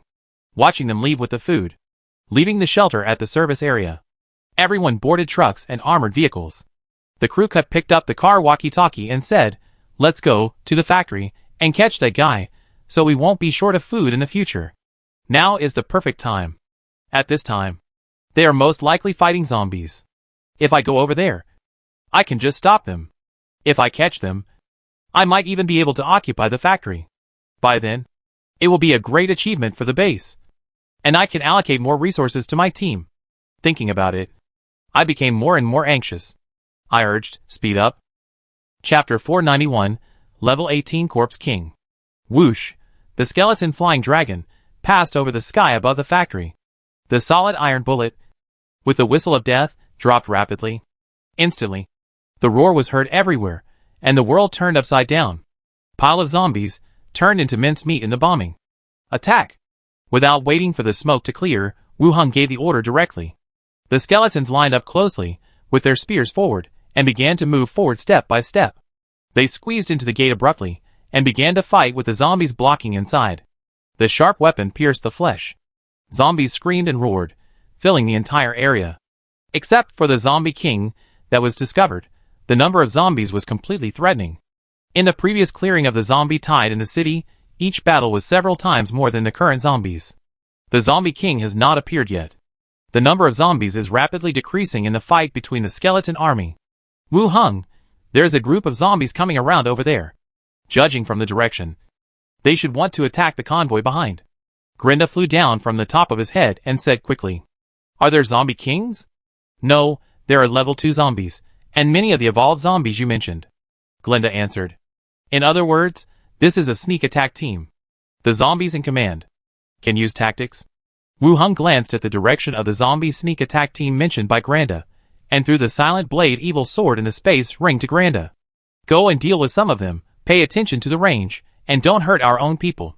Glinda caught the evil sword and said, "Be careful, wait for me to come back." Wu Hung nodded, and Granda left quickly. "You guys go help." 2. Speed up. Beside him, several level 15 skeleton servants pulled their weapons and rushed into the battlefield. Quickly killed the zombies along the way. The woodland outside the factory. 3 level 2 deformed zombies, and more than 200 evolved zombies. Running quickly in the woodland. On the road ahead, a long sword was unsheathed, suspended in the air. Swish! The sword flashed, and the head of the big zombie that rushed in front of him fell to the ground. Swish! Swish! Swish! Then, the second, the third. As they rushed into the range of the strange object, heads fell one after another. The few evolved zombies following behind suddenly stopped. They started to run in the opposite direction. The suspended evil sword rushed straight up. The factory location. The ground was full of zombie corpses. There were not many zombies left that could still resist the skeletons. In the remaining time, as long as they continued to move forward, they could clean up all the zombies. "Uncle." The zombie king came out. Xiao Xiao flew down quickly. Bang! When Xiao Xiao was talking, the glass on the 3rd floor of one side suddenly shattered. Along with the falling broken glass, the corpse king wearing a blood-stained suit, riding on the back of the 2nd level crawler, fell from the sky. Then, he knocked away the scattered skeletons around and fled to the back of the factory yard. Escape? I thought the other party was going to rush over. But it ran away. The corpse king rode on the back of the crawler, and as it went away, the hideous and weird head looked back. Staring at Wu Hang's position, his eyes were full of hatred and resentment. It really has higher intelligence. We can't let it escape. Once we leave here, and gather zombies in the city, it will only be more dangerous. Stop them. Wu Hung gave the order directly. As soon as the voice fell, Karanmu, the 17th level skeleton boxer, Tolga, stepped lightly, and rushed out like a sharp arrow. A large number of axe-wielding skeletons also ran wildly. They bypassed the building, flew over, dragged and chopped, and the 2 deformed zombies that were fleeing. In the blink of an eye, the fleeing crawlers were already covered with large pieces of skeletons. The clouds rose from the periphery. The next second, Karema's figure appeared behind the corpse king. The corpse king, sitting on the back of the crawler, looked back, and a layer of black keratin quickly covered the surface of his decayed skin. He leaned his head forward, avoiding the beheading blow. But a deep scar was cut on the back of his neck that could see the bone. And then, the scar healed at a speed visible to the naked eye, the flesh reconnected, and the keratin covered the surface again. Karemu swung his long sword again, killing the corpse king. Boxer Tolga also blocked the front of the crawler, and punched with both fists. Bang! Explosions and air waves sounded, and the fleeing crawler suddenly rolled backwards, throwing away the corpse king on top. The crawler also rolled several times, and was submerged by the skeleton axemen gathered around. The corpse king rolled over, and slowly stood up from the ground. He grabbed the twisted left arm with his right hand, and with a crackling sound, he straightened it. His muscles squirmed, and he returned to normal. His eyes quickly scanned the surroundings, and he quickly ran to one side. with the goal of escaping from here. Karanmu and Tolga quickly followed, attacking with long swords and fists and feet. Going to the target. The two skeleton servants were both level 17, and they were professions with high melee skills. Even if the Corpse King's wisdom was improved, the skills and abilities still could not compare with melee professions. The Black Keratin provided strong defense. Even if the two skeletons attacked fiercely, it only twisted the body parts or left wounds. And the Corpse King's healing ability has reached a terrifying level. Basically, the healing speed is visible to the naked eye. Bang, bang, bang. Wu Hung was behind, setting up the sniper rifle, finding the target, and shooting bullets one by one. The bullets pierced through the Corpse King's body in the blink of an eye. And the broken position, still squirming, healing a little bit. After healing, the strange Corpse King ran away again, with the sole intention of leaving here first. The self-healing ability is so strong, this point made Wu Hung full of surprise. Any professional, even at level 18, does not have such a strong self-healing ability. Broken bones can be restored, and cut wounds can also be restored to normal within a few seconds. This is too terrifying. If any professional can have this ability, the survivability is terrifyingly high, and the money for medicine is saved. Looking at the zombie king who began to run around, using the terrain to avoid the surrounding skeletons, Wu Hung also frowned. He didn't have time to go around with such a zombie. The rescue team might arrive here at any time. The battle was not over by then, and he might be put in a passive position. He handed a chain to the 18th level boxer Kaxu beside him, and said, "Kaxu, you go over there too, and kill it." Kaxu picked up the chain, stepped on it, and rushed out directly. He quickly passed the skeletons blocking the way in front of him. He closed the distance between them, and threw the chain in his hand. Before the Corpse King could react, it was instantly wrapped around his waist, and the other end was connected to Kaxu himself. Warrior chains once connected, it will only be opened when one party dies. The chain connecting the two sides began to shorten gradually. No matter how the Corpse King struggled, he could not get rid of the effect of the strange object. The distance was very close. Kaxu's fist with brass knuckles, like a rainstorm, blasted at the Corpse King. The inside of the keratin began to explode continuously. Black sticky blood spurted out from the exploded wound. No matter how strong the body's recovery ability was, facing the great boxer's domain fist intention, the fists continued. The recovery speed could not catch up with the injuries on the body. The bones were shattered one after another, and the body fell limply to the ground.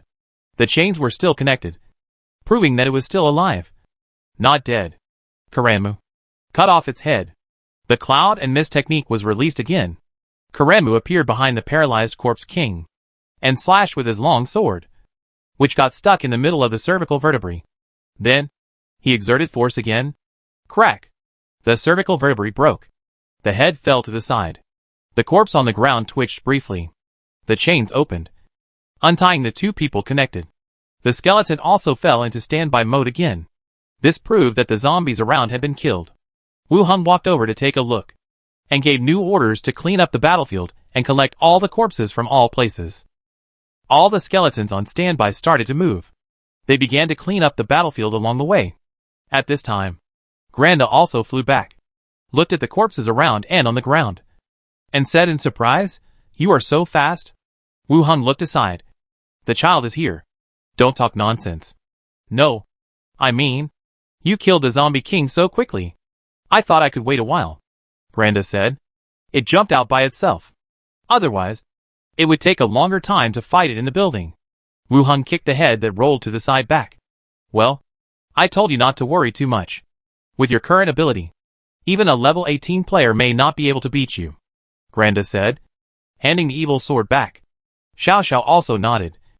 "Uncle, it's much stronger than before. Thank you for your recognition." Wu Hung glanced outside and said, "I'm not sure if the rescue team will come. Please keep an eye on it for me." The two ghosts nodded and flew into the sky again. On guard. Wu Hung took out the walkie-talkie and asked Chi Han Kai to bring the convoy over. His eyes fell on the corpse on the ground. Level 18 Corpse King. Chi Han Kai mentioned it before, but he didn't expect that he would kill one just after coming here. Bone art released. The flesh and blood fell off, and the skeleton slowly stood up. Skeleton Demon, level 18. Shinbi Road. The rescue team's convoy stopped at a side intersection. Someone checked the corpses of the zombies on the roadside and said, "Captain, they were all killed with cold weapons." It seems to be similar to what the service station said. They all used cold weapons in battle. The crew chief smiled. They don't have much ammunition. We exchanged them with a limited amount. Yes. But those 2 armored vehicles are still quite dangerous. The captain asked. How long will it take to reach the factory? More than 40 minutes. We can see that side. The captain sneered. I hope they are not all dead. Get in the car and go there as soon as possible. Yes. Chapter 492, Help to Defend Skeleton Demon, Level 18. Level 18. Attributes: Constitution 50, Strength 35, Agility 42, Intelligence 32, Perception 34, Charm 5. Features: Hollow Skeleton, Advanced Soul, Regeneration Characteristics. Ability: Mother Nest Domain, Heretic Armor. Specialties: Biological Deformation, Physical Deformation. Regeneration Characteristics: Non-fatal body injuries, can be quickly reassembled and repaired. Mother Nest Domain: the skeleton demon in the domain can pass instructions to the surrounding subordinate servants. Herculean Armor: thick keratin is formed on the surface, which can provide a certain degree of defense and impact resistance. Wu Heng looked at the attributes of the skeleton. It always felt strange. In terms of attributes, there is no weakness. Constitution 50. Strength 35. Agility 42. It fully meets the requirements of a high-level melee profession. The 18th level skeleton boxer has a constitution of only 48. 50 is already a very high attribute. The following attributes are also not low. Intelligence 32. Perception 34. Which is not as good as his own constitution. But from the perspective of the attributes of a professional, it is also not low. There is no way to reduce Charisma 5. After being transformed into a skeleton, it will be reduced to a certain extent. After looking at the attributes, Wu Heng continued to look at the following specialties and abilities. There are 3 more distinctive ones. Regeneration Characteristic: it is a non-fatal injury, which can be repaired quickly. After being transformed into a skeleton, it is also inherited. This is still good, but I don't know how to show it on the skeleton. Can it be connected after being broken? It is not clear at present. Nest Domain: it is obviously an evolved version of the ability of the big head skeleton, which can control the skeleton more widely, and no longer needs hundreds of skeletons in waves, and frequently issue orders. Heretoderma: it forms a thick keratin on the surface. This ability, I remember seeing it on a level 3 deformed zombie. That is to say, this zombie king has inherited many characteristics of zombies, in addition to the rapid improvement of attributes. Your name is Bone Demon Number 1. Stand aside first. Wu Heng named him.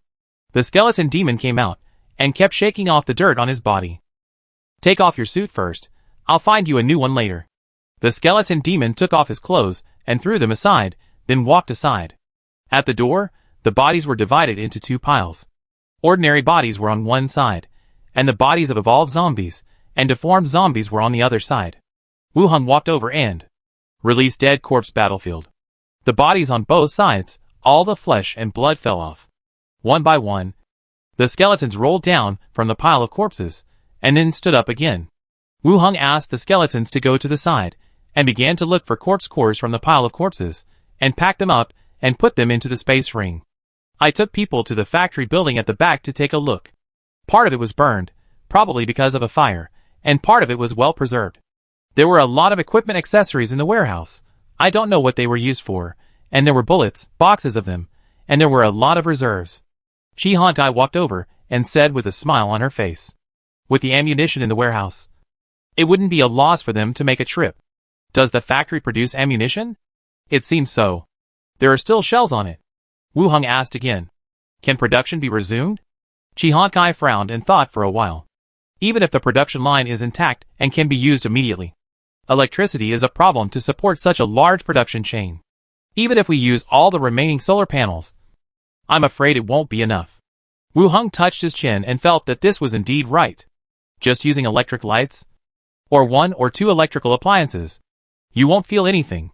But if you want to restore production in a factory, it's not an easy task. The power consumption of each factory is huge. Let's take a look at the situation first, Wu Heng said. While the two were talking, Wu Heng paused. Grinda entered his body, and a picture was shared in his mind. In the distance of the road, a convoy of armored vehicles and trucks was approaching this side. The rescue team has arrived. According to Lu Chuang, it would take at least 5 hours for the other party to come from the base. However, the battle speed on our side was much faster. How come the other party arrived here at least half the time earlier? The corpse could not lie. And Lu Chuang was a long-term sports car driver, so he had a certain grasp of time and roads. In other words, the other party did not come from the base, but somewhere along the way. Is there a problem? Chi Honkai asked. The rescue team's car is here, Wu Hung said, and then said to the big-headed skull beside him, let the skull drive the armored vehicles and machine gun vehicles over and get ready. The vehicle started. The skeletons began to make way, and one car after another drove to the door. Weapons pointed outside.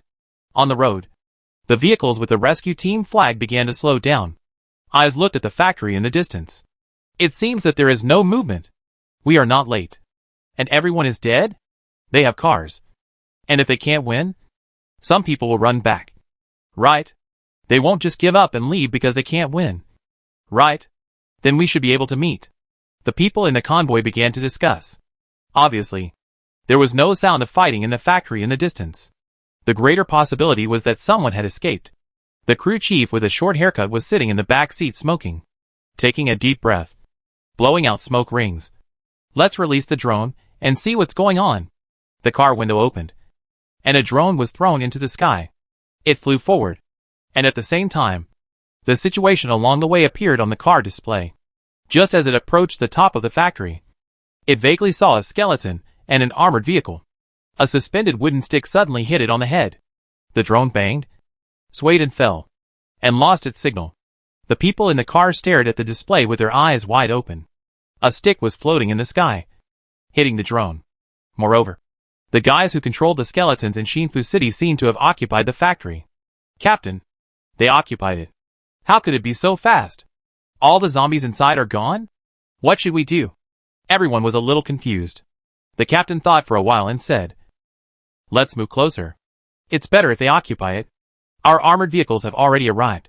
We can't go back empty-handed. Okay. Someone picked up the walkie-talkie and began to order the vehicles to move closer.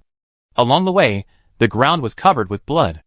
Directly approaching the factory gate, the car door opened, a team member got out, carried the intercom to the gate, turned and left. The skeleton inside came out, picked up the intercom, and sent it in. You talk to them. Wu Hung handed it to Chi Honkai. Soon, there was an electric current sound from the intercom, and a man's voice. What's your name? Chi Honkai.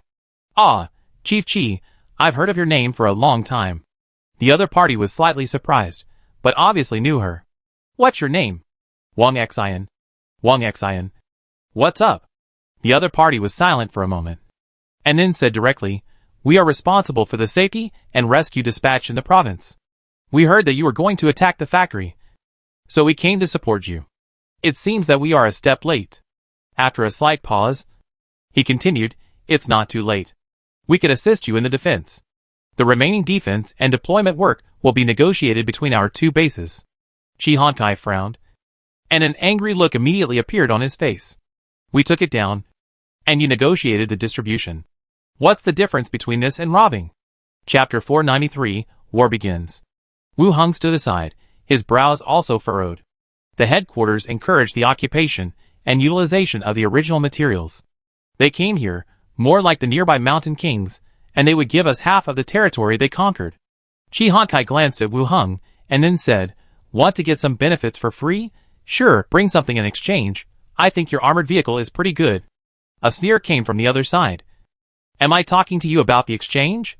The resources of the entire provincial capital must be uniformly dispatched. This is for better restoration and construction. You acted on your own, and have destroyed our original plan. Chi Honkai didn't want to waste time talking to him. Go back. You can't get any benefits here. Go and bully the small shelter. After all, Chi Honkai is also the leader who manages the two cities for Wu Hung. How could they be frightened into handing over supplies by just a few words? If that were the case, the exchange stations in other cities would not be able to open, and people would come to threaten them for food every day. The other side suddenly fell into silence. Several machine guns slightly raised their muzzles. In the intercom, a threatening tone sounded again. Chief Chi, times have changed. Can your skeletons carrying cold weapons deal with zombies and armored vehicles? Don't joke with your own life. At this point, the threatening tone was already very obvious. Chi Honkai leaned towards Wu Heng's position, feeling much safer, and then continued to press the intercom. Guess, you're Deputy Commander Liu. Deputy Commander Huang.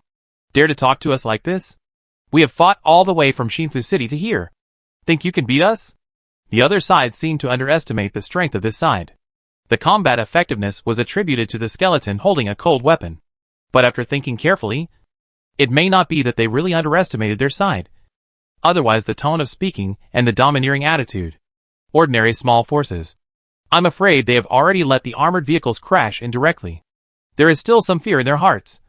So they try to use words. Let this side voluntarily hand over the factory and share it with them. The intercom sounded again. I'll give you 5 minutes to discuss. Once the fight starts, our reinforcements must come faster than your Xinfu City. After that, there was no sound in the intercom. Chi Honkai looked at Wu Heng. What should I do? It seems that they will not give up easily. Wu Heng thought for a while and said, Give me the intercom. You go to the back first. If the fight really starts, make sure there is no problem in the back. What about you? Modern weapons have a long range. Wu Heng smiled. I'm not stupid. I can still stand outside, and I will hide when the time comes. Don't worry. They can't do anything to us. Hearing him say this, Chi Honkai felt more relaxed. Nodding, handing over the intercom, walking to the back. Wu Heng also walked quickly to a safe place, to avoid being affected by the gunfire if a real battle broke out. From the high floors of the building, the positions of both sides can be seen. At this time, Xiao Xiao appeared from the side, and said, Uncle, I smashed 2 planes, and smashed them to pieces. When the drone was shot down just now, Wu Heng also saw it. The ghost, which is against a single drone, is also quite useful. If there are missiles coming in the future, let the ghost explode in the air. Would that work? Great. Glenda also appeared from the other side. The enemy is not large in number. This kind of battle, it's not about the number of people. I know, your 4 armored vehicles destroyed hundreds of pirate groups. Glenda said. Wu Heng said, well, the killing power is too great. You go and kill the people inside those armored vehicles. Glenda nodded. What about me? Xiao Xiao asked. Xiao Xiao. Protect me, I'm counting on you if there's danger. Xiao Xiao smiled immediately. Okay. Seeing that there was no new information, Glenda became invisible again, flew quickly to the convoy in the distance, and got into the armored vehicle. Rescue team, in the armored vehicle. Captain, 5 minutes have passed, there is no news from them. Someone said. The crew-haired captain threw the cigarette butt in his hand through the window gap, picked up the intercom and said, Wait for my order, get ready for battle, prioritize destroying the enemy's armor. Armor. Suddenly, the crew-haired captain's voice stopped. The others looked over in confusion. Then, they saw the captain's mouth open, his face flushed red, and his eyes were full of fear. The neck was twisted to one side in an exaggerated way, making a crackling sound. Captain, what's wrong with you? Captain? Click. Amidst the doubtful questioning of the team members beside him, the captain's neck turned 180 degrees to the back, and he met the eyes of the team members behind him. Everyone's eyes widened at the same time. Never expected that. Their captain would die in such a weird way. The enemy killed the captain. The man in the back row shouted. Then, his body suddenly choked. He pulled out the pistol from his waist, opened the safety, shot the driver in the driver's seat with a bang, turned the muzzle of the gun around, and put it against his chin. No. Bang. Gunshots rang out, and the last person fell in a pool of blood. The gunshots went out of the window through the open glass, attracting the attention of others. A voice came from the car radio. Captain, what's going on in your car? Armored vehicle number 3. Please reply if you get it. I am Deputy Captain Wei Gui. Taking over the next team action. Everyone, fire at the target. A series of voices came from the intercom. Bang, bang, bang. 3 armored vehicles, spitting out flames from the front and back, fired forward. In the blink of an eye, the gate of the yard collapsed instantly. The walls exploded one after another, and collapsed piece by piece. And Granda quickly got into the next armored vehicle, and gunshots rang out from inside. The machine gun stopped firing. Then the third and fourth. Within less than a minute of the machine gun firing, the 4 armored vehicles stopped firing. They fell into a state of stagnation. And in the smoke and dust on the opposite side, the dense figures holding tomahawks gradually became clear. The people on the machine gun pickup and truck looked at the figure in the smoke, which seemed to have walked out of hell, and swallowed their saliva unnecessarily. Damn it. Why are there so many? Didn't they say there weren't many? There are more than zombies. Someone picked up the intercom and asked, Captain, Vice Captain, please reply if you get it. Why did the armored vehicle stop attacking? Do you want to continue attacking? Please keep firing. The convoy started calling, but no one responded. Tap, tap, tap. At this time, dense and noisy footsteps sounded. Groups of skeletons rushed out of the smoke, filling the field of vision, and rushed over. The remaining people in the convoy changed their faces drastically. The number of skeletons in front of them was already several times the number of skeletons in the service area, and they were still rushing out. Shoot! Shoot! People shouted. The machine gun turned around, and the people on the truck took out their rifles. Bullets were fired crazily downwards. Chapter 494, Treasure Island opens a factory. A large number of skeletons were hit by bullets, and more skeletons came from different directions and rushed to the surroundings of the convoy. The pickup truck was overturned, and the people in the truck were dragged out and hacked to death. Those who tried to drive away were also hit on the front of the car by the iron frame grabbed by the skeleton dragon. The car body shook and hit the tree trunk on the side of the road. The people in the car were killed directly by the skeleton. The battle did not last too long. The only surprise that occurred was that the armored vehicle would actually open fire. The factory area was bombed. Even though the skeletons had been evacuated before, there were still considerable losses. It felt good to bomb the pirates. I didn't expect it would happen to me today. Grinda flew back from a distance. It's over. Their leader died. The deputy leader took over the command directly. It was a little slower. It's okay. Compared to the gains, these losses are within tolerance, Wu Hung said, walking out from the hiding place. For armored vehicles, machine gun pickups, trucks. But it was a big harvest. It was like sending a batch of supplies to myself. When I walked down again, the factory gate was already full of bullet holes. Several corpses were dragged directly to the gate. Wu Hung looked at the corpses and said directly, "Take off all the clothes on the corpses." Several skeletons bent down and began to strip the bulletproof vests and helmets on the corpses and put them aside. Who is the leader of these people? Grenda pointed at one of them. He is the leader. Wu Hung directly released talking with the dead, and the corpse suddenly sat up from the ground. Turning to the head behind, looking at this side from a strange angle, Wu Hung asked, "Provincial Rescue Team, what orders did you get?" The corpse replied, "Approach the 35th factory, accompany and monitor your movements." Wu Hung raised his eyebrows. "Didn't you attack us?" The corpse replied, "I didn't say it directly, but I think the time is right. We can attack and control your leader." Wu Hung nodded. Provincial Rescue Team didn't give a direct order. There are two reasons to understand this. One is that the rescue team does not want to be too overbearing. After all, the headquarters is issuing orders to rescue teams in various places. Another possibility is that they know the strength of Wu Hung. After all, they have been to Xinfu City to exchange supplies many times. Wu Hung then asked, "Tell me about your rescue team. What is the internal situation?" The corpse was silent for 2 or 3 seconds, and then answered, "The provincial rescue team is controlled by 3 forces. The military rescue team, Kanching Group, and Mr. Huang of the Huang family."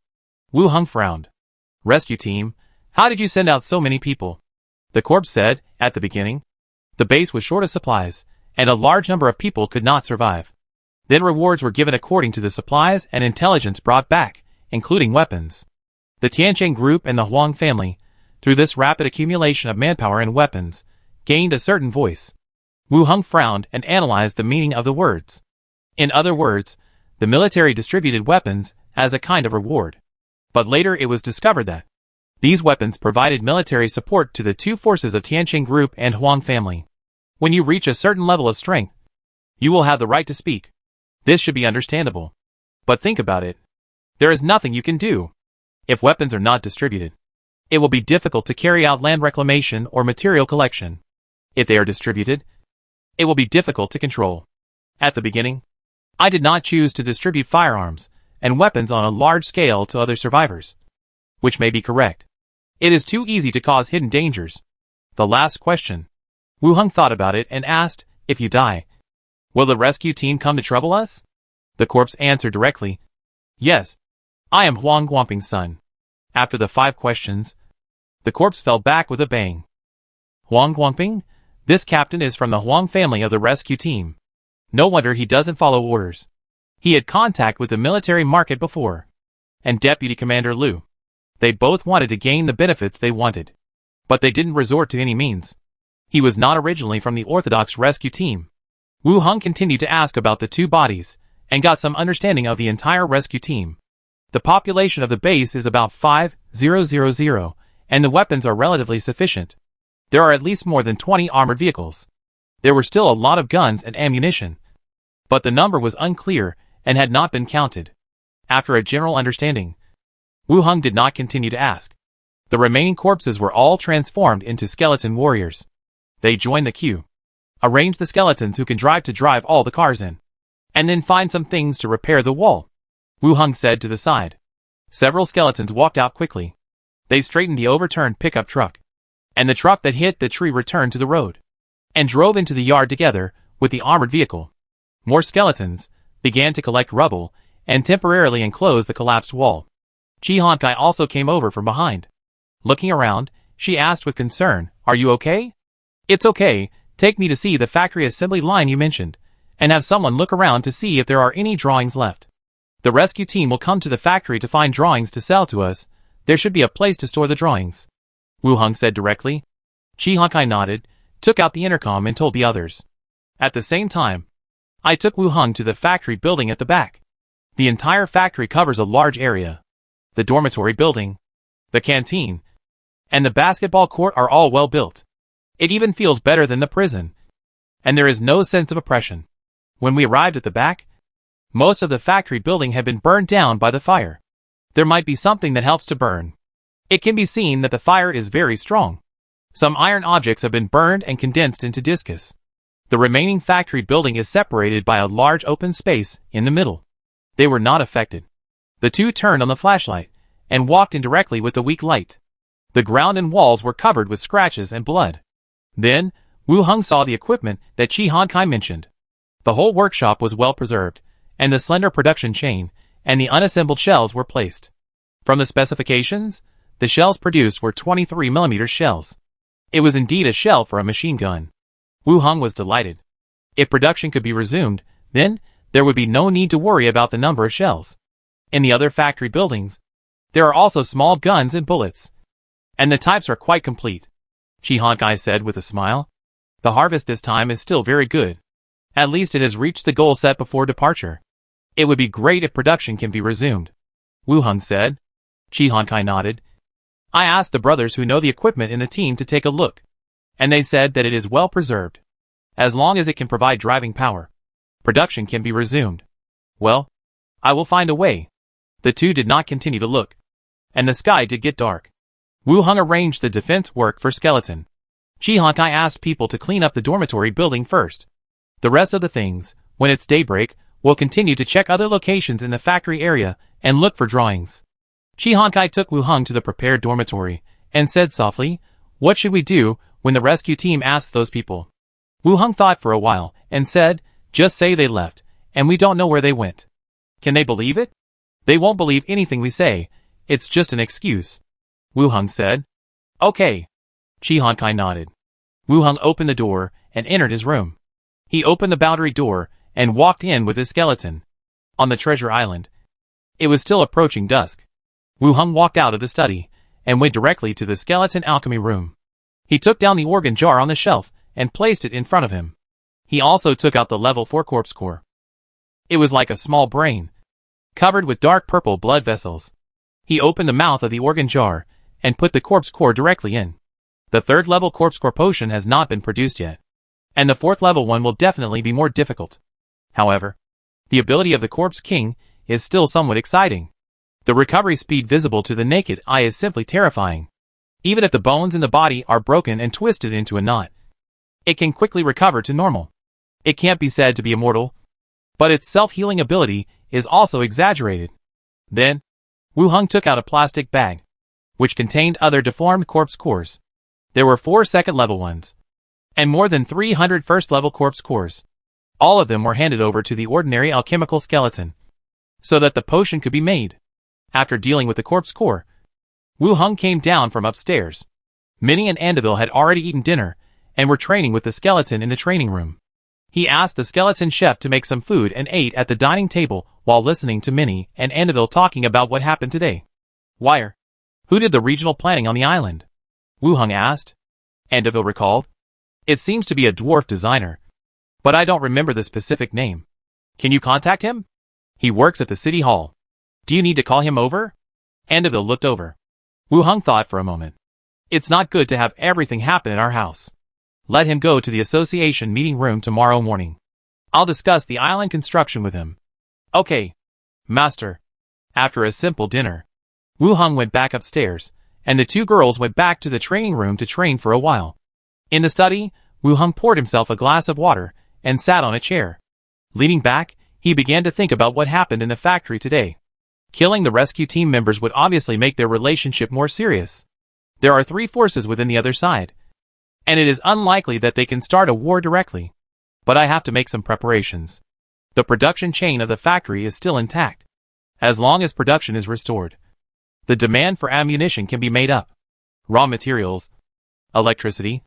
We need to find a way to solve it. The materials are not difficult to solve. Gunpowder, the corresponding metals, whether copper or steel, can be met in the other world. Treasure Island is a gathering place for chambers of commerce from all over the country, and it should not be difficult to purchase these resources. No, it is too troublesome to always transport raw materials through the boundary gate. And there is the rescue team. If I am not there one day, the other side will bombard the factory with a few shells. If the factory can be transferred to Treasure Island, everything will be solved.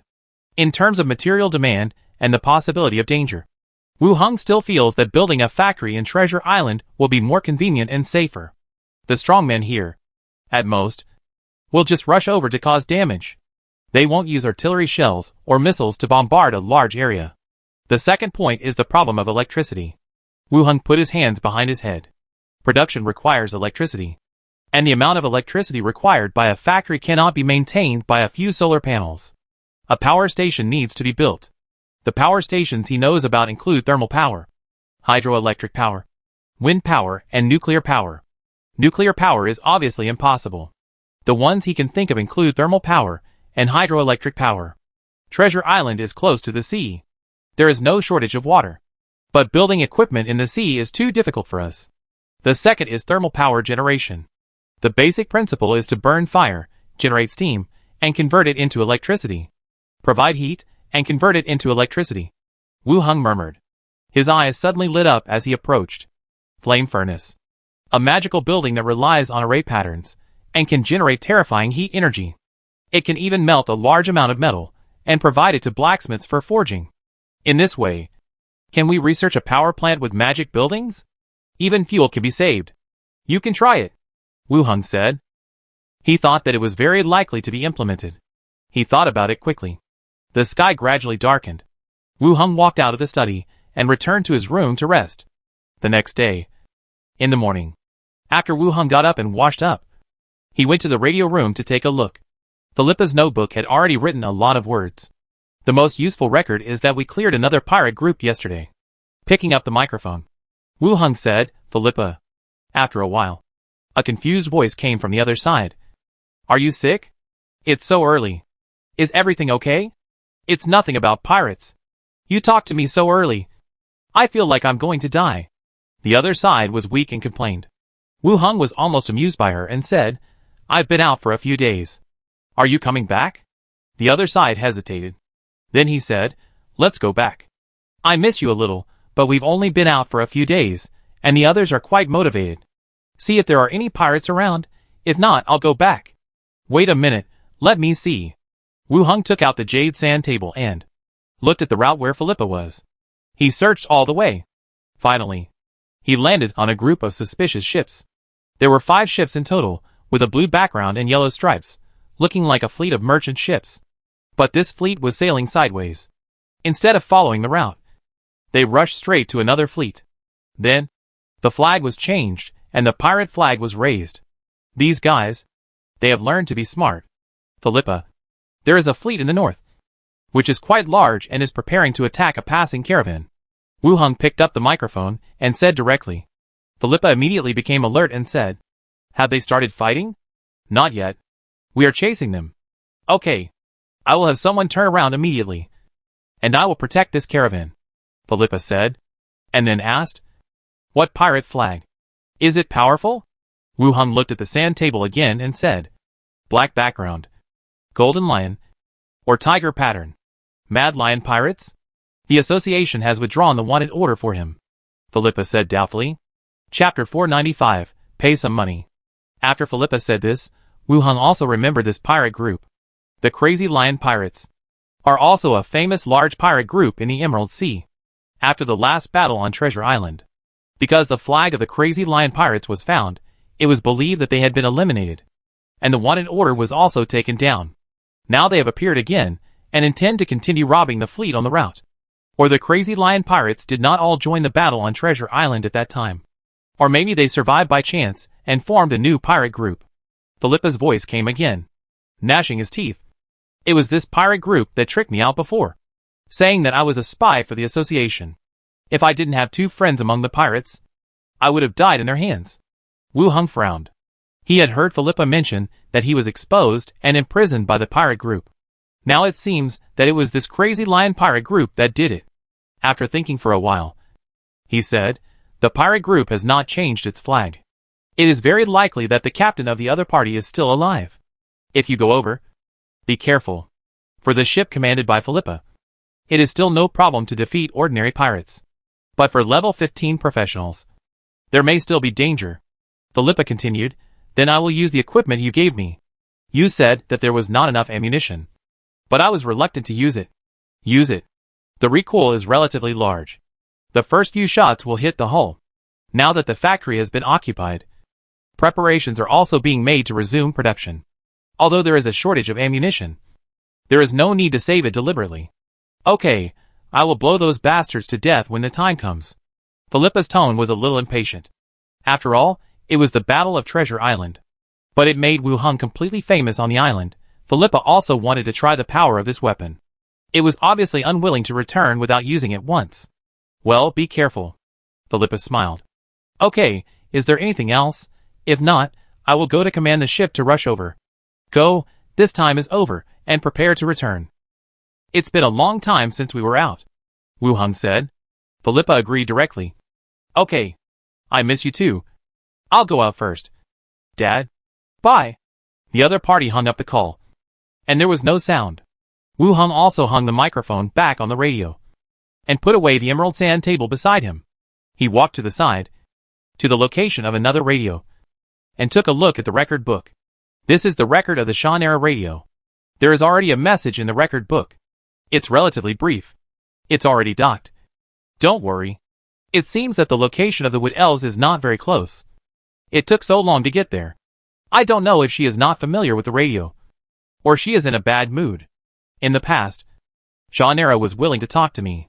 Now, after such a long time, she only said a few words, but I felt relieved. Shannara was not in danger, and she had not forgotten me.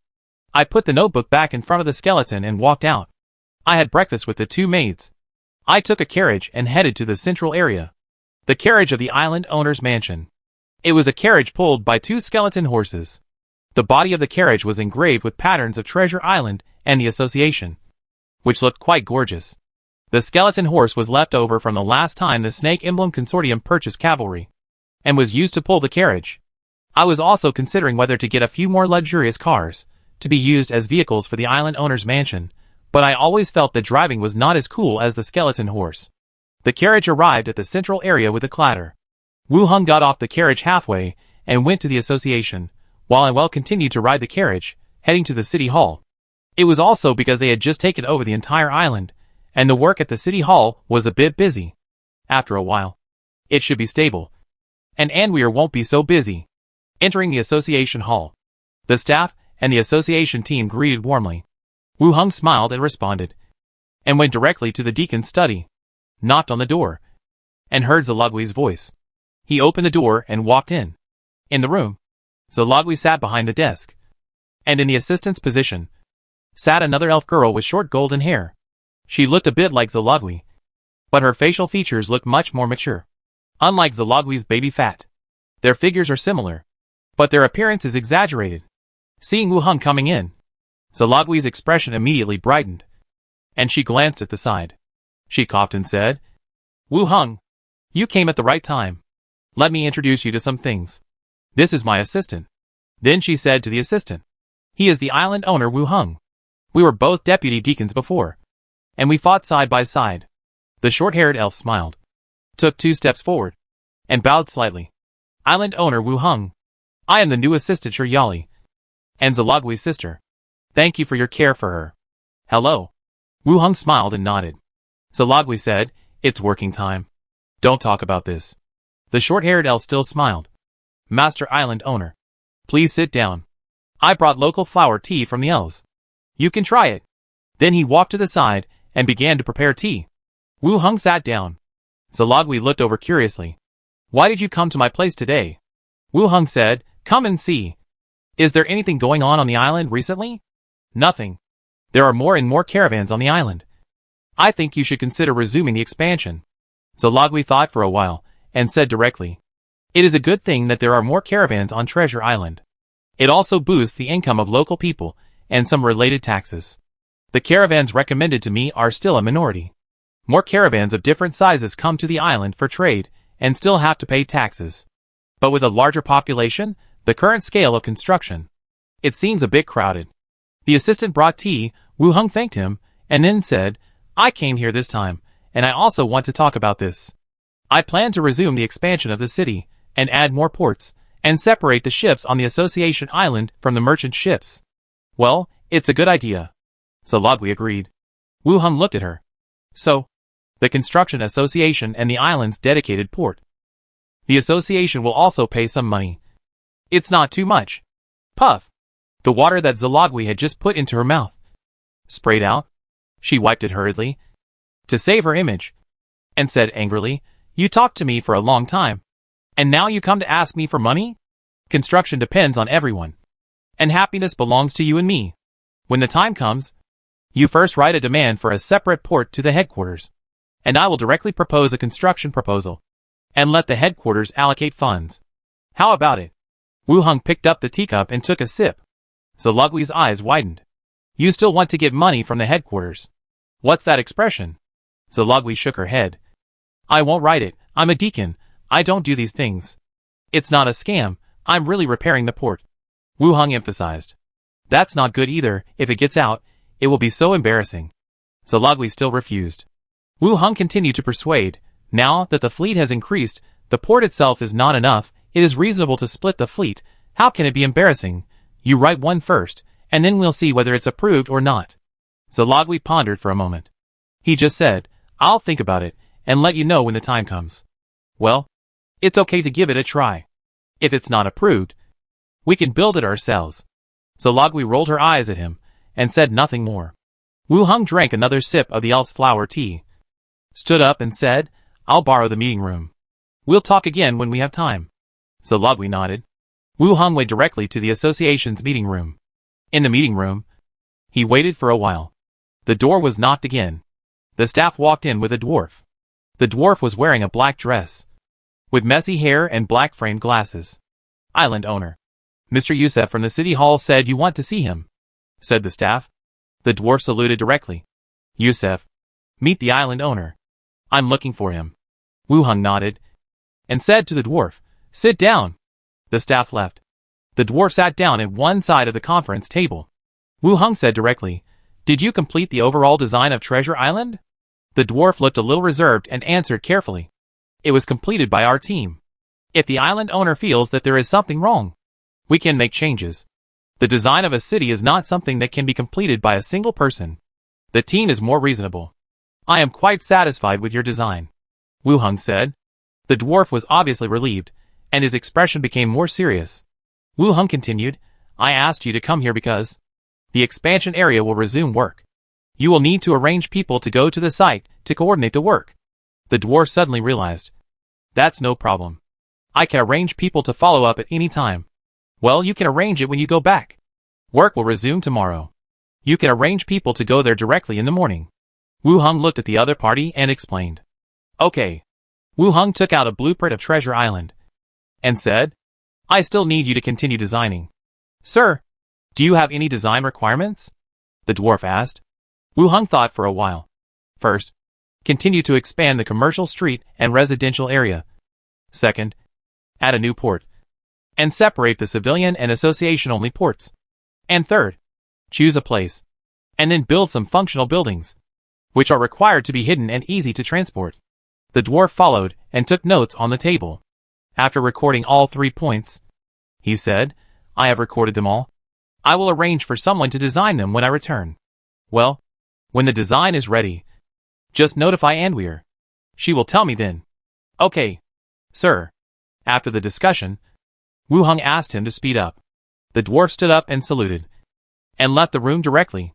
Wu Heng also walked out of the meeting room and went to Lighthouse Street to buy some food and supplies. He returned to his residence. Through the boundary gate, he went to the zombie world. Military factory. Wu Heng walked out of the gate and went downstairs directly. As soon as he went downstairs, he felt that the overall atmosphere was not right. A large number of skeletons gathered, and the skeletons holding guns on the wall were not in a posture of holding guns and waiting for orders, but pointed their guns to the outside. A survivor walked over quickly. It was Chi Hansai's people, who had fled from Dong'an village together. After coming over, he lowered his voice and said, My king, the rescue team is here. There are several armored vehicles outside. The rescue team is here. Come to investigate the team from yesterday? Yes, before they died, they should have sent back some news, and the other party was sure that we would kill people. Wu Heng frowned. Where is Chi Han Kai? Sister Chi is negotiating with them in the conference room. Take me there. Wu Heng said. My king, this way. The man led the way, and entered the office building on one side. As soon as I walked into the corridor, I heard a roar. If you can't hand over the people, I will make you pay with your lives. Don't think that you can resist the modern army by getting some skeletons wielding swords and guns. Chapter 496, Important People. In the conference room, Chi Hankai sat on one side. Beside him were 2 subordinates and 2 skeleton attendants for safety. Opposite him were 3 people. A middle-aged man in a black down jacket, Deputy Commander Lu, whom I had met before, and a young man with a straight figure. The middle-aged man in the black down jacket slapped the table with his hand and shouted loudly. Chi Hankai looked at the other party and said, I have already said that. The craters and traces of explosions outside were left by us when we attacked the factory and fought zombies. Why do you always say that we killed people? The middle-aged man still said. Before the team disappeared, they sent back a message saying that they had a conflict with you. I don't understand what you are saying. It's not here anyway. Chi Hankai still said. Do you dare to let us search here? Sorry, we don't have the habit of letting people search our house casually. You? With a creak, the door was pushed open, and Wu Heng walked in directly. Chi Hankai immediately showed joy, and at the same time made way for him. What's going on?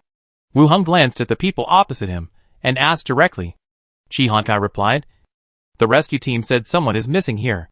Wu Heng sat down on the chair, looked at Deputy Commander Lu, and asked, How did you know we were here? Deputy Commander Lu glanced at the side, and explained, We have a team, performing a mission nearby. Just talking, the momentum weakened a bit. What mission? Wu Heng asked. Terrain reconnaissance.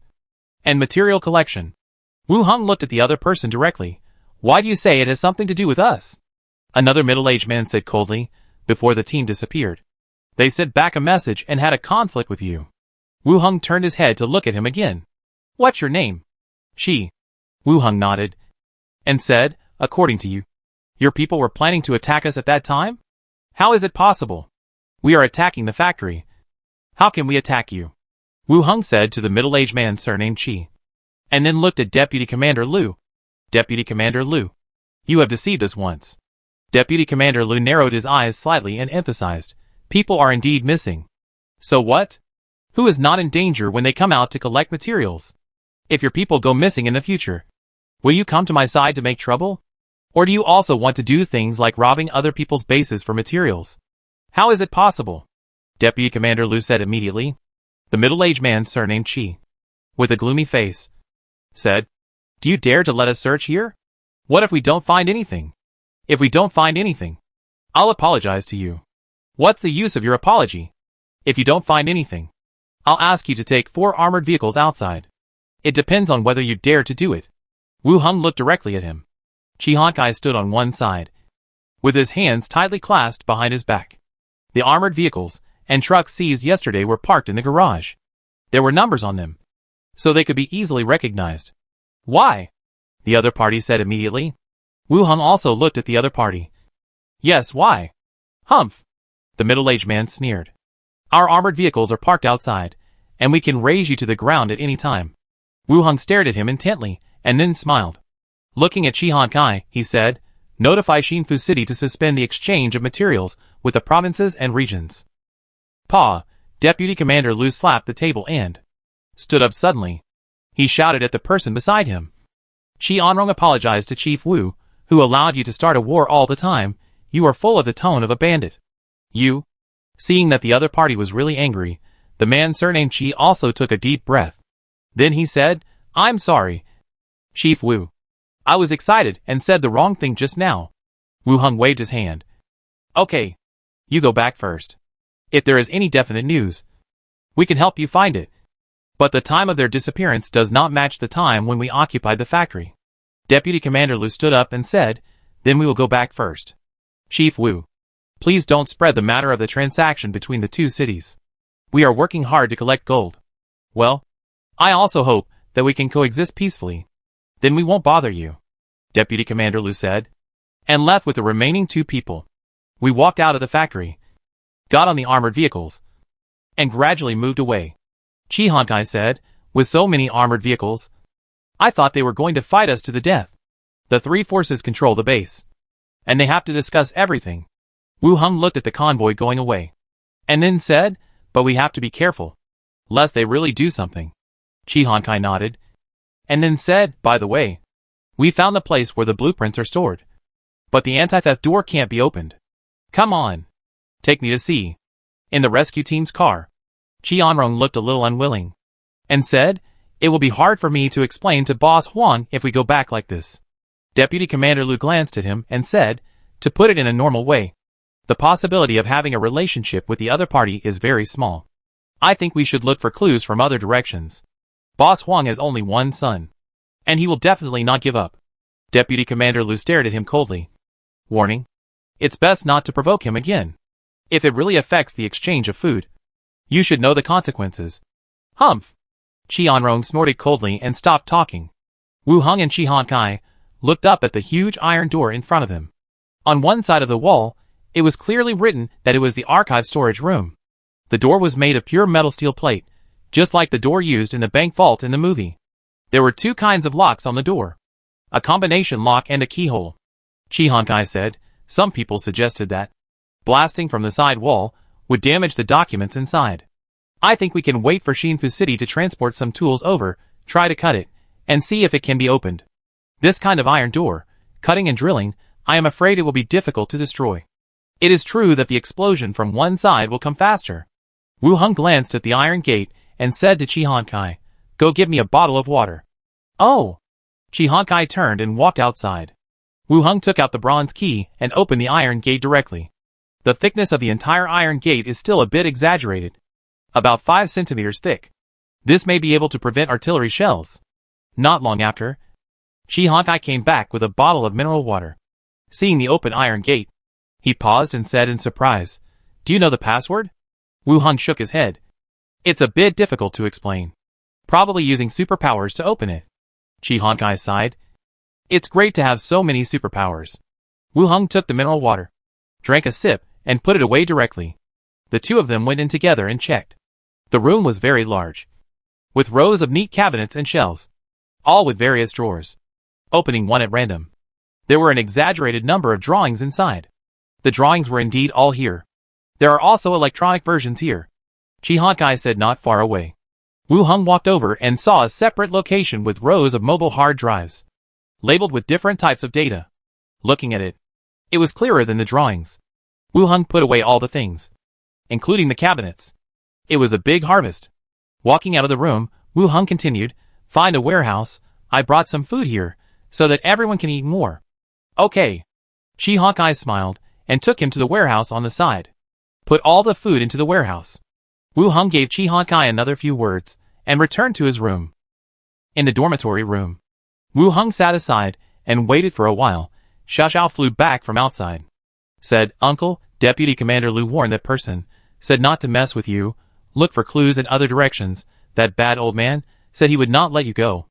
Chapter 497, Go, give him 2 stabs. Will you not let me go? Is this the original words? Why does it sound like the words in a cartoon? Xiao Xiao circled his head. That's what I mean. Wu Hung said, Come, let me see. Xiao Xiao nodded, and went straight into the body. And the scene just now, also shared from his mind. Deputy Commander Lu obviously didn't want this matter to affect his relationship with his side. And the other middle-aged man named Qianrong came here on behalf of Boss Huang. Mentioned, Boss Huang has only one son, he will not give up. It should be a little trick, he will not let go of his words. This Huang father and son, it seems to be really lucky, at least when the apocalypse broke out, both of them survived. The relatives of more survivors, all died in the early stage of the outbreak. I quickly analyzed it in my mind. The rescue team obviously did not want to conflict with me after all. Whether they could exchange food later, I had the initiative. This Boss Huang, at most, would use his personal strength to cause trouble for me. As long as you don't destroy the factory, the rest of the problem won't be a big deal. With my current means, even if he hides in an armored vehicle, it's not difficult to kill him. After making sure that the other party really left and there was no threat, I got up, opened the gate, and walked in directly. Emerald Sea. The ship carrying the Mad Lion pirates was fleeing in a panic. Boom boom boom. A ship beside me suddenly exploded. The flying debris fell into the sea with a crackling sound. The ship began to sink into the sea.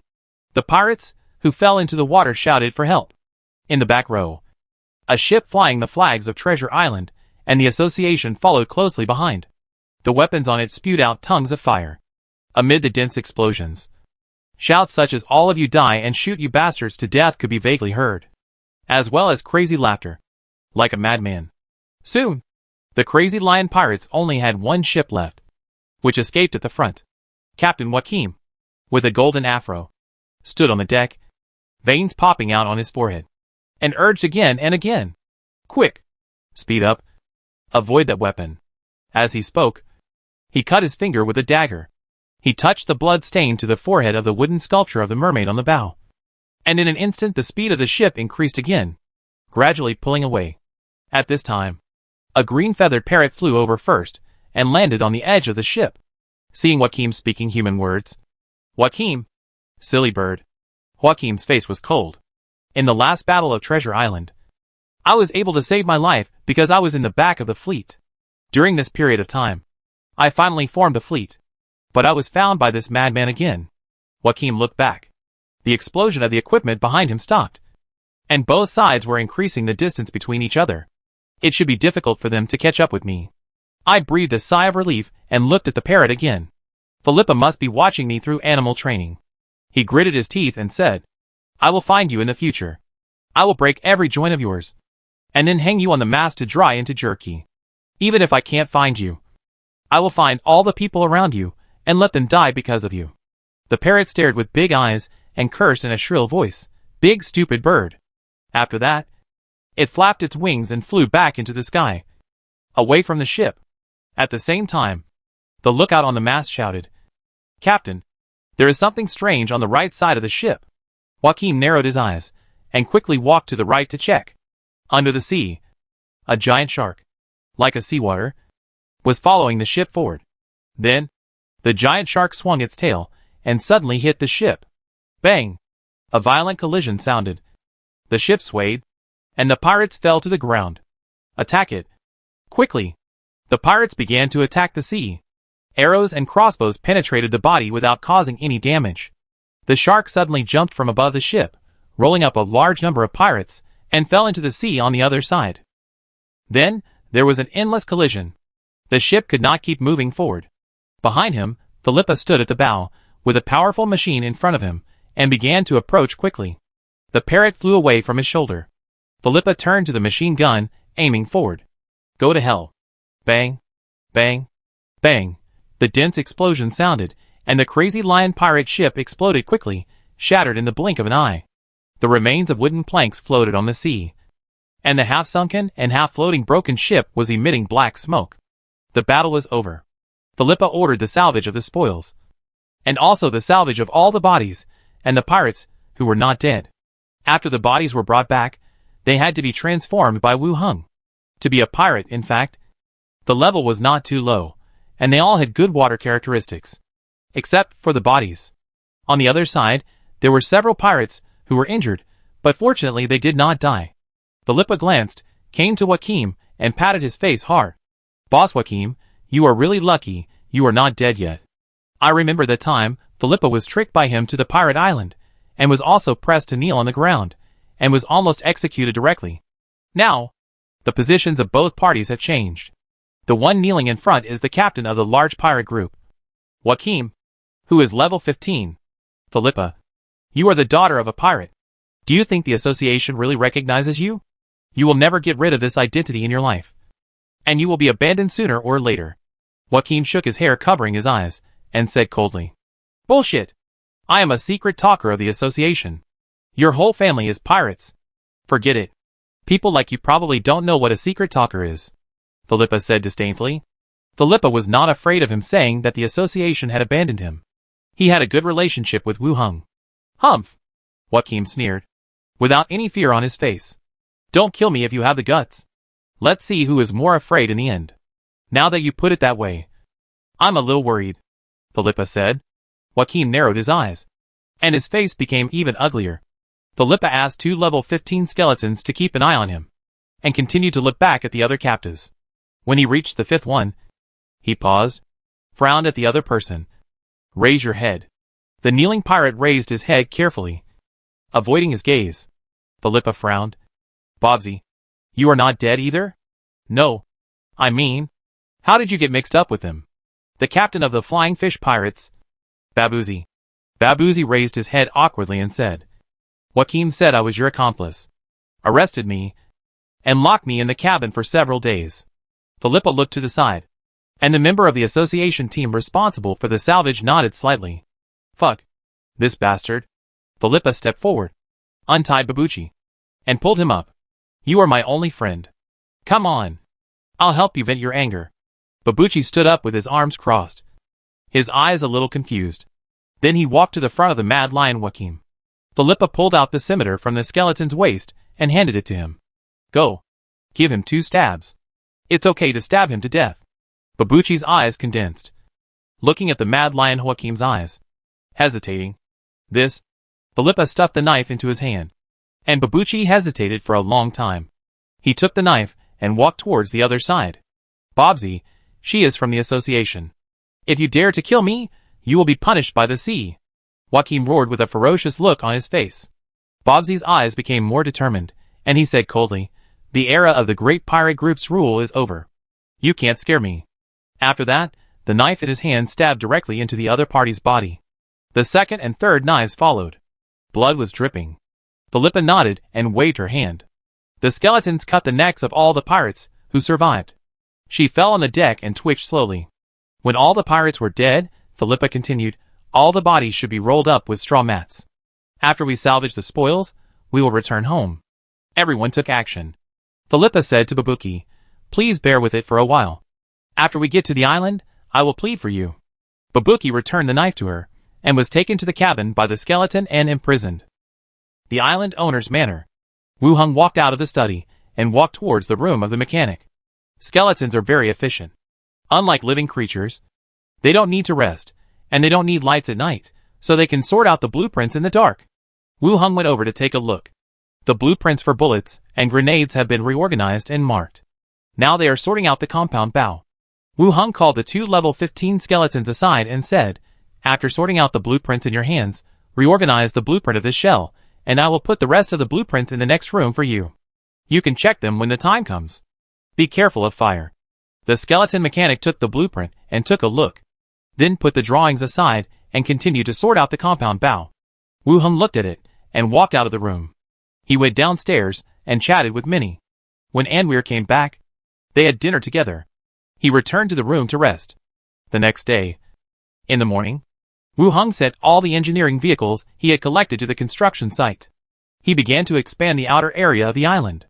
When the dwarf engineer and several other living engineers saw the engine roaring, they easily dug up the boulders and leveled the road. All of them stared with their eyes wide open. Sir, if this strange machine can continue to be maintained, I guarantee that the project can be completed half of the time earlier. Within 3 days, the drainage system and the construction of houses and shops can be completed, the dwarf said. Okay, I will also arrange skeletons to assist in the transportation work, try to speed up the progress of the project, and the second port will be built first. Wu Heng looked at the vehicles and was relieved. The progress of the project will be faster than the dwarf said. After all, skeletons can work at night. And this place is still a little far from the residential area. There is no need to worry about disturbing the people. And you can work freely. Understood? Sir. Wu Heng patted his shoulder. Do a good job. If you do well, I will set up a research institute for you. And you will be responsible for all the designs on the entire island in the future. The dwarf was stunned, and immediately thanked him excitedly. Thank you. Sir, I will do my best to complete the work and will not let you down. Wu Heng nodded and handed the place over to the dwarf. Wu Heng returned to the manor. He said hello to Minnie and went to the zombie world from the study. Walking out of the boundary gate, a coolness swept over his body. It was hot in Treasure Island, and it was winter here. If it weren't for the improvement of his physical fitness, he would have caught a cold after going back and forth between the two sides. He walked out of the room. Chi Honkai followed him. He said directly, other people and some equipment for photovoltaic panels are on their way, and will arrive tomorrow. Well, let's see the number of photovoltaic panels first, and see if we can provide 1 or 2 production lines to resume production. Understood? Chi Honkai nodded. Wu Heng continued to ask, did the rescue team say anything? No. They probably gave up. We fought very fast. They couldn't find any substantial evidence. It's useless to just suspect them. Chi Honkai is now calmer. From the conversation between the two people when they left yesterday, the rescue team doesn't intend to pursue the matter. It all depends on the man called Boss Huang. Don't trust them too much. Be careful. Okay. Wu Heng continued, have you explored the area nearby? Chi Honkai took out a map. There are several factories in this direction. Arrange a convoy. Let's clean up along the way. Chapter 498, Weapons are not meant to collect dust. On the road, a large number of zombies began to gather. Roaring ferociously, they rushed forward with their fangs and claws bared. A skeleton flying dragon passed overhead, and solid iron bullets fell into the zombies like a rainstorm. The zombies along the road were shattered in the bombing. And then, a suspended long sword started to fly forward. Sword beams flashed. The remaining zombies, their heads fell off, and their bodies fell limply. The battle was over. The skeletons cleaned up the battlefield. And Wu Heng looked at his own experience points. Level 17, for 7582/265000, in one afternoon. He cleaned up almost 3 factories along the way. His experience points reached 47,000. There is still a distance to reach level 18. It seems that it is faster to gain experience points in the city. Wu Heng muttered. Killing zombies is actually not difficult. The only thing is efficiency. Chi Honkai came over from behind. Auto parts factory. Rubber parts factory. Heavy parts factory. Well, I will take people to see if there is anything we can use. Okay. After cleaning up, Wu Heng completed the transformation of the skeleton. They returned to the military factory together. Provincial Rescue Team, Refuge Base. In a slightly dim room, the door was pushed open, and a figure walked in directly. Looking ahead, he said, Deputy Commander Huang, we brought back several people from the Pingxiang refugee shelter.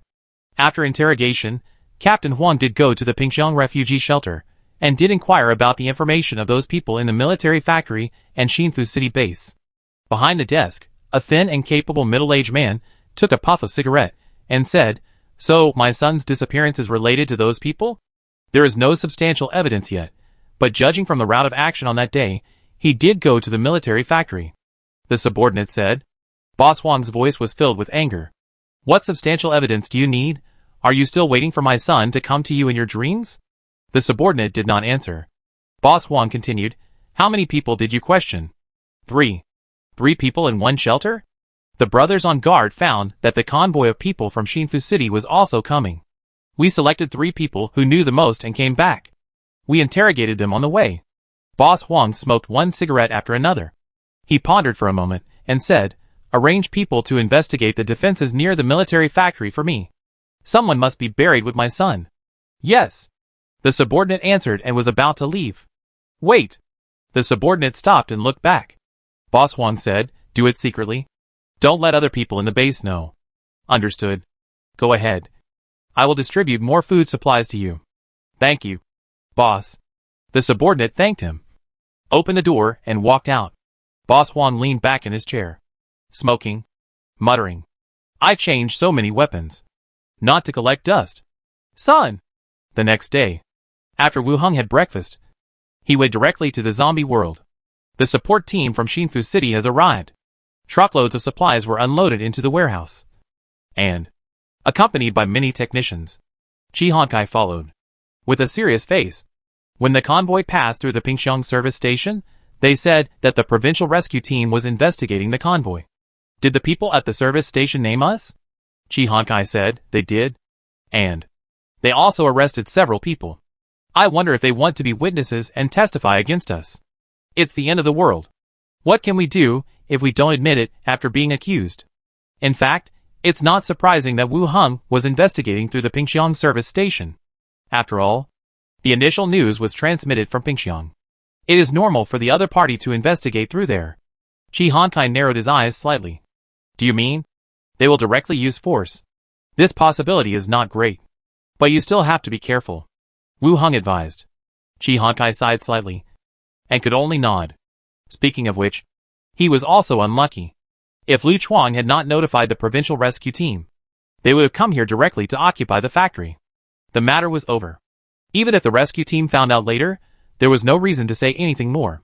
But now things have been made so complicated. People died on the other side, and they kept chasing. It is hard to say whether there will be a real conflict later. Even if they are confident in their side, modern weapons are still very lethal, and it will be equally dangerous if they are affected. Seeing her grim face, Wu Hong comforted her. "It's okay. If they really make trouble for us, I will protect you." Chi Honkai suppressed her uneasiness and forced a smile. "No, I'm not afraid of you." Then, continued, "You can install photovoltaic panels. The electrician suggested that we try one production chain first to see if it can be carried. Choose the production chain of machine guns." "Okay." Chi Honkai went down immediately and directed the others to install photovoltaic panels on the roof and change the lines. Wu Hong was on the side, commanding the skeletons to clean up some areas that had been burned by the fire. Some debris, collapsed walls, were moved outside. A day gradually passed. The sky gradually darkened. Wu Hong and his companions stood in front of the factory, waiting silently.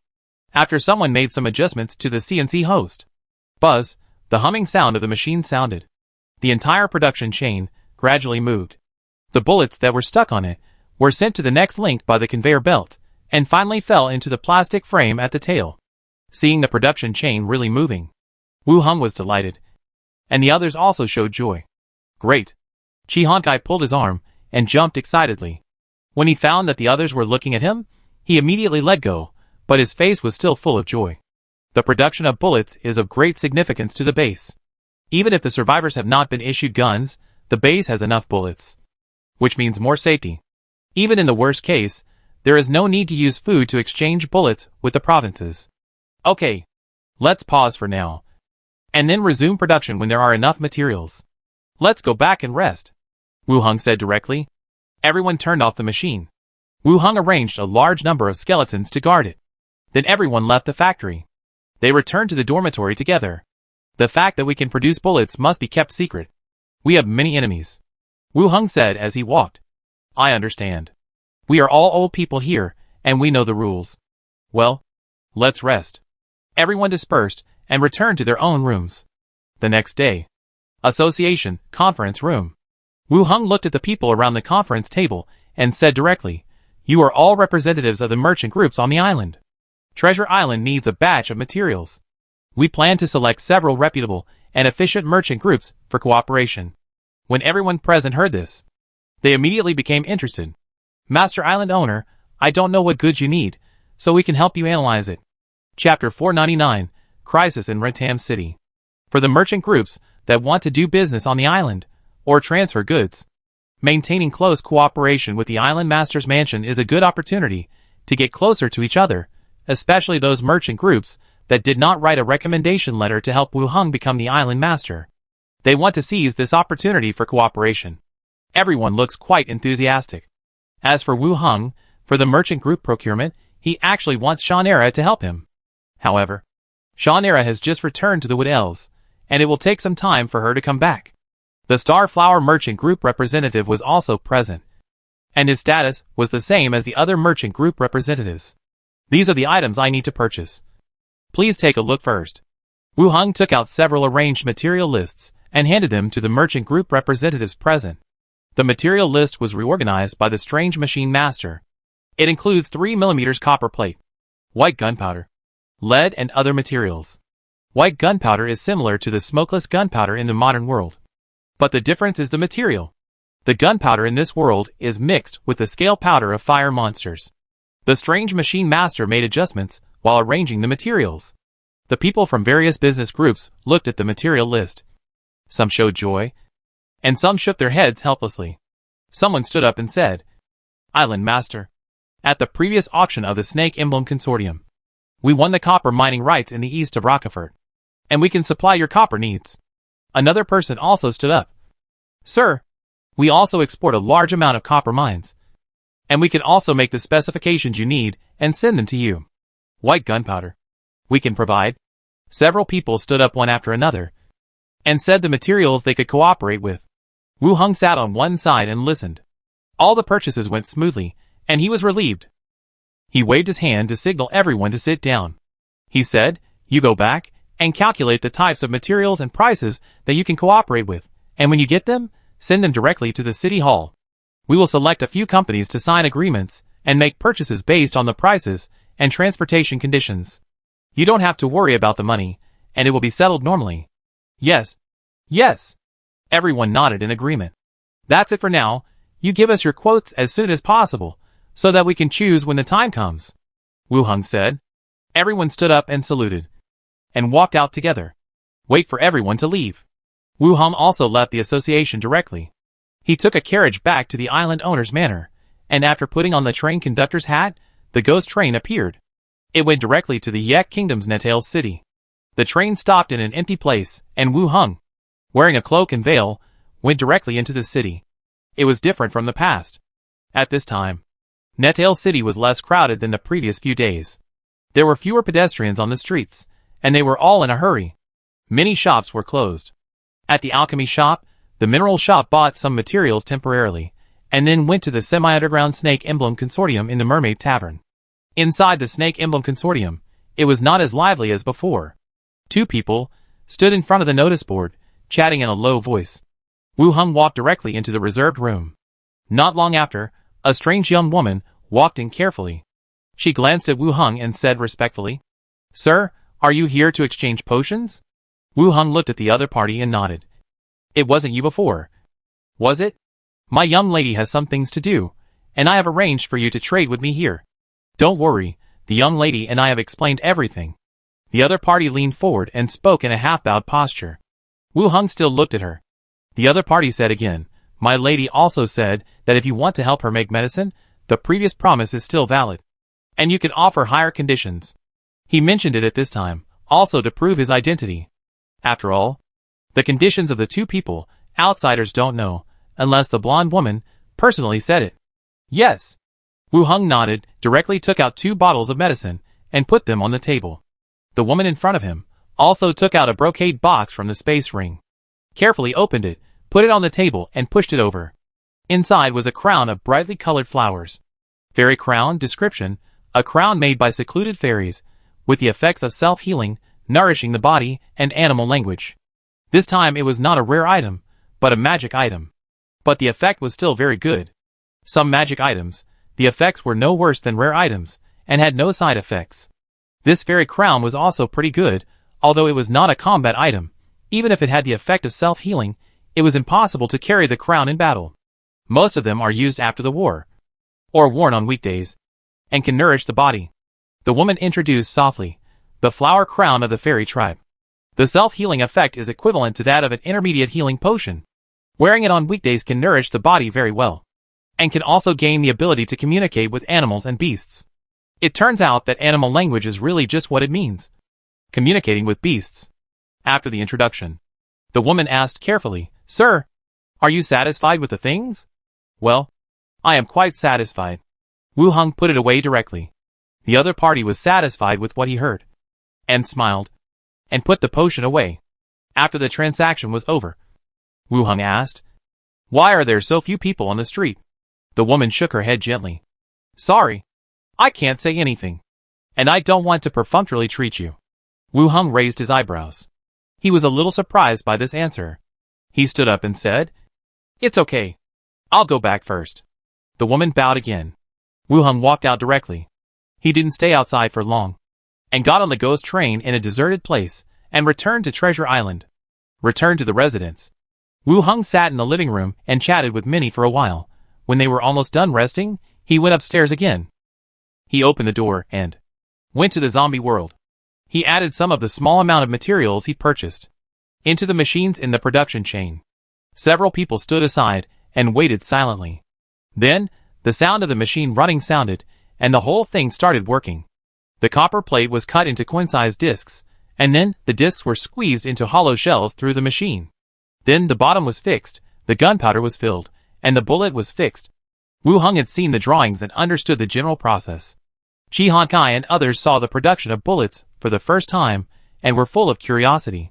But after the whole process was completed and the complete bullets were made, they felt that it was not that difficult to make. "These materials may not be produced for a long time," Chi Han Kai said. "I will find a way when the time comes. Don't worry." Chi Han Kai thought for a while.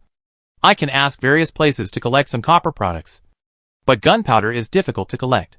"Well, then collect some copper products. Gunpowder and lead first. And I will find a way." "Okay." After some bullets were produced, Wu Hong stopped the machine. "Collect the newly produced bullets. Walk out of the factory together and come outside. Hand the bullet to a skeleton holding a machine gun. Replace with this bullet." The skeleton opened the magazine and loaded the new bullet into it. "Shoot at a distance." Bang, bang, bang. A burst of gunfire sounded, and the bullets hit the wooden target in the distance. There was no problem with the track and the range. This also proved that not only was there no problem with the replacement of white gunpowder, but the bullets produced by the entire production chain were also up to standard. "It looks like it's working pretty well." Chi Han Kai glanced at the wooden target and said, "Yeah, it's really good. Let the skeleton return to his post." Wu Hong and Chi Han Kai walked back together. They returned directly to their respective residences. The next day, the island owner's manor. Wu Hong was basking in the sun on a lounge chair, while Minnie was tending to the flowers and plants in the flowerbed nearby. Knock, knock, knock. There was a knock on the manor's door. Minnie wiped her hands on her apron, ran over quickly to open the door, and chatted with the people outside. He came back with a letter in his hand. "Master, the association has your letter, and it was sent here directly." "A letter?" Wu Hong sat up, took it and looked at it. He tore open the envelope, and poured the letter out directly. Lines of handwriting appeared. When Mancha's letter. "Master, I have received the letter, and I am very happy, but it suddenly appeared next to someone's pillow, and I was still shocked at the time. I can't be scared now. You said you would come back to see me, and there has been no news for several days, and I really can't wait, so I wrote you a letter. I just hope I don't miss you. And I won't see you then. Ratam City has been a little bit uneasy recently. 2 days ago, there was an assassination by gangs in the outer city. Several officials of the city hall were assassinated, and there were signs of interrogation, through investigation, and the arrest of several gangs. I got some news that high-level professionals have entered the city and are planning something. I have arranged personnel to increase patrols and guards in the city, but there are still officials who choose to leave because of pressure. Deacon Slater has also come a few times, but he can't stay in the city for a long time, and there is no better way. If the master was here, this kind of thing would definitely not happen. I just hope I won't do too badly, and I'm sorry for the master's expectations. Wait for you to come back. One Man Shaw. Looking at the content of the letter, Wu Hong frowned slightly. The letter said before, all said that Ratam City was doing well, the city was developing rapidly, and tax revenues were also rising continuously. In addition, the Golden Cat was doing well, and it had become the entertainment center of the surrounding cities. A real city that never sleeps. And today's letter, clearly carried a sense of worry. There are high-level professionals who assassinate officials and interfere with the development of Rentam City. A middle ground like Rentam City, which has no support from any country or power, is really the easiest place to overthrow the regime. It seems that I really need to go back. Is it Sister Wenman Shah? Minnie asked on the side. So smart. I knew it was her. She must be going crazy thinking about you, Minnie said on the side. And we are also said that, among the 3 maids in Rentam City, Wenman Shah is the most clingy. It seems that Minnie thinks so too. Wu Hung put away the letter and said, there are high-level professionals causing trouble in Rentam City, which is what Wenman Shah said. Didn't you leave a high-level skeleton? Higher than that? Rentam City was not very popular before. According to the feeling of playing games in the past, it is more like a city around the novice village. It is higher than Blackstone Town, but it is far worse than Treasure Island. Level 15 is the top professional there. At that time, the 15th level Skullbreaker of the Warhammer Party, a bandit leader, almost occupied the entire city. But now the tax revenue in the city has skyrocketed. It has attracted the attention of high-level professionals. Maybe they want to occupy it, Wu Hung said. Minnie looked over and asked, do you want to go back? Yes, I'll go back and see, at least turn on the radio for her, so she doesn't have to write letters all the time. That's right, you can accompany Sister Wenman Shah when the time comes. She's left there alone. It's quite pitiful, Minnie said. Wu Hung nodded, thinking about the plan of leaving. Treasure Island is stable, so there is no need to worry about it for a while. The main thing is to look at the zombie world.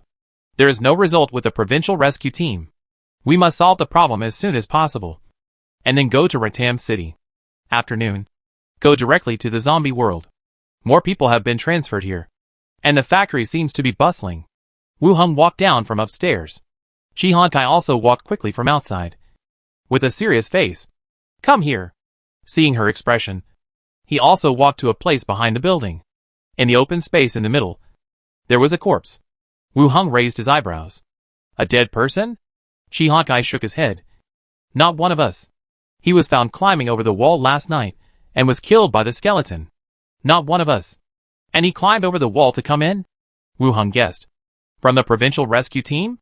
After all, our people are here, and only the rescue team knows. It's possible. He didn't wear the uniform of the rescue team, but he was armed with a pistol, so it shouldn't be much different. Wu Hung nodded, and directly released talking to the dead to the corpse. The corpse sat up from the ground, and looked over here with cloudy eyes. Wu Hung asked directly, which base are you from? The corpse replied, Dongying Street, Little Rock Base. Little Rock is where the rescue team built its base. Some people say it's the rescue team base. Some people say it's the Little Rock base. But the names are different. But it also verified the 2 people's guess, that they are from the provincial rescue team. Wu Hung then asked, what are you doing here? The corpse replied, Boss Huang. We were given the task of collecting intelligence here, which can be exchanged for food. Boss Huang. He really didn't give up. Wu Hung asked again, what intelligence are you collecting? The missing team, the defense plan of the factory area, and what is being done inside. The 2 looked at each other. Chi Han Kai didn't say anything, but his face became more and more solemn. He was still collecting the defense plan on his side, and the purpose was obvious. Even if they didn't want to attack, they were ready to attack. Wu Hung signaled Chi Han Kai not to worry. Continue to look at the corpse. Is it only Boss Huang who said this? Or did the entire rescue team agree to investigate here? Only Boss Huang, and he did it without telling the other 2 forces in the rescue team. The last question. How many weapons and equipment does Mr. Huang have? For armored vehicles, and quite a few guns, I don't know exactly how many. After answering the 5 questions, the body lay back on the ground. It seems that this Mr. Huang has already taken the blame for this.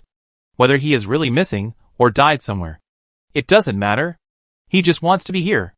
Chapter 500. No matter who dies, he will not die. Chi Han Kai frowned, and his face looked a little ugly. The base is developing well now, and it has been smooth to establish outposts several times. But I didn't expect that it would involve such a thing. No wonder.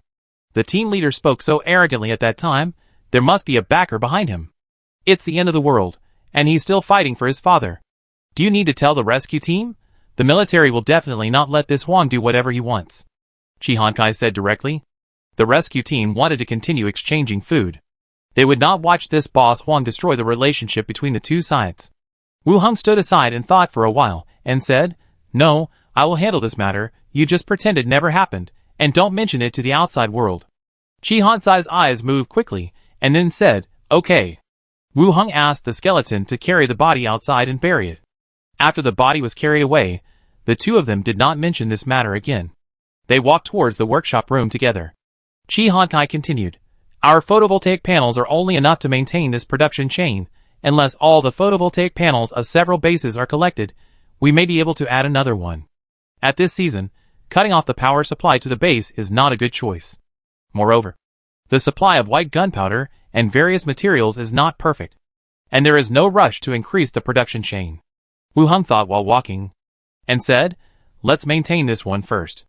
In the next period of time, contact the outside world through the radio to recruit relevant personnel for the construction of the power plant." "Okay." Chi Hankai nodded. The two walked around the entire base. When they went back, Wu Hong said, "Prepare a car. I want to go out." "I'll take you there," Chi Hankai said while giving instructions for the vehicle. "No need, arrange a skeleton who can drive you stay." Chi Hankai glanced at the other party, nodded and agreed. The rescue team shelter. In a well-decorated room. Behind Huang Guangping's desk, there was red wine on the table, and a half glass of red wine goblet. Looking at the figure standing in front, asked, "What have you collected?" A subordinate spoke softly. "There is no news from Captain Huang.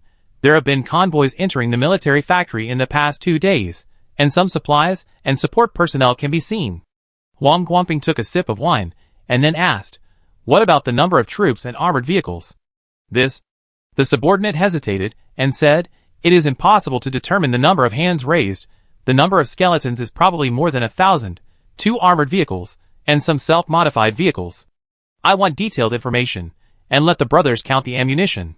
Huang Guangping said, taking out a pack of cigarettes from the drawer, and throwing it to the other party. "Okay." The subordinate took the cigarette, nodded and left. Huang Guangping was the only one left in the study. While smoking, he occasionally took a sip from the wine glass. He took a deep puff of the cigarette, and exhaled the smoke. When he looked up at the sky, his pupils suddenly shrank. He saw, in the air in front of him, a lady wearing an old-fashioned Western dress and a top hat, floating in the air translucently. Huang Guangping's face changed drastically, and the sudden shock made him reach out to cover his heart. At the same time, his eyes swept to the pistol on the cabinet beside him. "Are you Huang Guangping?" The figure in the air spoke slowly. The tone was strange, like a foreigner who had just learned Chinese. Huang Guangping took 2 deep breaths, slowly put down his hand on his chest, and said cautiously, "Are you a ghost? Can you speak? Your name is very impolite. Life is just a form, and it can survive in many forms." Huang Guangping didn't want to listen to her nonsense, but asked seriously, "Why did you come to me? I don't seem to have provoked a friend like you." "Right." The ghost matter was also mentioned at the main station. The local rescue team even held a meeting for this.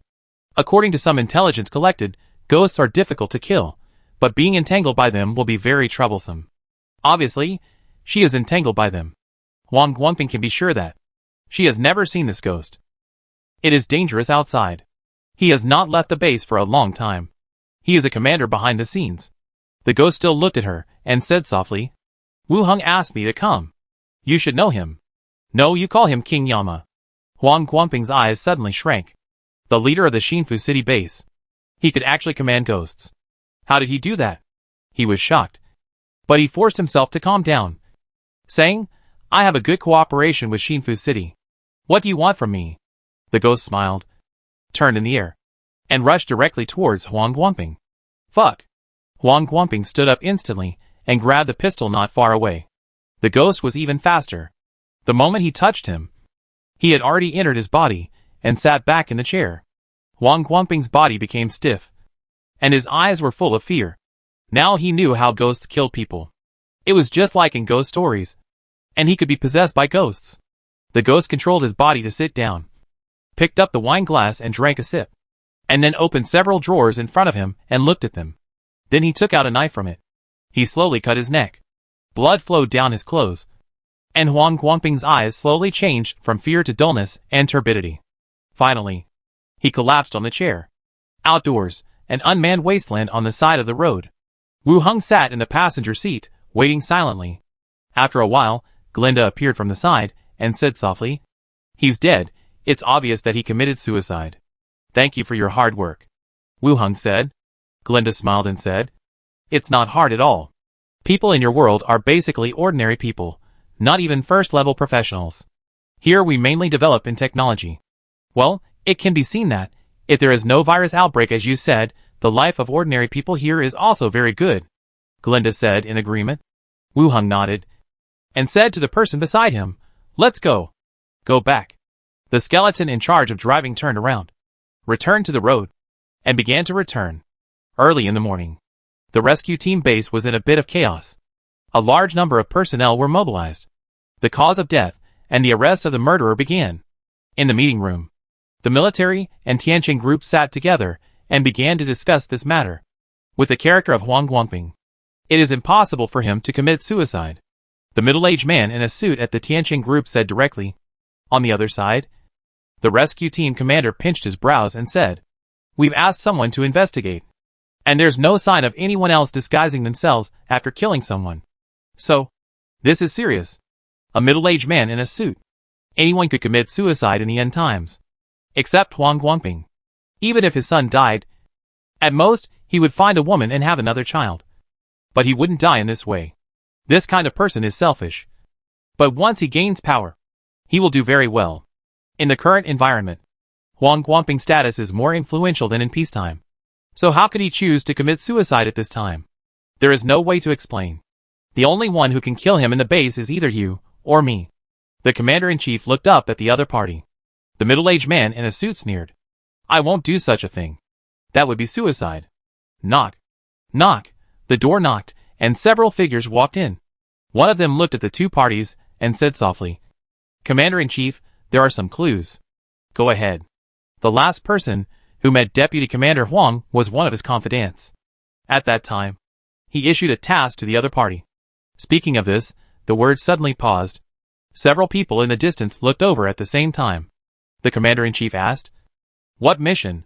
"To count the troops and ammunition, and to investigate the defense and number of troops of the Xinfu City military factory." The room was silent for a moment. Everyone was a little surprised, and a little unbelievable. Huang Guangping actually bypassed them secretly, and was still looking for trouble with the Xinfu City base. Moreover, he committed suicide just after the mission was issued, which made people wonder if he had anything to do with the other party. Are there any others? No more. Go down first. Huang Guangping committed suicide because of the pain of losing his son, announce it, and take back all the weapons and troops under his command. Yes. Several people answered and left the room directly. In the meeting room, there was silence for 5 or 6 seconds. The man in the suit finally spoke. Could it be related to Xinfu City? If it is true, then their methods are too powerful. If they can kill Huang Guangping silently, they can kill anyone present. And they can't find out how he was killed. This makes every senior executive feel anxious. Those in power are not afraid of war, but they will not go out in person. If they can directly threaten themselves, they will be more careful in doing things. I think we can explain it to the other party. The man in the suit said. The commander thought for a moment. Shook his head. Do nothing. Just cooperate normally. If we make unnecessary moves now, it is likely to have bad results. The man in the suit pondered for a moment. Okay. Let's do it. In a flash. 2 days passed. During these 2 days, Wu Hung made certain arrangements for the treasure island and the military factory, to ensure that after he left, everything will work normally, without any problems. In the courtyard, Master, please tell us when you arrive. And Weir leaned on his left arm and said softly, Yes, you stay with Sister Wen Shaw for 2 days, come back soon, we miss you too. Minnie was on the other side, hugging his waist and whispering coquettishly. Wu Hung patted their backs and comforted, You take care of the house, I will be back in a few days, if there is anything, just go find Zalagui. The 2 girls nodded softly and buried their heads in his arms. Minnie looked up again and said, When the master comes back, bring my 2 friends with you. The manor is so big, and I am the only one here every day. I still remember those 2 friends. That depends on whether they are willing or not. I will ask them when the time comes. Yes. After saying goodbye to the 2 women, Wu Hung put on the train conductor's hat. The ghost train appeared. Wu Hong got on the train with the skeleton and waved goodbye to the two women. The door closed, and the train went into the void. Wu Hong sat down in the carriage, and his senses disappeared. Chapter 501. Unstable Rentam City. On the train, Wu Hong, accompanied by two skeleton attendants, sat on a long chair on the side. His mind began to think involuntarily about the future development. Most of his senses disappeared, and he felt more focused. Rentam City was doing well, and it must continue to develop, which could provide a source of funds, and also be a way out for himself. If Treasure Island had problems, retreating to Rentam City and becoming a local emperor was actually a good choice. This time when I go back, I have to help One Man Shah deal with some potential dangers. As for Treasure Island, the first thing is to keep a low profile. The association has given me identity and power, which is also a kind of shackle. There must not be any adverse effects, especially since my profession has certain prejudices. The second point is to ensure smooth routes and the security of the island. Attract more wealthy merchants to the island.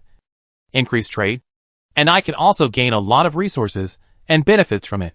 The last point is the construction of the island. We can replicate the city of Rentam and build a singing and dancing place like the Golden Cat on the island. It is actually not bad. After all, the acceptance of the Golden Cat in the market has been verified in Rentam. As for the zombie world, the development direction has not changed much. Upgrade, collect gold, and collect some related talents. The power plant and some modern equipment will be gradually restored to facilitate the development of the two worlds. This time, the killing of Boss Huang also shows that the ability of the survivors in the zombie world is still not high. Even if there are people with special abilities, they are still no match for me, a professional who is constantly upgrading. As long as I am not targeted by hot weapons, no one can be my opponent. Moreover, the strongholds in several cities in the north and the shelters all rely on me to exchange food. If anyone dares to target me, I will be scolded to death if it is spread out. I thought about it quickly in my mind. I took out the skill book of luxury house technique that I prepared in advance and started to read it. On the train, I could still see things with my eyes. I also took this opportunity to reread the book carefully again. I still feel a little bit unwilling to unlock the skill, but I spent a lot of money to buy it. 7 days later, the ghost train appeared from the void and stopped at an open space in the wild woods. It was winter here, the trees were dry, the snow on the ground, and some animal footprints and bloodstains. Wu Hong got off the train with two skeleton attendants. He took a deep breath. The ghost train disappeared, and I felt hungry, thirsty, and a strong bloating. He found a tree and relieved himself. He took out the food he had prepared in advance and ate 2 bites. Even if the ghost train was fast, he had to pay attention to the time. Otherwise, he would starve to death on the train without any feeling. After he finished everything, Wu Hong looked around. It was all dense forests, and he couldn't tell the direction, so he couldn't find the direction of Rentam City. With a thought, 2 ghosts flew out, one on the left and one on the right, floating on both sides. "Uncle, have we arrived?" Xiao Xiao asked. Granda also looked over curiously. "We should have arrived, but we don't know where this is. Look in the air in the direction of Rentam City, and where the road is," Wu Hong said. The 2 ghosts nodded and flew into the sky immediately. After a while, Xiao Xiao flew down first and shouted, "Rentam City is over there. It has changed a lot. It is several times bigger than when we left." "Really?" "Yeah, uncle. You left. The city has become better." "What are you saying? It's as if I stopped the city from developing." Xiao Xiao smiled mischievously. "I didn't say that." Granda flew back a little late and said, "There is a caravan over there. The highest one is only level 10. You can take a carriage over there and learn some information on the way. The caravans here are basically transported by carriages. Level 10 professionals as escorts are already a large team. For me, there is no big threat. Glinda has arranged this for me." "Good fellow." "Where?" "Over there. You wait for a while on the roadside." Wu Hong nodded, walked to the roadside with the skeleton attendant, and 2 ghosts followed him, hiding their figures. Not long after, a caravan slowly appeared in sight. Caravan saw 3 people standing on the roadside from a distance. The accompanying guards began to be alert, with swords unsheathed and crossbows strung. "What are you doing here?" Several professionals, wearing cotton armor, walked over quickly and stopped 5 meters away. "What are you doing?" Wu Hung said, "We are going to Rentam City. The road is difficult to walk. Can you give us a ride? We can pay." "How did you get here?" the other party continued to ask. "We are from the kingdom of Yeko. We want to go to Rentam City. Some accidents happened on the way, and there are only 3 of us left," Wu Hung answered. Among the people who were talking, 2 of them immediately separated and ran quickly towards the caravan behind. At the same time, the trained animals flew up from the direction of the caravan and circled in the surrounding woods. After confirming that there was no ambush in the woods, the caravan pressed on the snow and came over little by little. A man who was obviously dressed better came over, looked him up and down, and then looked behind him, who was covered tightly. "Okay. You sit in the carriage. We are almost in Rentam City," the man said. "Thank you." Wu Hung got on the carriage, and the 2 skeletons followed on both sides. After walking for a while, he chatted with the other party casually. He then asked, "It is said that business in the city is good, and the public security is safe. Is it true?" The businessman turned around and looked at him. "Are you doing business too?" Wu Hung was wearing a cloak and a cotton coat, but from his appearance, he looked more like a young master who had never suffered. After all, even the table in his house was moved by skeletons, and he didn't have to do anything. "Ah, can you make a fortune?" Wu Hung asked jokingly. "Haha, what kind of business are you doing?" The man smiled, and the guards around him also smiled and looked over. "Entertainment industry, that is. Pubs, opera houses and the like." The man thought for a moment and said, "Before, the public security was pretty good, and the city was developing very fast, but recently, some things are different. Some rumors are spreading in the city, and the number of wealthy merchants coming here for entertainment has decreased." "What rumors?" The man pondered for a moment and explained softly. "The real owner of this city is not Madame Winmancha, but a former captain of the association, who was later transferred away, and this place is managed by Madame Winmancha. It is rumored that this captain has provoked a level 18 professional outside, and wants to destroy the city. Some people say that this city is the experimental library of the Necromancer. If they need living creatures for the experiments, they just capture a few." Wu Hung frowned slightly. "How did the matter with the level 18 professional spread here? Is it true or false?" "There are rumors, but there are indeed many gangs that have appeared recently, which are more chaotic than before." "Then why do you come here to do business?" Wu Hung continued to ask. The other party smiled. "I know the former Rentam City. Now it is very good. Much better than when Elner ruled before." "Elner is the name of the original city lord." Wu Hung nodded, but did not continue to ask. From what the other party said, he knew some rumors, which were not very credible. But the matter of the 18th level professional was probably spread by someone on purpose. After entering the city, I still have to ask what happened to Winmancha. As the convoy approached, a city that was more majestic and vast than the impression appeared in front of us. After careful identification, we can still see the inner city, the outer city, and the outer city. However, the area of the outer city is larger, several times more than the original. The buildings are well arranged, and the streets are winding. Carriages and pedestrians come and go on the road, and vendors set up stalls on both sides. In the outer city and the inner city, you can see towering arrow towers and towers, and flags fluttering in the wind. It's spectacular. The merchant smiled and continued. The most important thing about the outer city is that it's lively. The outer city and the inner city are good places. The ground is bluestone, and there are magic light stones along the road. It's brighter at night than during the day. There are also many good shops there that will be open until very late. Wu Hung looked at the city and nodded. The city lord's mansion. Winmancha sat on the city lord's throne. On the left was a skeleton mage in a mage robe, and on the right was a skeleton warrior with a heavy armor and a long sword. The housekeeper, wearing black framed glasses and a black dress, came over from the side and said softly, "Madam, 2 more officials from the city hall have handed in their resignations." Winmancha hesitated, but still said, "Pay them the money and escort them out of the city." "Yes, madam." Tap tap tap, as the 2 talked. Footsteps sounded, and 3 figures walked in from outside. One person walked in front, followed by 2 skeletons, carrying a corpse.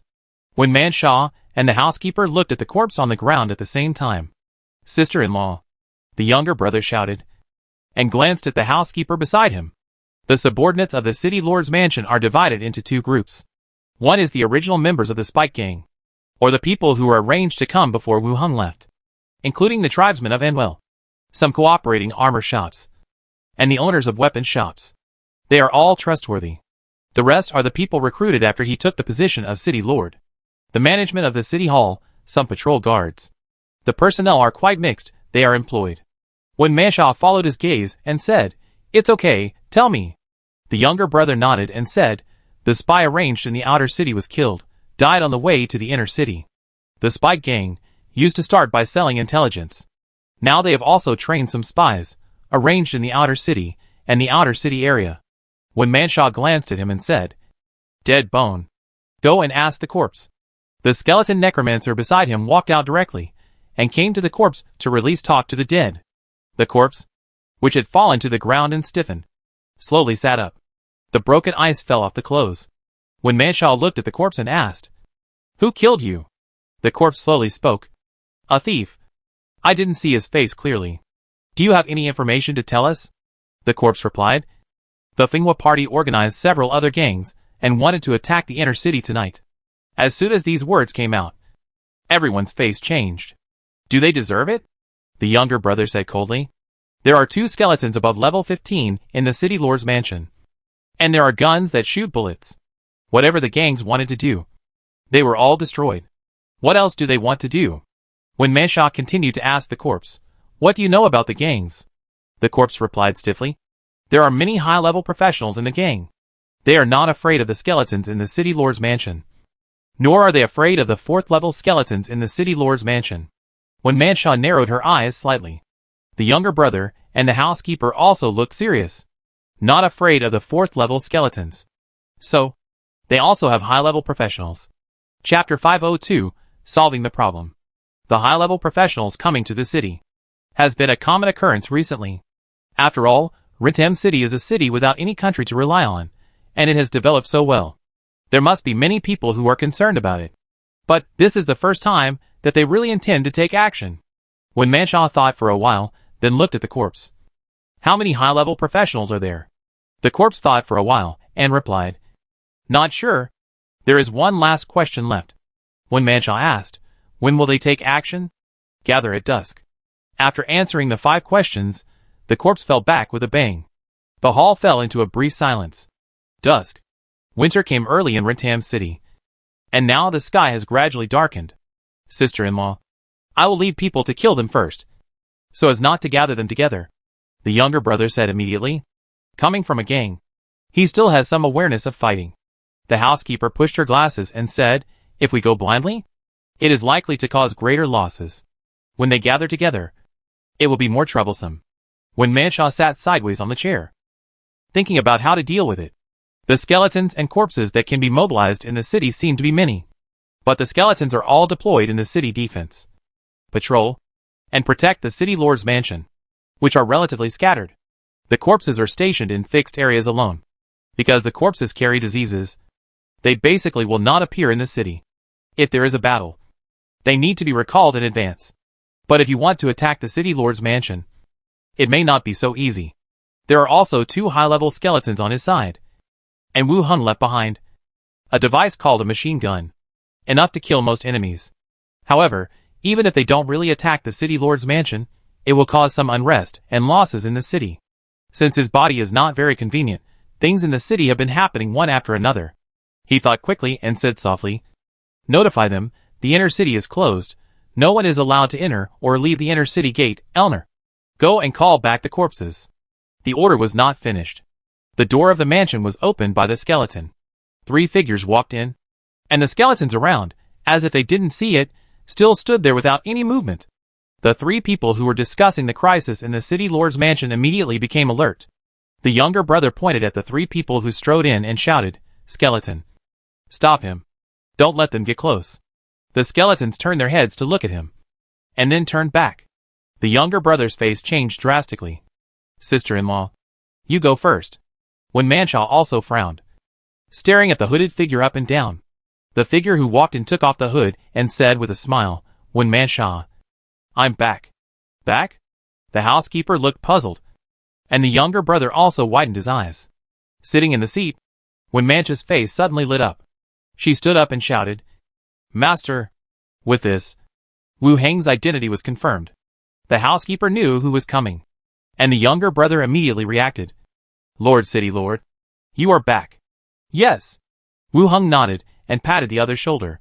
He looked at Wen Mansha, whose belly was obviously bulging. Now he guessed what the surprise mentioned many times in the letter was. He walked forward quickly, supported Wen Mansha, and asked, Why didn't you tell me directly in the letter? I'm afraid of delaying your business. And I also want to give you a surprise. Wen Mansha touched her belly and asked, Do you like it? I like it, Wu Hang said with a smile. After all, there were outsiders present, and the two did not talk too intimately. Wen Mansha was helped to sit back in the chair. Wu Hang looked at the body lying on the ground. What happened? The spy I arranged in the outer city was killed, and I just got some information from the corpse. Then, Wen Mansha repeated the information she got from the corpse. The information was also easy to understand. It was a high-level professional who secretly joined the local gang and planned to take over the city of Rentam. The purpose was not difficult to guess, and the city of Rentam became a treasure pot. Everyone wants to occupy it. Wu Hang asked, What level do you mean by high level? Level 15. Wen Mansha said. Where is the map of the city? Let me see it. Wen Mansha asked someone to bring the map. Wu Hang sat on the side and watched. Wen Mansha pointed out the location of the wind and fire party to him, and the location of the city gate that would attack. Wu Hang nodded and said, I will handle the gang's affairs, it's not a big problem. The younger brother and the housekeeper looked at Wen Mansha at the same time. The other party has level 15 professionals, more than one, so we should pay more attention to them. Wen Mansha said, Listen to the master. The two nodded. Go prepare the carriage. Yes. The younger brother left quickly. Wu Hang stood up again and said to Wen Mansha, Prepare some dinner. If you come back late, you can eat first. I'll wait for the master to come back, Wen Mansha said with a smile. Wu Hang didn't say much. He just stood up and walked out of the building, selected some skeletons in the courtyard to distribute guns. Wen Mansha looked at the body and said, Have someone send the body back to his family. The pension will be doubled. If someone in the family wants to work in the city lord's mansion, special arrangements can be made. It can be seen that Wen Mansha is in a good mood. Yes, madam, the housekeeper replied. Wen Mansha slowly stood up and said, Ask the kitchen to prepare dinner. Also, consider what I told you before. The housekeeper lowered her head and whispered, It's all up to you, madam. Yes. Wen Mansha nodded. The housekeeper asked the skeleton to carry the body out. At the same time, go to the kitchen to arrange dinner for today. In the inner city, in a patrol hall, Wu Hang sat in the room, waiting silently. Not long after, Grinda and Xiao Xiao flew back one after another. Grinda shook his head. I didn't find anything special here. Xiao Xiao was a little excited. Uncle, I found something here. A large number of people gathered and came here, 3 level 15 professionals. The rest are all level 10 and below professionals. Several hundred people. 3 level 15. In the city of Rentam, it is really a luxurious lineup. In the past, when Elner was the city lord, he would have to take the initiative to open the city gate and give up the position of city lord. Let me see, Wu Hang said. Level 15 professional, there should be no problem. But the remaining number still needs to be confirmed. Xiao Xiao's arithmetic ability is limited, and the basic estimate of more than 100 is inaccurate. Oh! Xiao Xiao went directly into the body. The picture was also shared. On the road, a team of people came from a distance towards the inner city, and there were teams along the way, walking out from the alleys on both sides and joining the team. Gradually increasing, the number of people approached about 400.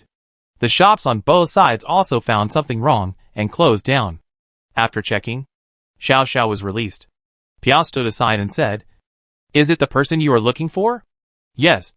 Xiao Xiao is awesome. Hee hee. I have done something good again. Xiao Xiao was full of joy. Wu Hang put on his cloak again, walked out of the building, climbed up the inner city wall, and waited silently. Soon, a large group of people appeared. The number is already over 500. At the city wall, a patrol team walked to the city gate. After looking around, they quickly greeted the people outside the gate. The city gate is not closed yet, I'll take you in. Yes. Everyone nodded. They quickly passed through the city gate and entered the inner city directly. At this time, all the gang members were happy. This was the most important step, and the next step was to attack the city lord's mansion. As long as they killed that woman, the whole city would naturally belong to them.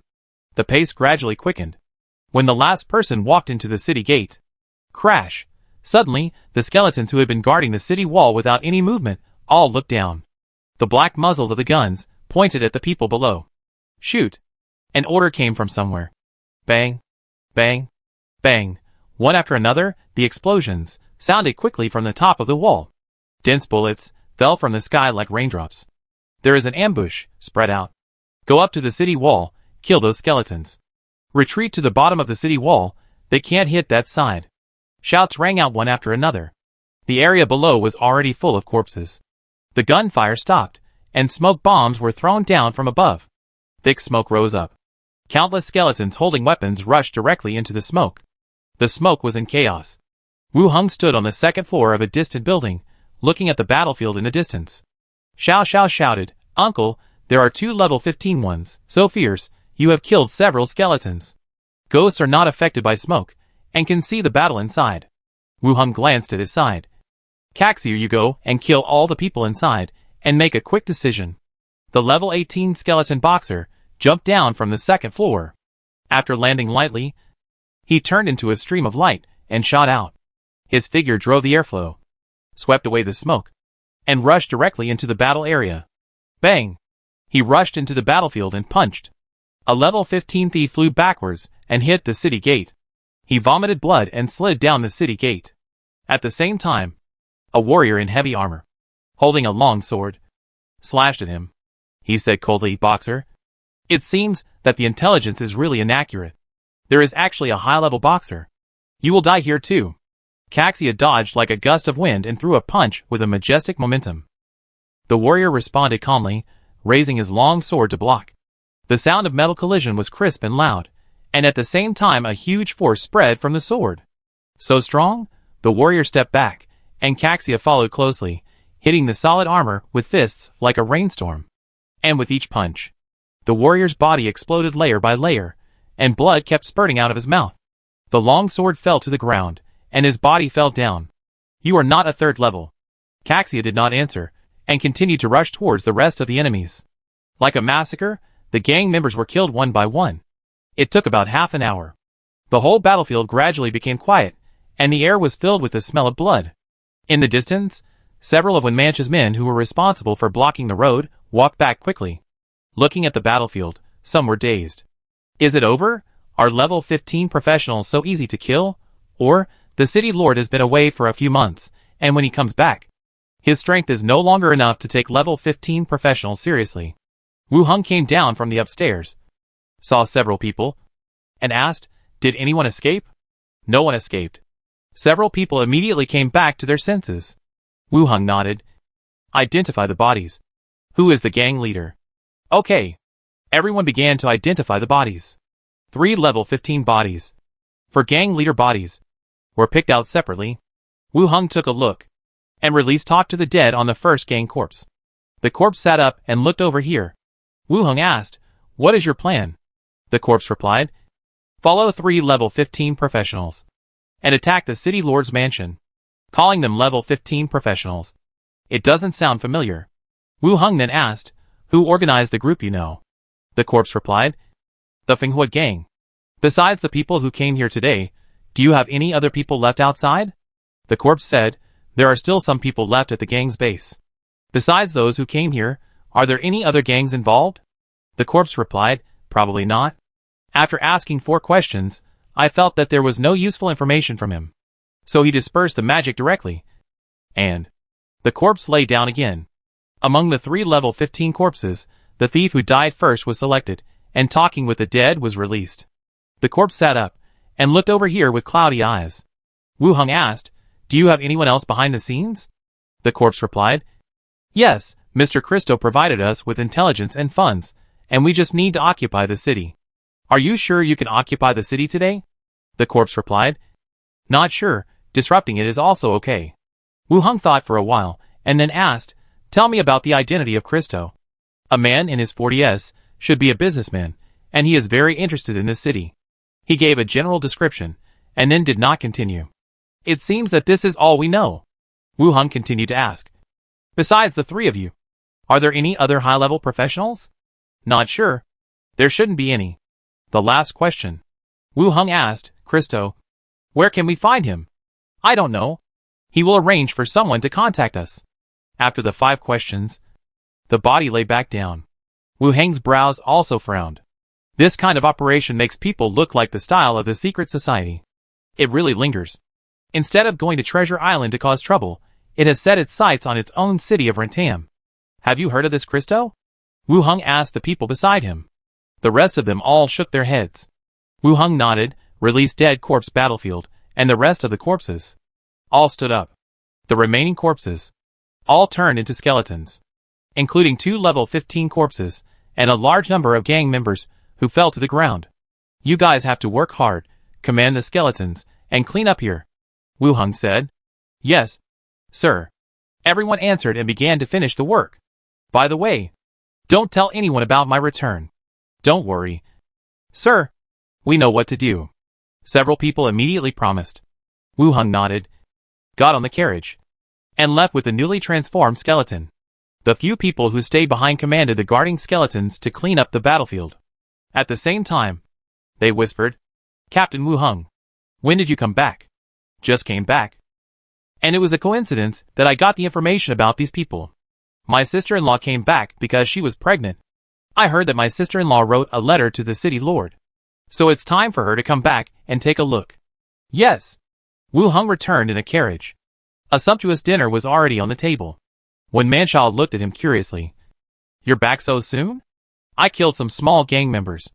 It wasn't difficult, Wu Hung said casually. This time, Wu Hung didn't even use the machine gun. It was easier than expected. When Manshaw was a little surprised and asked, Are there any level 15 professionals?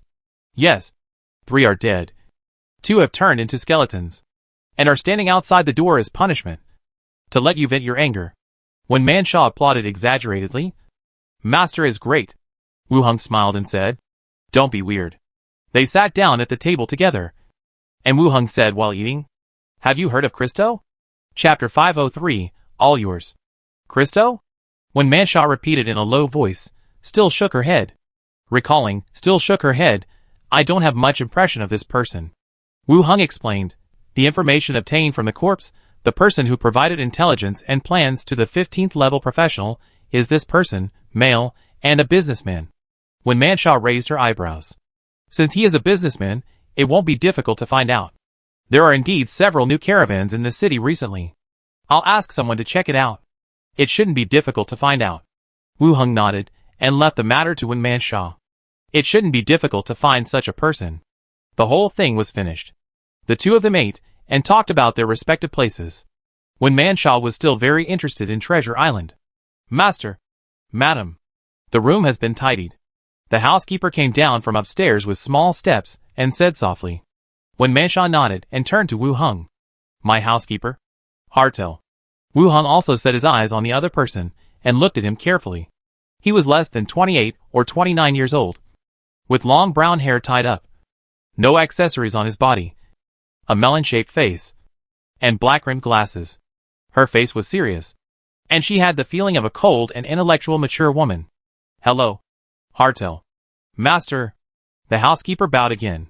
When Manshaw rested her chin on the table, smiling at Wu Hung. After dinner, Wu Hung took Wen Manshaw for a walk in the courtyard. Then he returned to the living room, and walked upstairs slowly. Find a room close to your bedroom, I will arrange a communication device for you. Wen Manshaw asked with a smile, What is a communication device? It is a prop that can keep in touch with Treasure Island at any time in the future, Wu Hung explained. Okay. They went upstairs together. In the room next to the bedroom, Wu Hung installed the radio. He picked up the microphone, demonstrated it to Wen Manshaw, and said, Through this, you can pass the message to Treasure Island. You don't need to write a letter, you can chat at ordinary times. Wen Manshaw sat aside, and asked, Strange item? Are there any side effects? It can be understood as a magic prop. You can also arrange a skeleton investigator here.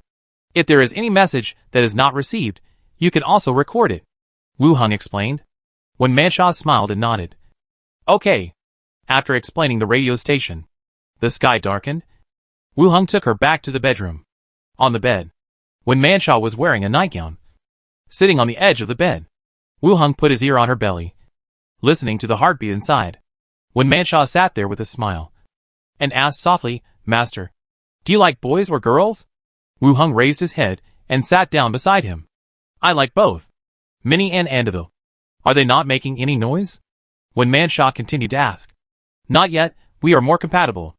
Master is really good, you make me feel itchy."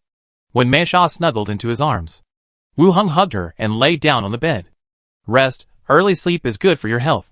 After turning off the lights, Wu Hung hugged her and slowly fell asleep. The next day, early morning, after breakfast, Wu Hung told Wen Manshaw a few words, then went upstairs to choose a room and headed to the zombie world. After all, it took a lot of time on the road. We still need to see what the situation is like here. After walking out of the building, the number of survivors in the entire factory yard increased. No special situation occurred. Soon, Chi Honkai came over from a distance in leather boots. "King!" After calling for a long time. "I got used to this title, not as awkward as before." Wu Hung nodded, asked, "Provincial rescue team, didn't come to cause trouble?" "No, but I heard that Mr. Huang died," Chi Honkai said, looking up at his expression. "A few days ago, the spies arranged by the rescue team were caught." Wu Hung said that he would handle the matter, but he never mentioned how to handle it, or what the final result would be. But within 2 days, the rescue team arranged a group of people to come. They mentioned that the two sides would strengthen cooperation and provide some technicians to maintain and train other equipment in the factory. They also mentioned in a vague way that Boss Huang committed suicide in his study. The person has been buried, and the matter will not be pursued. Even if the whole thing happened in the other party's shelter, Chi Honkai can be sure that it was Wu Hung who did it. A person who threatened the shelter. He committed suicide in his own study. The change in the attitude of the rescue team was probably due to their guess. Wu Hung did not explain much, and then asked, "Is there any problem with the production of bullets?" Chi Honkai thought for a while, and said, "2 problems. One is that the gunpowder is not enough. The basic gunpowder you brought has been consumed. The other is that the power supply is unstable. The storage capacity of the solar panels is unstable, and it is difficult to maintain a full day work. In the final analysis, it is still a power supply problem. The establishment of the power plant still needs to be accelerated." "Has there been any result in the talent for the power plant?" Wu Hung asked again. Chi Honkai said, "There are currently 2 directions. One is the survivor base of the Jinjiang apartment district in the city base. They said they have relevant technical personnel. I checked the map to enter the central area. The second one is the main station. They said they can also provide corresponding drawings." Wu Hung raised his eyebrows. "One is the survivors in the province. The other is the drawings provided by the main station. At present, the most feasible thing is the survivors in the area. But after the rescue, it is hard to say whether the blueprint of the power plant can be drawn. After all, this kind of engineering blueprint cannot be completed by one person. However, there is no way to get the blueprint provided by the headquarters." "What are the conditions?" "The survivors will join us. The headquarters is still negotiating. They also mentioned the issue of transportation. They can be airdropped to us," Chi Honkai said. "Airdrop? This is a solution. Then continue to talk to them and ask about the terms of exchange." "Okay." Chi Honkai stood on one side, looking at the busy crowd. "There is still half a month before the new year. I didn't expect that I could live to this time."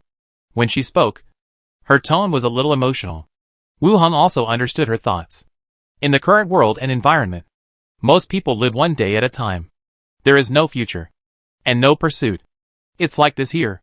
And it's even more so in some other small shelters. If you can survive, you can survive. If you can't survive, forget it. It will be better in the future. Believe me. Chi Honkai smiled. "Yes. You can arrange it yourself. And have something good to eat at the party. I will discuss it with Sister Yang and see how to decide." "Okay." The two stood at the door and chatted for a while. Wu Hung returned to his room. Killing zombies. Upgrading plans will be carried out after returning to Treasure Island. A few days are not bad. Return to the city lord's mansion. Wu Hung walked down from upstairs, when Manshaw was standing in the living room, directing the skeleton to put the painting straight. Unlike the gang leader, who was decisive and ruthless at that time, when Manshaw now is more easygoing and gentle. Seeing Wu Hung coming down, When Manshaw asked the housekeeper to continue to command the skeleton, and she took Wu Hang's hand. Come on. I'll take you to see what we have gained during this period. Just after going downstairs, she was taken back again. Entering the study, she opened a secret door inside. There were some jewelry hanging inside the door, and a large box of golden coins. When Manshaw smiled and said, "They are all yours." Wu Hang raised his eyebrows. This city of Ratam is more profitable than you might think. No wonder so many people have set their sights on this city. I'll take half, and you can keep the rest to continue developing the city. Ratam is developing really well, and it should get better and better in the future. And these gold coins, if kept in Ratam, can be used to build the city. But if taken to Treasure Island, it will be almost spent to arm a few ships and buy some goods. When Manshaw nodded, "Okay, I'll listen to you." Wu Hang took half of the gold coins. "Sit down at the desk." When Manshaw sat aside, talking softly about the subsequent development of the city, and some industries invested by the city lord's mansion. In addition to the Golden Cat, the city's taverns, hotels, and breweries are all invested. When Manshaw, being the sister-in-law of the gang, is really a waste of talent. In the afternoon, there was a knock on the door. The voice of the housekeeper came in. "Master, madam, Commander Okot is here." Okot was the subordinate who brought back the body yesterday, a member of the Spike gang. When Manshaw straightened her clothes and said, "Let him in," the door opened. A younger brother in leather armor walked in directly. "City lord, sister-in-law." The younger brother saluted and then continued, "I found some information about a person named Christo." When Manshaw asked, "Who is he?" "The manager of the caravan named Ares died in a private room in the hotel today, and his tongue was cut off." When Manshaw frowned and his face became ugly. This was obviously to stop the investigation. "Don't worry." Wu Hang held Wen Mancha's hand, then looked at the younger brother and asked, "Are there any items that may be the murderers?" "Yes, I found a hood that may have been thrown away by the other party nearby. Go and get it for me." "Oh, okay." The younger brother left quickly. In Treasure Island, killing people and pulling out their tongues is outdated. Even the heads are cut off and taken away. And in Ratam City, basically few people have space rings. Leaving with the head obviously attracted some attention. "Do you have a solution?" When Manshaw looked over. "It depends on whether the hood belongs to the murderer." Not long after, the younger brother came back quickly. He brought a blood-stained hood. Wu Hang took out the tracking pendant and placed it next to the hood. The skull on the pendant began to chew the edge of the hood, and the blue soul struggled from the pendant, running in one direction. Outside the city, on the road leaving the residential area, the assassin who was about to leave Ratam City was pinned to the ground by the skeleton. His face was pressed with snow, and his breath blew away the snowflakes in front of him. "Sir, what should we do?" asked the younger brother Okot. They chased him all the way to the outside of the city, and he almost escaped. Wu Hang took a look and said, "Kill him." Chapter 504, with so many people involved. The killer's eyes widened, his tone was horrified. No, I'll tell you whatever you want to know." The little brother did not move. The skeleton Karama had already cut open his neck with a long sword, and blood gushed out like a waterfall. The killer's body fell down little by little, and in the convulsions, there was no movement. Wu Hang talking to the dead released, the corpse slowly climbed up. "Who asked you to kill Christo?" The corpse replied, "Our master." "Master? Not a hired killer, but a guard." "Who is your master?" The corpse replied, "The president of the Golden Wing Chamber of Commerce." Wu Hang looked at his younger brother Okot, who shook his head to indicate that he was not familiar with the Chamber of Commerce. Then he asked, "Where is the president?" "Inner City. Eastern Block 3. Mansion 72. That's where he lives." Okot quickly wrote it down. Wu Hang asked again, "What is the complete order he gave you?" "Kill Christo. Make sure the people in the city lord's mansion find the body. Take the money and leave Ratam City. And come back after a while." Wu Hang waved his hand and dispersed the magic directly. The body fell down again. The equipment on the body was stripped off, and the body was thrown aside. "Let's go to the inner city."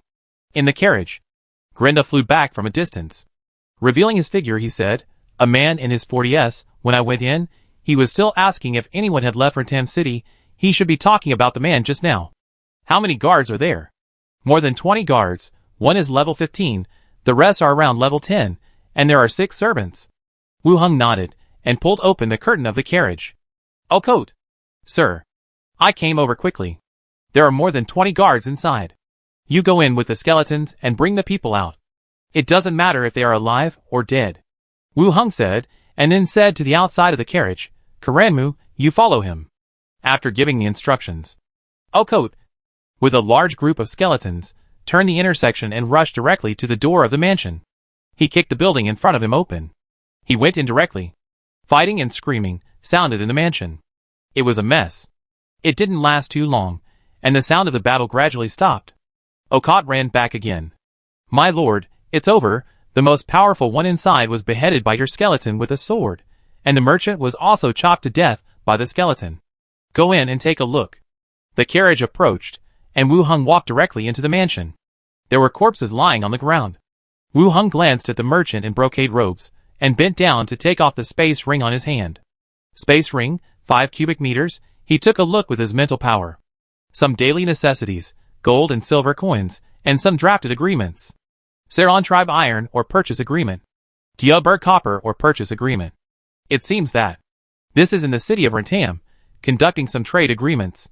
Purchase a certain amount of ore. The space ring is put away. Wu Hung faces the corpse and releases talk to the dead. The richly dressed corpse sits up, and his turbid pupils look over. Wu Hung asked, "Yesterday, 3 level 15 professionals attacked the inner city. Did you arrange it?" "Yes." "Why did you do it?" "To occupy the city of Rentam and make it a stronghold." Sure enough, everything was arranged by him. Wu Hung glanced at him, wanting to ask if he was from the secret society. But the question didn't come out.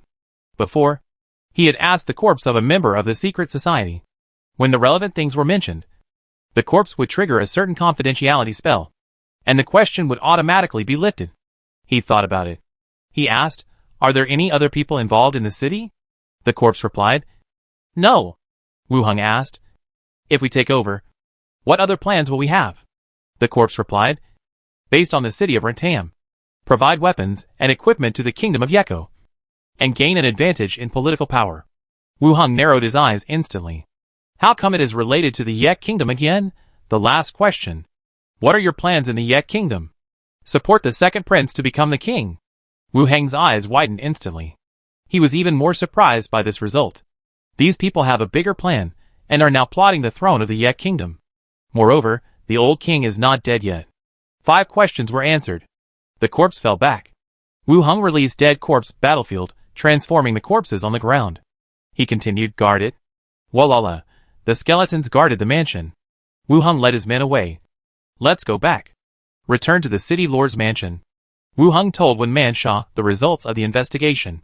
The good news is that the matter of the 3 level 15 professionals is over, and the murderer behind the scenes has been found and is dead.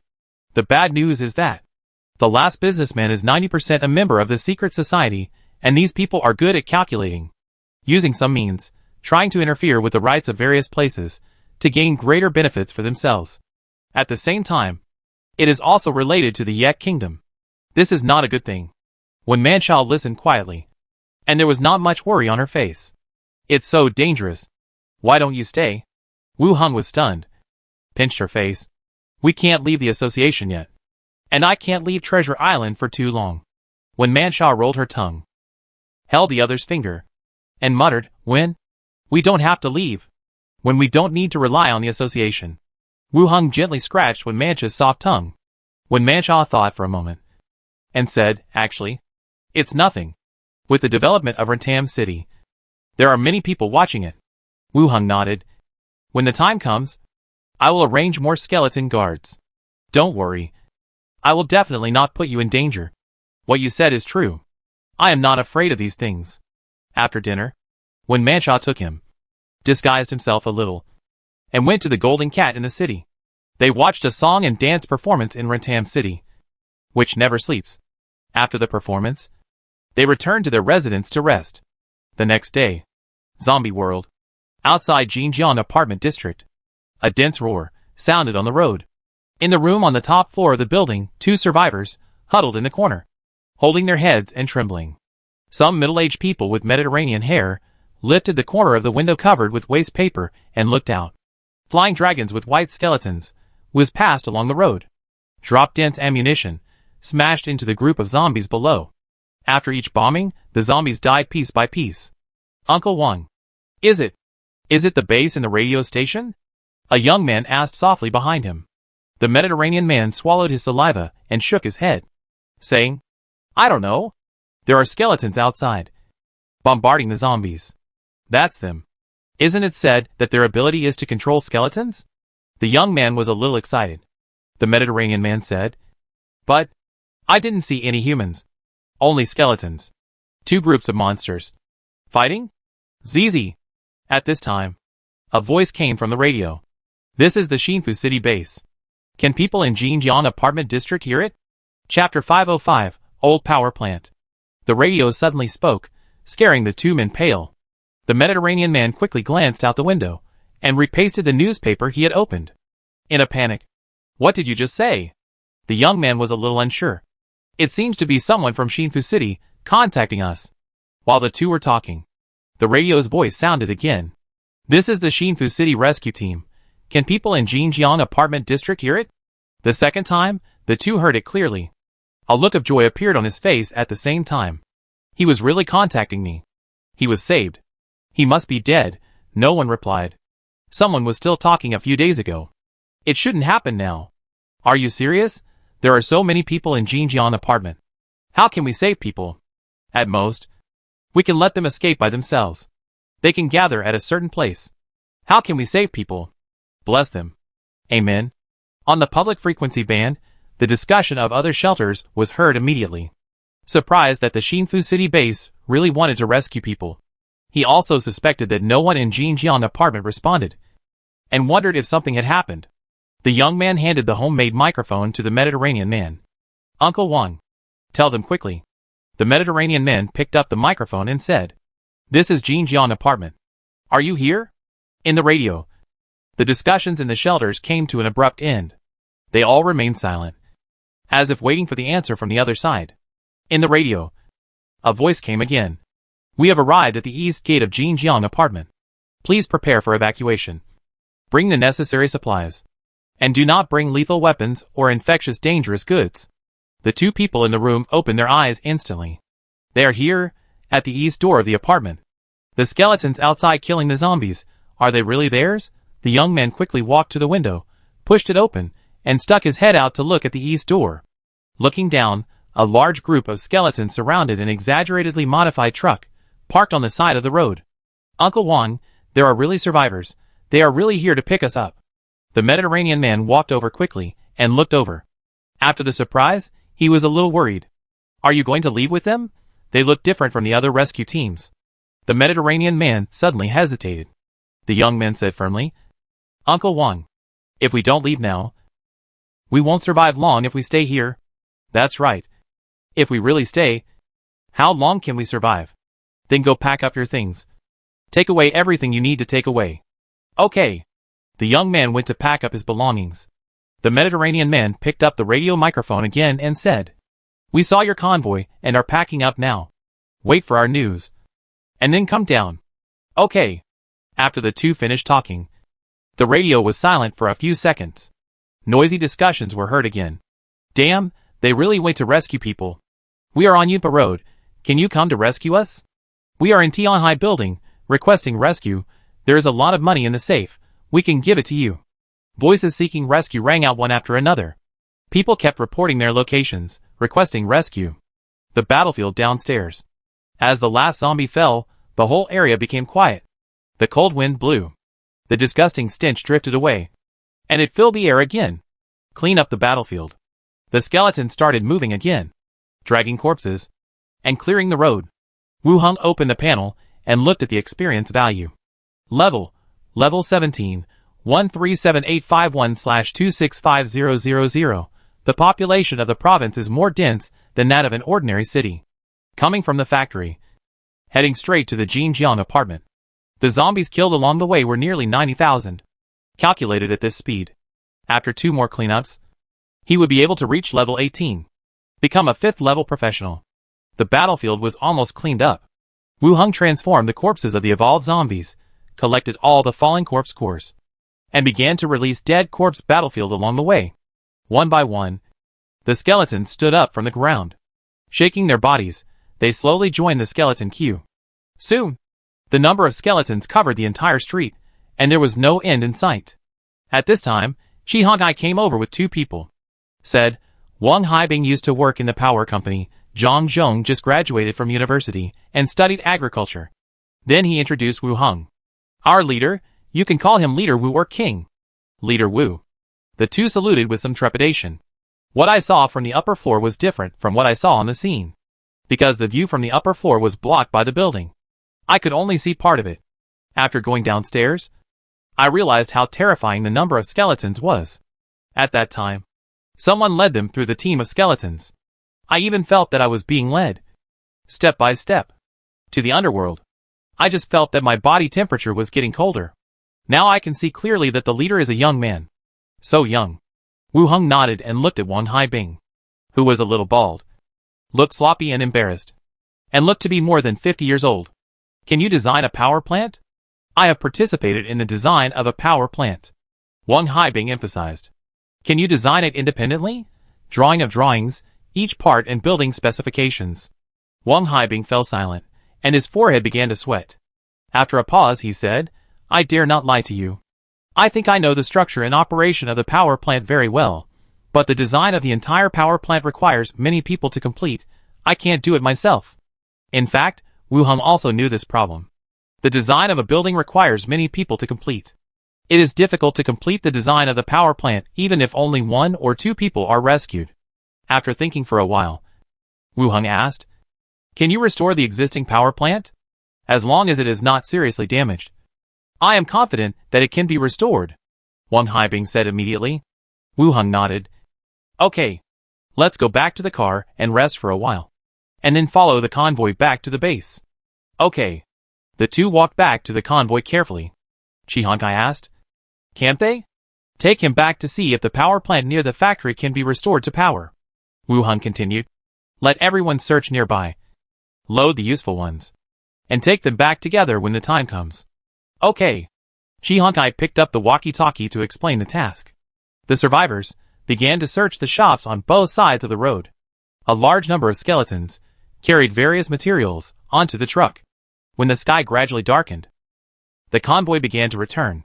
Back to the factory area, it was already pitch black. Originally, I planned to take the newly joined Wang Haibing to the power plant near the factory. Because it was too late, I gave up the idea. I decided to go there tomorrow, and there was no rush.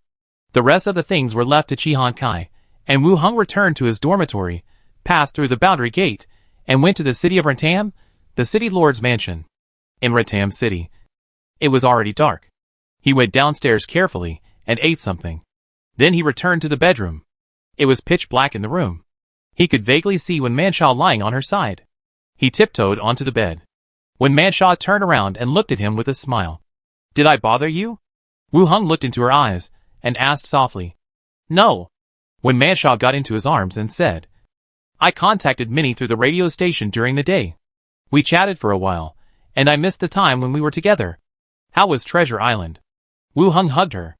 Nothing happened. Minnie said that a little pirate named Philippa returned to the island and brought back a lot of pirate corpses. Anvir reviewed the caravans on the island, selected several reputable ones for cooperation, and signed a cargo agreement. When Mansha recalled and answered softly, It seems that everything is still normal. Wu Heng nodded. His departure did not have much impact on the entire Treasure Island.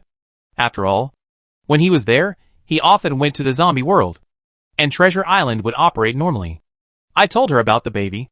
Minnie is so jealous. She wants to come over to see it next time. When Mansha said with a smile, It's time to bring them back to see it. There will be a chance. Yes. When Mansha nodded in response, took his hand and put it on her chest. It's a little swollen. Master, help me rub it.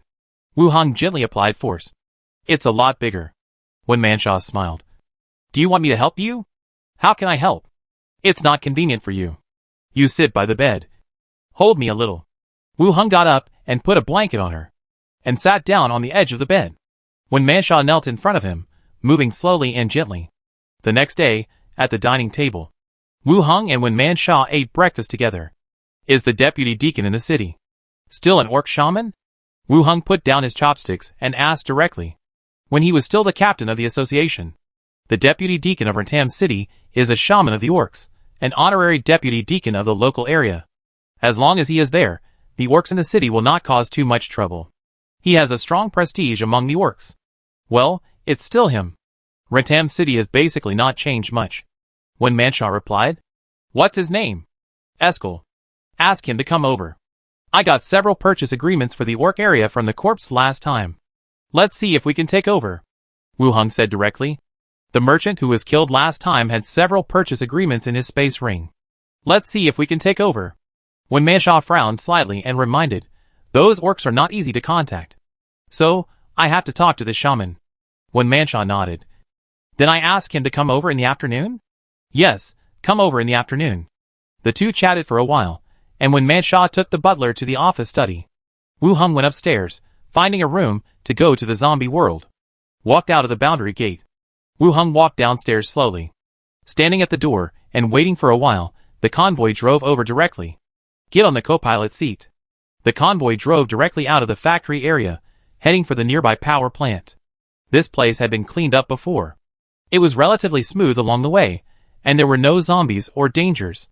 The convoy stopped outside the power plant. The rusty iron gate was half closed, and the yard was covered with withered yellow weeds covered with white snow. Bang! The iron gate was directly knocked open. More than 20 zombies rushed out, roaring and crowding. Crash! Without giving any orders, the skeleton stepped forward and used its sharp spear to push back the zombies that were rushing over. Then, dense spears kept falling on the zombies, killing them all. The skeleton opened all the doors. Everyone walked in directly. The power plant was bigger than expected, with huge chimneys, warehouses, and equipment workshops. Wu Hung stood outside and waited for a while. Wang Haibing and several survivors who knew electricians came out. How is it? Wu Hung asked. Wang Haibing said, after a quick look. The equipment automatically shut down. There is no damage at present. It should not affect the use, but it needs to be checked carefully. Is it thermal power generation? Yes. To provide electricity. A large amount of fuel is needed to provide heat. Wu Hung nodded. Pick a few people to be responsible for the inspection here in the next few days. And I will tell you what to do then. Okay. Wang Haibing agreed. The power plant was shut down again, leaving some skeletons to guard it. The convoy returned. Afternoon. Rantam City. The city lord's mansion. An orc shaman wearing a tribal robe, leaning on a wooden stick, sat on the sofa in the hall. Across from him, when Manshaw smiled and chatted with the other party, footsteps sounded from upstairs. Some of the old orc shamans raised their heads and looked up. Then, their brows slightly frowned. Chapter 506. Mission Impossible. After this period of time, the old shaman did not seem to have changed much. His skin was wrinkled, and his body looked, but he was still strong. He was an old orc with green skin and a strong body. Wu Hung walked down slowly from the upstairs, and said with a smile, Long time no see, Deputy Deacon Esker. The orc shaman's brows relaxed instantly, revealing an orc-like smile that looked a bit fierce. Deacon Wu Hung. When leaving the city of Rantam, Wu Hung was a deputy deacon. Becoming a flag bearer hasn't been reported here yet. How are you doing recently? Wu Hung walked down and sat down opposite. The orc shaman said calmly, Mrs. Wen Manshaw manages the city well, and the association is also very peaceful. When Manshaw told me that. It is only when you are in charge of the city that the public security is as good as it is now. The orc smiled more and nodded. He also thought that his existence was helpful to the overall public security. Deputy Deacon Wu Hung, did you come back for something this time? Nothing big, I just came back to take a look and arrange some things at the same time. Well, there are often a lot of instabilities outside, you can come back. The city managed by Wen Manshaw is enough for you to live a worry-free life in the future. The orc shaman began to speak like an old man. Wu Hung said calmly, There will be more opportunities outside. When I was in Treasure Island, my steward was the Prince of the Elves, the strongest 18th level professional at the time. He killed a 17th level wanderer with one swing of his sword, and cut him in half. There is also Dean Janbito, an 18th level mage with disciples all over the continent, who has a strong influence. Maybe I will join the Dean's research group in the future, but I am still a little hesitant. The orc raised his eyebrows, obviously a little surprised by what Wu Hung said. Level 18 professionals. One is the strongest elf prince, the other is a level 18 wizard with disciples all over the continent. Wow, is the outside world so exciting? After going out, I have such a wide network of contacts. In Rentam City, level 18 professionals are all characters in the story. After a pause, he said, it is indeed different from a small place like ours. Wu Hung talked about the 2 level 18 professionals he was familiar with, then continued, I asked you to come here this time. I also want to talk to Deputy Deacon Esker about something. What's the matter? Someone gave me some mineral agreements. Wu Hung took out all the agreements. Saron Tribe Iron or Purchase Agreement. Diabao Copper Mine Purchase Agreement. The orc shaman took it and took a look, and immediately understood the meaning. Several locations are the locations of the orc tribe. The mineral supply will last for 3 years. This is because they are afraid that the orcs will not admit it, but will not perform according to the agreement. The orc shaman looked up at the other party, then nodded and said, if you can guarantee that there will be no disputes later, I can help you to discuss this matter. Don't worry, there will be no disputes. Then I will help you to discuss this matter. Since these tribes have signed the agreement, they will follow the contents of the agreement normally. Who will the goods be delivered to? When Manshaw will come to deal with it. Wu Hung said. He will not stay here for long. And the mineral supply will continue for several years. It will still be handed over to Wen Manshaw to handle. Okay. I can guarantee that there will be no problem with this matter. The orc shaman confirmed it directly. And then continued, there is one more thing. After the winter is over, I hope that the city can provide more jobs for orcs. When Manshaw glanced at Wu Hung and saw that the other party did not express anything, she also nodded in agreement. Okay. The city lord's mansion needs more craftsmen, and the outer city area needs more expansion workers. Orcs can be given priority.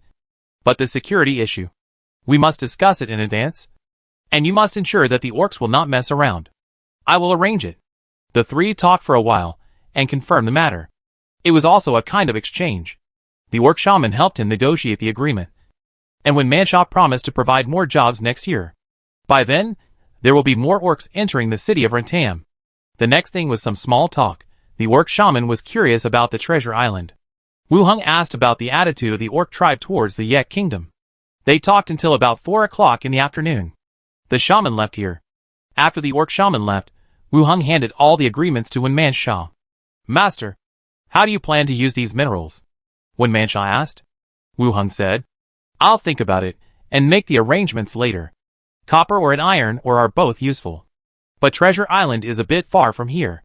If we really rely on railways to transport them to Treasure Island, it will take a lot of time and cost. It would be better to purchase them from the caravans on Treasure Island. If Wu Hung uses the ghost train, he won't have time to go back and forth to do this. Let's see how to arrange it later. And use them all locally. Or sell them as a source of income. Okay. When Manshaw nodded, dinner was ready, and they went to the dining room to eat together.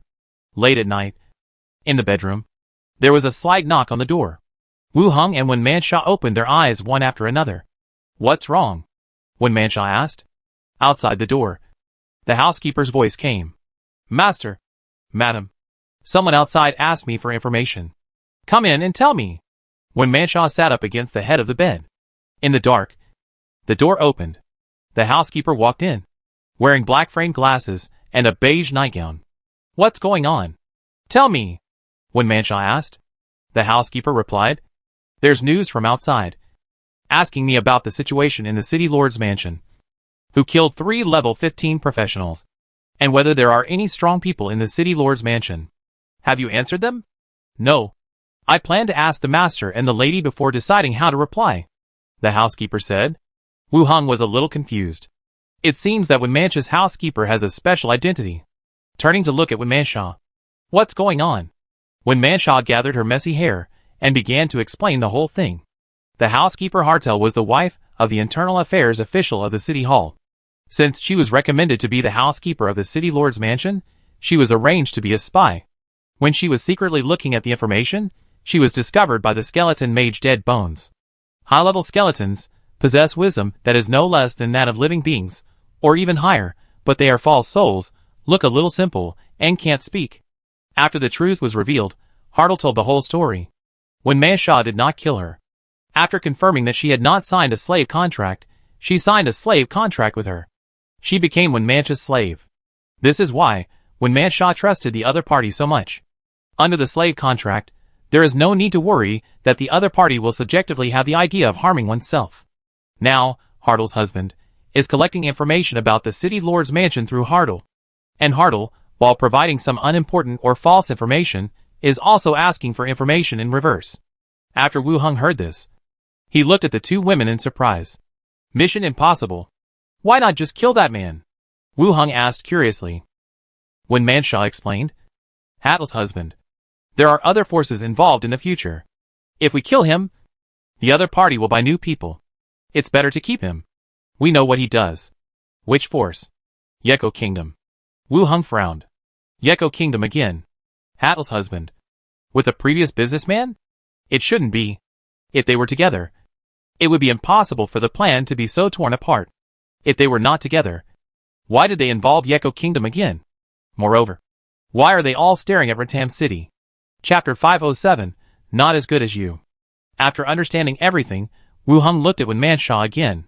He asked, what was your previous plan? The original plan was to continue the stalemate. It won't affect us anyway. The Yek Kingdom is in chaos now. And there is no energy to pay attention to this side. Wenmancha said. The high-level officials of the Yek Kingdom will focus on seizing power and standing in line, and will not pay too much attention to Ratam City. But these are all speculations from Wenmancha's side. Who knows whether someone has been eyeing this place for a long time, thinking that Ratam City is a piece of fat meat. Wu Heng thought for a while, and said, while I am in the city, let's solve this matter today. Wenmancha glanced at the housekeeper. Do you have any questions? The housekeeper lowered her head and said softly, it's all up to the master and the lady. Wenmancha glanced at the side. I will help you find a better man when the time comes. As long as you follow the lady, I will be very satisfied. Yeah. Wenmancha nodded. Wu Heng said directly, you go and call Okot over first. And then I will assign tasks to them. Yes. Sir. The housekeeper left quickly. Wu Heng looked at Wenmancha, who was about to get dressed. You continue to rest, I will handle it tonight. Wenmancha pouted. How can a maid rest? The master goes to work, and I am not that fragile. Now you have a more important task. Wu Heng touched her belly. Wenmancha no longer insisted, with a smile on her face. Then I will definitely complete this task well. Well, rest. Wu Heng quickly put on his clothes, closed the door, and walked out of the room. After sitting downstairs for a while, my younger brother, Okot, came over with a few people. Lord. They saluted. Wu Heng nodded. I need you to capture someone. Hartel will lead the way. No matter if he is dead or alive. Bring him back as quickly as possible. Yes. Lord. After that, they took the housekeeper and left the Lord's mansion directly. They rushed to the residential area in the inner city. Late at night, the main hall of the Lord's mansion. A middle-aged man in pajamas, kneeling in the middle of the hall, with messy hair, and his lips turned purple from the cold on the way here. The man quickly glanced at the housekeeper beside him, his eyes full of suspicion. He suspected that the matter had been exposed. But why was the housekeeper fine? And he was caught here. Was he reported? That shouldn't be the case. He thought quickly in his mind. He felt that he still had a chance. After all, he was an official of the city hall. As long as he found a reasonable reason, the other party would not kill him easily if they could not provide substantial evidence. He would think of a way later. Strangle him to death. Don't dirty the floor. Just as he was thinking about how to defend himself, a faint voice sounded from above. The middle-aged man was startled, and his face was horrified. The skeleton beside him took out a rope and put it around his neck from behind, knee against his back, gradually exerting force. The middle-aged man struggled violently. Unable to break free, his face turned blue and purple, his eyes rolled back, and his body gradually became limp. The skeleton loosened the rope. The body fell to the ground. The housekeeper closed her eyes, not looking directly at what was in front of her. Go to the restaurant and rest for a while. I'll call you when there's a mission. Wu Heng walked down and said to several younger brothers. Okot and the others saluted, and walked into the restaurant to wait. After they left, Wu Heng looked at the corpse and released talking with the dead. The dead spirit magic wrapped the corpse. The middle-aged man who fell to the ground also sat up again. Wu Hung asked. Who is the person behind you? The corpse stuck out his tongue and said with some difficulty. The eastern border city of the Yeko Kingdom. Commander Godwin? It really has something to do with the Yeko Kingdom. Wu Hung then asked. What task did he give you? The corpse replied. Collect information about the city of Rentam and disintegrate the interior of the city hall. What are your subsequent plans? The corpse replied. Prepare for the occupation of the city of Rentam. Wu Hung thought for a while, and then asked, What level of professional is the Commander Godwin you mentioned? The corpse pondered for a moment. It should have reached level 15. The last question. Hartel. Get paper and pen ready. The housekeeper opened her eyes, quickly found paper and pen on the side, and got ready. Wu Hung continued to ask the corpse. Who else in the city is yours? Tell me everything. The corpse began to answer. The city housekeeper, Hartel, City Hall, Richard, Patrol, Gracie. One name after another was said. The housekeeper carefully recorded it. When the names were finished, the 5 questions were also answered. The body fell back to the ground with a bang, and turned into a corpse again. Master, I've written it down, said the housekeeper. Wu Hung took it and looked at it, then handed it back. Let Okot go and arrest the people. Kill all those who resist, and lock up those who are willing to cooperate. Wait until when Manshal wakes up before dealing with them. Yes, Master. Also, don't tell anyone about the rest of the things, and don't mention them to anyone. Yes, the housekeeper replied, and took the list to the restaurant. The younger brothers waiting there took the list, and quickly left the city lord's mansion and went to arrest the people. Wu Hung also walked out of the building. He put on the train conductor's hat and disappeared on the spot. Early morning. Yeko Kingdom, eastern border city. Wu Hung, wearing a hood, went directly into the city. This is the only way for Yeko Kingdom to go to Rentam City. Before the ghost train, Wu Hung also passed by this city. At that time, he bought a carriage in the city. On the way, he met a ghost woman pretending to be a nun. Charming nun, ugly ghost woman. It left a deep impression on him. Wu Hung booked a private room in the tavern and sat for a while. Grenda flew back from outside. She showed up and said, Found it. She was flirting with a noblewoman in the patrol team's commander's lounge. I watched for a while. She's not as good as you in sweet talk. Hey! You eavesdropped on mine. Wu Hung looked at her in shock. I'm praising you. Yours is much more advanced than his. Wu Hung didn't want to talk to her about this. He felt that Grenda was very interested in this. He asked directly, Are you sure it's him? There is only one level 15 professional in the city. I watched him for a while. Others also called him Commander Godwin. It must be him, Glenda said. Wu Hung nodded. So it must be him. In the case of clairvoyance, finding some fixed targets is really a lot easier. Let me see. Glenda got into the body and shared the picture. In a room of the patrol team building in the city, a burly man was pressing a lady on the table. This was past the flirting stage, and the real action had begun. Shouts and moans intertwined in the room. Grenda watched for a while, then flew back from the building. He passed the matter to Wu Hung. After confirming the other party's appearance and identity, Wu Hung released Grenda again. You call this flirting? Grenda said nonchalantly. I said before. It's not the part you saw. Wu Hung was a little speechless. Let's go. Let's finish it early, and then leave here. After packing up their things, they walked out of the private room together, went to the location of the patrol team building, waited for a while in the alley opposite. Glenda flew out from inside. That woman has left. There are not many people inside. Just kill her, and you can leave. Wu Hung glanced at the opposite side. A tall, somewhat charming woman came out. Her face was full of joy after pleasure. Wu Hung looked at the other party carefully. Put on the phantom veil, probably formed to look close to the other party. Give the shroud to the skeleton Kaxi beside him. The other party put it on, hiding his figure. Wu Hung walked directly into the building. The guard at the door just glanced at him, ignoring the flirtatious glances from the other party, turning his head aside. Wu Hung stood outside the commander's room and looked around. After confirming that there was no one, he pushed the door open and walked in. The disheveled man, who was sitting behind the desk drinking, saw the other party come in. Are you not afraid of your husband again? However, halfway through the words, his eyes froze. Chapter 508. Do you have family? A sound of breaking through the air was heard. A figure shot out of thin air, and in the blink of an eye, it was already at the desk. Before the other party stood up, a punch hit his throat. Crack! The sound of bones breaking was heard. Then, the second punch hit his temple, knocked him to the ground. Fists fell again and again, beating the whole head beyond recognition. Finally, he held the head in his arms and twisted it, directly breaking the neck. Wu Hung glanced at the corpse, quickly took out the straw mat from the space ring, wrapped the corpse, and put it into the space ring. There were hurried footsteps outside the door, and the sound of fighting, which still attracted attention from outside. Put away the shroud, and open the window. Take Kaxu and jump down from the 3rd floor. Release Feather Fall on the way. Land lightly, and disappear on the street. Go straight out of the city. Come to a deserted wilderness. Wu Hung took out the body, and released Talking with the Dead. The body opened its eyes again, and looked over here. Wu Hung asked directly, "Who told you to target Rentam City?" The body replied, "No one." This answer was still a little unexpected. Wu Hung continued to ask, "Then why did you arrange people to collect intelligence about Rentam City?" "I received an order from above to increase the influence of the eldest prince, and to prepare more funds. Rentam City is the most suitable choice."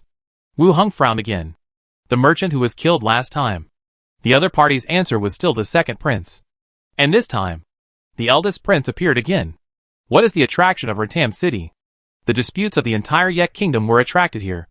Wu Hung then asked, "Are there other people involved in the incident in Rentam City?" "I have arranged some spies in Rentam City to investigate the city lord's mansion and the city hall." Wu Hung asked, "After you die, will there be other people targeting Rentam City?" "I don't know. It shouldn't be." "What has become of the Yek kingdom?" "I don't know." After answering the 5 questions, the corpse closed its eyes again. It was good news. It was just that he personally paid attention to the city of Rentam, and it did not involve the attention of the high-level officials of the kingdom of Yeko. Let the skeleton roll up the body again, and Wu Hung put it into the space ring, board the ghost train, and return to the city of Rentam. This assassination was relatively smooth. It took almost no effort to kill the target. Return to the city lord's mansion. When Manshaw was dealing with the people arrested last night, Wu Hung did not show up, and everything was left to Manshaw to deal with. Not everyone had to be killed, after all. Some people had no access to any intelligence at all, and at most, some daily information was revealed to others during work. In the study, I briefly explained to Manshaw that the problem had been solved. I didn't pay any more attention to it. I found a room, and went to the zombie world to take a look. I walked out of the dormitory, and picked up the intercom to call Chi Han Kai. Soon, he came from behind with Wang Haibing, and several old people from the base. Wu Hung asked, "How is it?" Wang Haibing flipped through a few photos on his mobile phone. There was a big fire in the factory here, and some lines were burned out and need to be repaired. That is to say, there is no problem with the power plant. There is no problem with the power plant. As long as it is maintained, it can be used normally. The main thing is the maintenance of the lines on the factory side, Wang Haibing explained. For Wu Hung, this is indeed a good news. If the power plant is broken, but it is much more complicated than the repair line. Various accessories, it may not be found. Wu Hung nodded calmly, then he said, "You can repair the damaged route as soon as possible. What materials or equipment need, tell Chi Han Kai directly, let her handle it for you." Good. This matter is finished. Wu Hung continued, "I still need to provide the location of the fuel with calories, draw it again, specification size, there are some requirements." Wang Haibing frowned, Karen say, "What you mean? I didn't understand too much." "I will use new materials to replace the original boiler at that time. You need to provide the size and requirements of the boiler." Wu Hung explained the sentence, looking at Chi Han Kai again. "I have time to take him to the old factory district of Shinfu City, look at the appearance of the furnace." Chi Han Kai immediately understood. "I have a video here. You can take a look first." As he said that, he took out his mobile phone and played the video he had recorded before. Even if there was no signal or network, the survivors brought some tablets and mobile phones to record things or take photos and videos. After all, it was not a problem to charge the mobile phone. Wang Haibing took a closer look at the things in the video. It can be seen that they are used to melt iron, but the heat provided is enough to provide the corresponding power supply. He agreed immediately. "I understand. I'll do it right away when I get back." "Yes. Get it done as soon as possible. I'll need it in 2 days." "Okay." Wu Hung looked at Chi Han Kai again. "Continue to contact the headquarters and ask them to give us a complete blueprint of the power plant. The exchange terms are easy. The blueprint should be more complete, and it should be thermal power generation. Understood. I'll contact them later. Yes. After a brief chat, the rest of the people returned to their posts. Wu Hong and Chi Han Kai went to see the burned area in the factory together. They discussed the cleaning and reconstruction. There were quite a few engineering vehicles in the factory area, so there was no problem with the cleaning. But if it came to the reconstruction, it would take until the spring. After looking around the factory, Wu Hong returned to his room, and then to the city of Rentam, the city lord's mansion. After dinner, Wu Hong took Wen Man Sha for a walk in the courtyard. When they returned to the room, Wu Hong took out several potions and props from his space ring and placed them on the table. He said softly, "Physical fitness enhancement potion. I'll leave some for you. And you can take it after the baby is born. This prop is good for the skin. And this one can form a shield to protect safety when attacked. This one is a fairy flower crown, which can nourish the body and communicate with animals." He introduced them one by one. In Treasure Island, these magic props are not precious. The captains and backbones of medium-sized pirate groups all have one or two. But in Rentam City, they are rare props. Wu Hong selected some and took them all out. When Manshaw sat opposite, listening silently, there was only a faint smile on her face. Wu Hong took out all the things, which also meant that he was leaving. After all, Treasure Island still needed someone to take charge, and he couldn't really give up. "I'll put it on you." Wu Hong picked up the fairy flower crown. When Manshaw lowered her head slightly, cooperating with the other person to put it on her head. The moment she put it on, she felt a faint energy flowing through her body. "It's really beautiful, like a queen," Wu Hong said with a smile. When Manshaw gently hugged his waist, resting her head in her arms. "You must come back to see me when you have time. When things settle down, I'll take you to live in Treasure Island. You haven't seen the sea yet, I'll let Minnie take you swimming then." Wu Hong stroked her fiery red hair. "As long as I can be with you, I'll go anywhere." When Manshaw said softly, "It won't be long before we can be together forever." When Manshaw looked up, staring with wide eyes. "Really? When have I ever lied to you?" "Well, I'll listen to you." When Manshaw smiled, and the feeling of loss in her heart was also reduced. She put away all the props and potions. The two returned to the bedroom together. When Manshaw pulled him to sit on the bed, knelt carefully in front of her, and put her hands on her legs. "Are you comfortable, master?" Wu Hong stroked her red hair. "Comfortable. When the baby is born, I will serve you well." "Well, then we will not leave the bedroom all day." When Manshaw glanced up and muttered, "It depends on you." The next day, morning, Wu Hong met the people of Andui in the city lord's mansion. There were both men and women, some of whom were holding little foxes, and they had settled down in the city. When Manshaw really took good care of these foxes. Some of them were assigned to the city's guards, and the rest were assigned to the city's lingerie shops. In the city, the famous Red Rose lingerie shop was Wen Mancha's business. It was also the first shop that specialized in women's lingerie as its main product. Wu Hong chatted with the foxes for a while, cared about their living conditions, and also talked about the life of Andui, the young leader of the foxes. They were all chatting happily. Then, Wu Hong looked at the short cat girl and the white lop-eared rabbit girl who came with him. "What are your names?" Wu Hong asked. These two were the friends that Minnie mentioned. Also, Minnie spent money to buy them from the slave trader. Hearing the question, the two were a little reserved, and the other fox people also looked at them in unison. "City Lord, my name is Robe." The cat girl jumped off the chair and bowed. The lop-eared rabbit girl also said, "My name is Annette." "Well, Robe, Annette, do you have any family in the city?" "No." The two girls answered.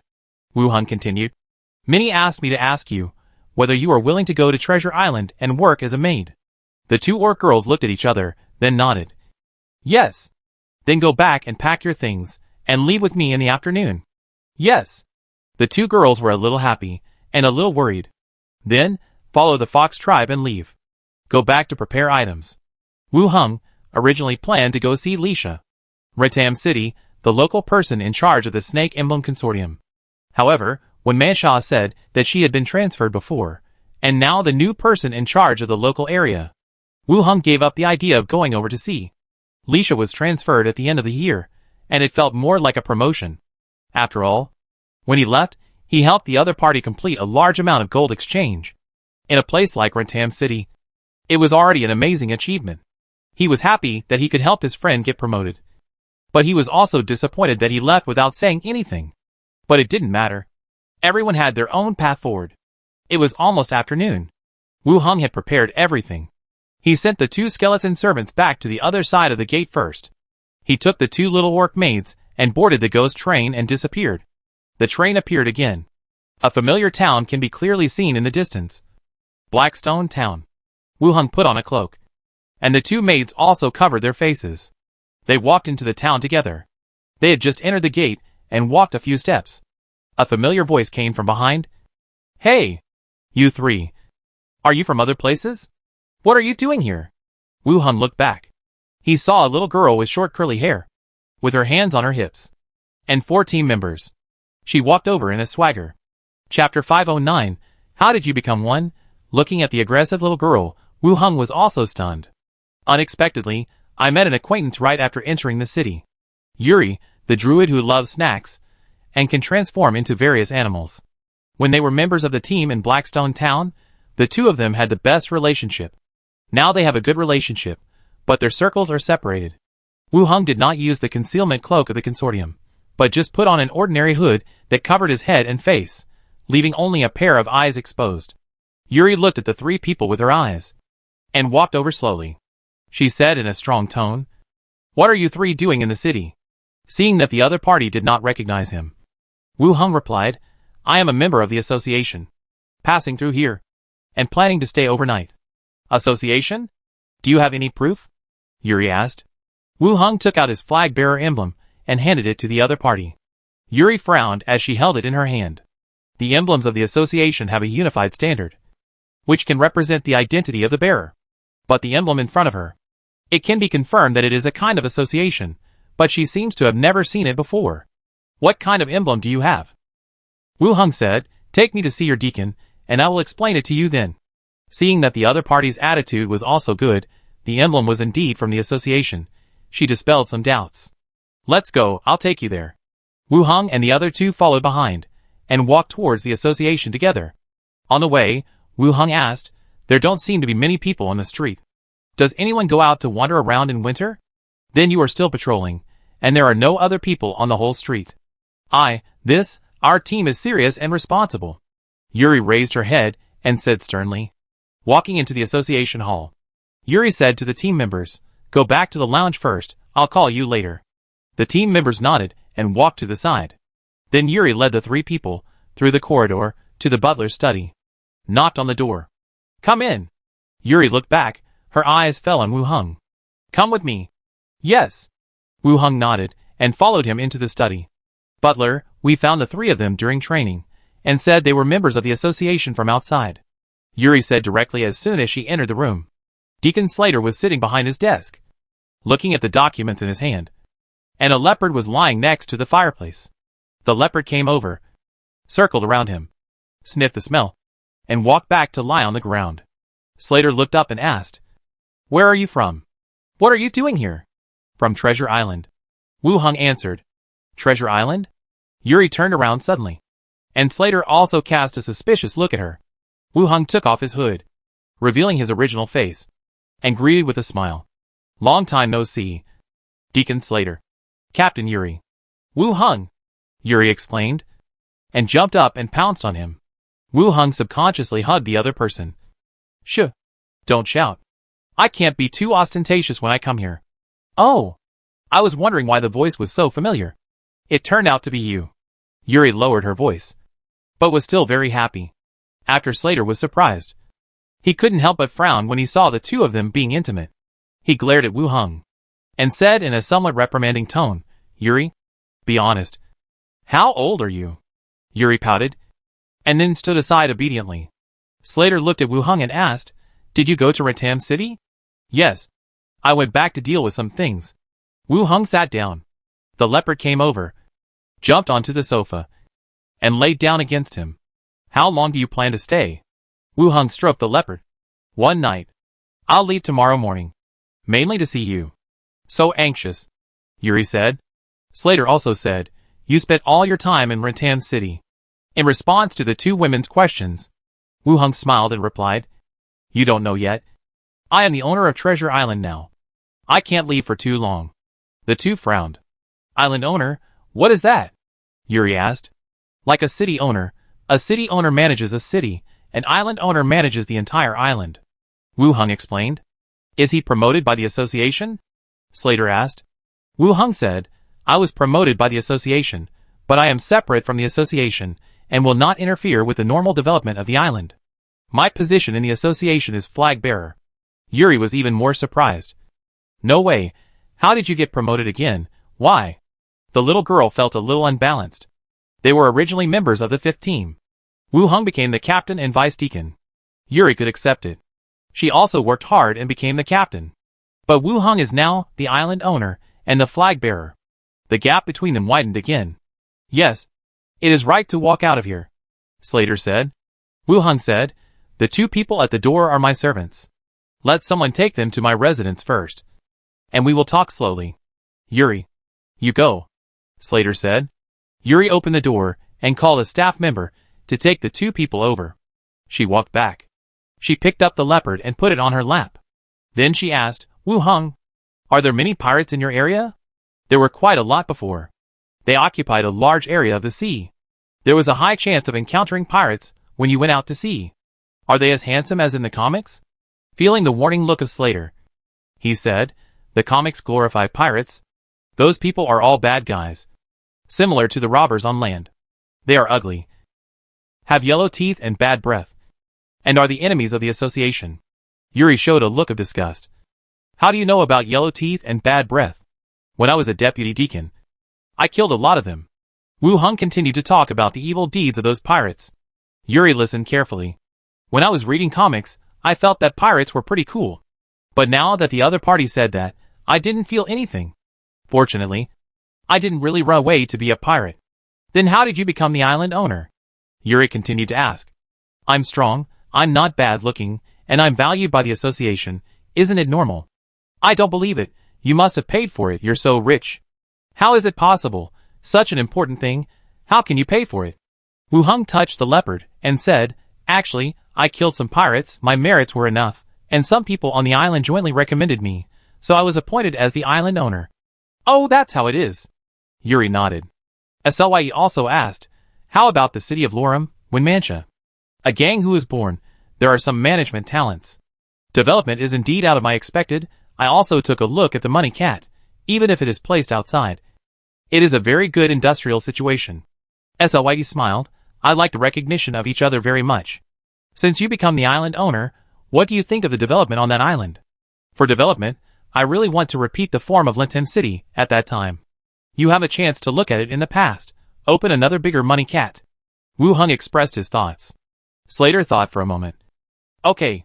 I'll go to the island to have a look. When I'm done as a butler, I'll go live on your treasure island. And take me there. I haven't seen the sea yet, Yuri said immediately. Slater rolled his eyes at her. You're indispensable everywhere. Hee hee. And you're the best. Wu Hung also said, it's better to go there in winter. The temperature is just right. It's a bit hot in summer. It depends on the time. I'll go there when I have time. Okay. After talking about some business matters, Wu Hung took out a few items. I brought you gifts. One by one, the magic items were taken out. Protective pendant. Rejuvenating vine bracelet, both of them had the same one. This kind of thing is rare in Rentham City, and also rare in Blackstone Town.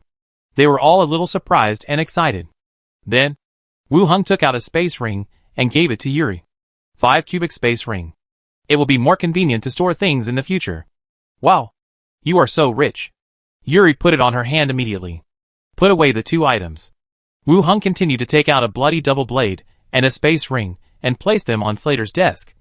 Space ring, also 5 cubic meters. The double blades are called bloodthirsty double blades, a rare item, which can make people burst out with strong combat power in a short period of time. The side effect is also obvious that they will gradually lose their sanity. Be careful when using it. When they heard about the rare item, the pupils of the 2 female teams shrank suddenly. They actually took out a weapon-type rare item. In Blackstone Town, this is probably a reward for the 2nd level merit. Give it to me? Is that okay? Slater was a little skeptical. For his man, it's okay to bring back a gift. But he still felt that He was not very useful, after all. There was no danger in Blackstone Town. Wu Hong smiled and said, "If it's suitable for you, take it and use it. Just be careful of the side effects." "Thank you then." Slater accepted it happily. Yuri, who was standing by, felt that her space ring was not so surprising. "Wu Hong, are you biased? Why am I missing one? I haven't found a weapon suitable for you. When I find one, I'll keep it for you." Yuri thought about it, and it made sense. "Okay." Slater was in a good mood, and he stood up and said, "Let's go, since Wu Hong is back. Let's go celebrate, and have someone send some food to your 2 servants. I know a good tavern," Yuri said excitedly. "Let's book a private room." "Okay." The 3 of them chatted in the pub until late at night, and each returned to their residence to rest. Late at night, the door of Wu Hong's residence was gently knocked. "Open the door."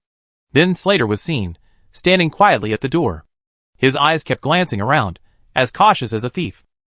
"Wait until all the doors were opened." Slater quickly entered the residence. After closing the door, they kissed each other, and walked all the way to the bedroom. Entered the bedroom. He quickly took off his clothes. Slater pushed him down on the bed, and sat on his waist roughly. They both exhaled at the same time. "Why did you come to see me just now?" Slater complained. "I'm really busy. I squeezed out time to come out this time." Wu Hong held the other's waist to help her with leverage. Slater rolled his eyes at him, and leaned down gently, lying on him. "If you don't come back, I'll go to Treasure Island to find you." Wu Hong smiled, patted her hips. "When you build the golden cat, you'll have enough reasons." "It's not that simple.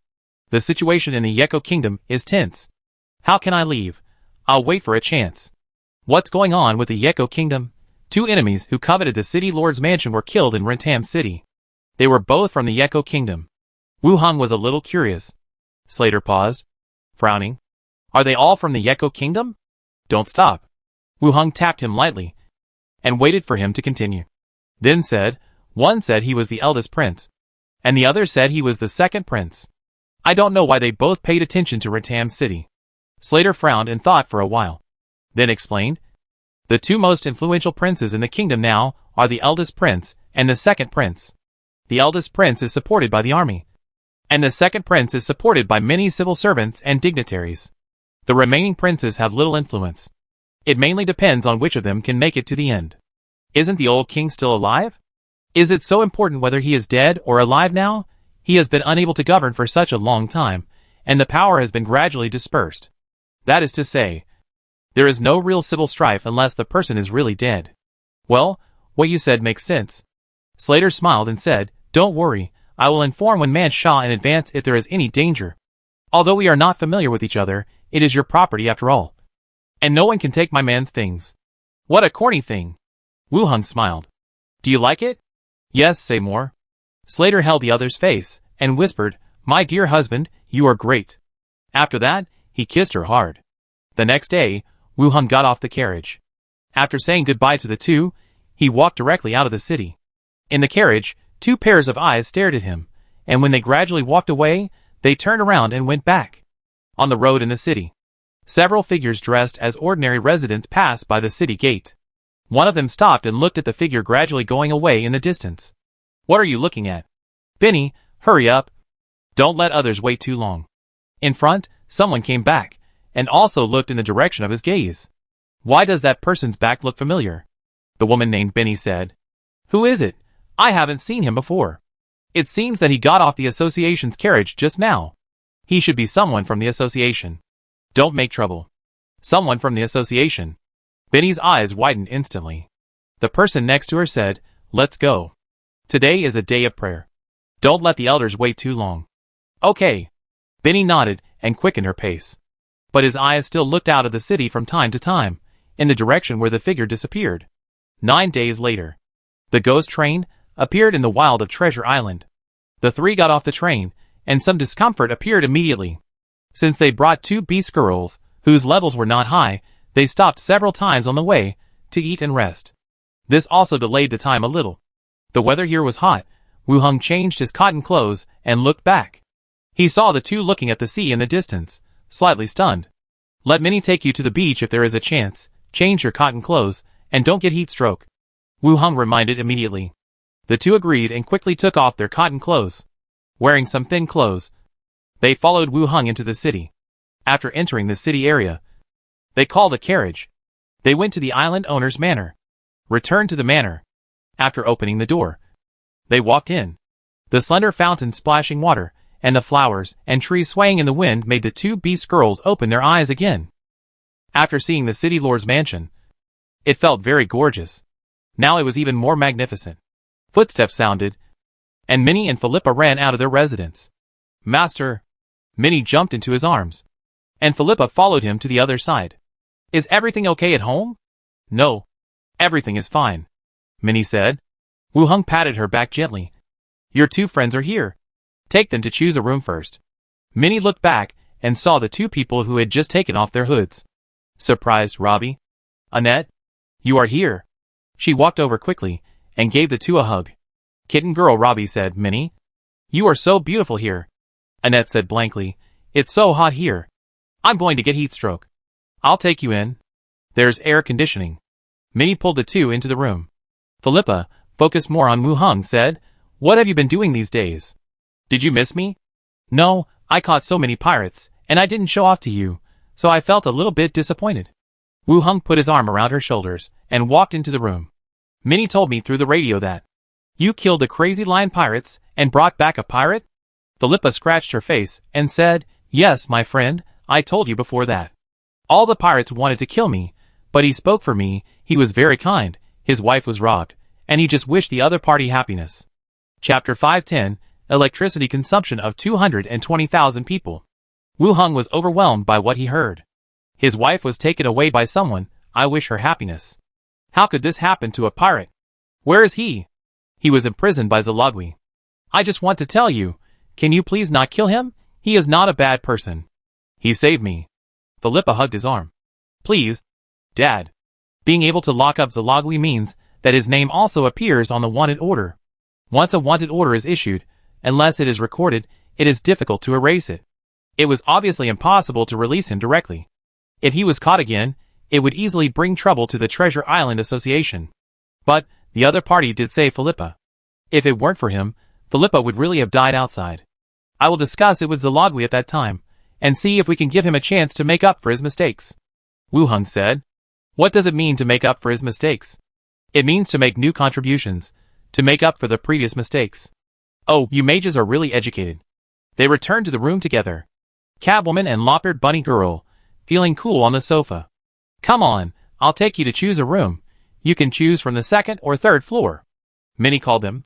Philippa also shouted, I want to choose one too. What do you want to choose? You're not staying here. There are so many rooms, I don't need one. Philippa quickly followed. They walked upstairs together. Wu Hung returned to the bedroom, changed his clothes. He went to the radio room, picked up the microphone. When Manshaw, I'm back to Treasure Island, don't worry. Originally, I just wanted to say hello. When Mancha's voice came out from the radio. Master, did you have a smooth journey? Smoothly. I hope you have nothing to do these days. No. The city hall has started to recruit people again. And the defensive skeletons have also been rearranged. When Manshaw introduced. When Wu Hung left, he left her nearly 20,000 skeletons. They were all transferred from the zombie world.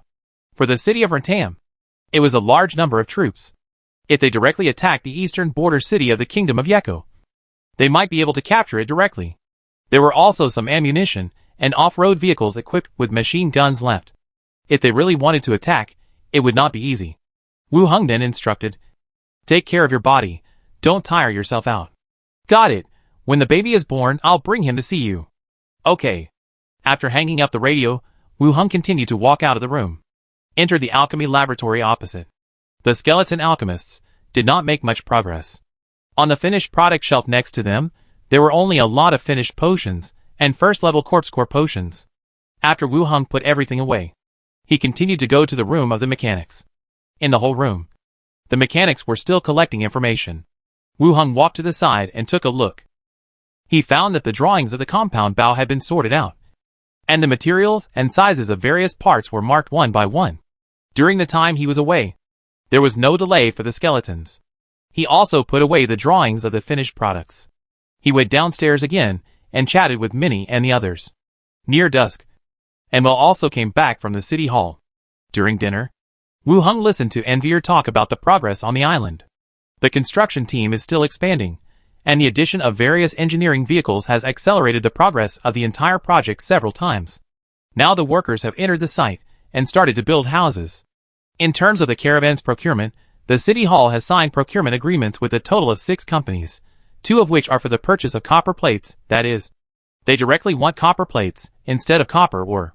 The remaining 4 are for the purchase of white gunpowder and lead. If the quality and speed meet the standards, the purchase will continue. Minnie asked, why don't we wait for Sister Chanella to come back to purchase? We will definitely save a lot of money. Philippa also interrupted. She and Wu Heng are lovers. They can't buy everything here in one place. Just like we sell things separately after robbing them. Before, food and weapons were bought together. How could it be the situation you said? Philippa scratched her head. Then I don't know. Did they have a quarrel? Chanella is not here. If she was, she would have found her. Don't guess blindly. Wu Heng also said something. And then asked, Chanella, haven't you said any news during this period? No. There won't be any danger. Minnie looked up. Wu Heng also frowned and thought for a while.